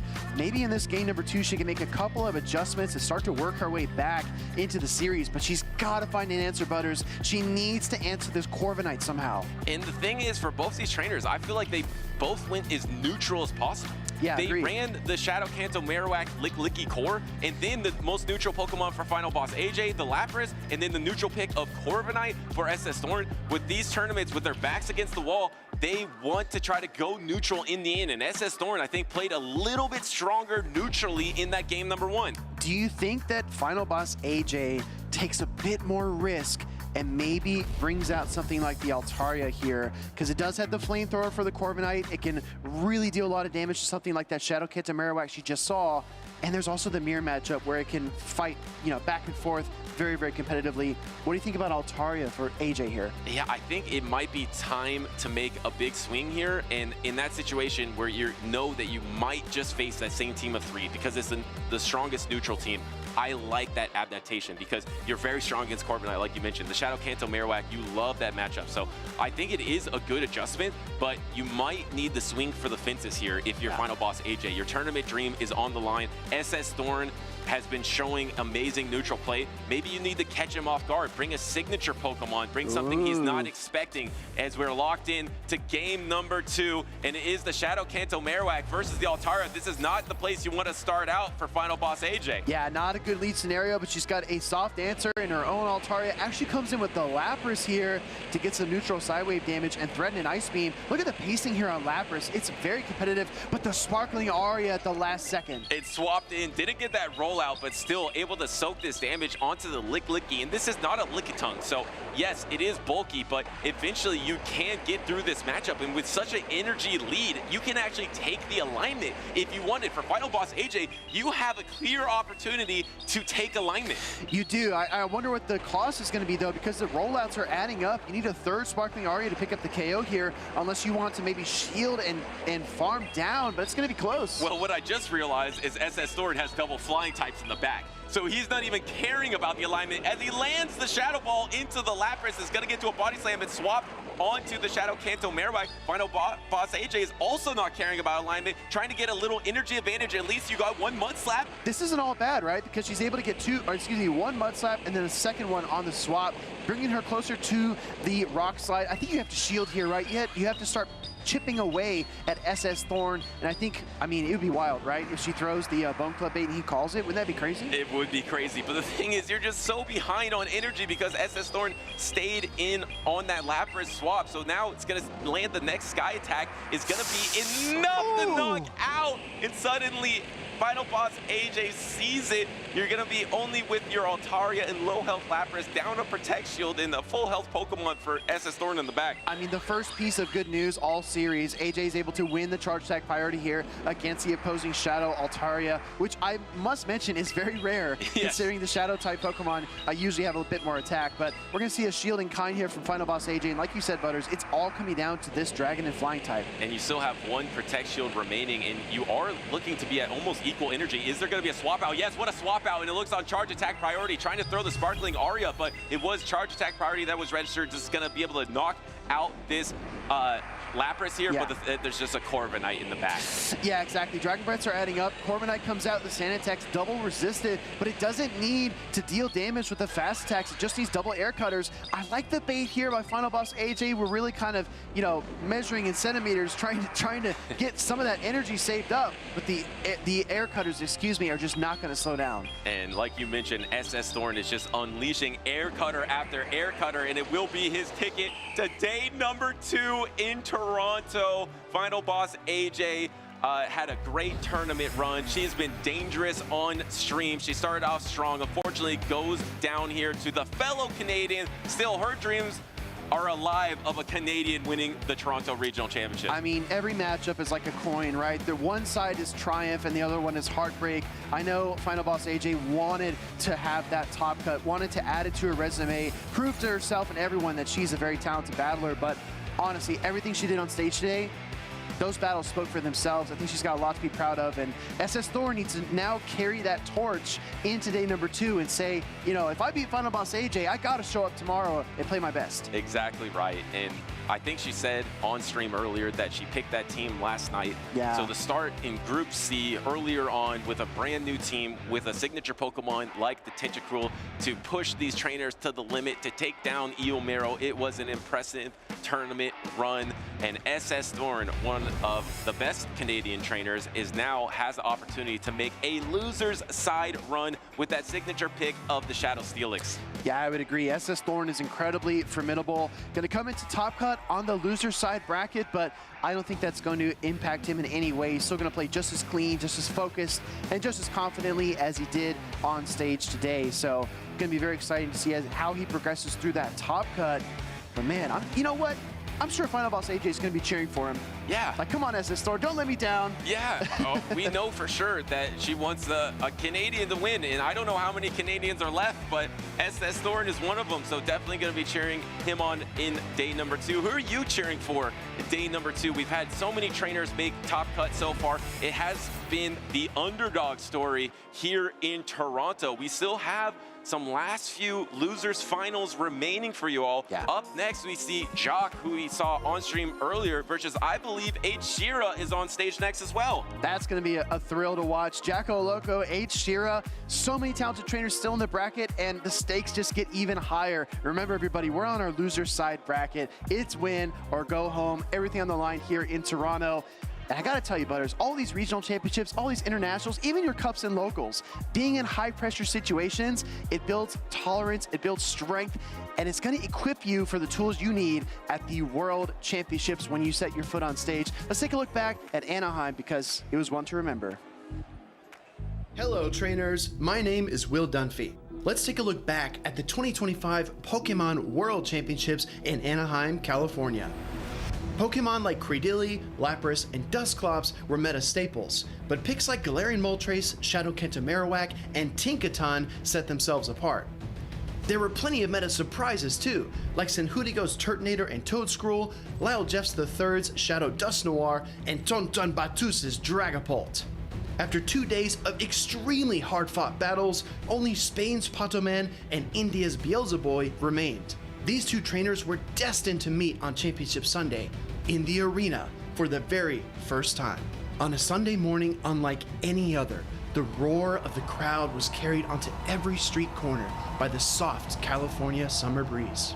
As the palm trees swayed and Pokemon fans took their seats, Patoman and Beelzeboy clashed on center stage. Beelzeboy struck first, and he struck ferociously, dominating Game 1 with a triple Brave Bird barrage. Patoman rebounded in Game 2, overwhelming Galarian Moltres and delivering back-to-back Sparkling Arias to knock out the Shadow Steelix.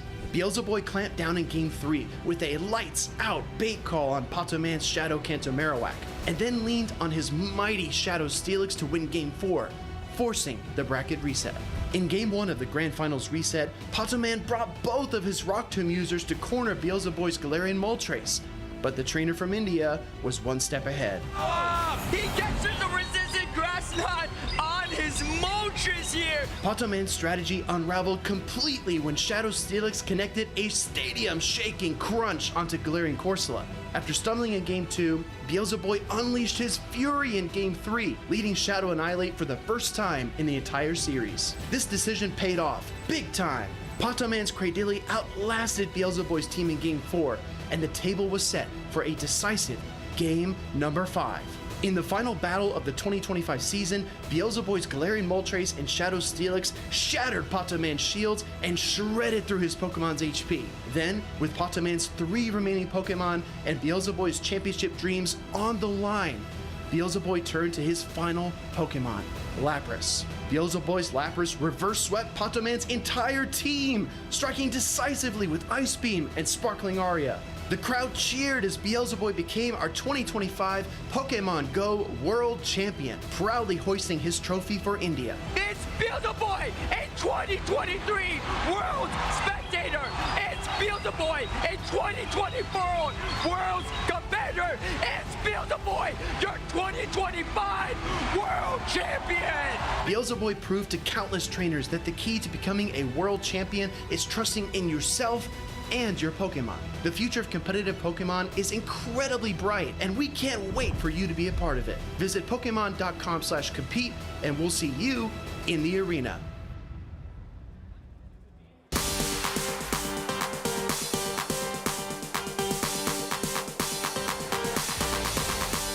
So coming out of a losing position is really difficult, but sometimes you have to play towards your most improbable win conditions, like angling towards your opponent making a mistake that they otherwise might have not been making if they were playing optimally, like using a charge move on improper timing, or maybe throwing energy when they shouldn't be throwing energy. In TCG, to come out of a losing position, you want to make sure that you have your bench full and you can sacrifice a single card up front just to be able to build up your bench and then bring that up and then change the tide of the match. It's a wonderful tactic to use. Honestly, it's good to kind of take a step back, just take a few seconds, reset, look at your team sheet, look at the Pokemon you have left, and kind of see what options you have given the pieces you still have in play. And that's really all you can hope for in a battle. Don't continue the way you are going. You're stuck in a position where the current path is losing, so let's try a new idea. Let's swap back out, try and make a catch. Do something unexpected. Maybe try and do more baiting if you're not someone who's used to baiting. Have a just different play up your sleeve. That way you can just throw your opponent off. And the other thing is, it may seem like a losing position, but a lot of times, by playing a game out fully and being fully invested the entire way, you end up winning in the end in a very close match. So the game is never over until you finally see the win or loss screen. To come out of a losing position, I think you should always think positively and think about what can I do to improve my position.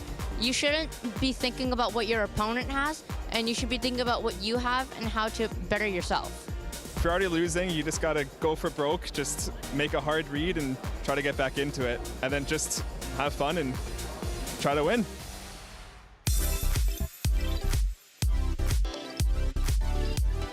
Welcome back, trainers, to the 2026 Toronto Pokemon Go Regionals. And we are starting to round out day number 1 to see who's making it to day number 2. I'm Caleb Peng, I'm joined with Soph Toph, and I'm looking forward to some more Pokemon Go battles. Yeah, me too. We're already in the losers finals of some of these groups. We've already gone through all of our winners finals and a couple of those losers finals, groups A through C, and we've still got, I believe, groups D through H to go. And we're going to be starting out with group D. And I feel like we're getting a sense of what the meta is, general directions going, but we're seeing a lot of sneaky picks go through, right? I think 2 Shadow Gyarados has made day number 2 so far.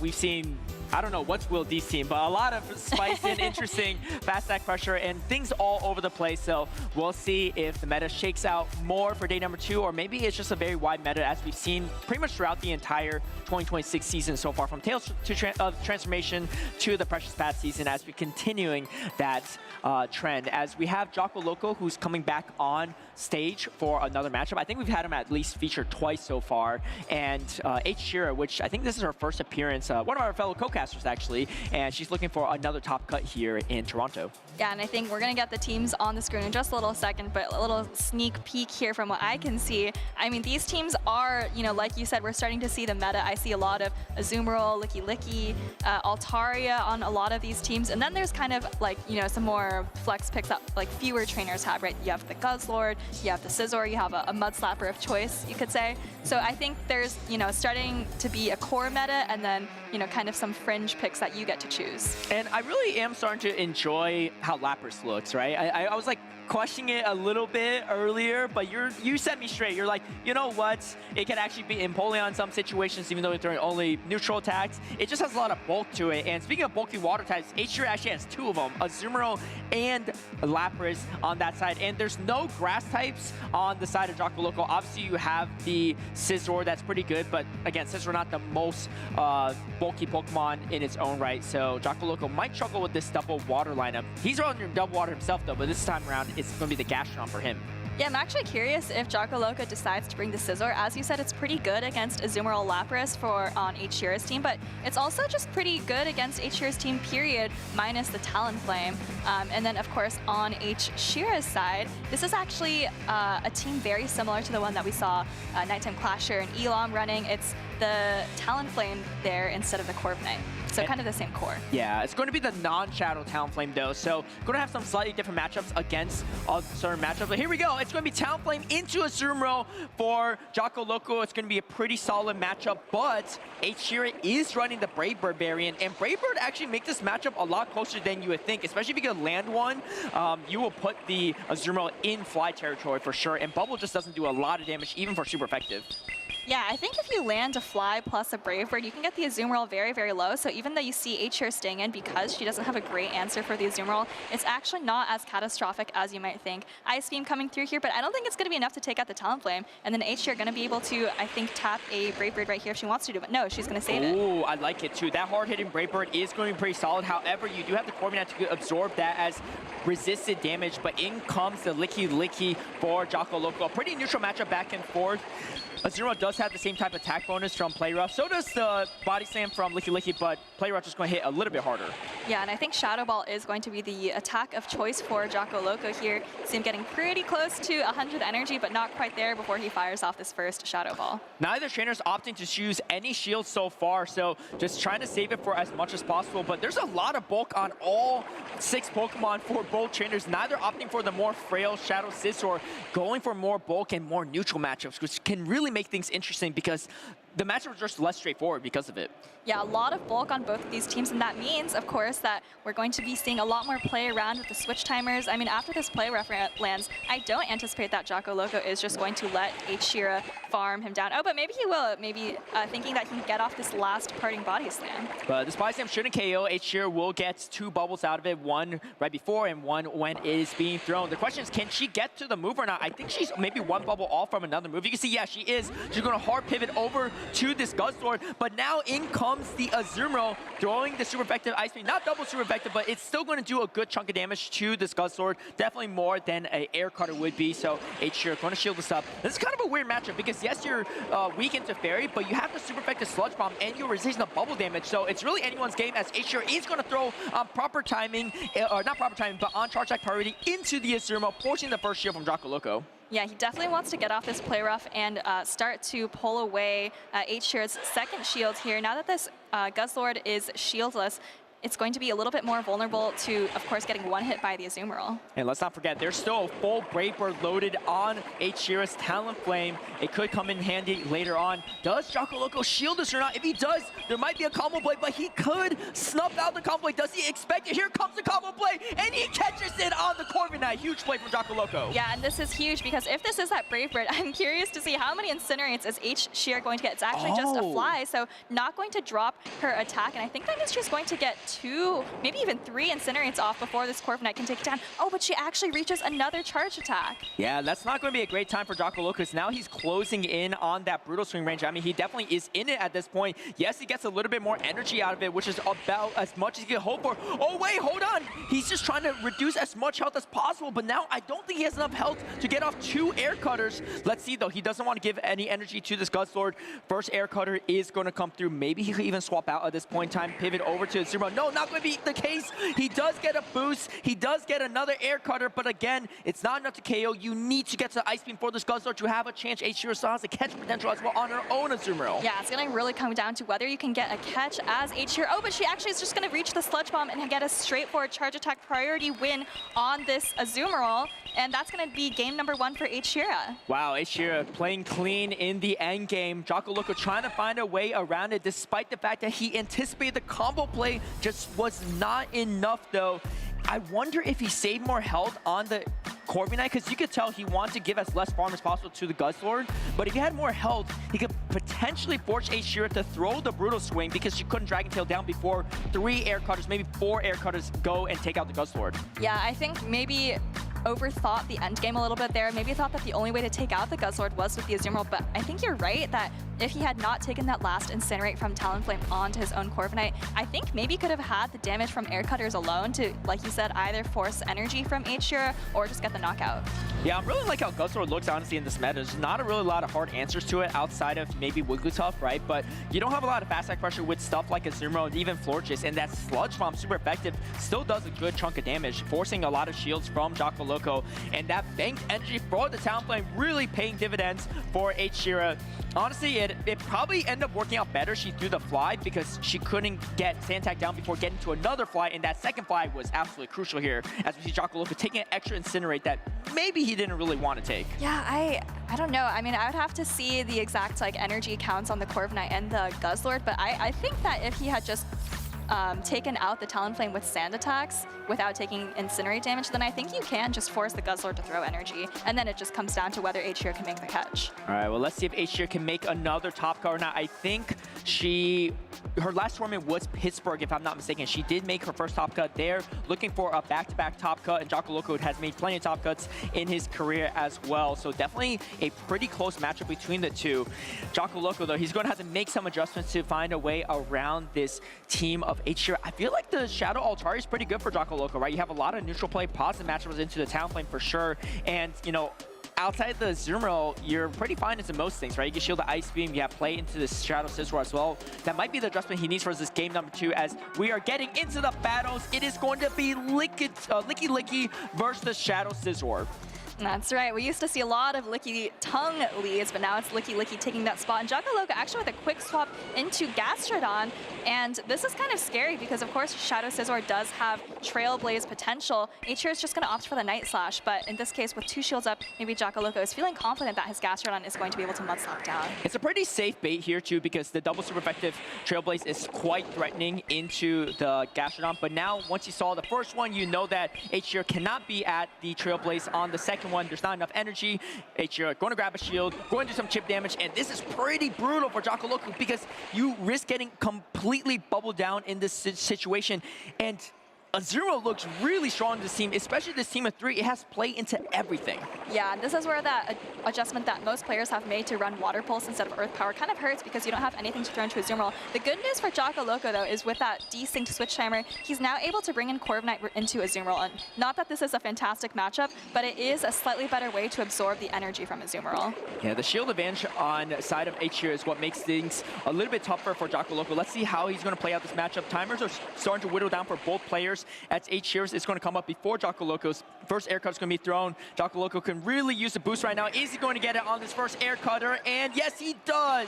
Still needs about at least 2 air cutters to take out this Azumarill, but I don't think H-Shira is going to give them a chance. I think she might even pivot out here, try to farm this down with something else. Yeah, throws the Ice Beam, and Azumarill is dry at this point, and she's just going to stay in, actually, maybe try to absorb this air cutter, knowing that Azumarill can hang on and probably still get to another charge attack at some point in this game. Yeah, you can't really catch the energy on much. It's going to do a good chunk to both the Scizor at that health range and the Guzzlord. It's the right play to right move to throw. So H-Shira content on just what the Azumarill did for her in this matchup, doing a lot of damage to the Gastrodon and almost taking out the Corviknight by itself.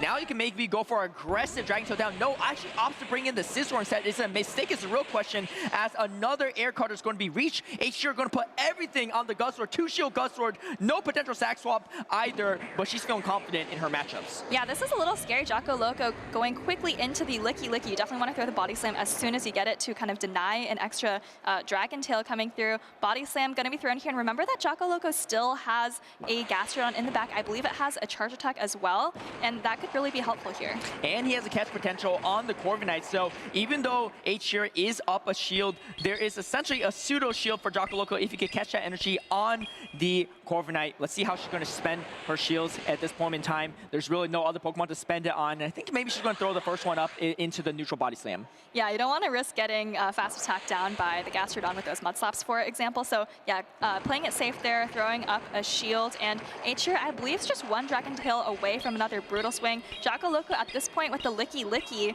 I mean, I think he just reached a body slam, but I'm not sure he has the health to hang on here. I believe he has to make a catch because the body slam from this, one will get shielded, the other one will land either from the Gastrodon or the Licky Licky. Looks like the body slam from that one's going to land. He needs to make a catch potentially, but you can see H-Shear pausing there, avoiding the potential catch, throwing in between the rollouts so that it's impossible for Jocko Loco to make that catch. Can he make it to another body slam? I don't think it's going to be the case. Oh wait, he's almost at 2 body slams. That's actually pretty big. I think he's only 1 mud stop away. Is H-Shira 1 Dragon Tail away? She needs to be able to win Charge Attack Priority to get this off. And no, she's not. It looks like Jocko Loco's streams are still alive. He goes for the 3-ball flex, barely, but just enough to take out this Guzzlord to force a game number 3. Yeah, that game came down to the wire. Actually, the Charge Attack Priority between Guzzlord and Gastrodon is pretty close, I think. So not sure how that game would have played out, but Jocko Loco's dreams alive on the back of a 3-ball flex, but of course each Pokemon having just a couple of HP left at the end. Yeah, I mean, speaking of how he ended up in loser bracket, it came down to Charge Attack Priority in the end in a Corviknight mirror against Nighttime Clasher. So it would be brutal to get knocked out of the tournament. Both losses on Charge Attack Priority. He wants to avoid it, and he still has a shot. Honestly, things look really bad for him, in my opinion. The Zero did so much work for H-Shear, and she had a shield advantage. Jocko Loco didn't even go for a catch play, but he just managed to health and energy well, and saving that energy for later was absolutely crucial for him for that Gastrodon to close things out.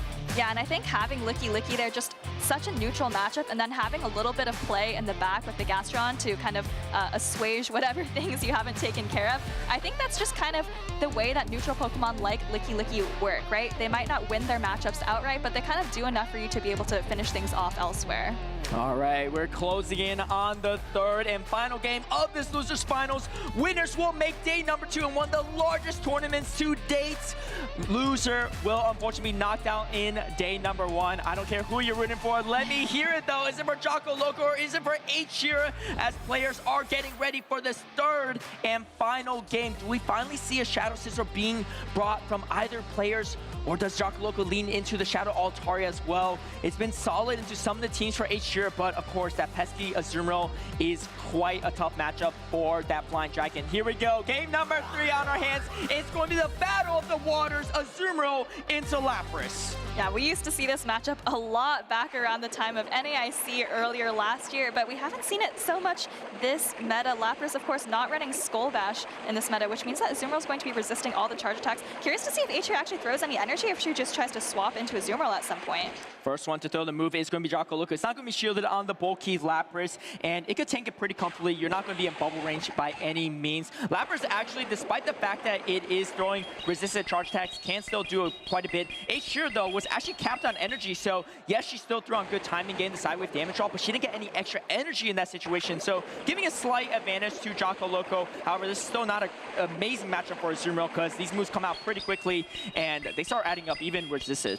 Yeah, the Psywaves are really putting in a lot of work here for H-Shear, chipping down this Azumarill, even though it's only taken resisted Sparkling Arias. But, you know, to Azumarill's credit, it's very bulky, of course, and these play refs definitely chunk away at the Lapras. I think H-Shear is still going to be able to hang on, but she actually puts up a shield. Yeah, going to want to preserve this health as much as possible. I think she could have tanked the play rough. It would have been close, so maybe doesn't want to be in a situation where she can get easily fast stacked down. Jocko Loco feeling pretty comfortable here. He could probably swap out if he really wants to, as the Gastrodon's really saving the entire team of H-Shear, but he actually opts to bring in the Licky Licky. At the same exact time, though, H-Shear brings in the Azumarill. Let's not forget the energy on the Lapras. He still has a decent amount of health, so let's see how this is going to go. H-Shear is down a shield, however, does have that trusty neutral matchup of Guzzlord in the back and Azumarill on top of it. And I think Jocko Loco also has a little bit of energy on his own Azumarill, so, you know, let's keep these things in the back of our mind as the matchup progresses. Shadow Ball going to land on this Azumarill against such a neutral matchup, and as a player, I think when you're in these long drawn-out matches, you really want to take the time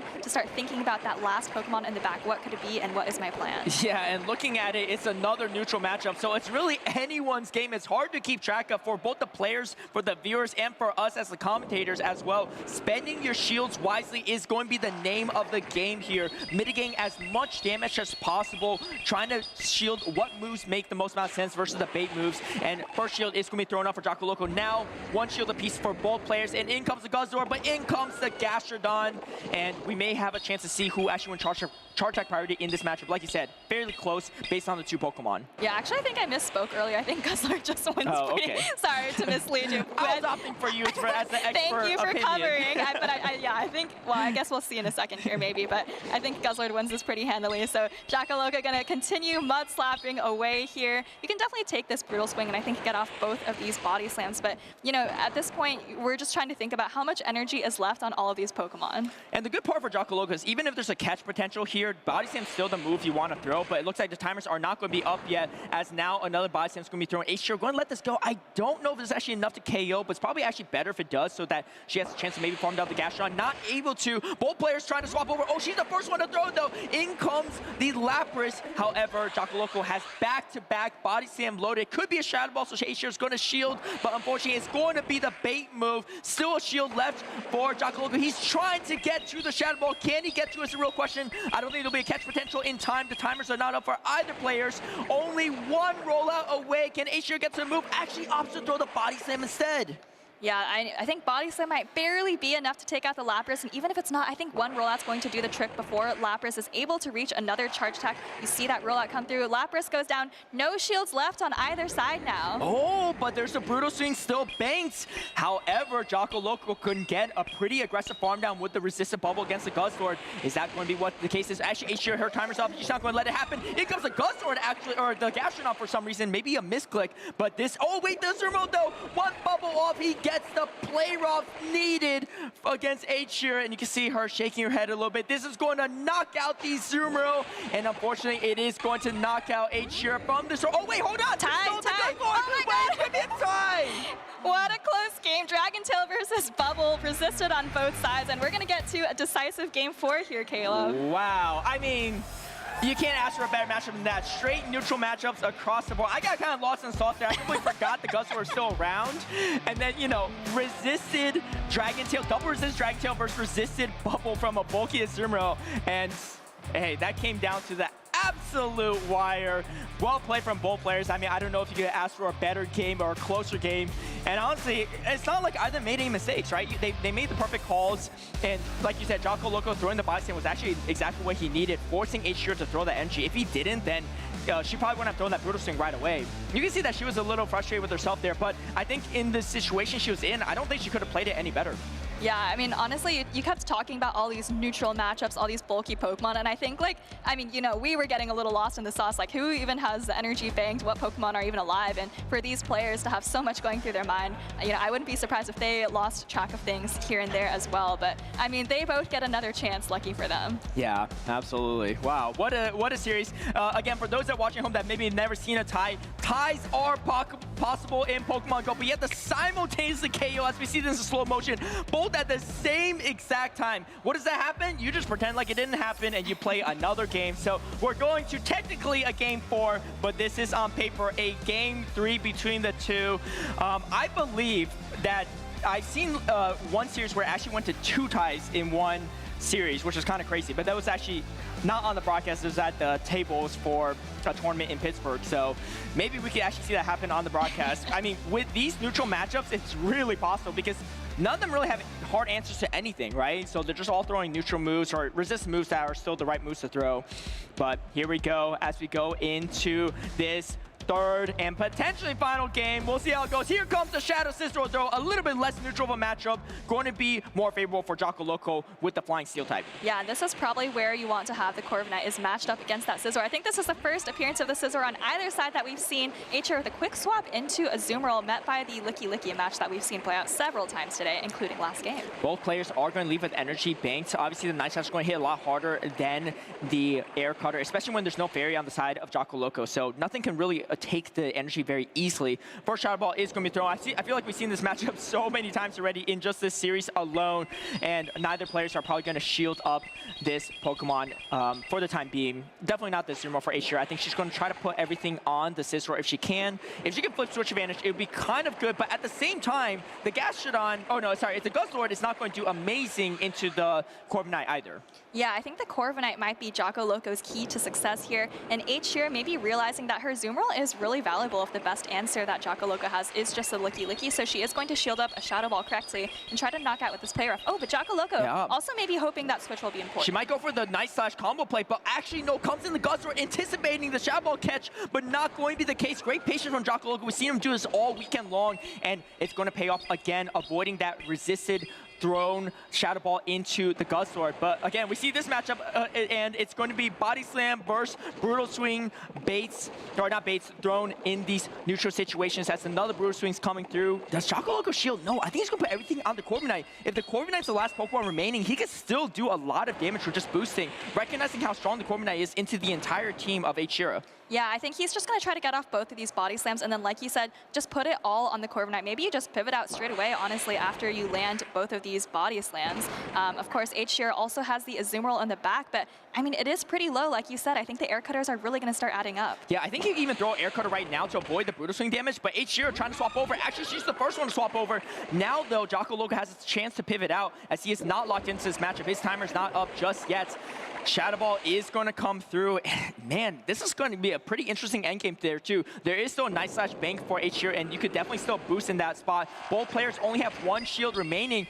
I think Jocko Loco is going to go for an aggressive farm down with the sand attacks. The real question is he going to be hit with a move? H0's timer's not up yet, so he's going to try to get as much energy as possible. Can you get to the Ice Beam, or is he going to throw right before? And he gets the full farm down. Absolutely brutal for H0. 100 energy on this Corviknight. She has cast potential, but that's not going to be a fun time for this Scizor. There's a chance this could even be a payback, but H0 just saying, you know what, if it's payback, GG's, and going to actually make the right call and not shield the air cutter, but there's another air cutter right around the corner.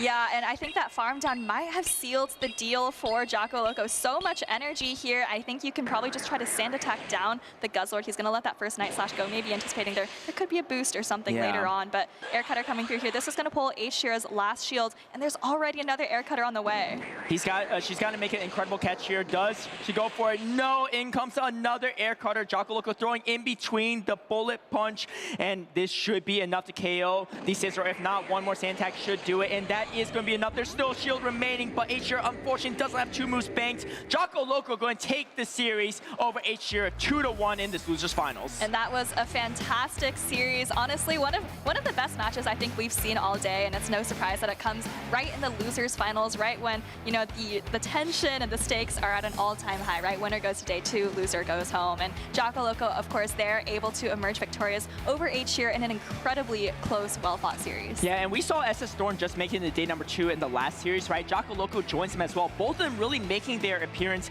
in that 2024 Toronto Regionals from 2 years ago. And, you know, I think Jocko Loco got 4th and SS Thorn got 3rd, and so both are looking to, oh, 2nd, I should say, both are looking to extend their previous performances in their hometown. As you can see, the highlights between the two, super close series. I mean, we even got a tie between them, and even that last one, it came down to the wire. If you got to this Ice Beam, it would have been really nice, but unfortunately, just not enough, and H0 didn't have any option to really swap out at that point either. Yeah, I mean, we saw how close the games between these two were. I mean, we saw literally a tie, and in that game, I mean, if the Azumarill gets to move, that's a one-turn difference right there. Definitely could have flipped things. So really, really well fought by both players. I mean, I think all of those games could have come down to, you know, half a second, just a little bit of HP. Yeah, and great mechanical precision play from both players too, right? Throwing out good timing, not giving out too much energy, right? They really did a great job of not letting the opponents farm down. They just stayed in, or they didn't stay in. They'll swap over to not give extra energy. Because sometimes if your Pokemon has low health, it doesn't get their charge attack, and you're not doing a lot of fast attack damage. You're just giving free energy to your opponents to make it even harder to come into whatever Pokemon they farm you down with. And I think both of them, you know, put on a stellar performance of why it's important not to let that happen in a lot of these situations. Yeah, there was actually a couple of spots where I think I saw Jocko Loco, you know, you noted that he kept being really patient, you know, preventing these catches and stuff, but there were a couple other situations where he might have been a little bit too patient. I felt like he was maybe allowing H0 an opportunity to farm down or, you know, be the first one to switch. So, you know, I would have to go back and look at, like, are those are there always situations where you want to be the first one to swap out and avoid getting farmed down, or are there cases like Jocko Loco just displayed where, you know, maybe it's the right thing to do? Yeah, definitely. Well, either way, a fantastic performance from both of them. Jocko Loco will be going on to day number 2. H-Shira, still a top 17 performance from her. Fantastic performances so far in this 2026 season. And speaking of performances this weekend, this is actually a rematch, a grudge match maybe, between Battle Bill versus Colin Six. Colin Six, one of the best players, not only in Europe, but in the entire world. Multi-regional champion, and of course already has a 2nd place and a 3rd place in the most recent 2 regionals and a top cut at LEIC. But he did lose to Battle Bill, the man sitting across from him in the winner's side. He's the one to knock him down, and he's looking for a rematch and some redemption here on day number 1 of Toronto. All right, well, I don't know if we've seen Colin on stream here in Toronto just yet, but like you said, tons of stream appearances this season, and you know, throughout his career, he's got 3 regional titles, no big deal. But you know, you mentioned in the stream broadcast that maybe with a 3rd place and a 2nd place, you can make a little sequence and extend that to the first place. Yeah. So, but of course, first he does have to get through Battle Bill here, who I think we saw on stream earlier playing Elam. And let's see what Colin has. He does have that Unova Stunfisk we were talking about earlier as one of the Pokemon that we thought maybe would have a little bit more play and usage here, but just hasn't quite been there. Yeah, in our European region, a lot of players really lean on the Furret, the Corviknight, and the Unova Stunfisk core, and they play it really well. And I was honestly surprised to not see as much Unova Stunfisk in this meta because it looks really good into a lot of these teams. Let's take a look at it into Battle Bill's team. You have play into pretty much everything on Battle Bill's side, even though you have some losing matchups here or there, but there's no hard losing matchup, right? There's no Marowak in there, there's no Gastrodon, so and there's no, you know, like Credilli either, so there's no true grass type from Battle Bill's side, so you have something to throw against everything. I don't know how it shook out in the winner side, because we didn't see it on the broadcast, but I think Colin can probably lean into Unova Stunfisk safely and then build around that to try to protect it and give it as much neutral play as possible. Yeah, and one of the nice things about Unova Stunfisk is that it can actually hang on against a Hydro Cannon versus Empoleon, whereas if you think about a Pokemon like Kanto Marowak, right? Technically it can hang on, as we saw earlier, but it doesn't hang on all that well. Hang on is a very subjective way. Yeah, I'm not trying to hang on to nothing, though, if I'm Unova Stunfisk. I'm trying to get out of there. Right. Yeah, but we'll see how that goes. And Unova Stunfisk, the pacing's really quick, right? 5 to the first move, 4 to the second, so you do outpace things like Empoleon, so you actually do win that matchup head-to-head if you stay in there really long, because the fast side pressure from Metal Sound, it's resisted, it's not going to do enough. Yeah, but you know, with that small difference in pacing, the 5-4 on the Unova Stunfisk versus 5-5 on Empoleon, it does also open up some opportunities for catches, so That's you know, true. if we see that matchup play out, something to keep an eye out for. Yeah, that is not a matchup that Unova Stunfisk can win charge like Propriety on, so you kind of have to throw at certain times, right? It's pretty hard to overfarm in those situations, so we'll see how things go. Battle Bill, like I said earlier, right, when he's facing Elam, he's not afraid to face these multi-title champions, right, that, you know, like Colin Six, he already beat him in the first time around, but he faced Elam, and he's faced a lot of our other top players in the circuit. Even though he doesn't have a title under his own belts, I think he has the skills to upset these opponents and, you know, really carve out his own story.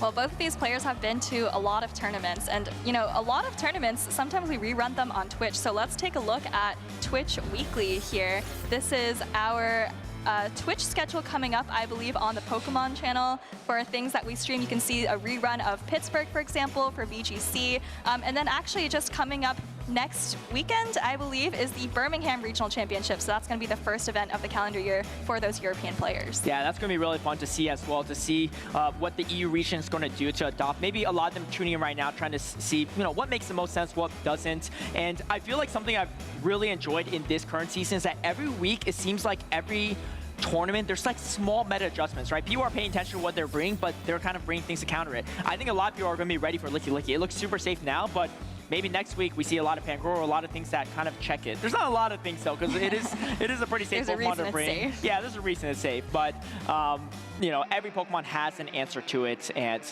we'll see how our different regions adopt to it, and some of them may be tuning in right now. All right, here we go. Game number 1 underway. Battle Bill PvP versus Colin Six in the losers final. Group E winner will make that top cut in Toronto. Loser will unfortunately be eliminated. It's going to be Altaria versus Fur to kick things off. Yeah, and this is a nice matchup for Bill's Altaria here. For, of course, probably not going to be throwing the double resisted Trailblaze, so you don't have to be quite as afraid of it starting to ramp up that Sucker Punch damage. And this matchup, though, is not as clean as you think. You think, you know, Altaria pretty bulky, is pretty good, but the Sucker Punch damage, even non-stab, does a lot of damage, and the stab Swift really adds up in this matchup. And because Ferret outpaces the Altaria, you can kind of dictate the matchup. Once you land if you land the second Swift, you can really see, do I want to shield the second Sky Attack or not to make sure I get a third Swift off to maybe win switch advantage. Battle Bill feeling pretty content on this. He has a pretty neutral matchup for everything in the back end too. Maybe he might even lead with a move is the real question. As you can see, you really want to avoid that, you know, Stumpus maybe on the Empoleon. Looks like he's going to try to win Charge Attack or win this lead matchup. Colin just going to let it go, maybe try to farm down with his own Ferret, or maybe even Unova Stumpus. That would be pretty good. As we talked about it, it's really safe, but no. Oh wait, he actually has an Altaria of his own. He comes to Altaria, but in comes the Unova Stumpus into the Empoleon. I think the Empoleon actually had like a 2 Metal Sound head start into this matchup, so it's actually going to be a little bit less clean for Colin 6. Yeah, it is definitely going to be less clean, but you know, as we were talking about earlier, you see how easily Unovan Stunfisk takes that Hydro Cannon, so it's not going to be too worried about getting Metal Sounded down. I think the real danger here is if Battle Bill decides to invest in his Empoleon, as we see him shielding here, is that he might be able to end up switching out at some point before Unovan Stunfisk can take out the Empoleon. Yeah, the Mud Bomb going to be super effective damage to the Empoleon. Definitely worth shielding because he's already seen all 3 Pokemon from Colin 6 side, right? He knows there's Altaria in the back, he knows how to play around this. Timers are not up yet. Colin 6 throws before the timer is up. Does Battle Bill spend the final shield? He does. Might even go for a catch attempt. He might even throw a Drill Peck here to avoid the potential catch from the Altaria. Does he go for it or not? No, he opts to throw the super effective Hydro Cannon. Colin 6, does he want to shield this? He has a move loaded, but it could easily be caught from Battle Bill. Battle Bill still has the Altaria in the back, has the Ferret as well. Going to overfarm a bit. Both trainers trying to figure out when to throw, and Battle Bill actually maybe just couldn't concede this head-to-head matchup. Wants to just Sucker Punch down. However, Altaria has a little bit of an entry lead against the Ferret. Yeah, this is going to be, you know, in the end game, kind of a reverse of what we saw. I love Colin banking that play. He doesn't know it's in the back yet. I'm not sure if he's even going to need that charge attack, but you see the reverse of this, right? Altaria versus Ferret. And we saw how this played out, but Colin also has a little bit of an advantage already at the double Sky Attack here. Yeah, this double Sky Attack will be close to KOing the Ferret. With that entry lead, both against the Altaria in different situations, he's able to carve himself out a pretty solid lead. Battle Bill trying to figure out, man, did I mess up somewhere? Here's the real question. He's still 1 Swift away, and it's not in Swift range yet to KO the Altaria, but let's not forget, there's still energy on the Unova Stumpus. He's nodding a little bit. I think he barely hangs on. The question is, can he survive 1 Dragon Breath? Because Dragon Breath is going to take priority over the charge attack. He does not!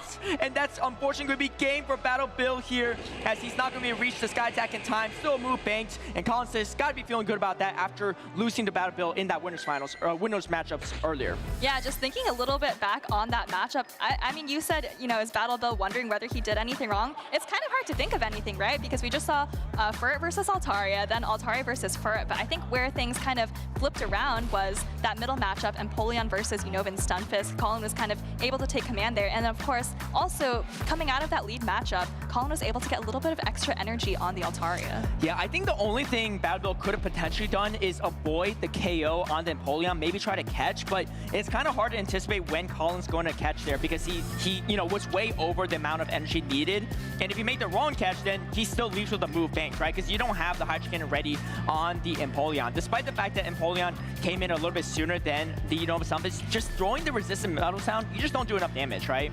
And the Unova Stumpus is a pretty annoying Pokemon because it's very bulky, but the typing is very unique, right? Ground Electric, resisting these steel moves, resisting other electric moves, all these different things, and it just gives it a lot of play into the team of Battle Bill.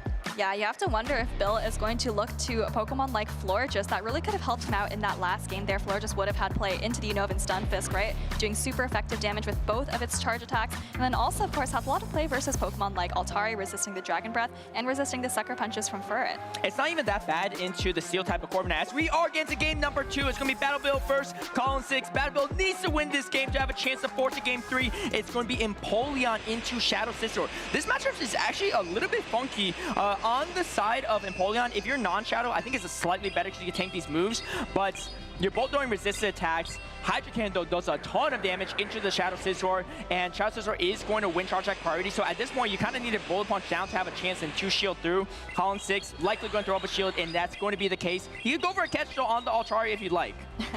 Yeah, I mean, this is a pretty nice matchup for Empoleon. This is definitely where you want to see the Scizor. You're double resisting those bullet punches, which can otherwise, of course, just start shredding through teams. But, you know, you mentioned a potential catch, and looking at the backlines, it's just going to be Altaria for both of these trainers yet again. We get the nice slash boost, and that's going to really ramp up the damage for the Scizor. He's at the back-to-back Hydrocan, does Colin 6 shield. There's another move loaded, and I don't know. Battle Bill might try to go for a catch himself as Colin 6. Does he throw the nice dash on charge attack priority? He does throw on charge attack priority. I think Battle Bill might opt to shield if it was thrown at this point in time. I think both Pokemon will be pretty much taken off the field.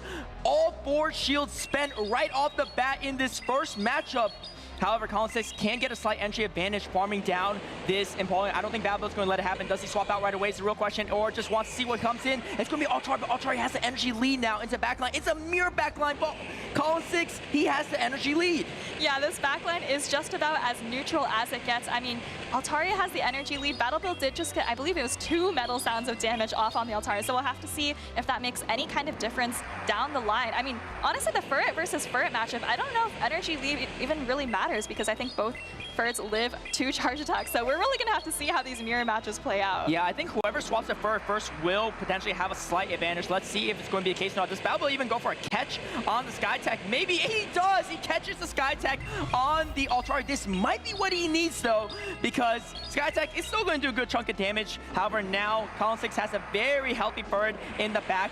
Exactly the same amount of energy. We haven't seen this play out, but maybe these players already know who wins charge attack priority in the situation, and maybe it's actually going to be Battle Bills as he throws the right way, whereas Colin 6 decides to throw more energy first. Yeah, but the question is Battle Bill's Furret going to be able to hang on through a Swift to get to another one? I don't know if it is. It already took that Sky Attack, Colin farming up to the last possible second before throwing the Swift here, and now he's going to have another Swift for Battle Bill's Altaria. He needs to hang on to have a chance. No, unfortunately not. And in comes the second Swift. It's going to be enough to KO the Altaria. You can see Battle Bill saying GG's, and Colin 6, he gets redemption. He gets a chance to potentially at winning another regional here as he makes his Day 2 performance here in this Losers Finals. And it was a long trip for Colin to come all the way from Europe to brave the blizzards of Toronto, but he's making it worth it here. Like you said, yet another Day 2 appearance, and you know, really nice play in this series where there's a lot of mirror matches going on, and it's in these situations where you see those tiny little adjustments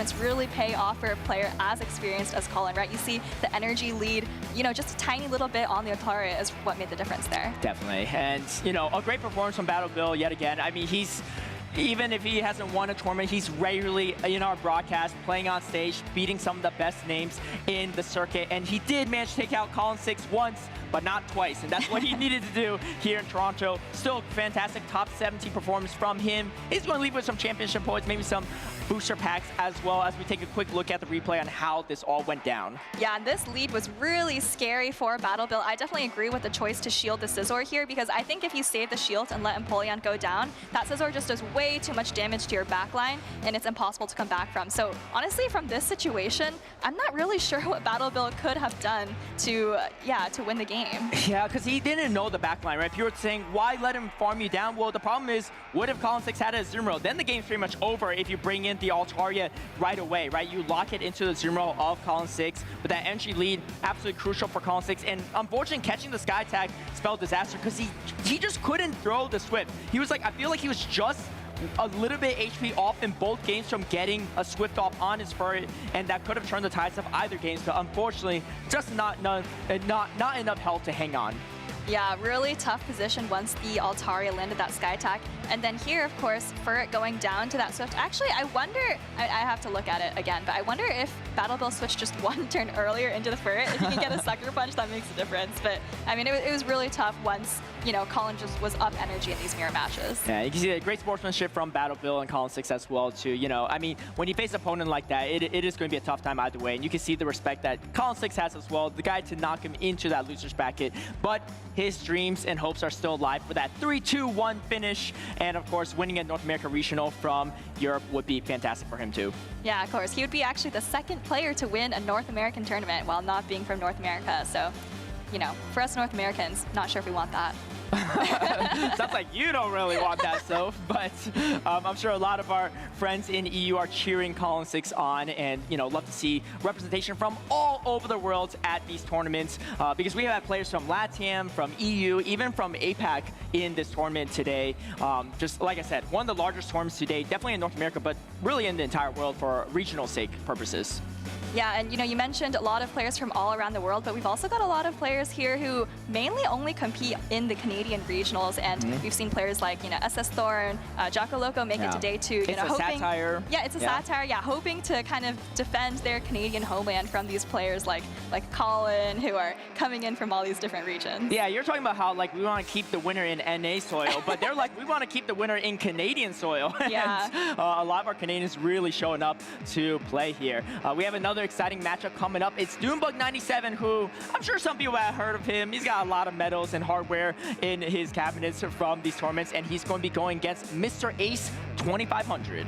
Yeah, I don't know if we've seen Mr. Ace on stream, but I'm definitely excited to see this matchup. Obviously, has made it all the way to the losers final, so all of the matches that we're seeing right now are win and make it to day 2 or go home. So really, really high stakes, and all of these trainers should be really proud of the runs they've had already. Definitely, and I think this is the first appearance we've seen, at least at Toronto. It's a Shadow Sableye. I don't think I've seen a Sableye in general. One of the Pokemon that we used to see all the time in PvP, but kind of got a little bit power crept out of the meta. However, the foul play buff really coming in handy there. And if you lock into some of these matchups, it could be pretty handy. Like Jellicent's not going to appreciate the Shadow Sableye, and the pacing is really fast. With that extra foul play damage, it could turn the tides of a lot of these battles.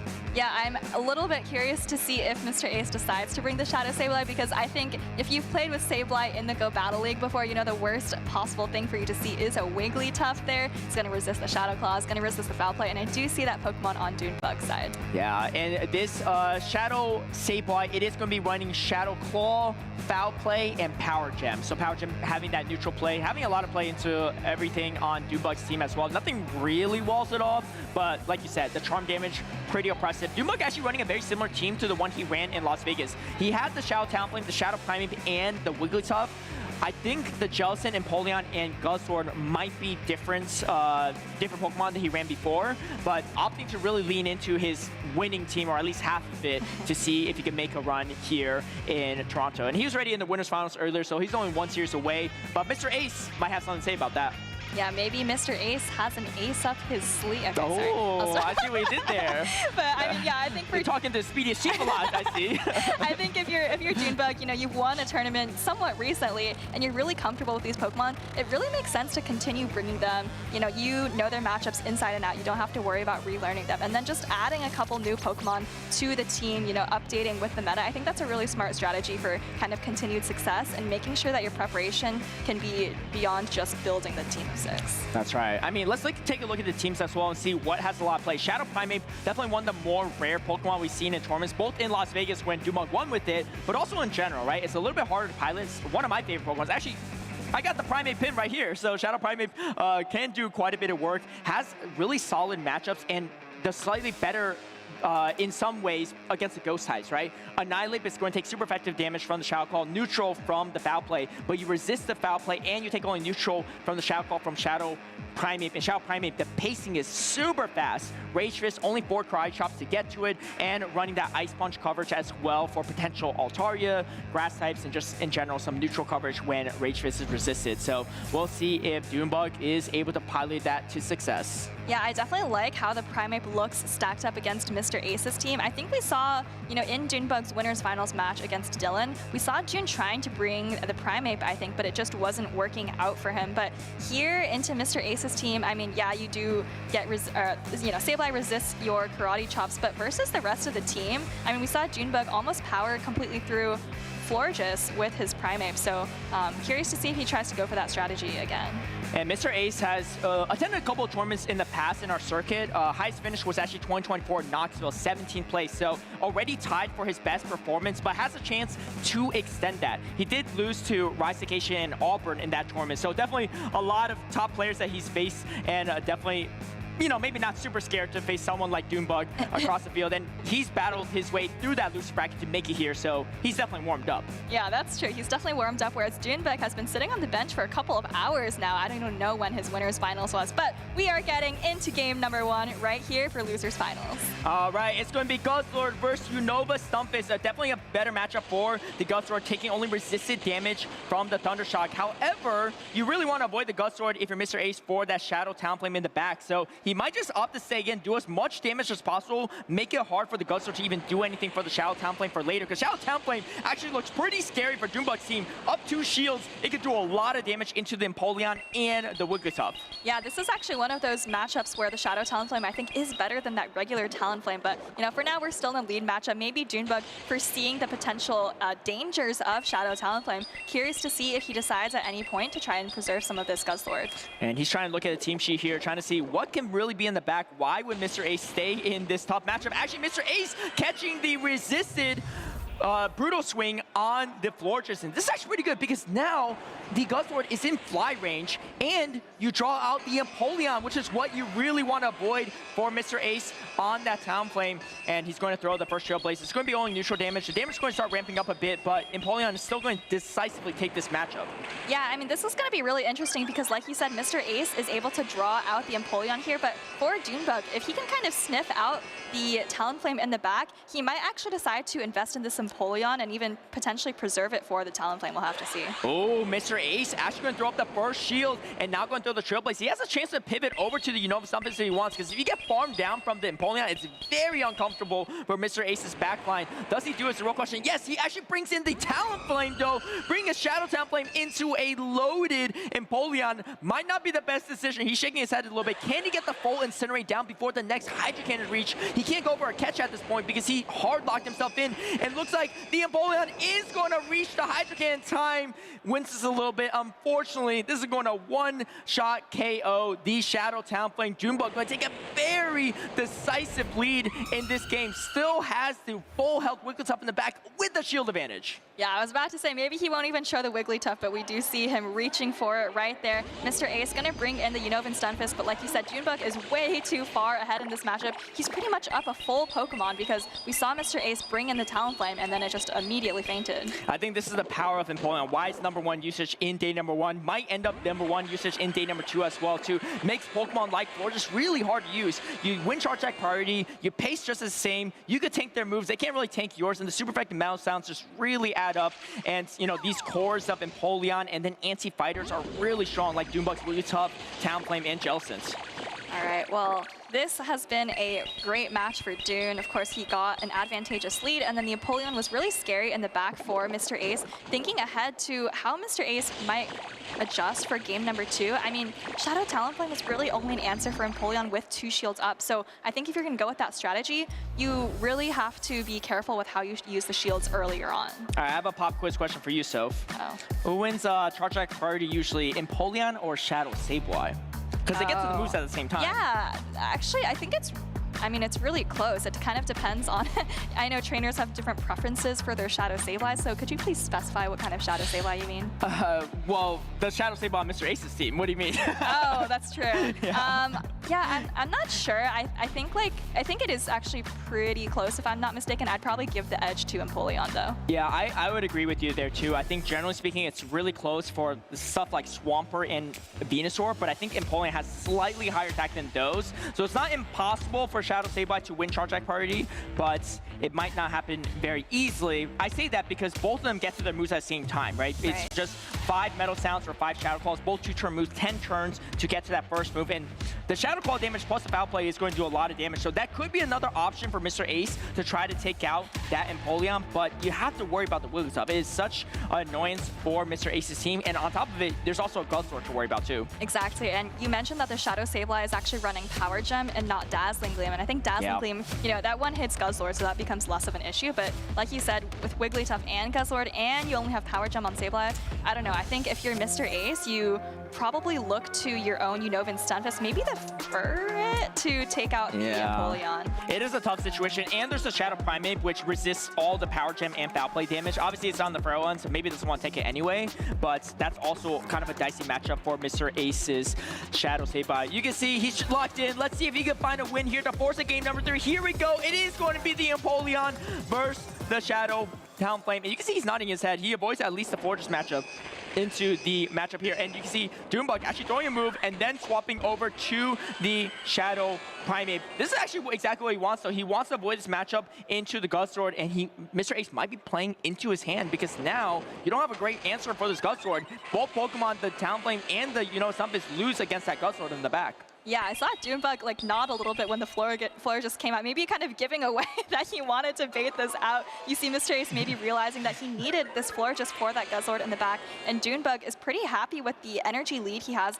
with this Primate versus the Florges, so it's actually not even that bad of a matchup. Ooh, I actually really like to play from Mr. Ace, though, because now he might have a chance to win this game, because now he's up a shield, he's going to throw a Charge-Type Party, but this means the Primate doesn't have enough energy to do anything. You can get a free Incinerate off of this with the Talonflame. He's not going to shield here because that could have been a shield KO, and great calls from Mr. Ace. He might have a chance now with the shield advantage. Gets a full Incinerate through, and that's a lot of energy now on the Shadow Talonflame. Doombug, maybe not as confident after seeing the situation he's in. Yeah, that's actually big because you're also down a shield as Doombug with this Guzzlord versus the Talonflame, right? He doesn't want to bring Empoleon into this loaded Talonflame, so he's forced to actually use his shield on this Guzzlord, and that, this is going to be a really tough situation to come back from this Talonflame. Actually switching into Empoleon, but now you're against this Unova Stunfisk. You have energy. You're going to be able to pull one shield, but I don't even know if that's going to be useful. Yeah, there's still 2 shields here for Mr. Ace, and I like that play from Mr. Ace because Doombug trying to go for that catch, but because it's a 3-turn Dragon Tail, it's not the easiest to catch into that 5-turn move. Mr. Ace has time to react to it, and he did react to it,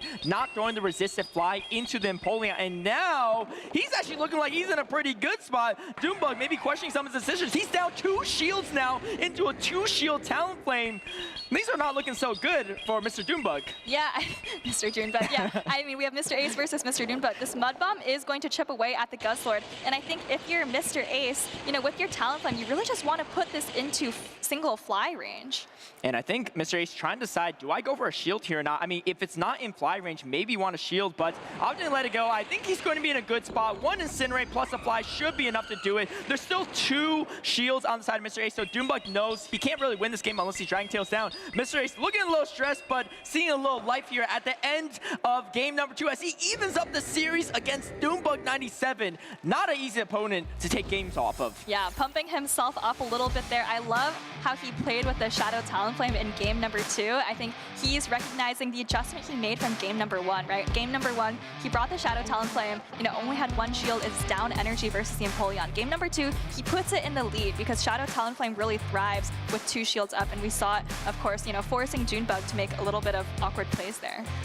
Man, what an interesting team here to it. Finding ways around that Empoleon, right? We talked about how difficult it is. I do like that he's leaning into Unova Stunfisk. It has a lot of play into the whole team, even though if even stuck into that Guzzlord, it has ways to do damage, right? And it has win conditions or play into everything else. So I think he's just opting for that and the Talonflame core to really find openings. How does Doombug adjust is the real question. We saw him bring Shadow Prime early in the Winners Finals into Florges, and it didn't really pay off for him there, and it didn't really pay off here as well. I think there might be a chance he just benches the Primate and maybe opt for something else like the Wigglytuff, maybe even the Jellicent. Obviously, Jellicent has a lot of win conditions into the Talonflame as well. Yeah, the Jellicent might be a good call-out because if Mr. Ace is going to continue bringing the Unova Stunfisk and the Talonflame, Jellicent has a favorable matchup versus Talonflame, and then obviously, versus Unova Stunfisk, it kind of just depends on who has energy, but that's definitely a matchup that Jellicent can hit back with. So, I mean, I don't think Jellicent would be a bad play at all from Doombug, but it looks like he is or has been favoring the Empoleon a little bit more over the Jellicent. We'll see how Mr. Ace decides to lock in this final potential game for him. He doesn't want to be the final game, and neither does Doombug. Doombug's not going to give up that easily. He's not a multi-time champion for no reason, as he is deciding his final potential line of 3. It will definitely be the final game for either these players on day number 1. It just depends on who's returning for day number 2, as here we go, Doombug 97 versus Mr. Ace 2,500, and it's going to be the Florges into a Guzzlord, a beautiful lead for Mr. Ace. You see, he's already hyped on how this one's looking. It's off to a good start for him for sure. Oh, and he's got the Unova Stunfisk lined up versus the Empoleon. This is looking really good for Mr. Ace, but let's not count out Dunebug. Remember, this is a very close matchup. It's going to take a long time for Mr. Ace to pull all the shields and knock out the Empoleon. And if you like spoilers, take a look at that backline. It's looking fantastic for Mr. Ace, but Dunebug's been in tougher situations than this before. Can he find a way around? It's the real question. He doesn't opt to go for the shield, trying to put everything on the Wigglytuff, but Wigglytuff's not really a charge attack oriented Pokemon, so it might not do as much as you would like. And now Mr. Ace can go for the Thundershock down. That's exactly what he's going to do. Yeah, he's going to have a ton of energy, and maybe Dunebug is thinking that the best case scenario for him is just to pull a shield here and farm down with the Guzzlord. Hopefully try to absorb some of this energy, because he knows that the Guzzlord isn't going to be much help against the Florges, but he's not going to be thrilled when he sees that Talonflame in the back. He does have a shield advantage, and he does have Sludge Bomb. And Sludge Bomb will actually do a good chunk of damage to the Florges. Oh, he doesn't actually. You're right. Oh, wait, hold on. We see the hard pivot over from Mr. Ace. I don't know about this, because now Mr. Ace gave up the switch advantage he needed. And like you said, there's no Sludge Bomb, so he had really nothing to worry about on the Florges. Instead, just gives up the lead advantage he had. Yeah, this honestly could be a turning point for Dunebug. Maybe a little bit of light peeking through the window here as he gets to avoid Talonflame with the Wigglytuff. And of course, Guzzlord has a lot of play versus the Talonflame in the back. Does Dunebug fall for anything here? Because he doesn't know it's a Talonflame back. Maybe he's thinking something else, and he's just content on getting as much damage off against his Florges as possible. The real question is, can the Guzzlord even loosen anything up a shield on the side of Mr. Ace once his Florges is out of the picture? And I don't think that's the case. So I think he is... Oh, no, he actually spends a shield. Now we have another opening for Mr. Ace. Well, I think he's just thinking that he can't Dragon Tail down that little health on the Florges, and he hasn't seen what's in the back, so just playing it safe here. You know, Shadow Talonflame coming in, he is up a little bit of energy. Oh, but he actually goes for the heavier hitting Dragon Claw. Do you shield it for Mr. Ace? It's going to be a huge call for him. He does not throw up the shield, and that's going to be a hard-hitting neutral Dragon Claw. He is not at the double fly, but I don't think he has time for the second fly. Dunebug just one Dragon Tail away from KOing the Talonflame. Mr. Ace shaking his head a little bit. Can he get to it? No, and that's so much energy for this Guzzlord. How does he play around it? I don't think he has energy on the Florges. And even so, it's all resistant attacks, and I don't think he's going to KO the Guzzlord. Yeah, no energy on the Florges, and Dunebug actually over-farming a little bit. He has more than 2 brutal swings. I mean, if you're Mr. Ace, yeah, I mean, this is your last Pokemon and just chooses to let it go. Oh, no, sorry, you have the Unova Stunfisk. Yeah, Stunfisk. It does have a move. Oh, wait, hold on. Mr. Ace, he threw a Thundershock. However, I think there's a move on the Wigglytuff, right? If he shields this and throws, anticipating a combo play, it could be big. I think he wins Charge Type Priority. He throws it! Waste, and he gets it off over the Wigglytuff. Shock and even Dunebug on the stage here. He's only a few Thundershocks away from getting to another bomb. Can he outpace the real question? Only one more Thundershock needed, but the Guzzlord gets to the brutal swing, and Dunebug still clutches out the victory in the final seconds. Oh my goodness, that game just went back and forth. I think Dunebug was confused as to why his Wigglytuff's attack didn't go off, but, you know, it didn't matter. Like you said, Guzzlord barely able to hang on, and, you know, despite seeing the Florges in the lead, was able to really clean up the Talonflame and the Unova Stunfisk. Yeah, tough games for Mr. Ace. I think, obviously, we see the backlines. He doesn't, so maybe thinking that, okay, I don't want to give too much energy to the Guzzlord. It could be slightly problematic for my backline, especially with Dunebug with the shield advantage, but Dunebug playing to his win cons as always, and he's going to make another top cut performance, looking for maybe back-to-back regional titles here in North America. Yeah, I mean, he kicked off his 3 regional win sequence with a loser's run in San Antonio back in the day. So, you know, he could do it again for sure. That is Dunebug. And like you said, he's been in a lot of bad situations. We saw that match. Honestly, it looked over after, what, 15 seconds?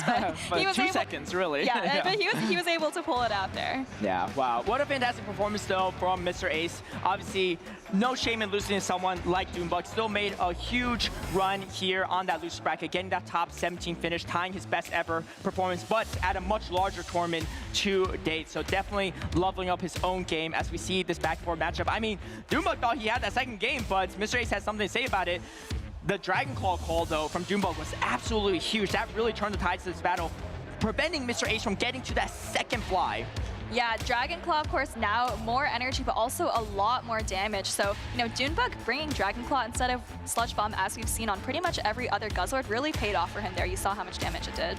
Yeah, wow, what a series. You can see the reaction from Dunebug as well. Shocked, in disbelief, but he's still locked in. He still had a few more Dragon Claws to go, Dragon Tails to go, and one more Brutal Swing was enough to close it out. And Mr. Ace, good sportsmanship right there. Fantastic performance. A really fun Losers Finals to close out this series. And, you know, so I kind of got here a little bit later than you, right? The weather was kind of tough coming to Toronto, but I'm glad I'm here. I'm glad our players are here, but sometimes you just need a little weather report. So let's take a look at a quick weather report from Jeremy.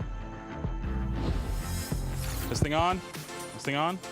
All right, hi, I'm Jeremy Jallin here for the Toronto Regional Championships, and we are out front the Metro Toronto Convention Center, and it is cold. I am talking about snow, 34 degrees Fahrenheit, 1 degree Celsius, and it has been a playground out here. And so far, a great tournament, and I cannot wait to see how things are going. It's still gonna be cold for the rest of the weekend, so maybe we'll check back in later. That does it for me. Take it back to you guys. Welcome in, trainers, to the Toronto Slam Dunk Championship. I have two teams of incredibly talented competitors, and we are going to test their Pokemon knowledge as well as their dunk skills in this competition. First up, we're going to get Team Arrow and Team Magic Mason. We're going to ask questions. Each trainer will get a dunk, and then the chat, all of you at home, are going to vote on which team you think did the best. Are we ready? All right, let's begin. First question. Who's going to answer the question? Question. All right, it's Arrow. Question, Arrow. You're playing Hypno with Confusion and Thunder Punch, and your opponent has a Talonflame with Incinerate and Fly. You each have one shield remaining. What is the optimal number of Confusions and Thunder Punches that you can throw, and in which order? Remember that your opponent will knock you out if they reach 2 charge attacks. Explain your reasoning in detail. Okay. I'm assuming that my opponent is going to throw after 3 Incinerates. Thus, I will be at 4 Confusions. After the next Confusion, I will throw my first Thunder Punch. They are still 1 away from their move. I will then throw, after 1 more Confusion, another Thunder Punch, and I will knock out their Talonflame. That is correct. Arrow absolutely nailed the timing on the fast and charge attacks of the Hypno and Talonflame matchup. Now, we're moving to his teammate, Magic Mason. All right, Mason, if you'd like to switch places. Okay. This Dark-type Pokemon stands at about 6 foot 7 inches tall, roughly the same height as NBA legend Michael Jordan. And like Michael Jordan, it also takes flight mid-game. Which Pokemon is it? You have 3 guesses. Takes flight mid-game, so I would assume it has the move Fly. I'm going to say Galarian Moltres. That is absolutely correct. Team Arrow and Team Magic Mason have secured both dunks. Gentlemen, best of luck.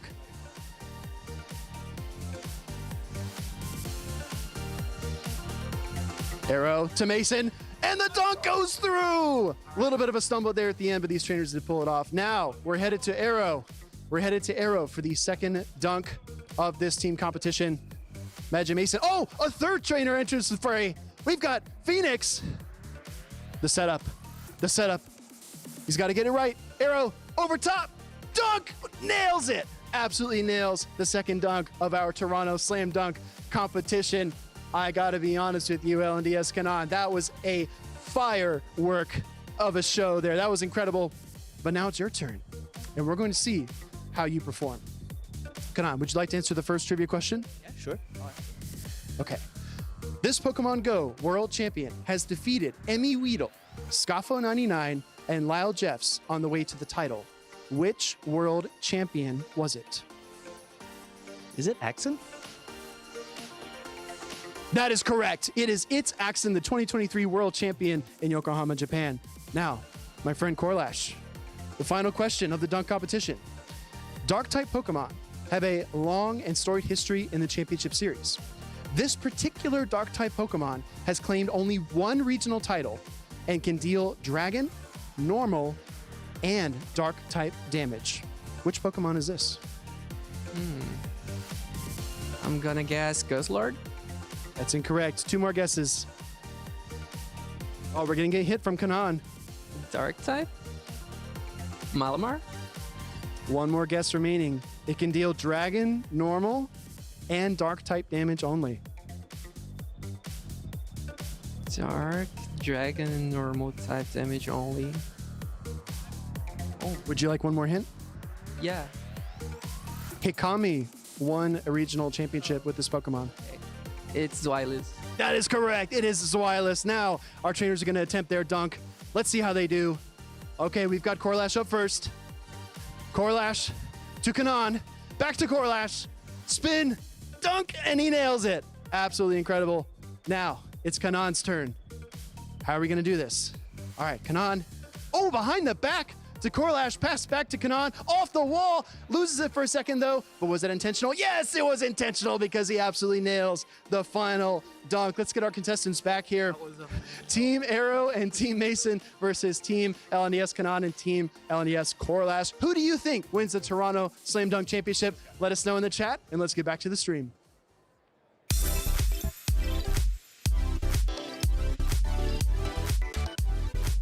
Welcome back, trainers. We are approaching the end of the Toronto Regional Championships Day 1 stream. I want to know who you think won the dunk contest, Butters. We had some awesome trainers out there giving it their all.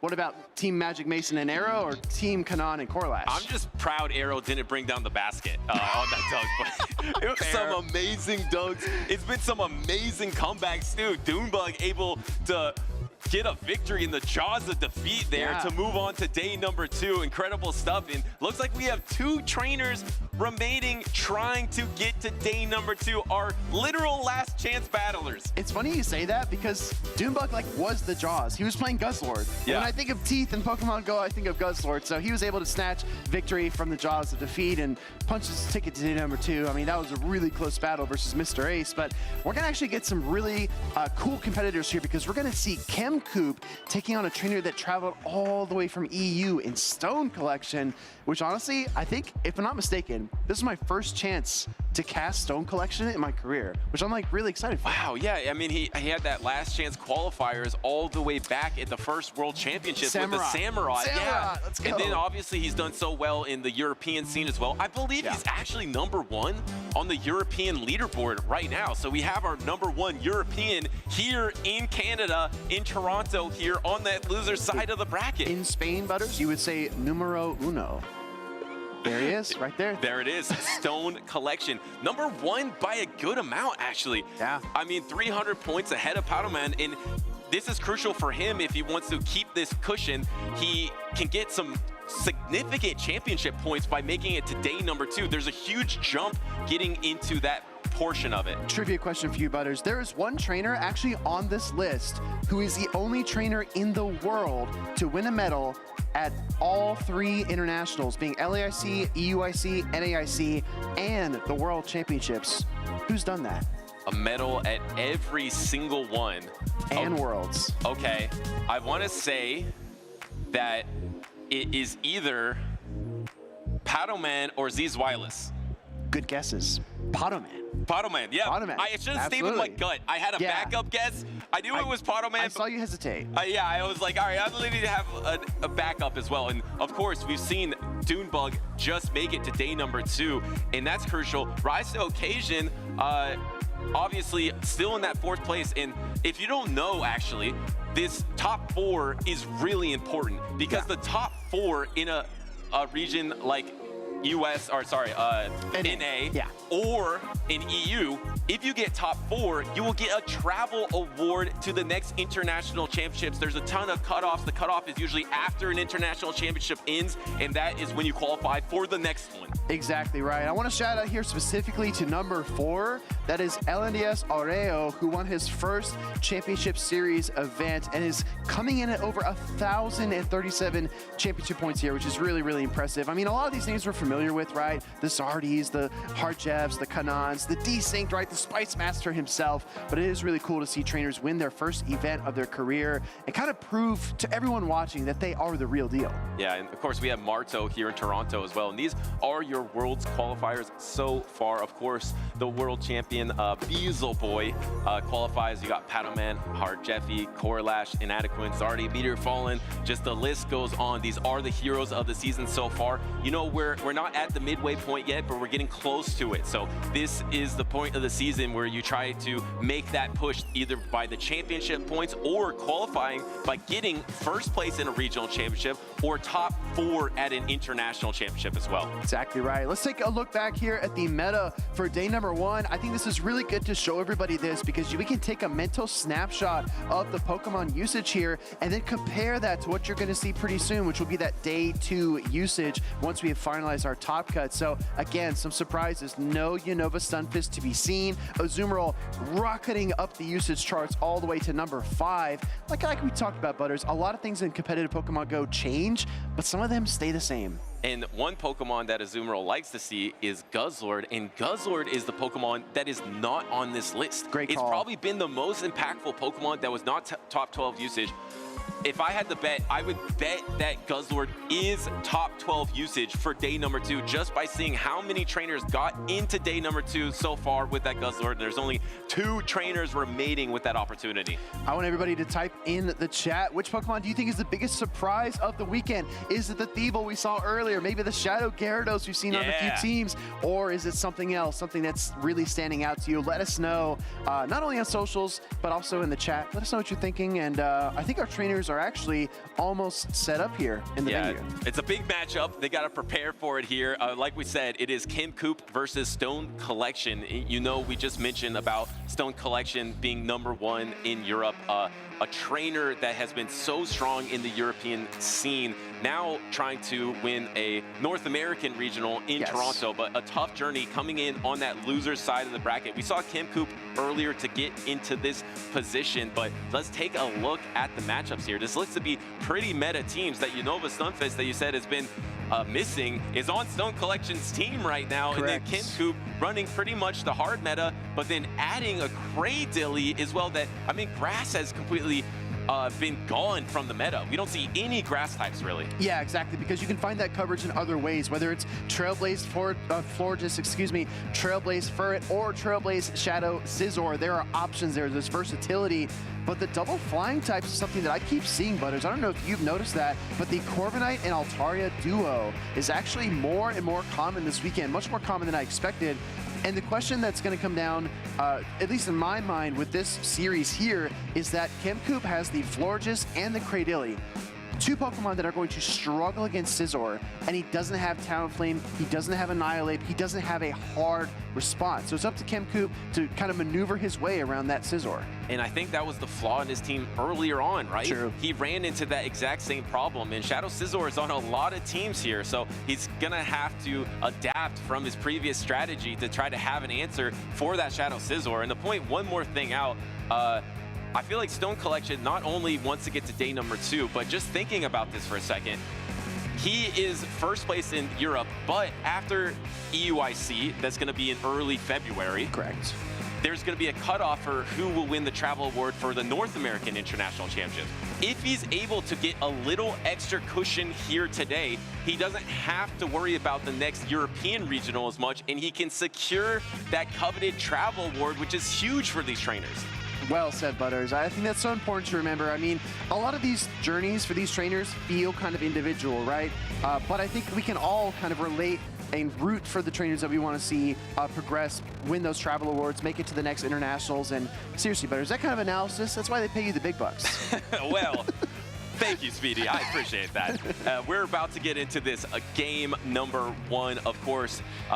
It's win or go home. If you lose, you are limited. If you win, you get to day number 2. Really meta teams, they are that signature picks, but the biggest question, how do you deal with that Shadow Scizor? Even Empoleon, which on paper is going to be really strong, and again, it's strong in this matchup. We're going to see a lot of Empoleon. I'm most curious about how does Kim Coop play his Empoleon in a different way to counter the Shadow Scizor of Stone Collection. Here we are, and there it is. There's the Empoleon, and it's met by the Unova Stunfisk, though. That's it's a great lead for Stone Collection. Yeah, but look at the swap here. We're going to see the Ferret come out immediately for Kemcoop, and he does have his Gastron in the back as a harder answer. He was able to get about 3 Sucker Punches or so before the Altaria swapped in, and we saw this earlier with the Battle Bill versus Colin matchup. The Ferret and Altaria scenario is actually really close. Yeah, and actually, if you got enough Sucker Punches to get to the triple Swift before the double Sky Attack, maybe you can flip this 0 Protect Shield situation, as the first Sky Attack is going to be landing into Kemcoop.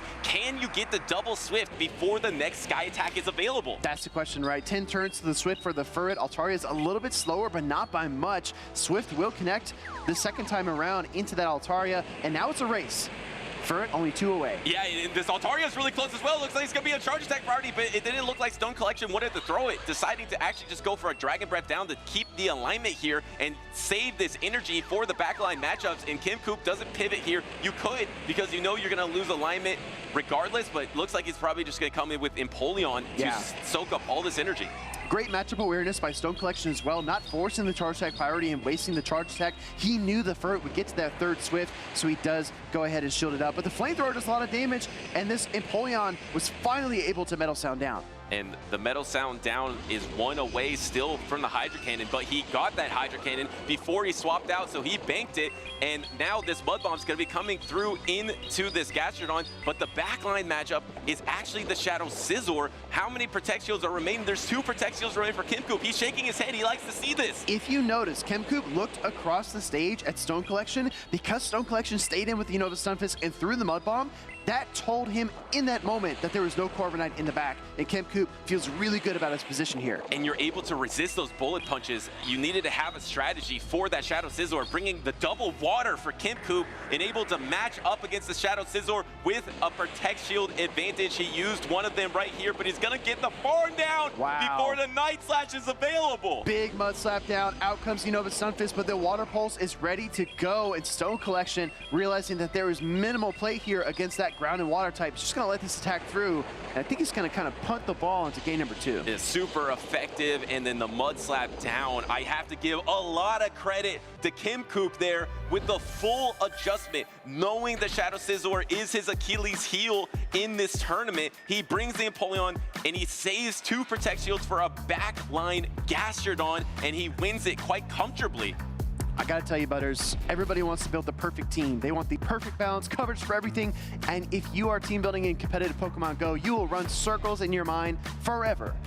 The trick is to know what you are weak to and figure out ways to play around it, and that's exactly what Kemcoop was able to do there. He doesn't need the Talonflame, he doesn't need the hard answer. He just needs to know his matchups and outplay his opponent. And that's day 2 skill level right there, because the best trainers are the ones that can adapt in a series. And now Kemcoop is able to adapt from his losing series, even though it's a completely different trainer. He has thought about this a lot. He has a completely different strategy. And now Stone Collection was not the trainer to defeat him earlier. Does he still heavily rely on the Shadow Scizor? I mean, it's so good, but if he's just gonna bring Empoleon and Gastrodon into the battle every single time, you actually might want to pivot yourself. Exactly. Then you have to make adjustments to your opponent. So the question comes down to the mind games, right? You never know if your opponent's going to just run it back, if they're going to switch things up, or if they're going to make a bold call and swing for the fences here in the losers finals Group G. I mean, if you're Kemcoop, right, you're already a game up. You really want to make day 2. Maybe this is the one chance you have to really take a risk. And honestly, this is a better situation compared to his last team composition, because if you keep bringing that Empoleon Gastrodon, there's not a ton Stone Collection can do to core break it. Exactly. He doesn't have that many options. He has to run kind of neutrally into those Pokemon. We're going to see if there's a Shadow Scizor in this game number 2. No, sat the Shadow Scizor, brought double flyers in the back, but then there is no Gastrodon for Kemcoop. Yeah, adjustments on both sides, right? This is a very different matchup than we saw in battle number 1, but the Trailblaze will get fired off here by the Ferret of Stone Collection, trying to boost up these Sucker Punches, deal some damage. I think the second Trailblaze would be enough to KO. And the Rock Tomb debuff is going to be coming out in the Stone Collection here, going to lower the attack by 1 stage of this Ferret. If you look at the backline matchups, it's going to be pretty neutral overall, at least for Stone Collection's favor. You can soak all the energy onto that Corviknight from the Furret. So you might have a great situation there as the Trailblaze does land into the Cradilly. Cradilly holds on, bangs the attack, swaps out into his own Furret, is going to try to go for the Sucker Punch down. I really like the play there by KimKoop to bank the attack, and I appreciate the patience to hold on to the Swift here. He's actually going to go for your strat, Butters, that you talked about earlier, throwing the Trailblaze to buff the Sucker Punches. I think this is the play. On paper, you want to go for your first attack to be that Trailblaze. I know it's weird. It is double resisted into the Corviknight, but it changes everything because between the next two Swifts and the Sucker Punches, you can knock out this Corviknight unless you take the payback. So, do you give up a Protect Shield against this payback? Oh, Good he goes question. to the bait. Air Cutter bait coming through here. Big moment. KimKoop is going to throw up the shield immediately. He does not want to take any risk, but I do think Stone Collection's got a ton of energy. He might be at that payback sooner than KimKoop expects. Goes for it right here.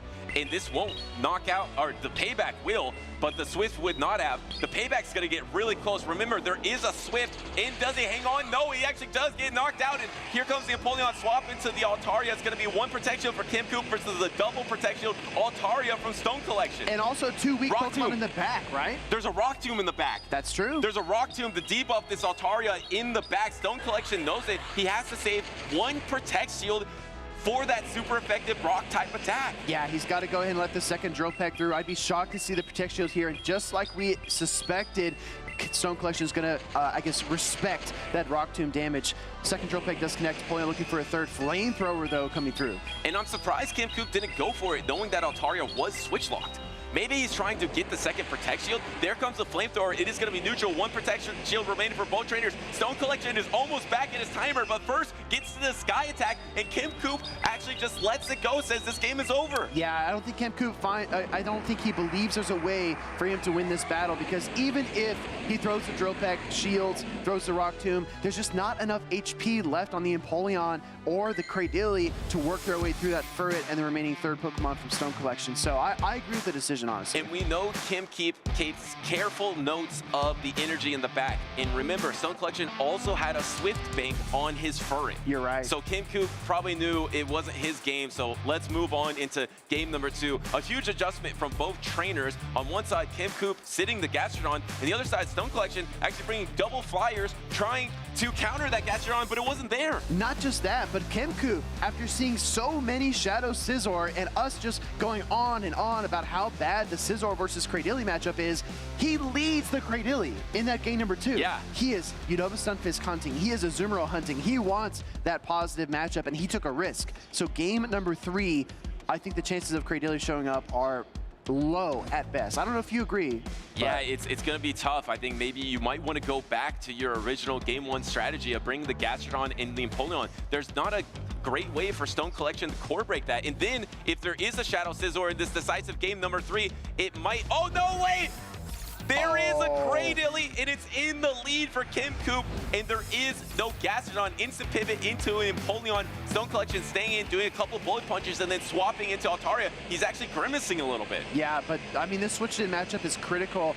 If KimKoop does decide to double shield, I think he's got a chance to flip this, but that's not going to be the end of the story either, because there's so much neutral play in the back. And 2-shield Shadow Scizor will shred through that backline of KimKoop, able to resist the Dragon Breath and just shred through that Cradilly. So here comes the first Protect Shield. So Stone Collection thinks, okay, but maybe he is expecting, instead of an Altaria in the back, Stone Collection might be expecting a Gastrodon in the back.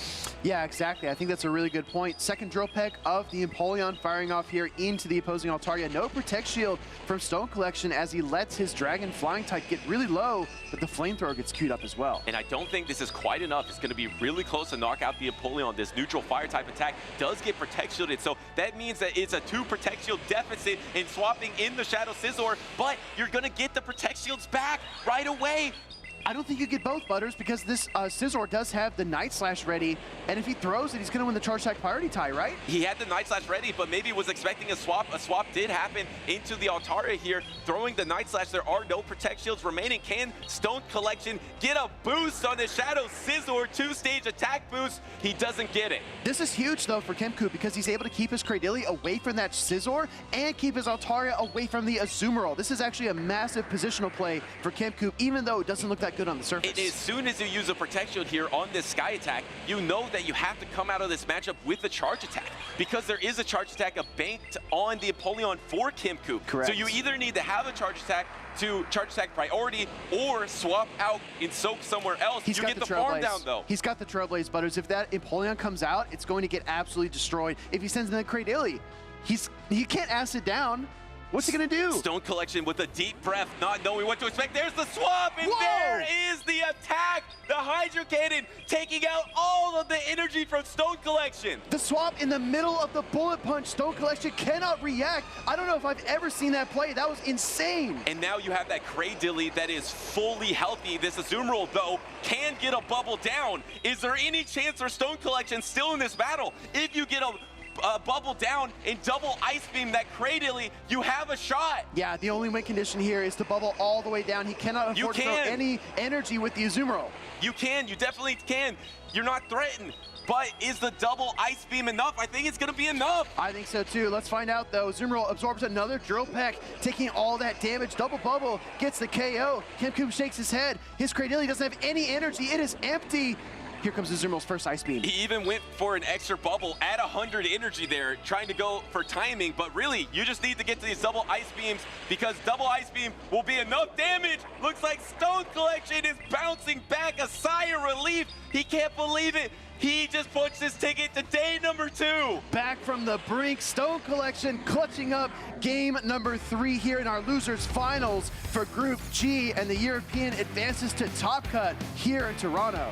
Hats off. I hear an applause from the crowd. That was an amazing series. Seriously well played by both trainers, especially in the end of that game number 3. Talk about that swap on that Hydro Cannon from that Empoleon. No, I'd love to. So, Butters, you actually coined the phrase peekaboo, right? That did not exist until this guy right here started making it popular, and I think that's a perfect way to describe it. But that was different than your typical peekaboo play, because we did see the bullet punch come through on the Scizor. So taking advantage of that 1 second bullet punch, which consists of 2 turns, pulls the swap and throws the Hydro Cannon in half-second increments right here. Chucky, our replay guy, is a superstar. This is the exact moment.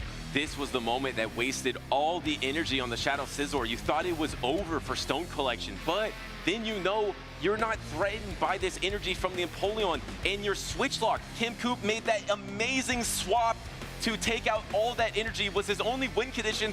But the downside was he could not swap back out of the battle. Exactly, he was stuck, and the full bubble down was the consequence of that. You saw him tapping on the right side of the screen. He wanted the Empoleon out of there. If the switch timer was 5 seconds shorter, you could argue that Cradilly would have clutched up the grass slot on charge attack priority, but that's not the way that life goes sometimes. And look, Kimcoop led a Cradilly in the Shadow Scizor game number 3, and he almost pulled it out. That was incredible. I love to see the adjustment, knowing that the Shadow Scizor was so strong for him earlier on. He bounces back. He almost wins it, but unfortunately is eliminated here in Toronto. That means Stone Collection getting a really important day number 2 for his championship series journey. Probably guarantees that he's gonna get the travel award for the North American International Championships. But remember, the European International Championships still have to play out. You can gain a lot of championship points at an international championship. It is not a guarantee, but that gave him the cushion that he might need. Yeah, I think you're on the money, right? I think Stone Collection's got to be feeling a sense of relief, not only from coming back from that absolutely nail biter of a game number 3, but also clinching that top cut, all the championship points that come with it, and what that means for the future of his career in the 2026 season. It's so crazy, Butters, because Stone Collection's been around the competitive scene, especially for EU PvP, as far back as I can remember. We talked about the Samurott back in 2022. I think he's looking for a breakout moment. He wants to win a trophy, a title, and everything else that he's been hunting for all these years. Yeah, and just another reason it's so important, because he's been such an important piece of the story of Championship Series. This means he will continue to be, because he'll get that travel award most likely for New Orleans, and he'll be there. You'll see him in New Orleans, another chapter in his journey, in his road to Worlds. But we got one chapter remaining here in Toronto. We got one more matchup, and it is Rise to Occasion versus Jord MD. All right, Rise to Occasion and Doonbug. If you remember earlier on, Both of those trainers went on stage back-to-back, and both got upset. So Rise has continued to fight his way through that loser side bracket, just like Dunebug did. And Dunebug punched his ticket to day number 2. And I think Rise is looking to get on the boat. He says, let me on. I want to be on the ship when it sets sail for day number 2. And the funniest thing to me is if he does get day number 2, I bet he's going to face Dunebug in that losers bracket here in Toronto. And we have talked about it before, but it's 6-6 in that matchup. I mean, two trainers that have battled for not only just on stage, but in such crucial moments of their championship series career, right? It's two trainers looking down across the table from each other, and they're trying to stop each other from their ultimate goal. It's not the beginning of day number 1. It's always, it seems like, at the end of day number 2. I mean, I remember the first Rise win, right, in Milwaukee, I believe, where he was able to ice beam Dunebug's Obstagoon, and he's like fist pumping before he even stands up. He's just so excited, so over the moon. We've come a long way from there, but these trainers have been so consistent and so talented, and I think they've only gotten better as time goes on. So when we look at a trainer like Jordan MD, you might say, oh, well, he's not as well known as Rise to Occasion, like everybody knows Rise, but Jordan MD is in this position for a reason, has some quality wins, is in the Group H losers finals, and he's looking to continue the theme of Toronto, which is Upset City.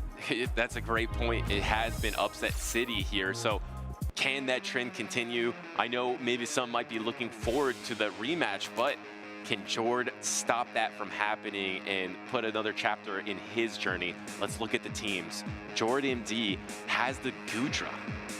Let's focus in on that. How does the Goodra look versus Rise to Occasion's team? I mean, the only thing that it's necessarily weak to is the Florges, because you actually have great play in Empoleon with the super effective Thunder Punch. Exactly, and this Goodra is running Dragon Breath as well as the Thunder Punch and Aqua Tail. So you have a bit of water type coverage, a bit of electric type coverage, and I think that the electric type coverage you mentioned, Butters, is going to be the key here.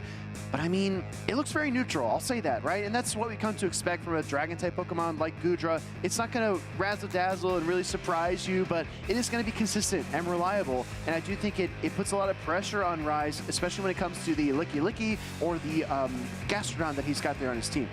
And one Pokemon that Rise to Occasion has seemed to lean on in tournament after tournament is that Florges. So Florges, I believe in his previous matchup where he dropped down, he was losing that charge attack priority. Correct. And that was negative for him. But I mean, so many times Rise to Occasion has had that Florges and made subtle decisions going for a Trailblaze or Chilling Water. I think he's one of the most experienced Florges players. Will we see that in this matchup? These trainers are trying to get locked in. It's last chance. We are in our last matchup here in Toronto. Rise to Occasion, long, storied history of battles.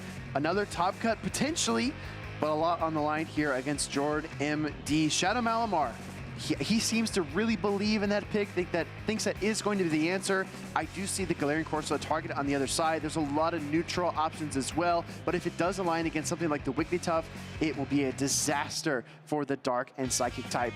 Let's see how it all shakes out, Butters. Last series of the day. Let's finish strong. Rise to Occasion versus Jord MD. Let's go, Toronto. We have the Wigglytuff into the Gastrodon here. Pretty neutral matchup, but now Wigglytuff able to get to that Icy Wind quite quicker than it used to be able to, is able to debuff that Gastrodon. And remember, this Gastrodon is running Earth Power, a crucial attack that is useful in the Guzzlord matchup, and actually going for the Body Slam bait here, knowing that maybe Jord, actually no shield, maybe thinking Jord was gonna protect shield and go for the Icy Wind, but actually not even going for the Icy Wind. Yeah, just going for the Swift. I think you get same type attack bonus here, and maybe relying on the Swift plus the Charm damage to get the job done. Jord is gonna stay in this matchup. I wouldn't be surprised at all, Butters, to see a shield just to control switch advantage. And he does protect shield on this Earth Power here, is gonna be able to get that one protect shield from Jord as he banks that energy, the Ice Wind, that he's going to be able to throw. This is double, not very effective into the Empoleon. It's not going to do much at all, but at least it drops the attack. Exactly, right? You're not really looking for damage here, just looking to set up your next Pokemon and dropping the attack. It doesn't matter how much damage the charge attack wait does. a second, though. He brings in Gastrodon. That means it's going to be Corsola versus the Lick Licky in the back. I mean, you don't blame Jord. You expect him to bring a Gastrodon into a Napoleon, but devastating backline matchup. But the trick, though, is that it's going to force Rise to switch first, which means that he can keep the Gastrodon here and save the Glaring Corso for the Empoleon later. That is huge. Jord must be really happy about that swap from Rise to Occasion. Of course, Rise doesn't know it is going to be that Corsola in the back. There is the Protect Shield on the Water Pulse. Here comes the Shadow Ball from the Licky. Let's see how much damage it does. I don't think it's going to be able to knock out, but can it put it in the red? I believe so, yes. Yeah, that hits way harder than I expect, right? Every time a Shadow Ball connects, I'm shocked at how much damage it actually does. Not wanting to allow another Water Pulse here. It looks like Rise actually overcharging. I kind of expected him to throw a charge attack, but instead, maybe he's going to try to roll out down?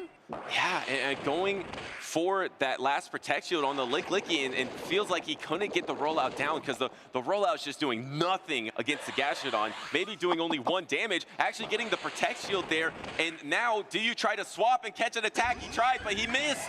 Wow, no Protect Shields in play. I think the Nightshade at this range, after the Astonish damage, might be enough to pick up the KO, gets the Empoleon, so Rise really needs to put in work here, get the Hydro Cannon off, and I don't think he's going to get much more than that. Yeah, but will you have the opportunity to bank energy?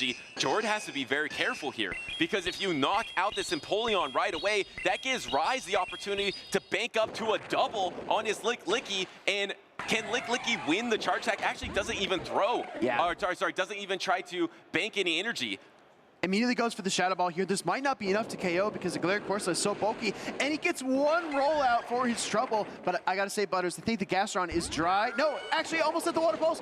Oh, it looks like he's gonna throw a Body Slam instead. This might not be enough, Rise. Yeah, I don't think he trusted in himself to get to the Water Pulse and throw it. And can he hang on? Can Rise endure? And he does endure, and now he's at his own Body Slam. No, the rollout damage instead. Wow. Rise to Occasion takes game number 1. The rollout does such marginal damage. I honestly thought that the Gastrodon would hang on. I really believed that it could withstand the damage, but in the end, it couldn't. I didn't know why Rise didn't try to bank up to another attack against that Corsola. Maybe the switch timer was ticking down there, but you would think that the rollout wasn't going to be enough. Maybe Rise thought that actually the Gastrodon was low enough to get the rollout, so he knew that Jord had the attack banked, was going to throw the Body Slam. Maybe the rollout that would have went through, in his eyes, would have been the knockout, but what a close in to that game number 1. Yeah, and the margins are just so close. I mean, the Astonish is double resisted, right? But imagine Rise takes like 3 or 4 more of those Astonishes. The Body Slam might have been enough. I don't know, maybe. But still, this is an incredibly close game. I like the recognition by Jord MD to realize that he was not going to survive the rollouts long enough to get to the Water Pulse. But the caveat there is I think the Water Pulse was the only win condition for him. Right, but it wouldn't have happened. You saw that rollout did knock out on what would have been the energy required for that Water Pulse, and suddenly Rise to Occasion is just 1 game away from that day number 2, and it seemed all but lost for Jord with that backline matchup, but then that crucial mid-game swap for Rise to Occasion actually made this game incredibly close in neutral. I'm interested to see if Jord goes a little even more neutral, maybe some sort of Gudra going into game number 2. We're gonna find out here. Locked in, everybody. If Rise wins this battle, he moves on to day number 2. Jord MD needs to win 2 straight to punch his ticket, but we are all set. Empoleon taking on Glaring Corsola. And not necessarily neutral, but look at this backline from Rise to Occasion with the Shadow Malamar and the Florges. If you can line up that Florges against the Altaria, or even get shields down to land some Trailblazers into Gastrodon, that is going to be a fantastic win condition for Rise to Occasion. Yeah, big overcharge here, going up 10 Metal Sounds or 21 turns in the sense of that Nightshade and Astonish combination from the Glaring Corsola. Going to fire for another Hydro Cannon here as well. This time gets a Protect Shield. And the first Protect Shield of the battle goes down. Do you see it matched from Rise to Occasion? Because Rise to Occasion wants to get to 1 more Hydro Cannon to try to force the knockout, and there it is, trying to get that alignment here. He just needs to get to the energy. He can take the Nightshade, I believe, and barely hold on. Actually, no, Protect Shielding it. Protect Shielding here, which is a little bit curious, right? Because he did bring his ace Pokemon in that Florges, and he does have the Shadow Malamar in the back. Out comes Altaria, patient as ever. Rise overcharges, gathers up 2 Dropex, gonna throw the first one here. And trying to do some chip damage, because even though Florges is such a good matchup into the Altaria, you have no charge attack pressure. You can only do Fairy Wind damage. And now you're gonna swap into an Altaria that's gonna outpace you. It's gonna get to a Sky Attack and get to another Sky Attack right after the Chilling Water. I love here that Jord threw the Sky Attack attack before he had the double. He wants to throw the charge attack before the chilling water gets fired off. It's very small, it's very subtle. That's actually a really, really good play by him. The problem is, though, once this chilling water hits, you're not going to be able to knock out with the next sky attack, and you have no chance of Dragon Breathing down, but at least you'll get back to your timer. And was he going to try to hold it? I thought maybe he was going to hold on and try to swap out, but instead throwing the flamethrower for a little more damage, but he is back at his timer. I expect to pivot. Yeah, I expect to pivot out of here because he knows, as you said, Butters, he can't do much with Dragon Breath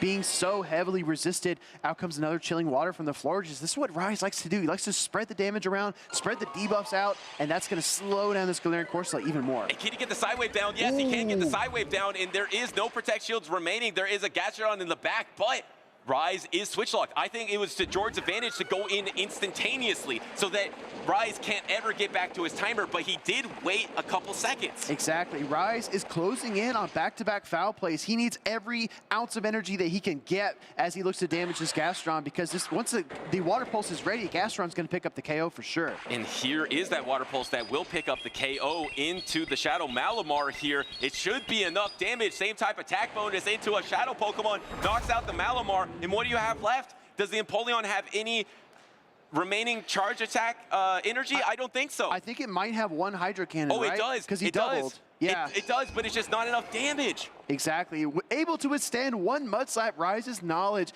of his Pokemon and trust in their HP really shining here as a Hydro Cannon connects, comes to the Florges, but there's just no gas in the tank, Butters. I mean, we're running on fumes here. It looks like Jord MD is going to win battle number 2. And ties up this series. Day number 2 on the line. We got 1-1, and we're going to go into a decisive game number 3 between Jord MD and Rise to Occasion. Rise, in that in-game scenario, able to swap out the Shadow Malamar.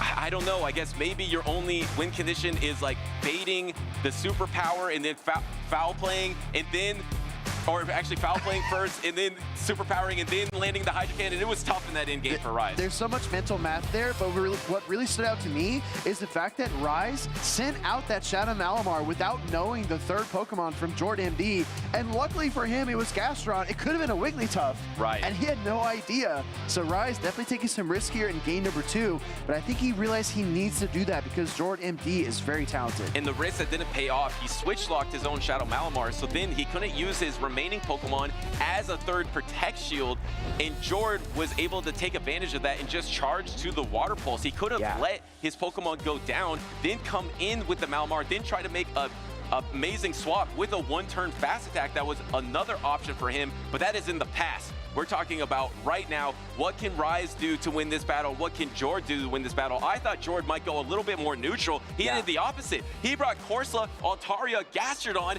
as his 3 into game number 2. Yeah, definitely a big surprise. And this is a real test as well when we look at a trainer like Rise on the other side, because he was able to win game number 1. He brings out his Trump card in that Florges for game number 2, and it fails. So what does he do now? How does he pivot? How does he respond when, I mean, his tournament life is on the line here in Toronto? And I can't find any information on Jord MD. I don't know if this is his first tournament ever. Might be. But to get to this moment at his first tournament, we will find out for you, but that could be the case to get this far in a decisive game number 3 and have a mirror Altaria battle with one of the best trainers in Championship Series. Can he do it? Can he advance? He has a mirror matchup.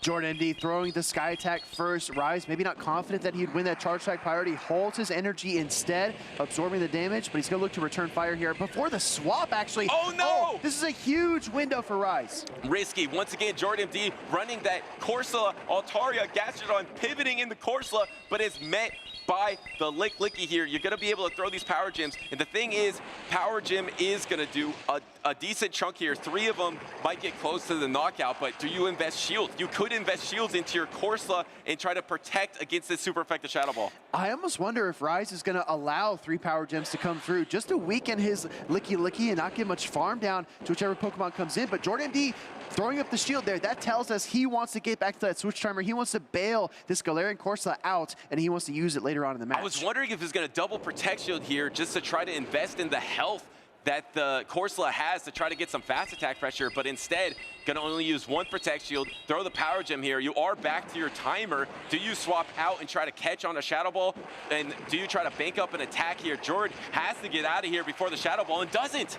Doesn't get out, maybe looking for the double shield. No, actually gonna let the Galarian Corsola go. Very happy with the amount of damage that it's done, the work that it's put in. It means he might be able to bring in another Pokemon and farm down. He's already seen Rise's Altaria, so I think bringing in the Gastron would show his hand, but he does it anyway. And you are at a Protect Shield disadvantage, but you do have a health advantage, and now you might have an energy advantage after this farm down, so it's not over for Jord. Great counting by Jord to know this is not yet a Shadow Ball. He safely no shields the Body Slam, keeping that critical Protect Shield for the end game. And here comes maybe the Water Pulse or the Body Slam bait. I like this Body Slam bait because you probably get a Protect Shield. Plus, if there was a swap, it would be the best attack into Altaria, and Rise calls it!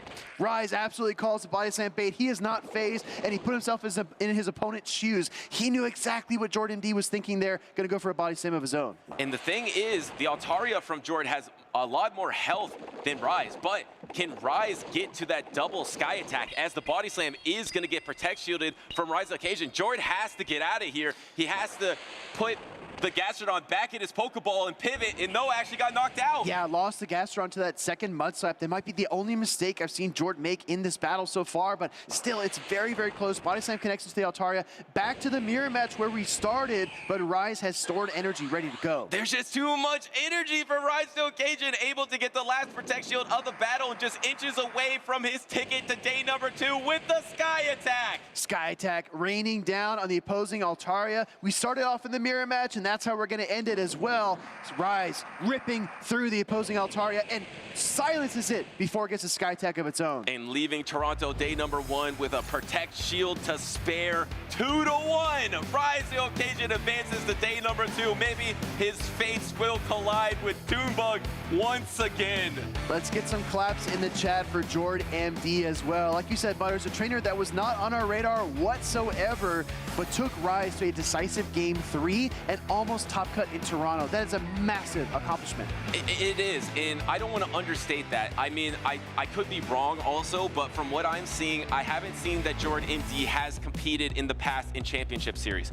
So to make it to this point, I mean, what time is it right now? It's about 6:30 here in Toronto for a new trainer making his debut in the championship series. That is incredible. I wish we can talk to him at some point, maybe later in the weekend if he shows up to Championship Sunday, to try to get some tips to those other trainers. So that could be you. You could be here at the end of the day, day number 1, and be inches away from day number 2. If Jord MD can do it, so can you. But not to discredit Jord MD, that was an amazing performance by him. If you look on the other side of the screen, right, you look at Rise, he's a big guy. He's really good. Maybe you think he's a little scary. I can guarantee you he is one of the nicest people you will ever meet. So I think our community just speaks volumes, and our trainers are so talented and so gracious. And Jord MD, what an incredible performance. Rise able to punch his ticket to day number 2, but it took just about everything in him to win that series. And when you push one of the world's best to their limit, you got to feel good about yourself. And I can tell you his heart must be beating fast right now. Even though he is one of the best, has been to day number 2 before, it was still a challenge. Let's look at the trainers that toppled their challenges here today in Toronto. This is the winner side of the bracket. This is often the picture that will be painted in Toronto. It often comes from that winner side. Let's look at the big names. We got Elam, we got Nighttime Clasher, and then we got Javier. But that's it. But then we have all the underdogs. All the upsets, right? I've never seen a winner side bracket like this at a regional championship. I'm going to be honest with you. Satire, Lawson Cody, DHC United, Kelsey K, and Neuro Dylan are up against some of our best, and they deserve every position that they have earned here. This is going to be an insane day number 2, Butters. I mean, at this point, it is guaranteed that an underdog is going to make it to the winners semis. Yeah. And if that happens, you're so close to even the winners finals. You're so close to top 3. So we could find a lot out of one of these trainers that we don't know much about. Their story could be written here in Toronto, or will it be those top dogs, the Elam, the Nighttime Clasher, the Javier? You're going to have to tune in tomorrow to find out. This is the rest of the road to Worlds. We started the season off in Pittsburgh. Pittsburgh, where Bastiodon reigns supreme. We're in Toronto now, where the meta has shifted completely, and there's still many more events ahead. Indianapolis, New Orleans, San Francisco, the World Championships. This 2026 season has been truly special, and we're just getting started, Butters. Yeah, and you see a lot of the trainers from different regions. We have Mardo here, we have Stone Collection here, some of the top trainers trying to get those last championship points before the European International Championships, because once that concludes, that is your qualification for the travel awards or travel stipend that you could also receive for the North American International Championships. Check this out, everybody. Tune in to day number 2 tomorrow. That's going to be Championship Sunday in Toronto at 9:45 a.m. Eastern Time or 6:45 a.m. Pacific Time. I'd rub some sleep out of my eyes if I was waking up that early, but we want you to be here. No, you got to be here because we got some new faces on that winner's side of the bracket. They started us off. So if you want to see some of these underdogs, take some notes of how you could be that trainer to be the next upset. You want to be here early. Make sure to always go to Pokemon.com/broadcast. That will where you'll find all the information that you're going to need for all things championship series for Pokemon in general. So Butters, earlier we asked everybody to follow the main channel, right? Because they were enjoying the content so much. I know most of you have done it, but if you haven't done it yet, make sure to click that follow button and support competitive Pokemon Go. And also visit us on all these social channels. You can watch on YouTube and Twitch, and wherever you are, you can be a part of the action, and we love to have you involved. And also, if you didn't know, follow that Play Pokemon channel on X because it will keep you updated throughout the day of the big moments, not only for Pokemon Go, but for VGC and TCG as well. It's a great way to get a snapshot of what's going on if you weren't able to catch the stream live and you tune in late. A lot of trainers that maybe only play Pokemon Go or only play Pokemon Unite, they don't realize that competitive Pokemon is like an ecosystem. There's so many titles, there's so many different ways to compete, to earn, to learn, and to make new friends. So definitely get involved, follow Play Pokemon like Butters just said. Butters, we're at the end of the road here for day number 1. You have any closing thoughts you want to share with everybody? Yeah, I mean, I had so much fun here today, not only because it's a brand new meta with so many underdogs, but it's because I've seen a lot of joy on stage as well, too, especially in these last couple series. It's been so fun to watch, and I can't wait to see if some of those underdogs pull off the unbelievable tomorrow and have their story be written within the road to Worlds.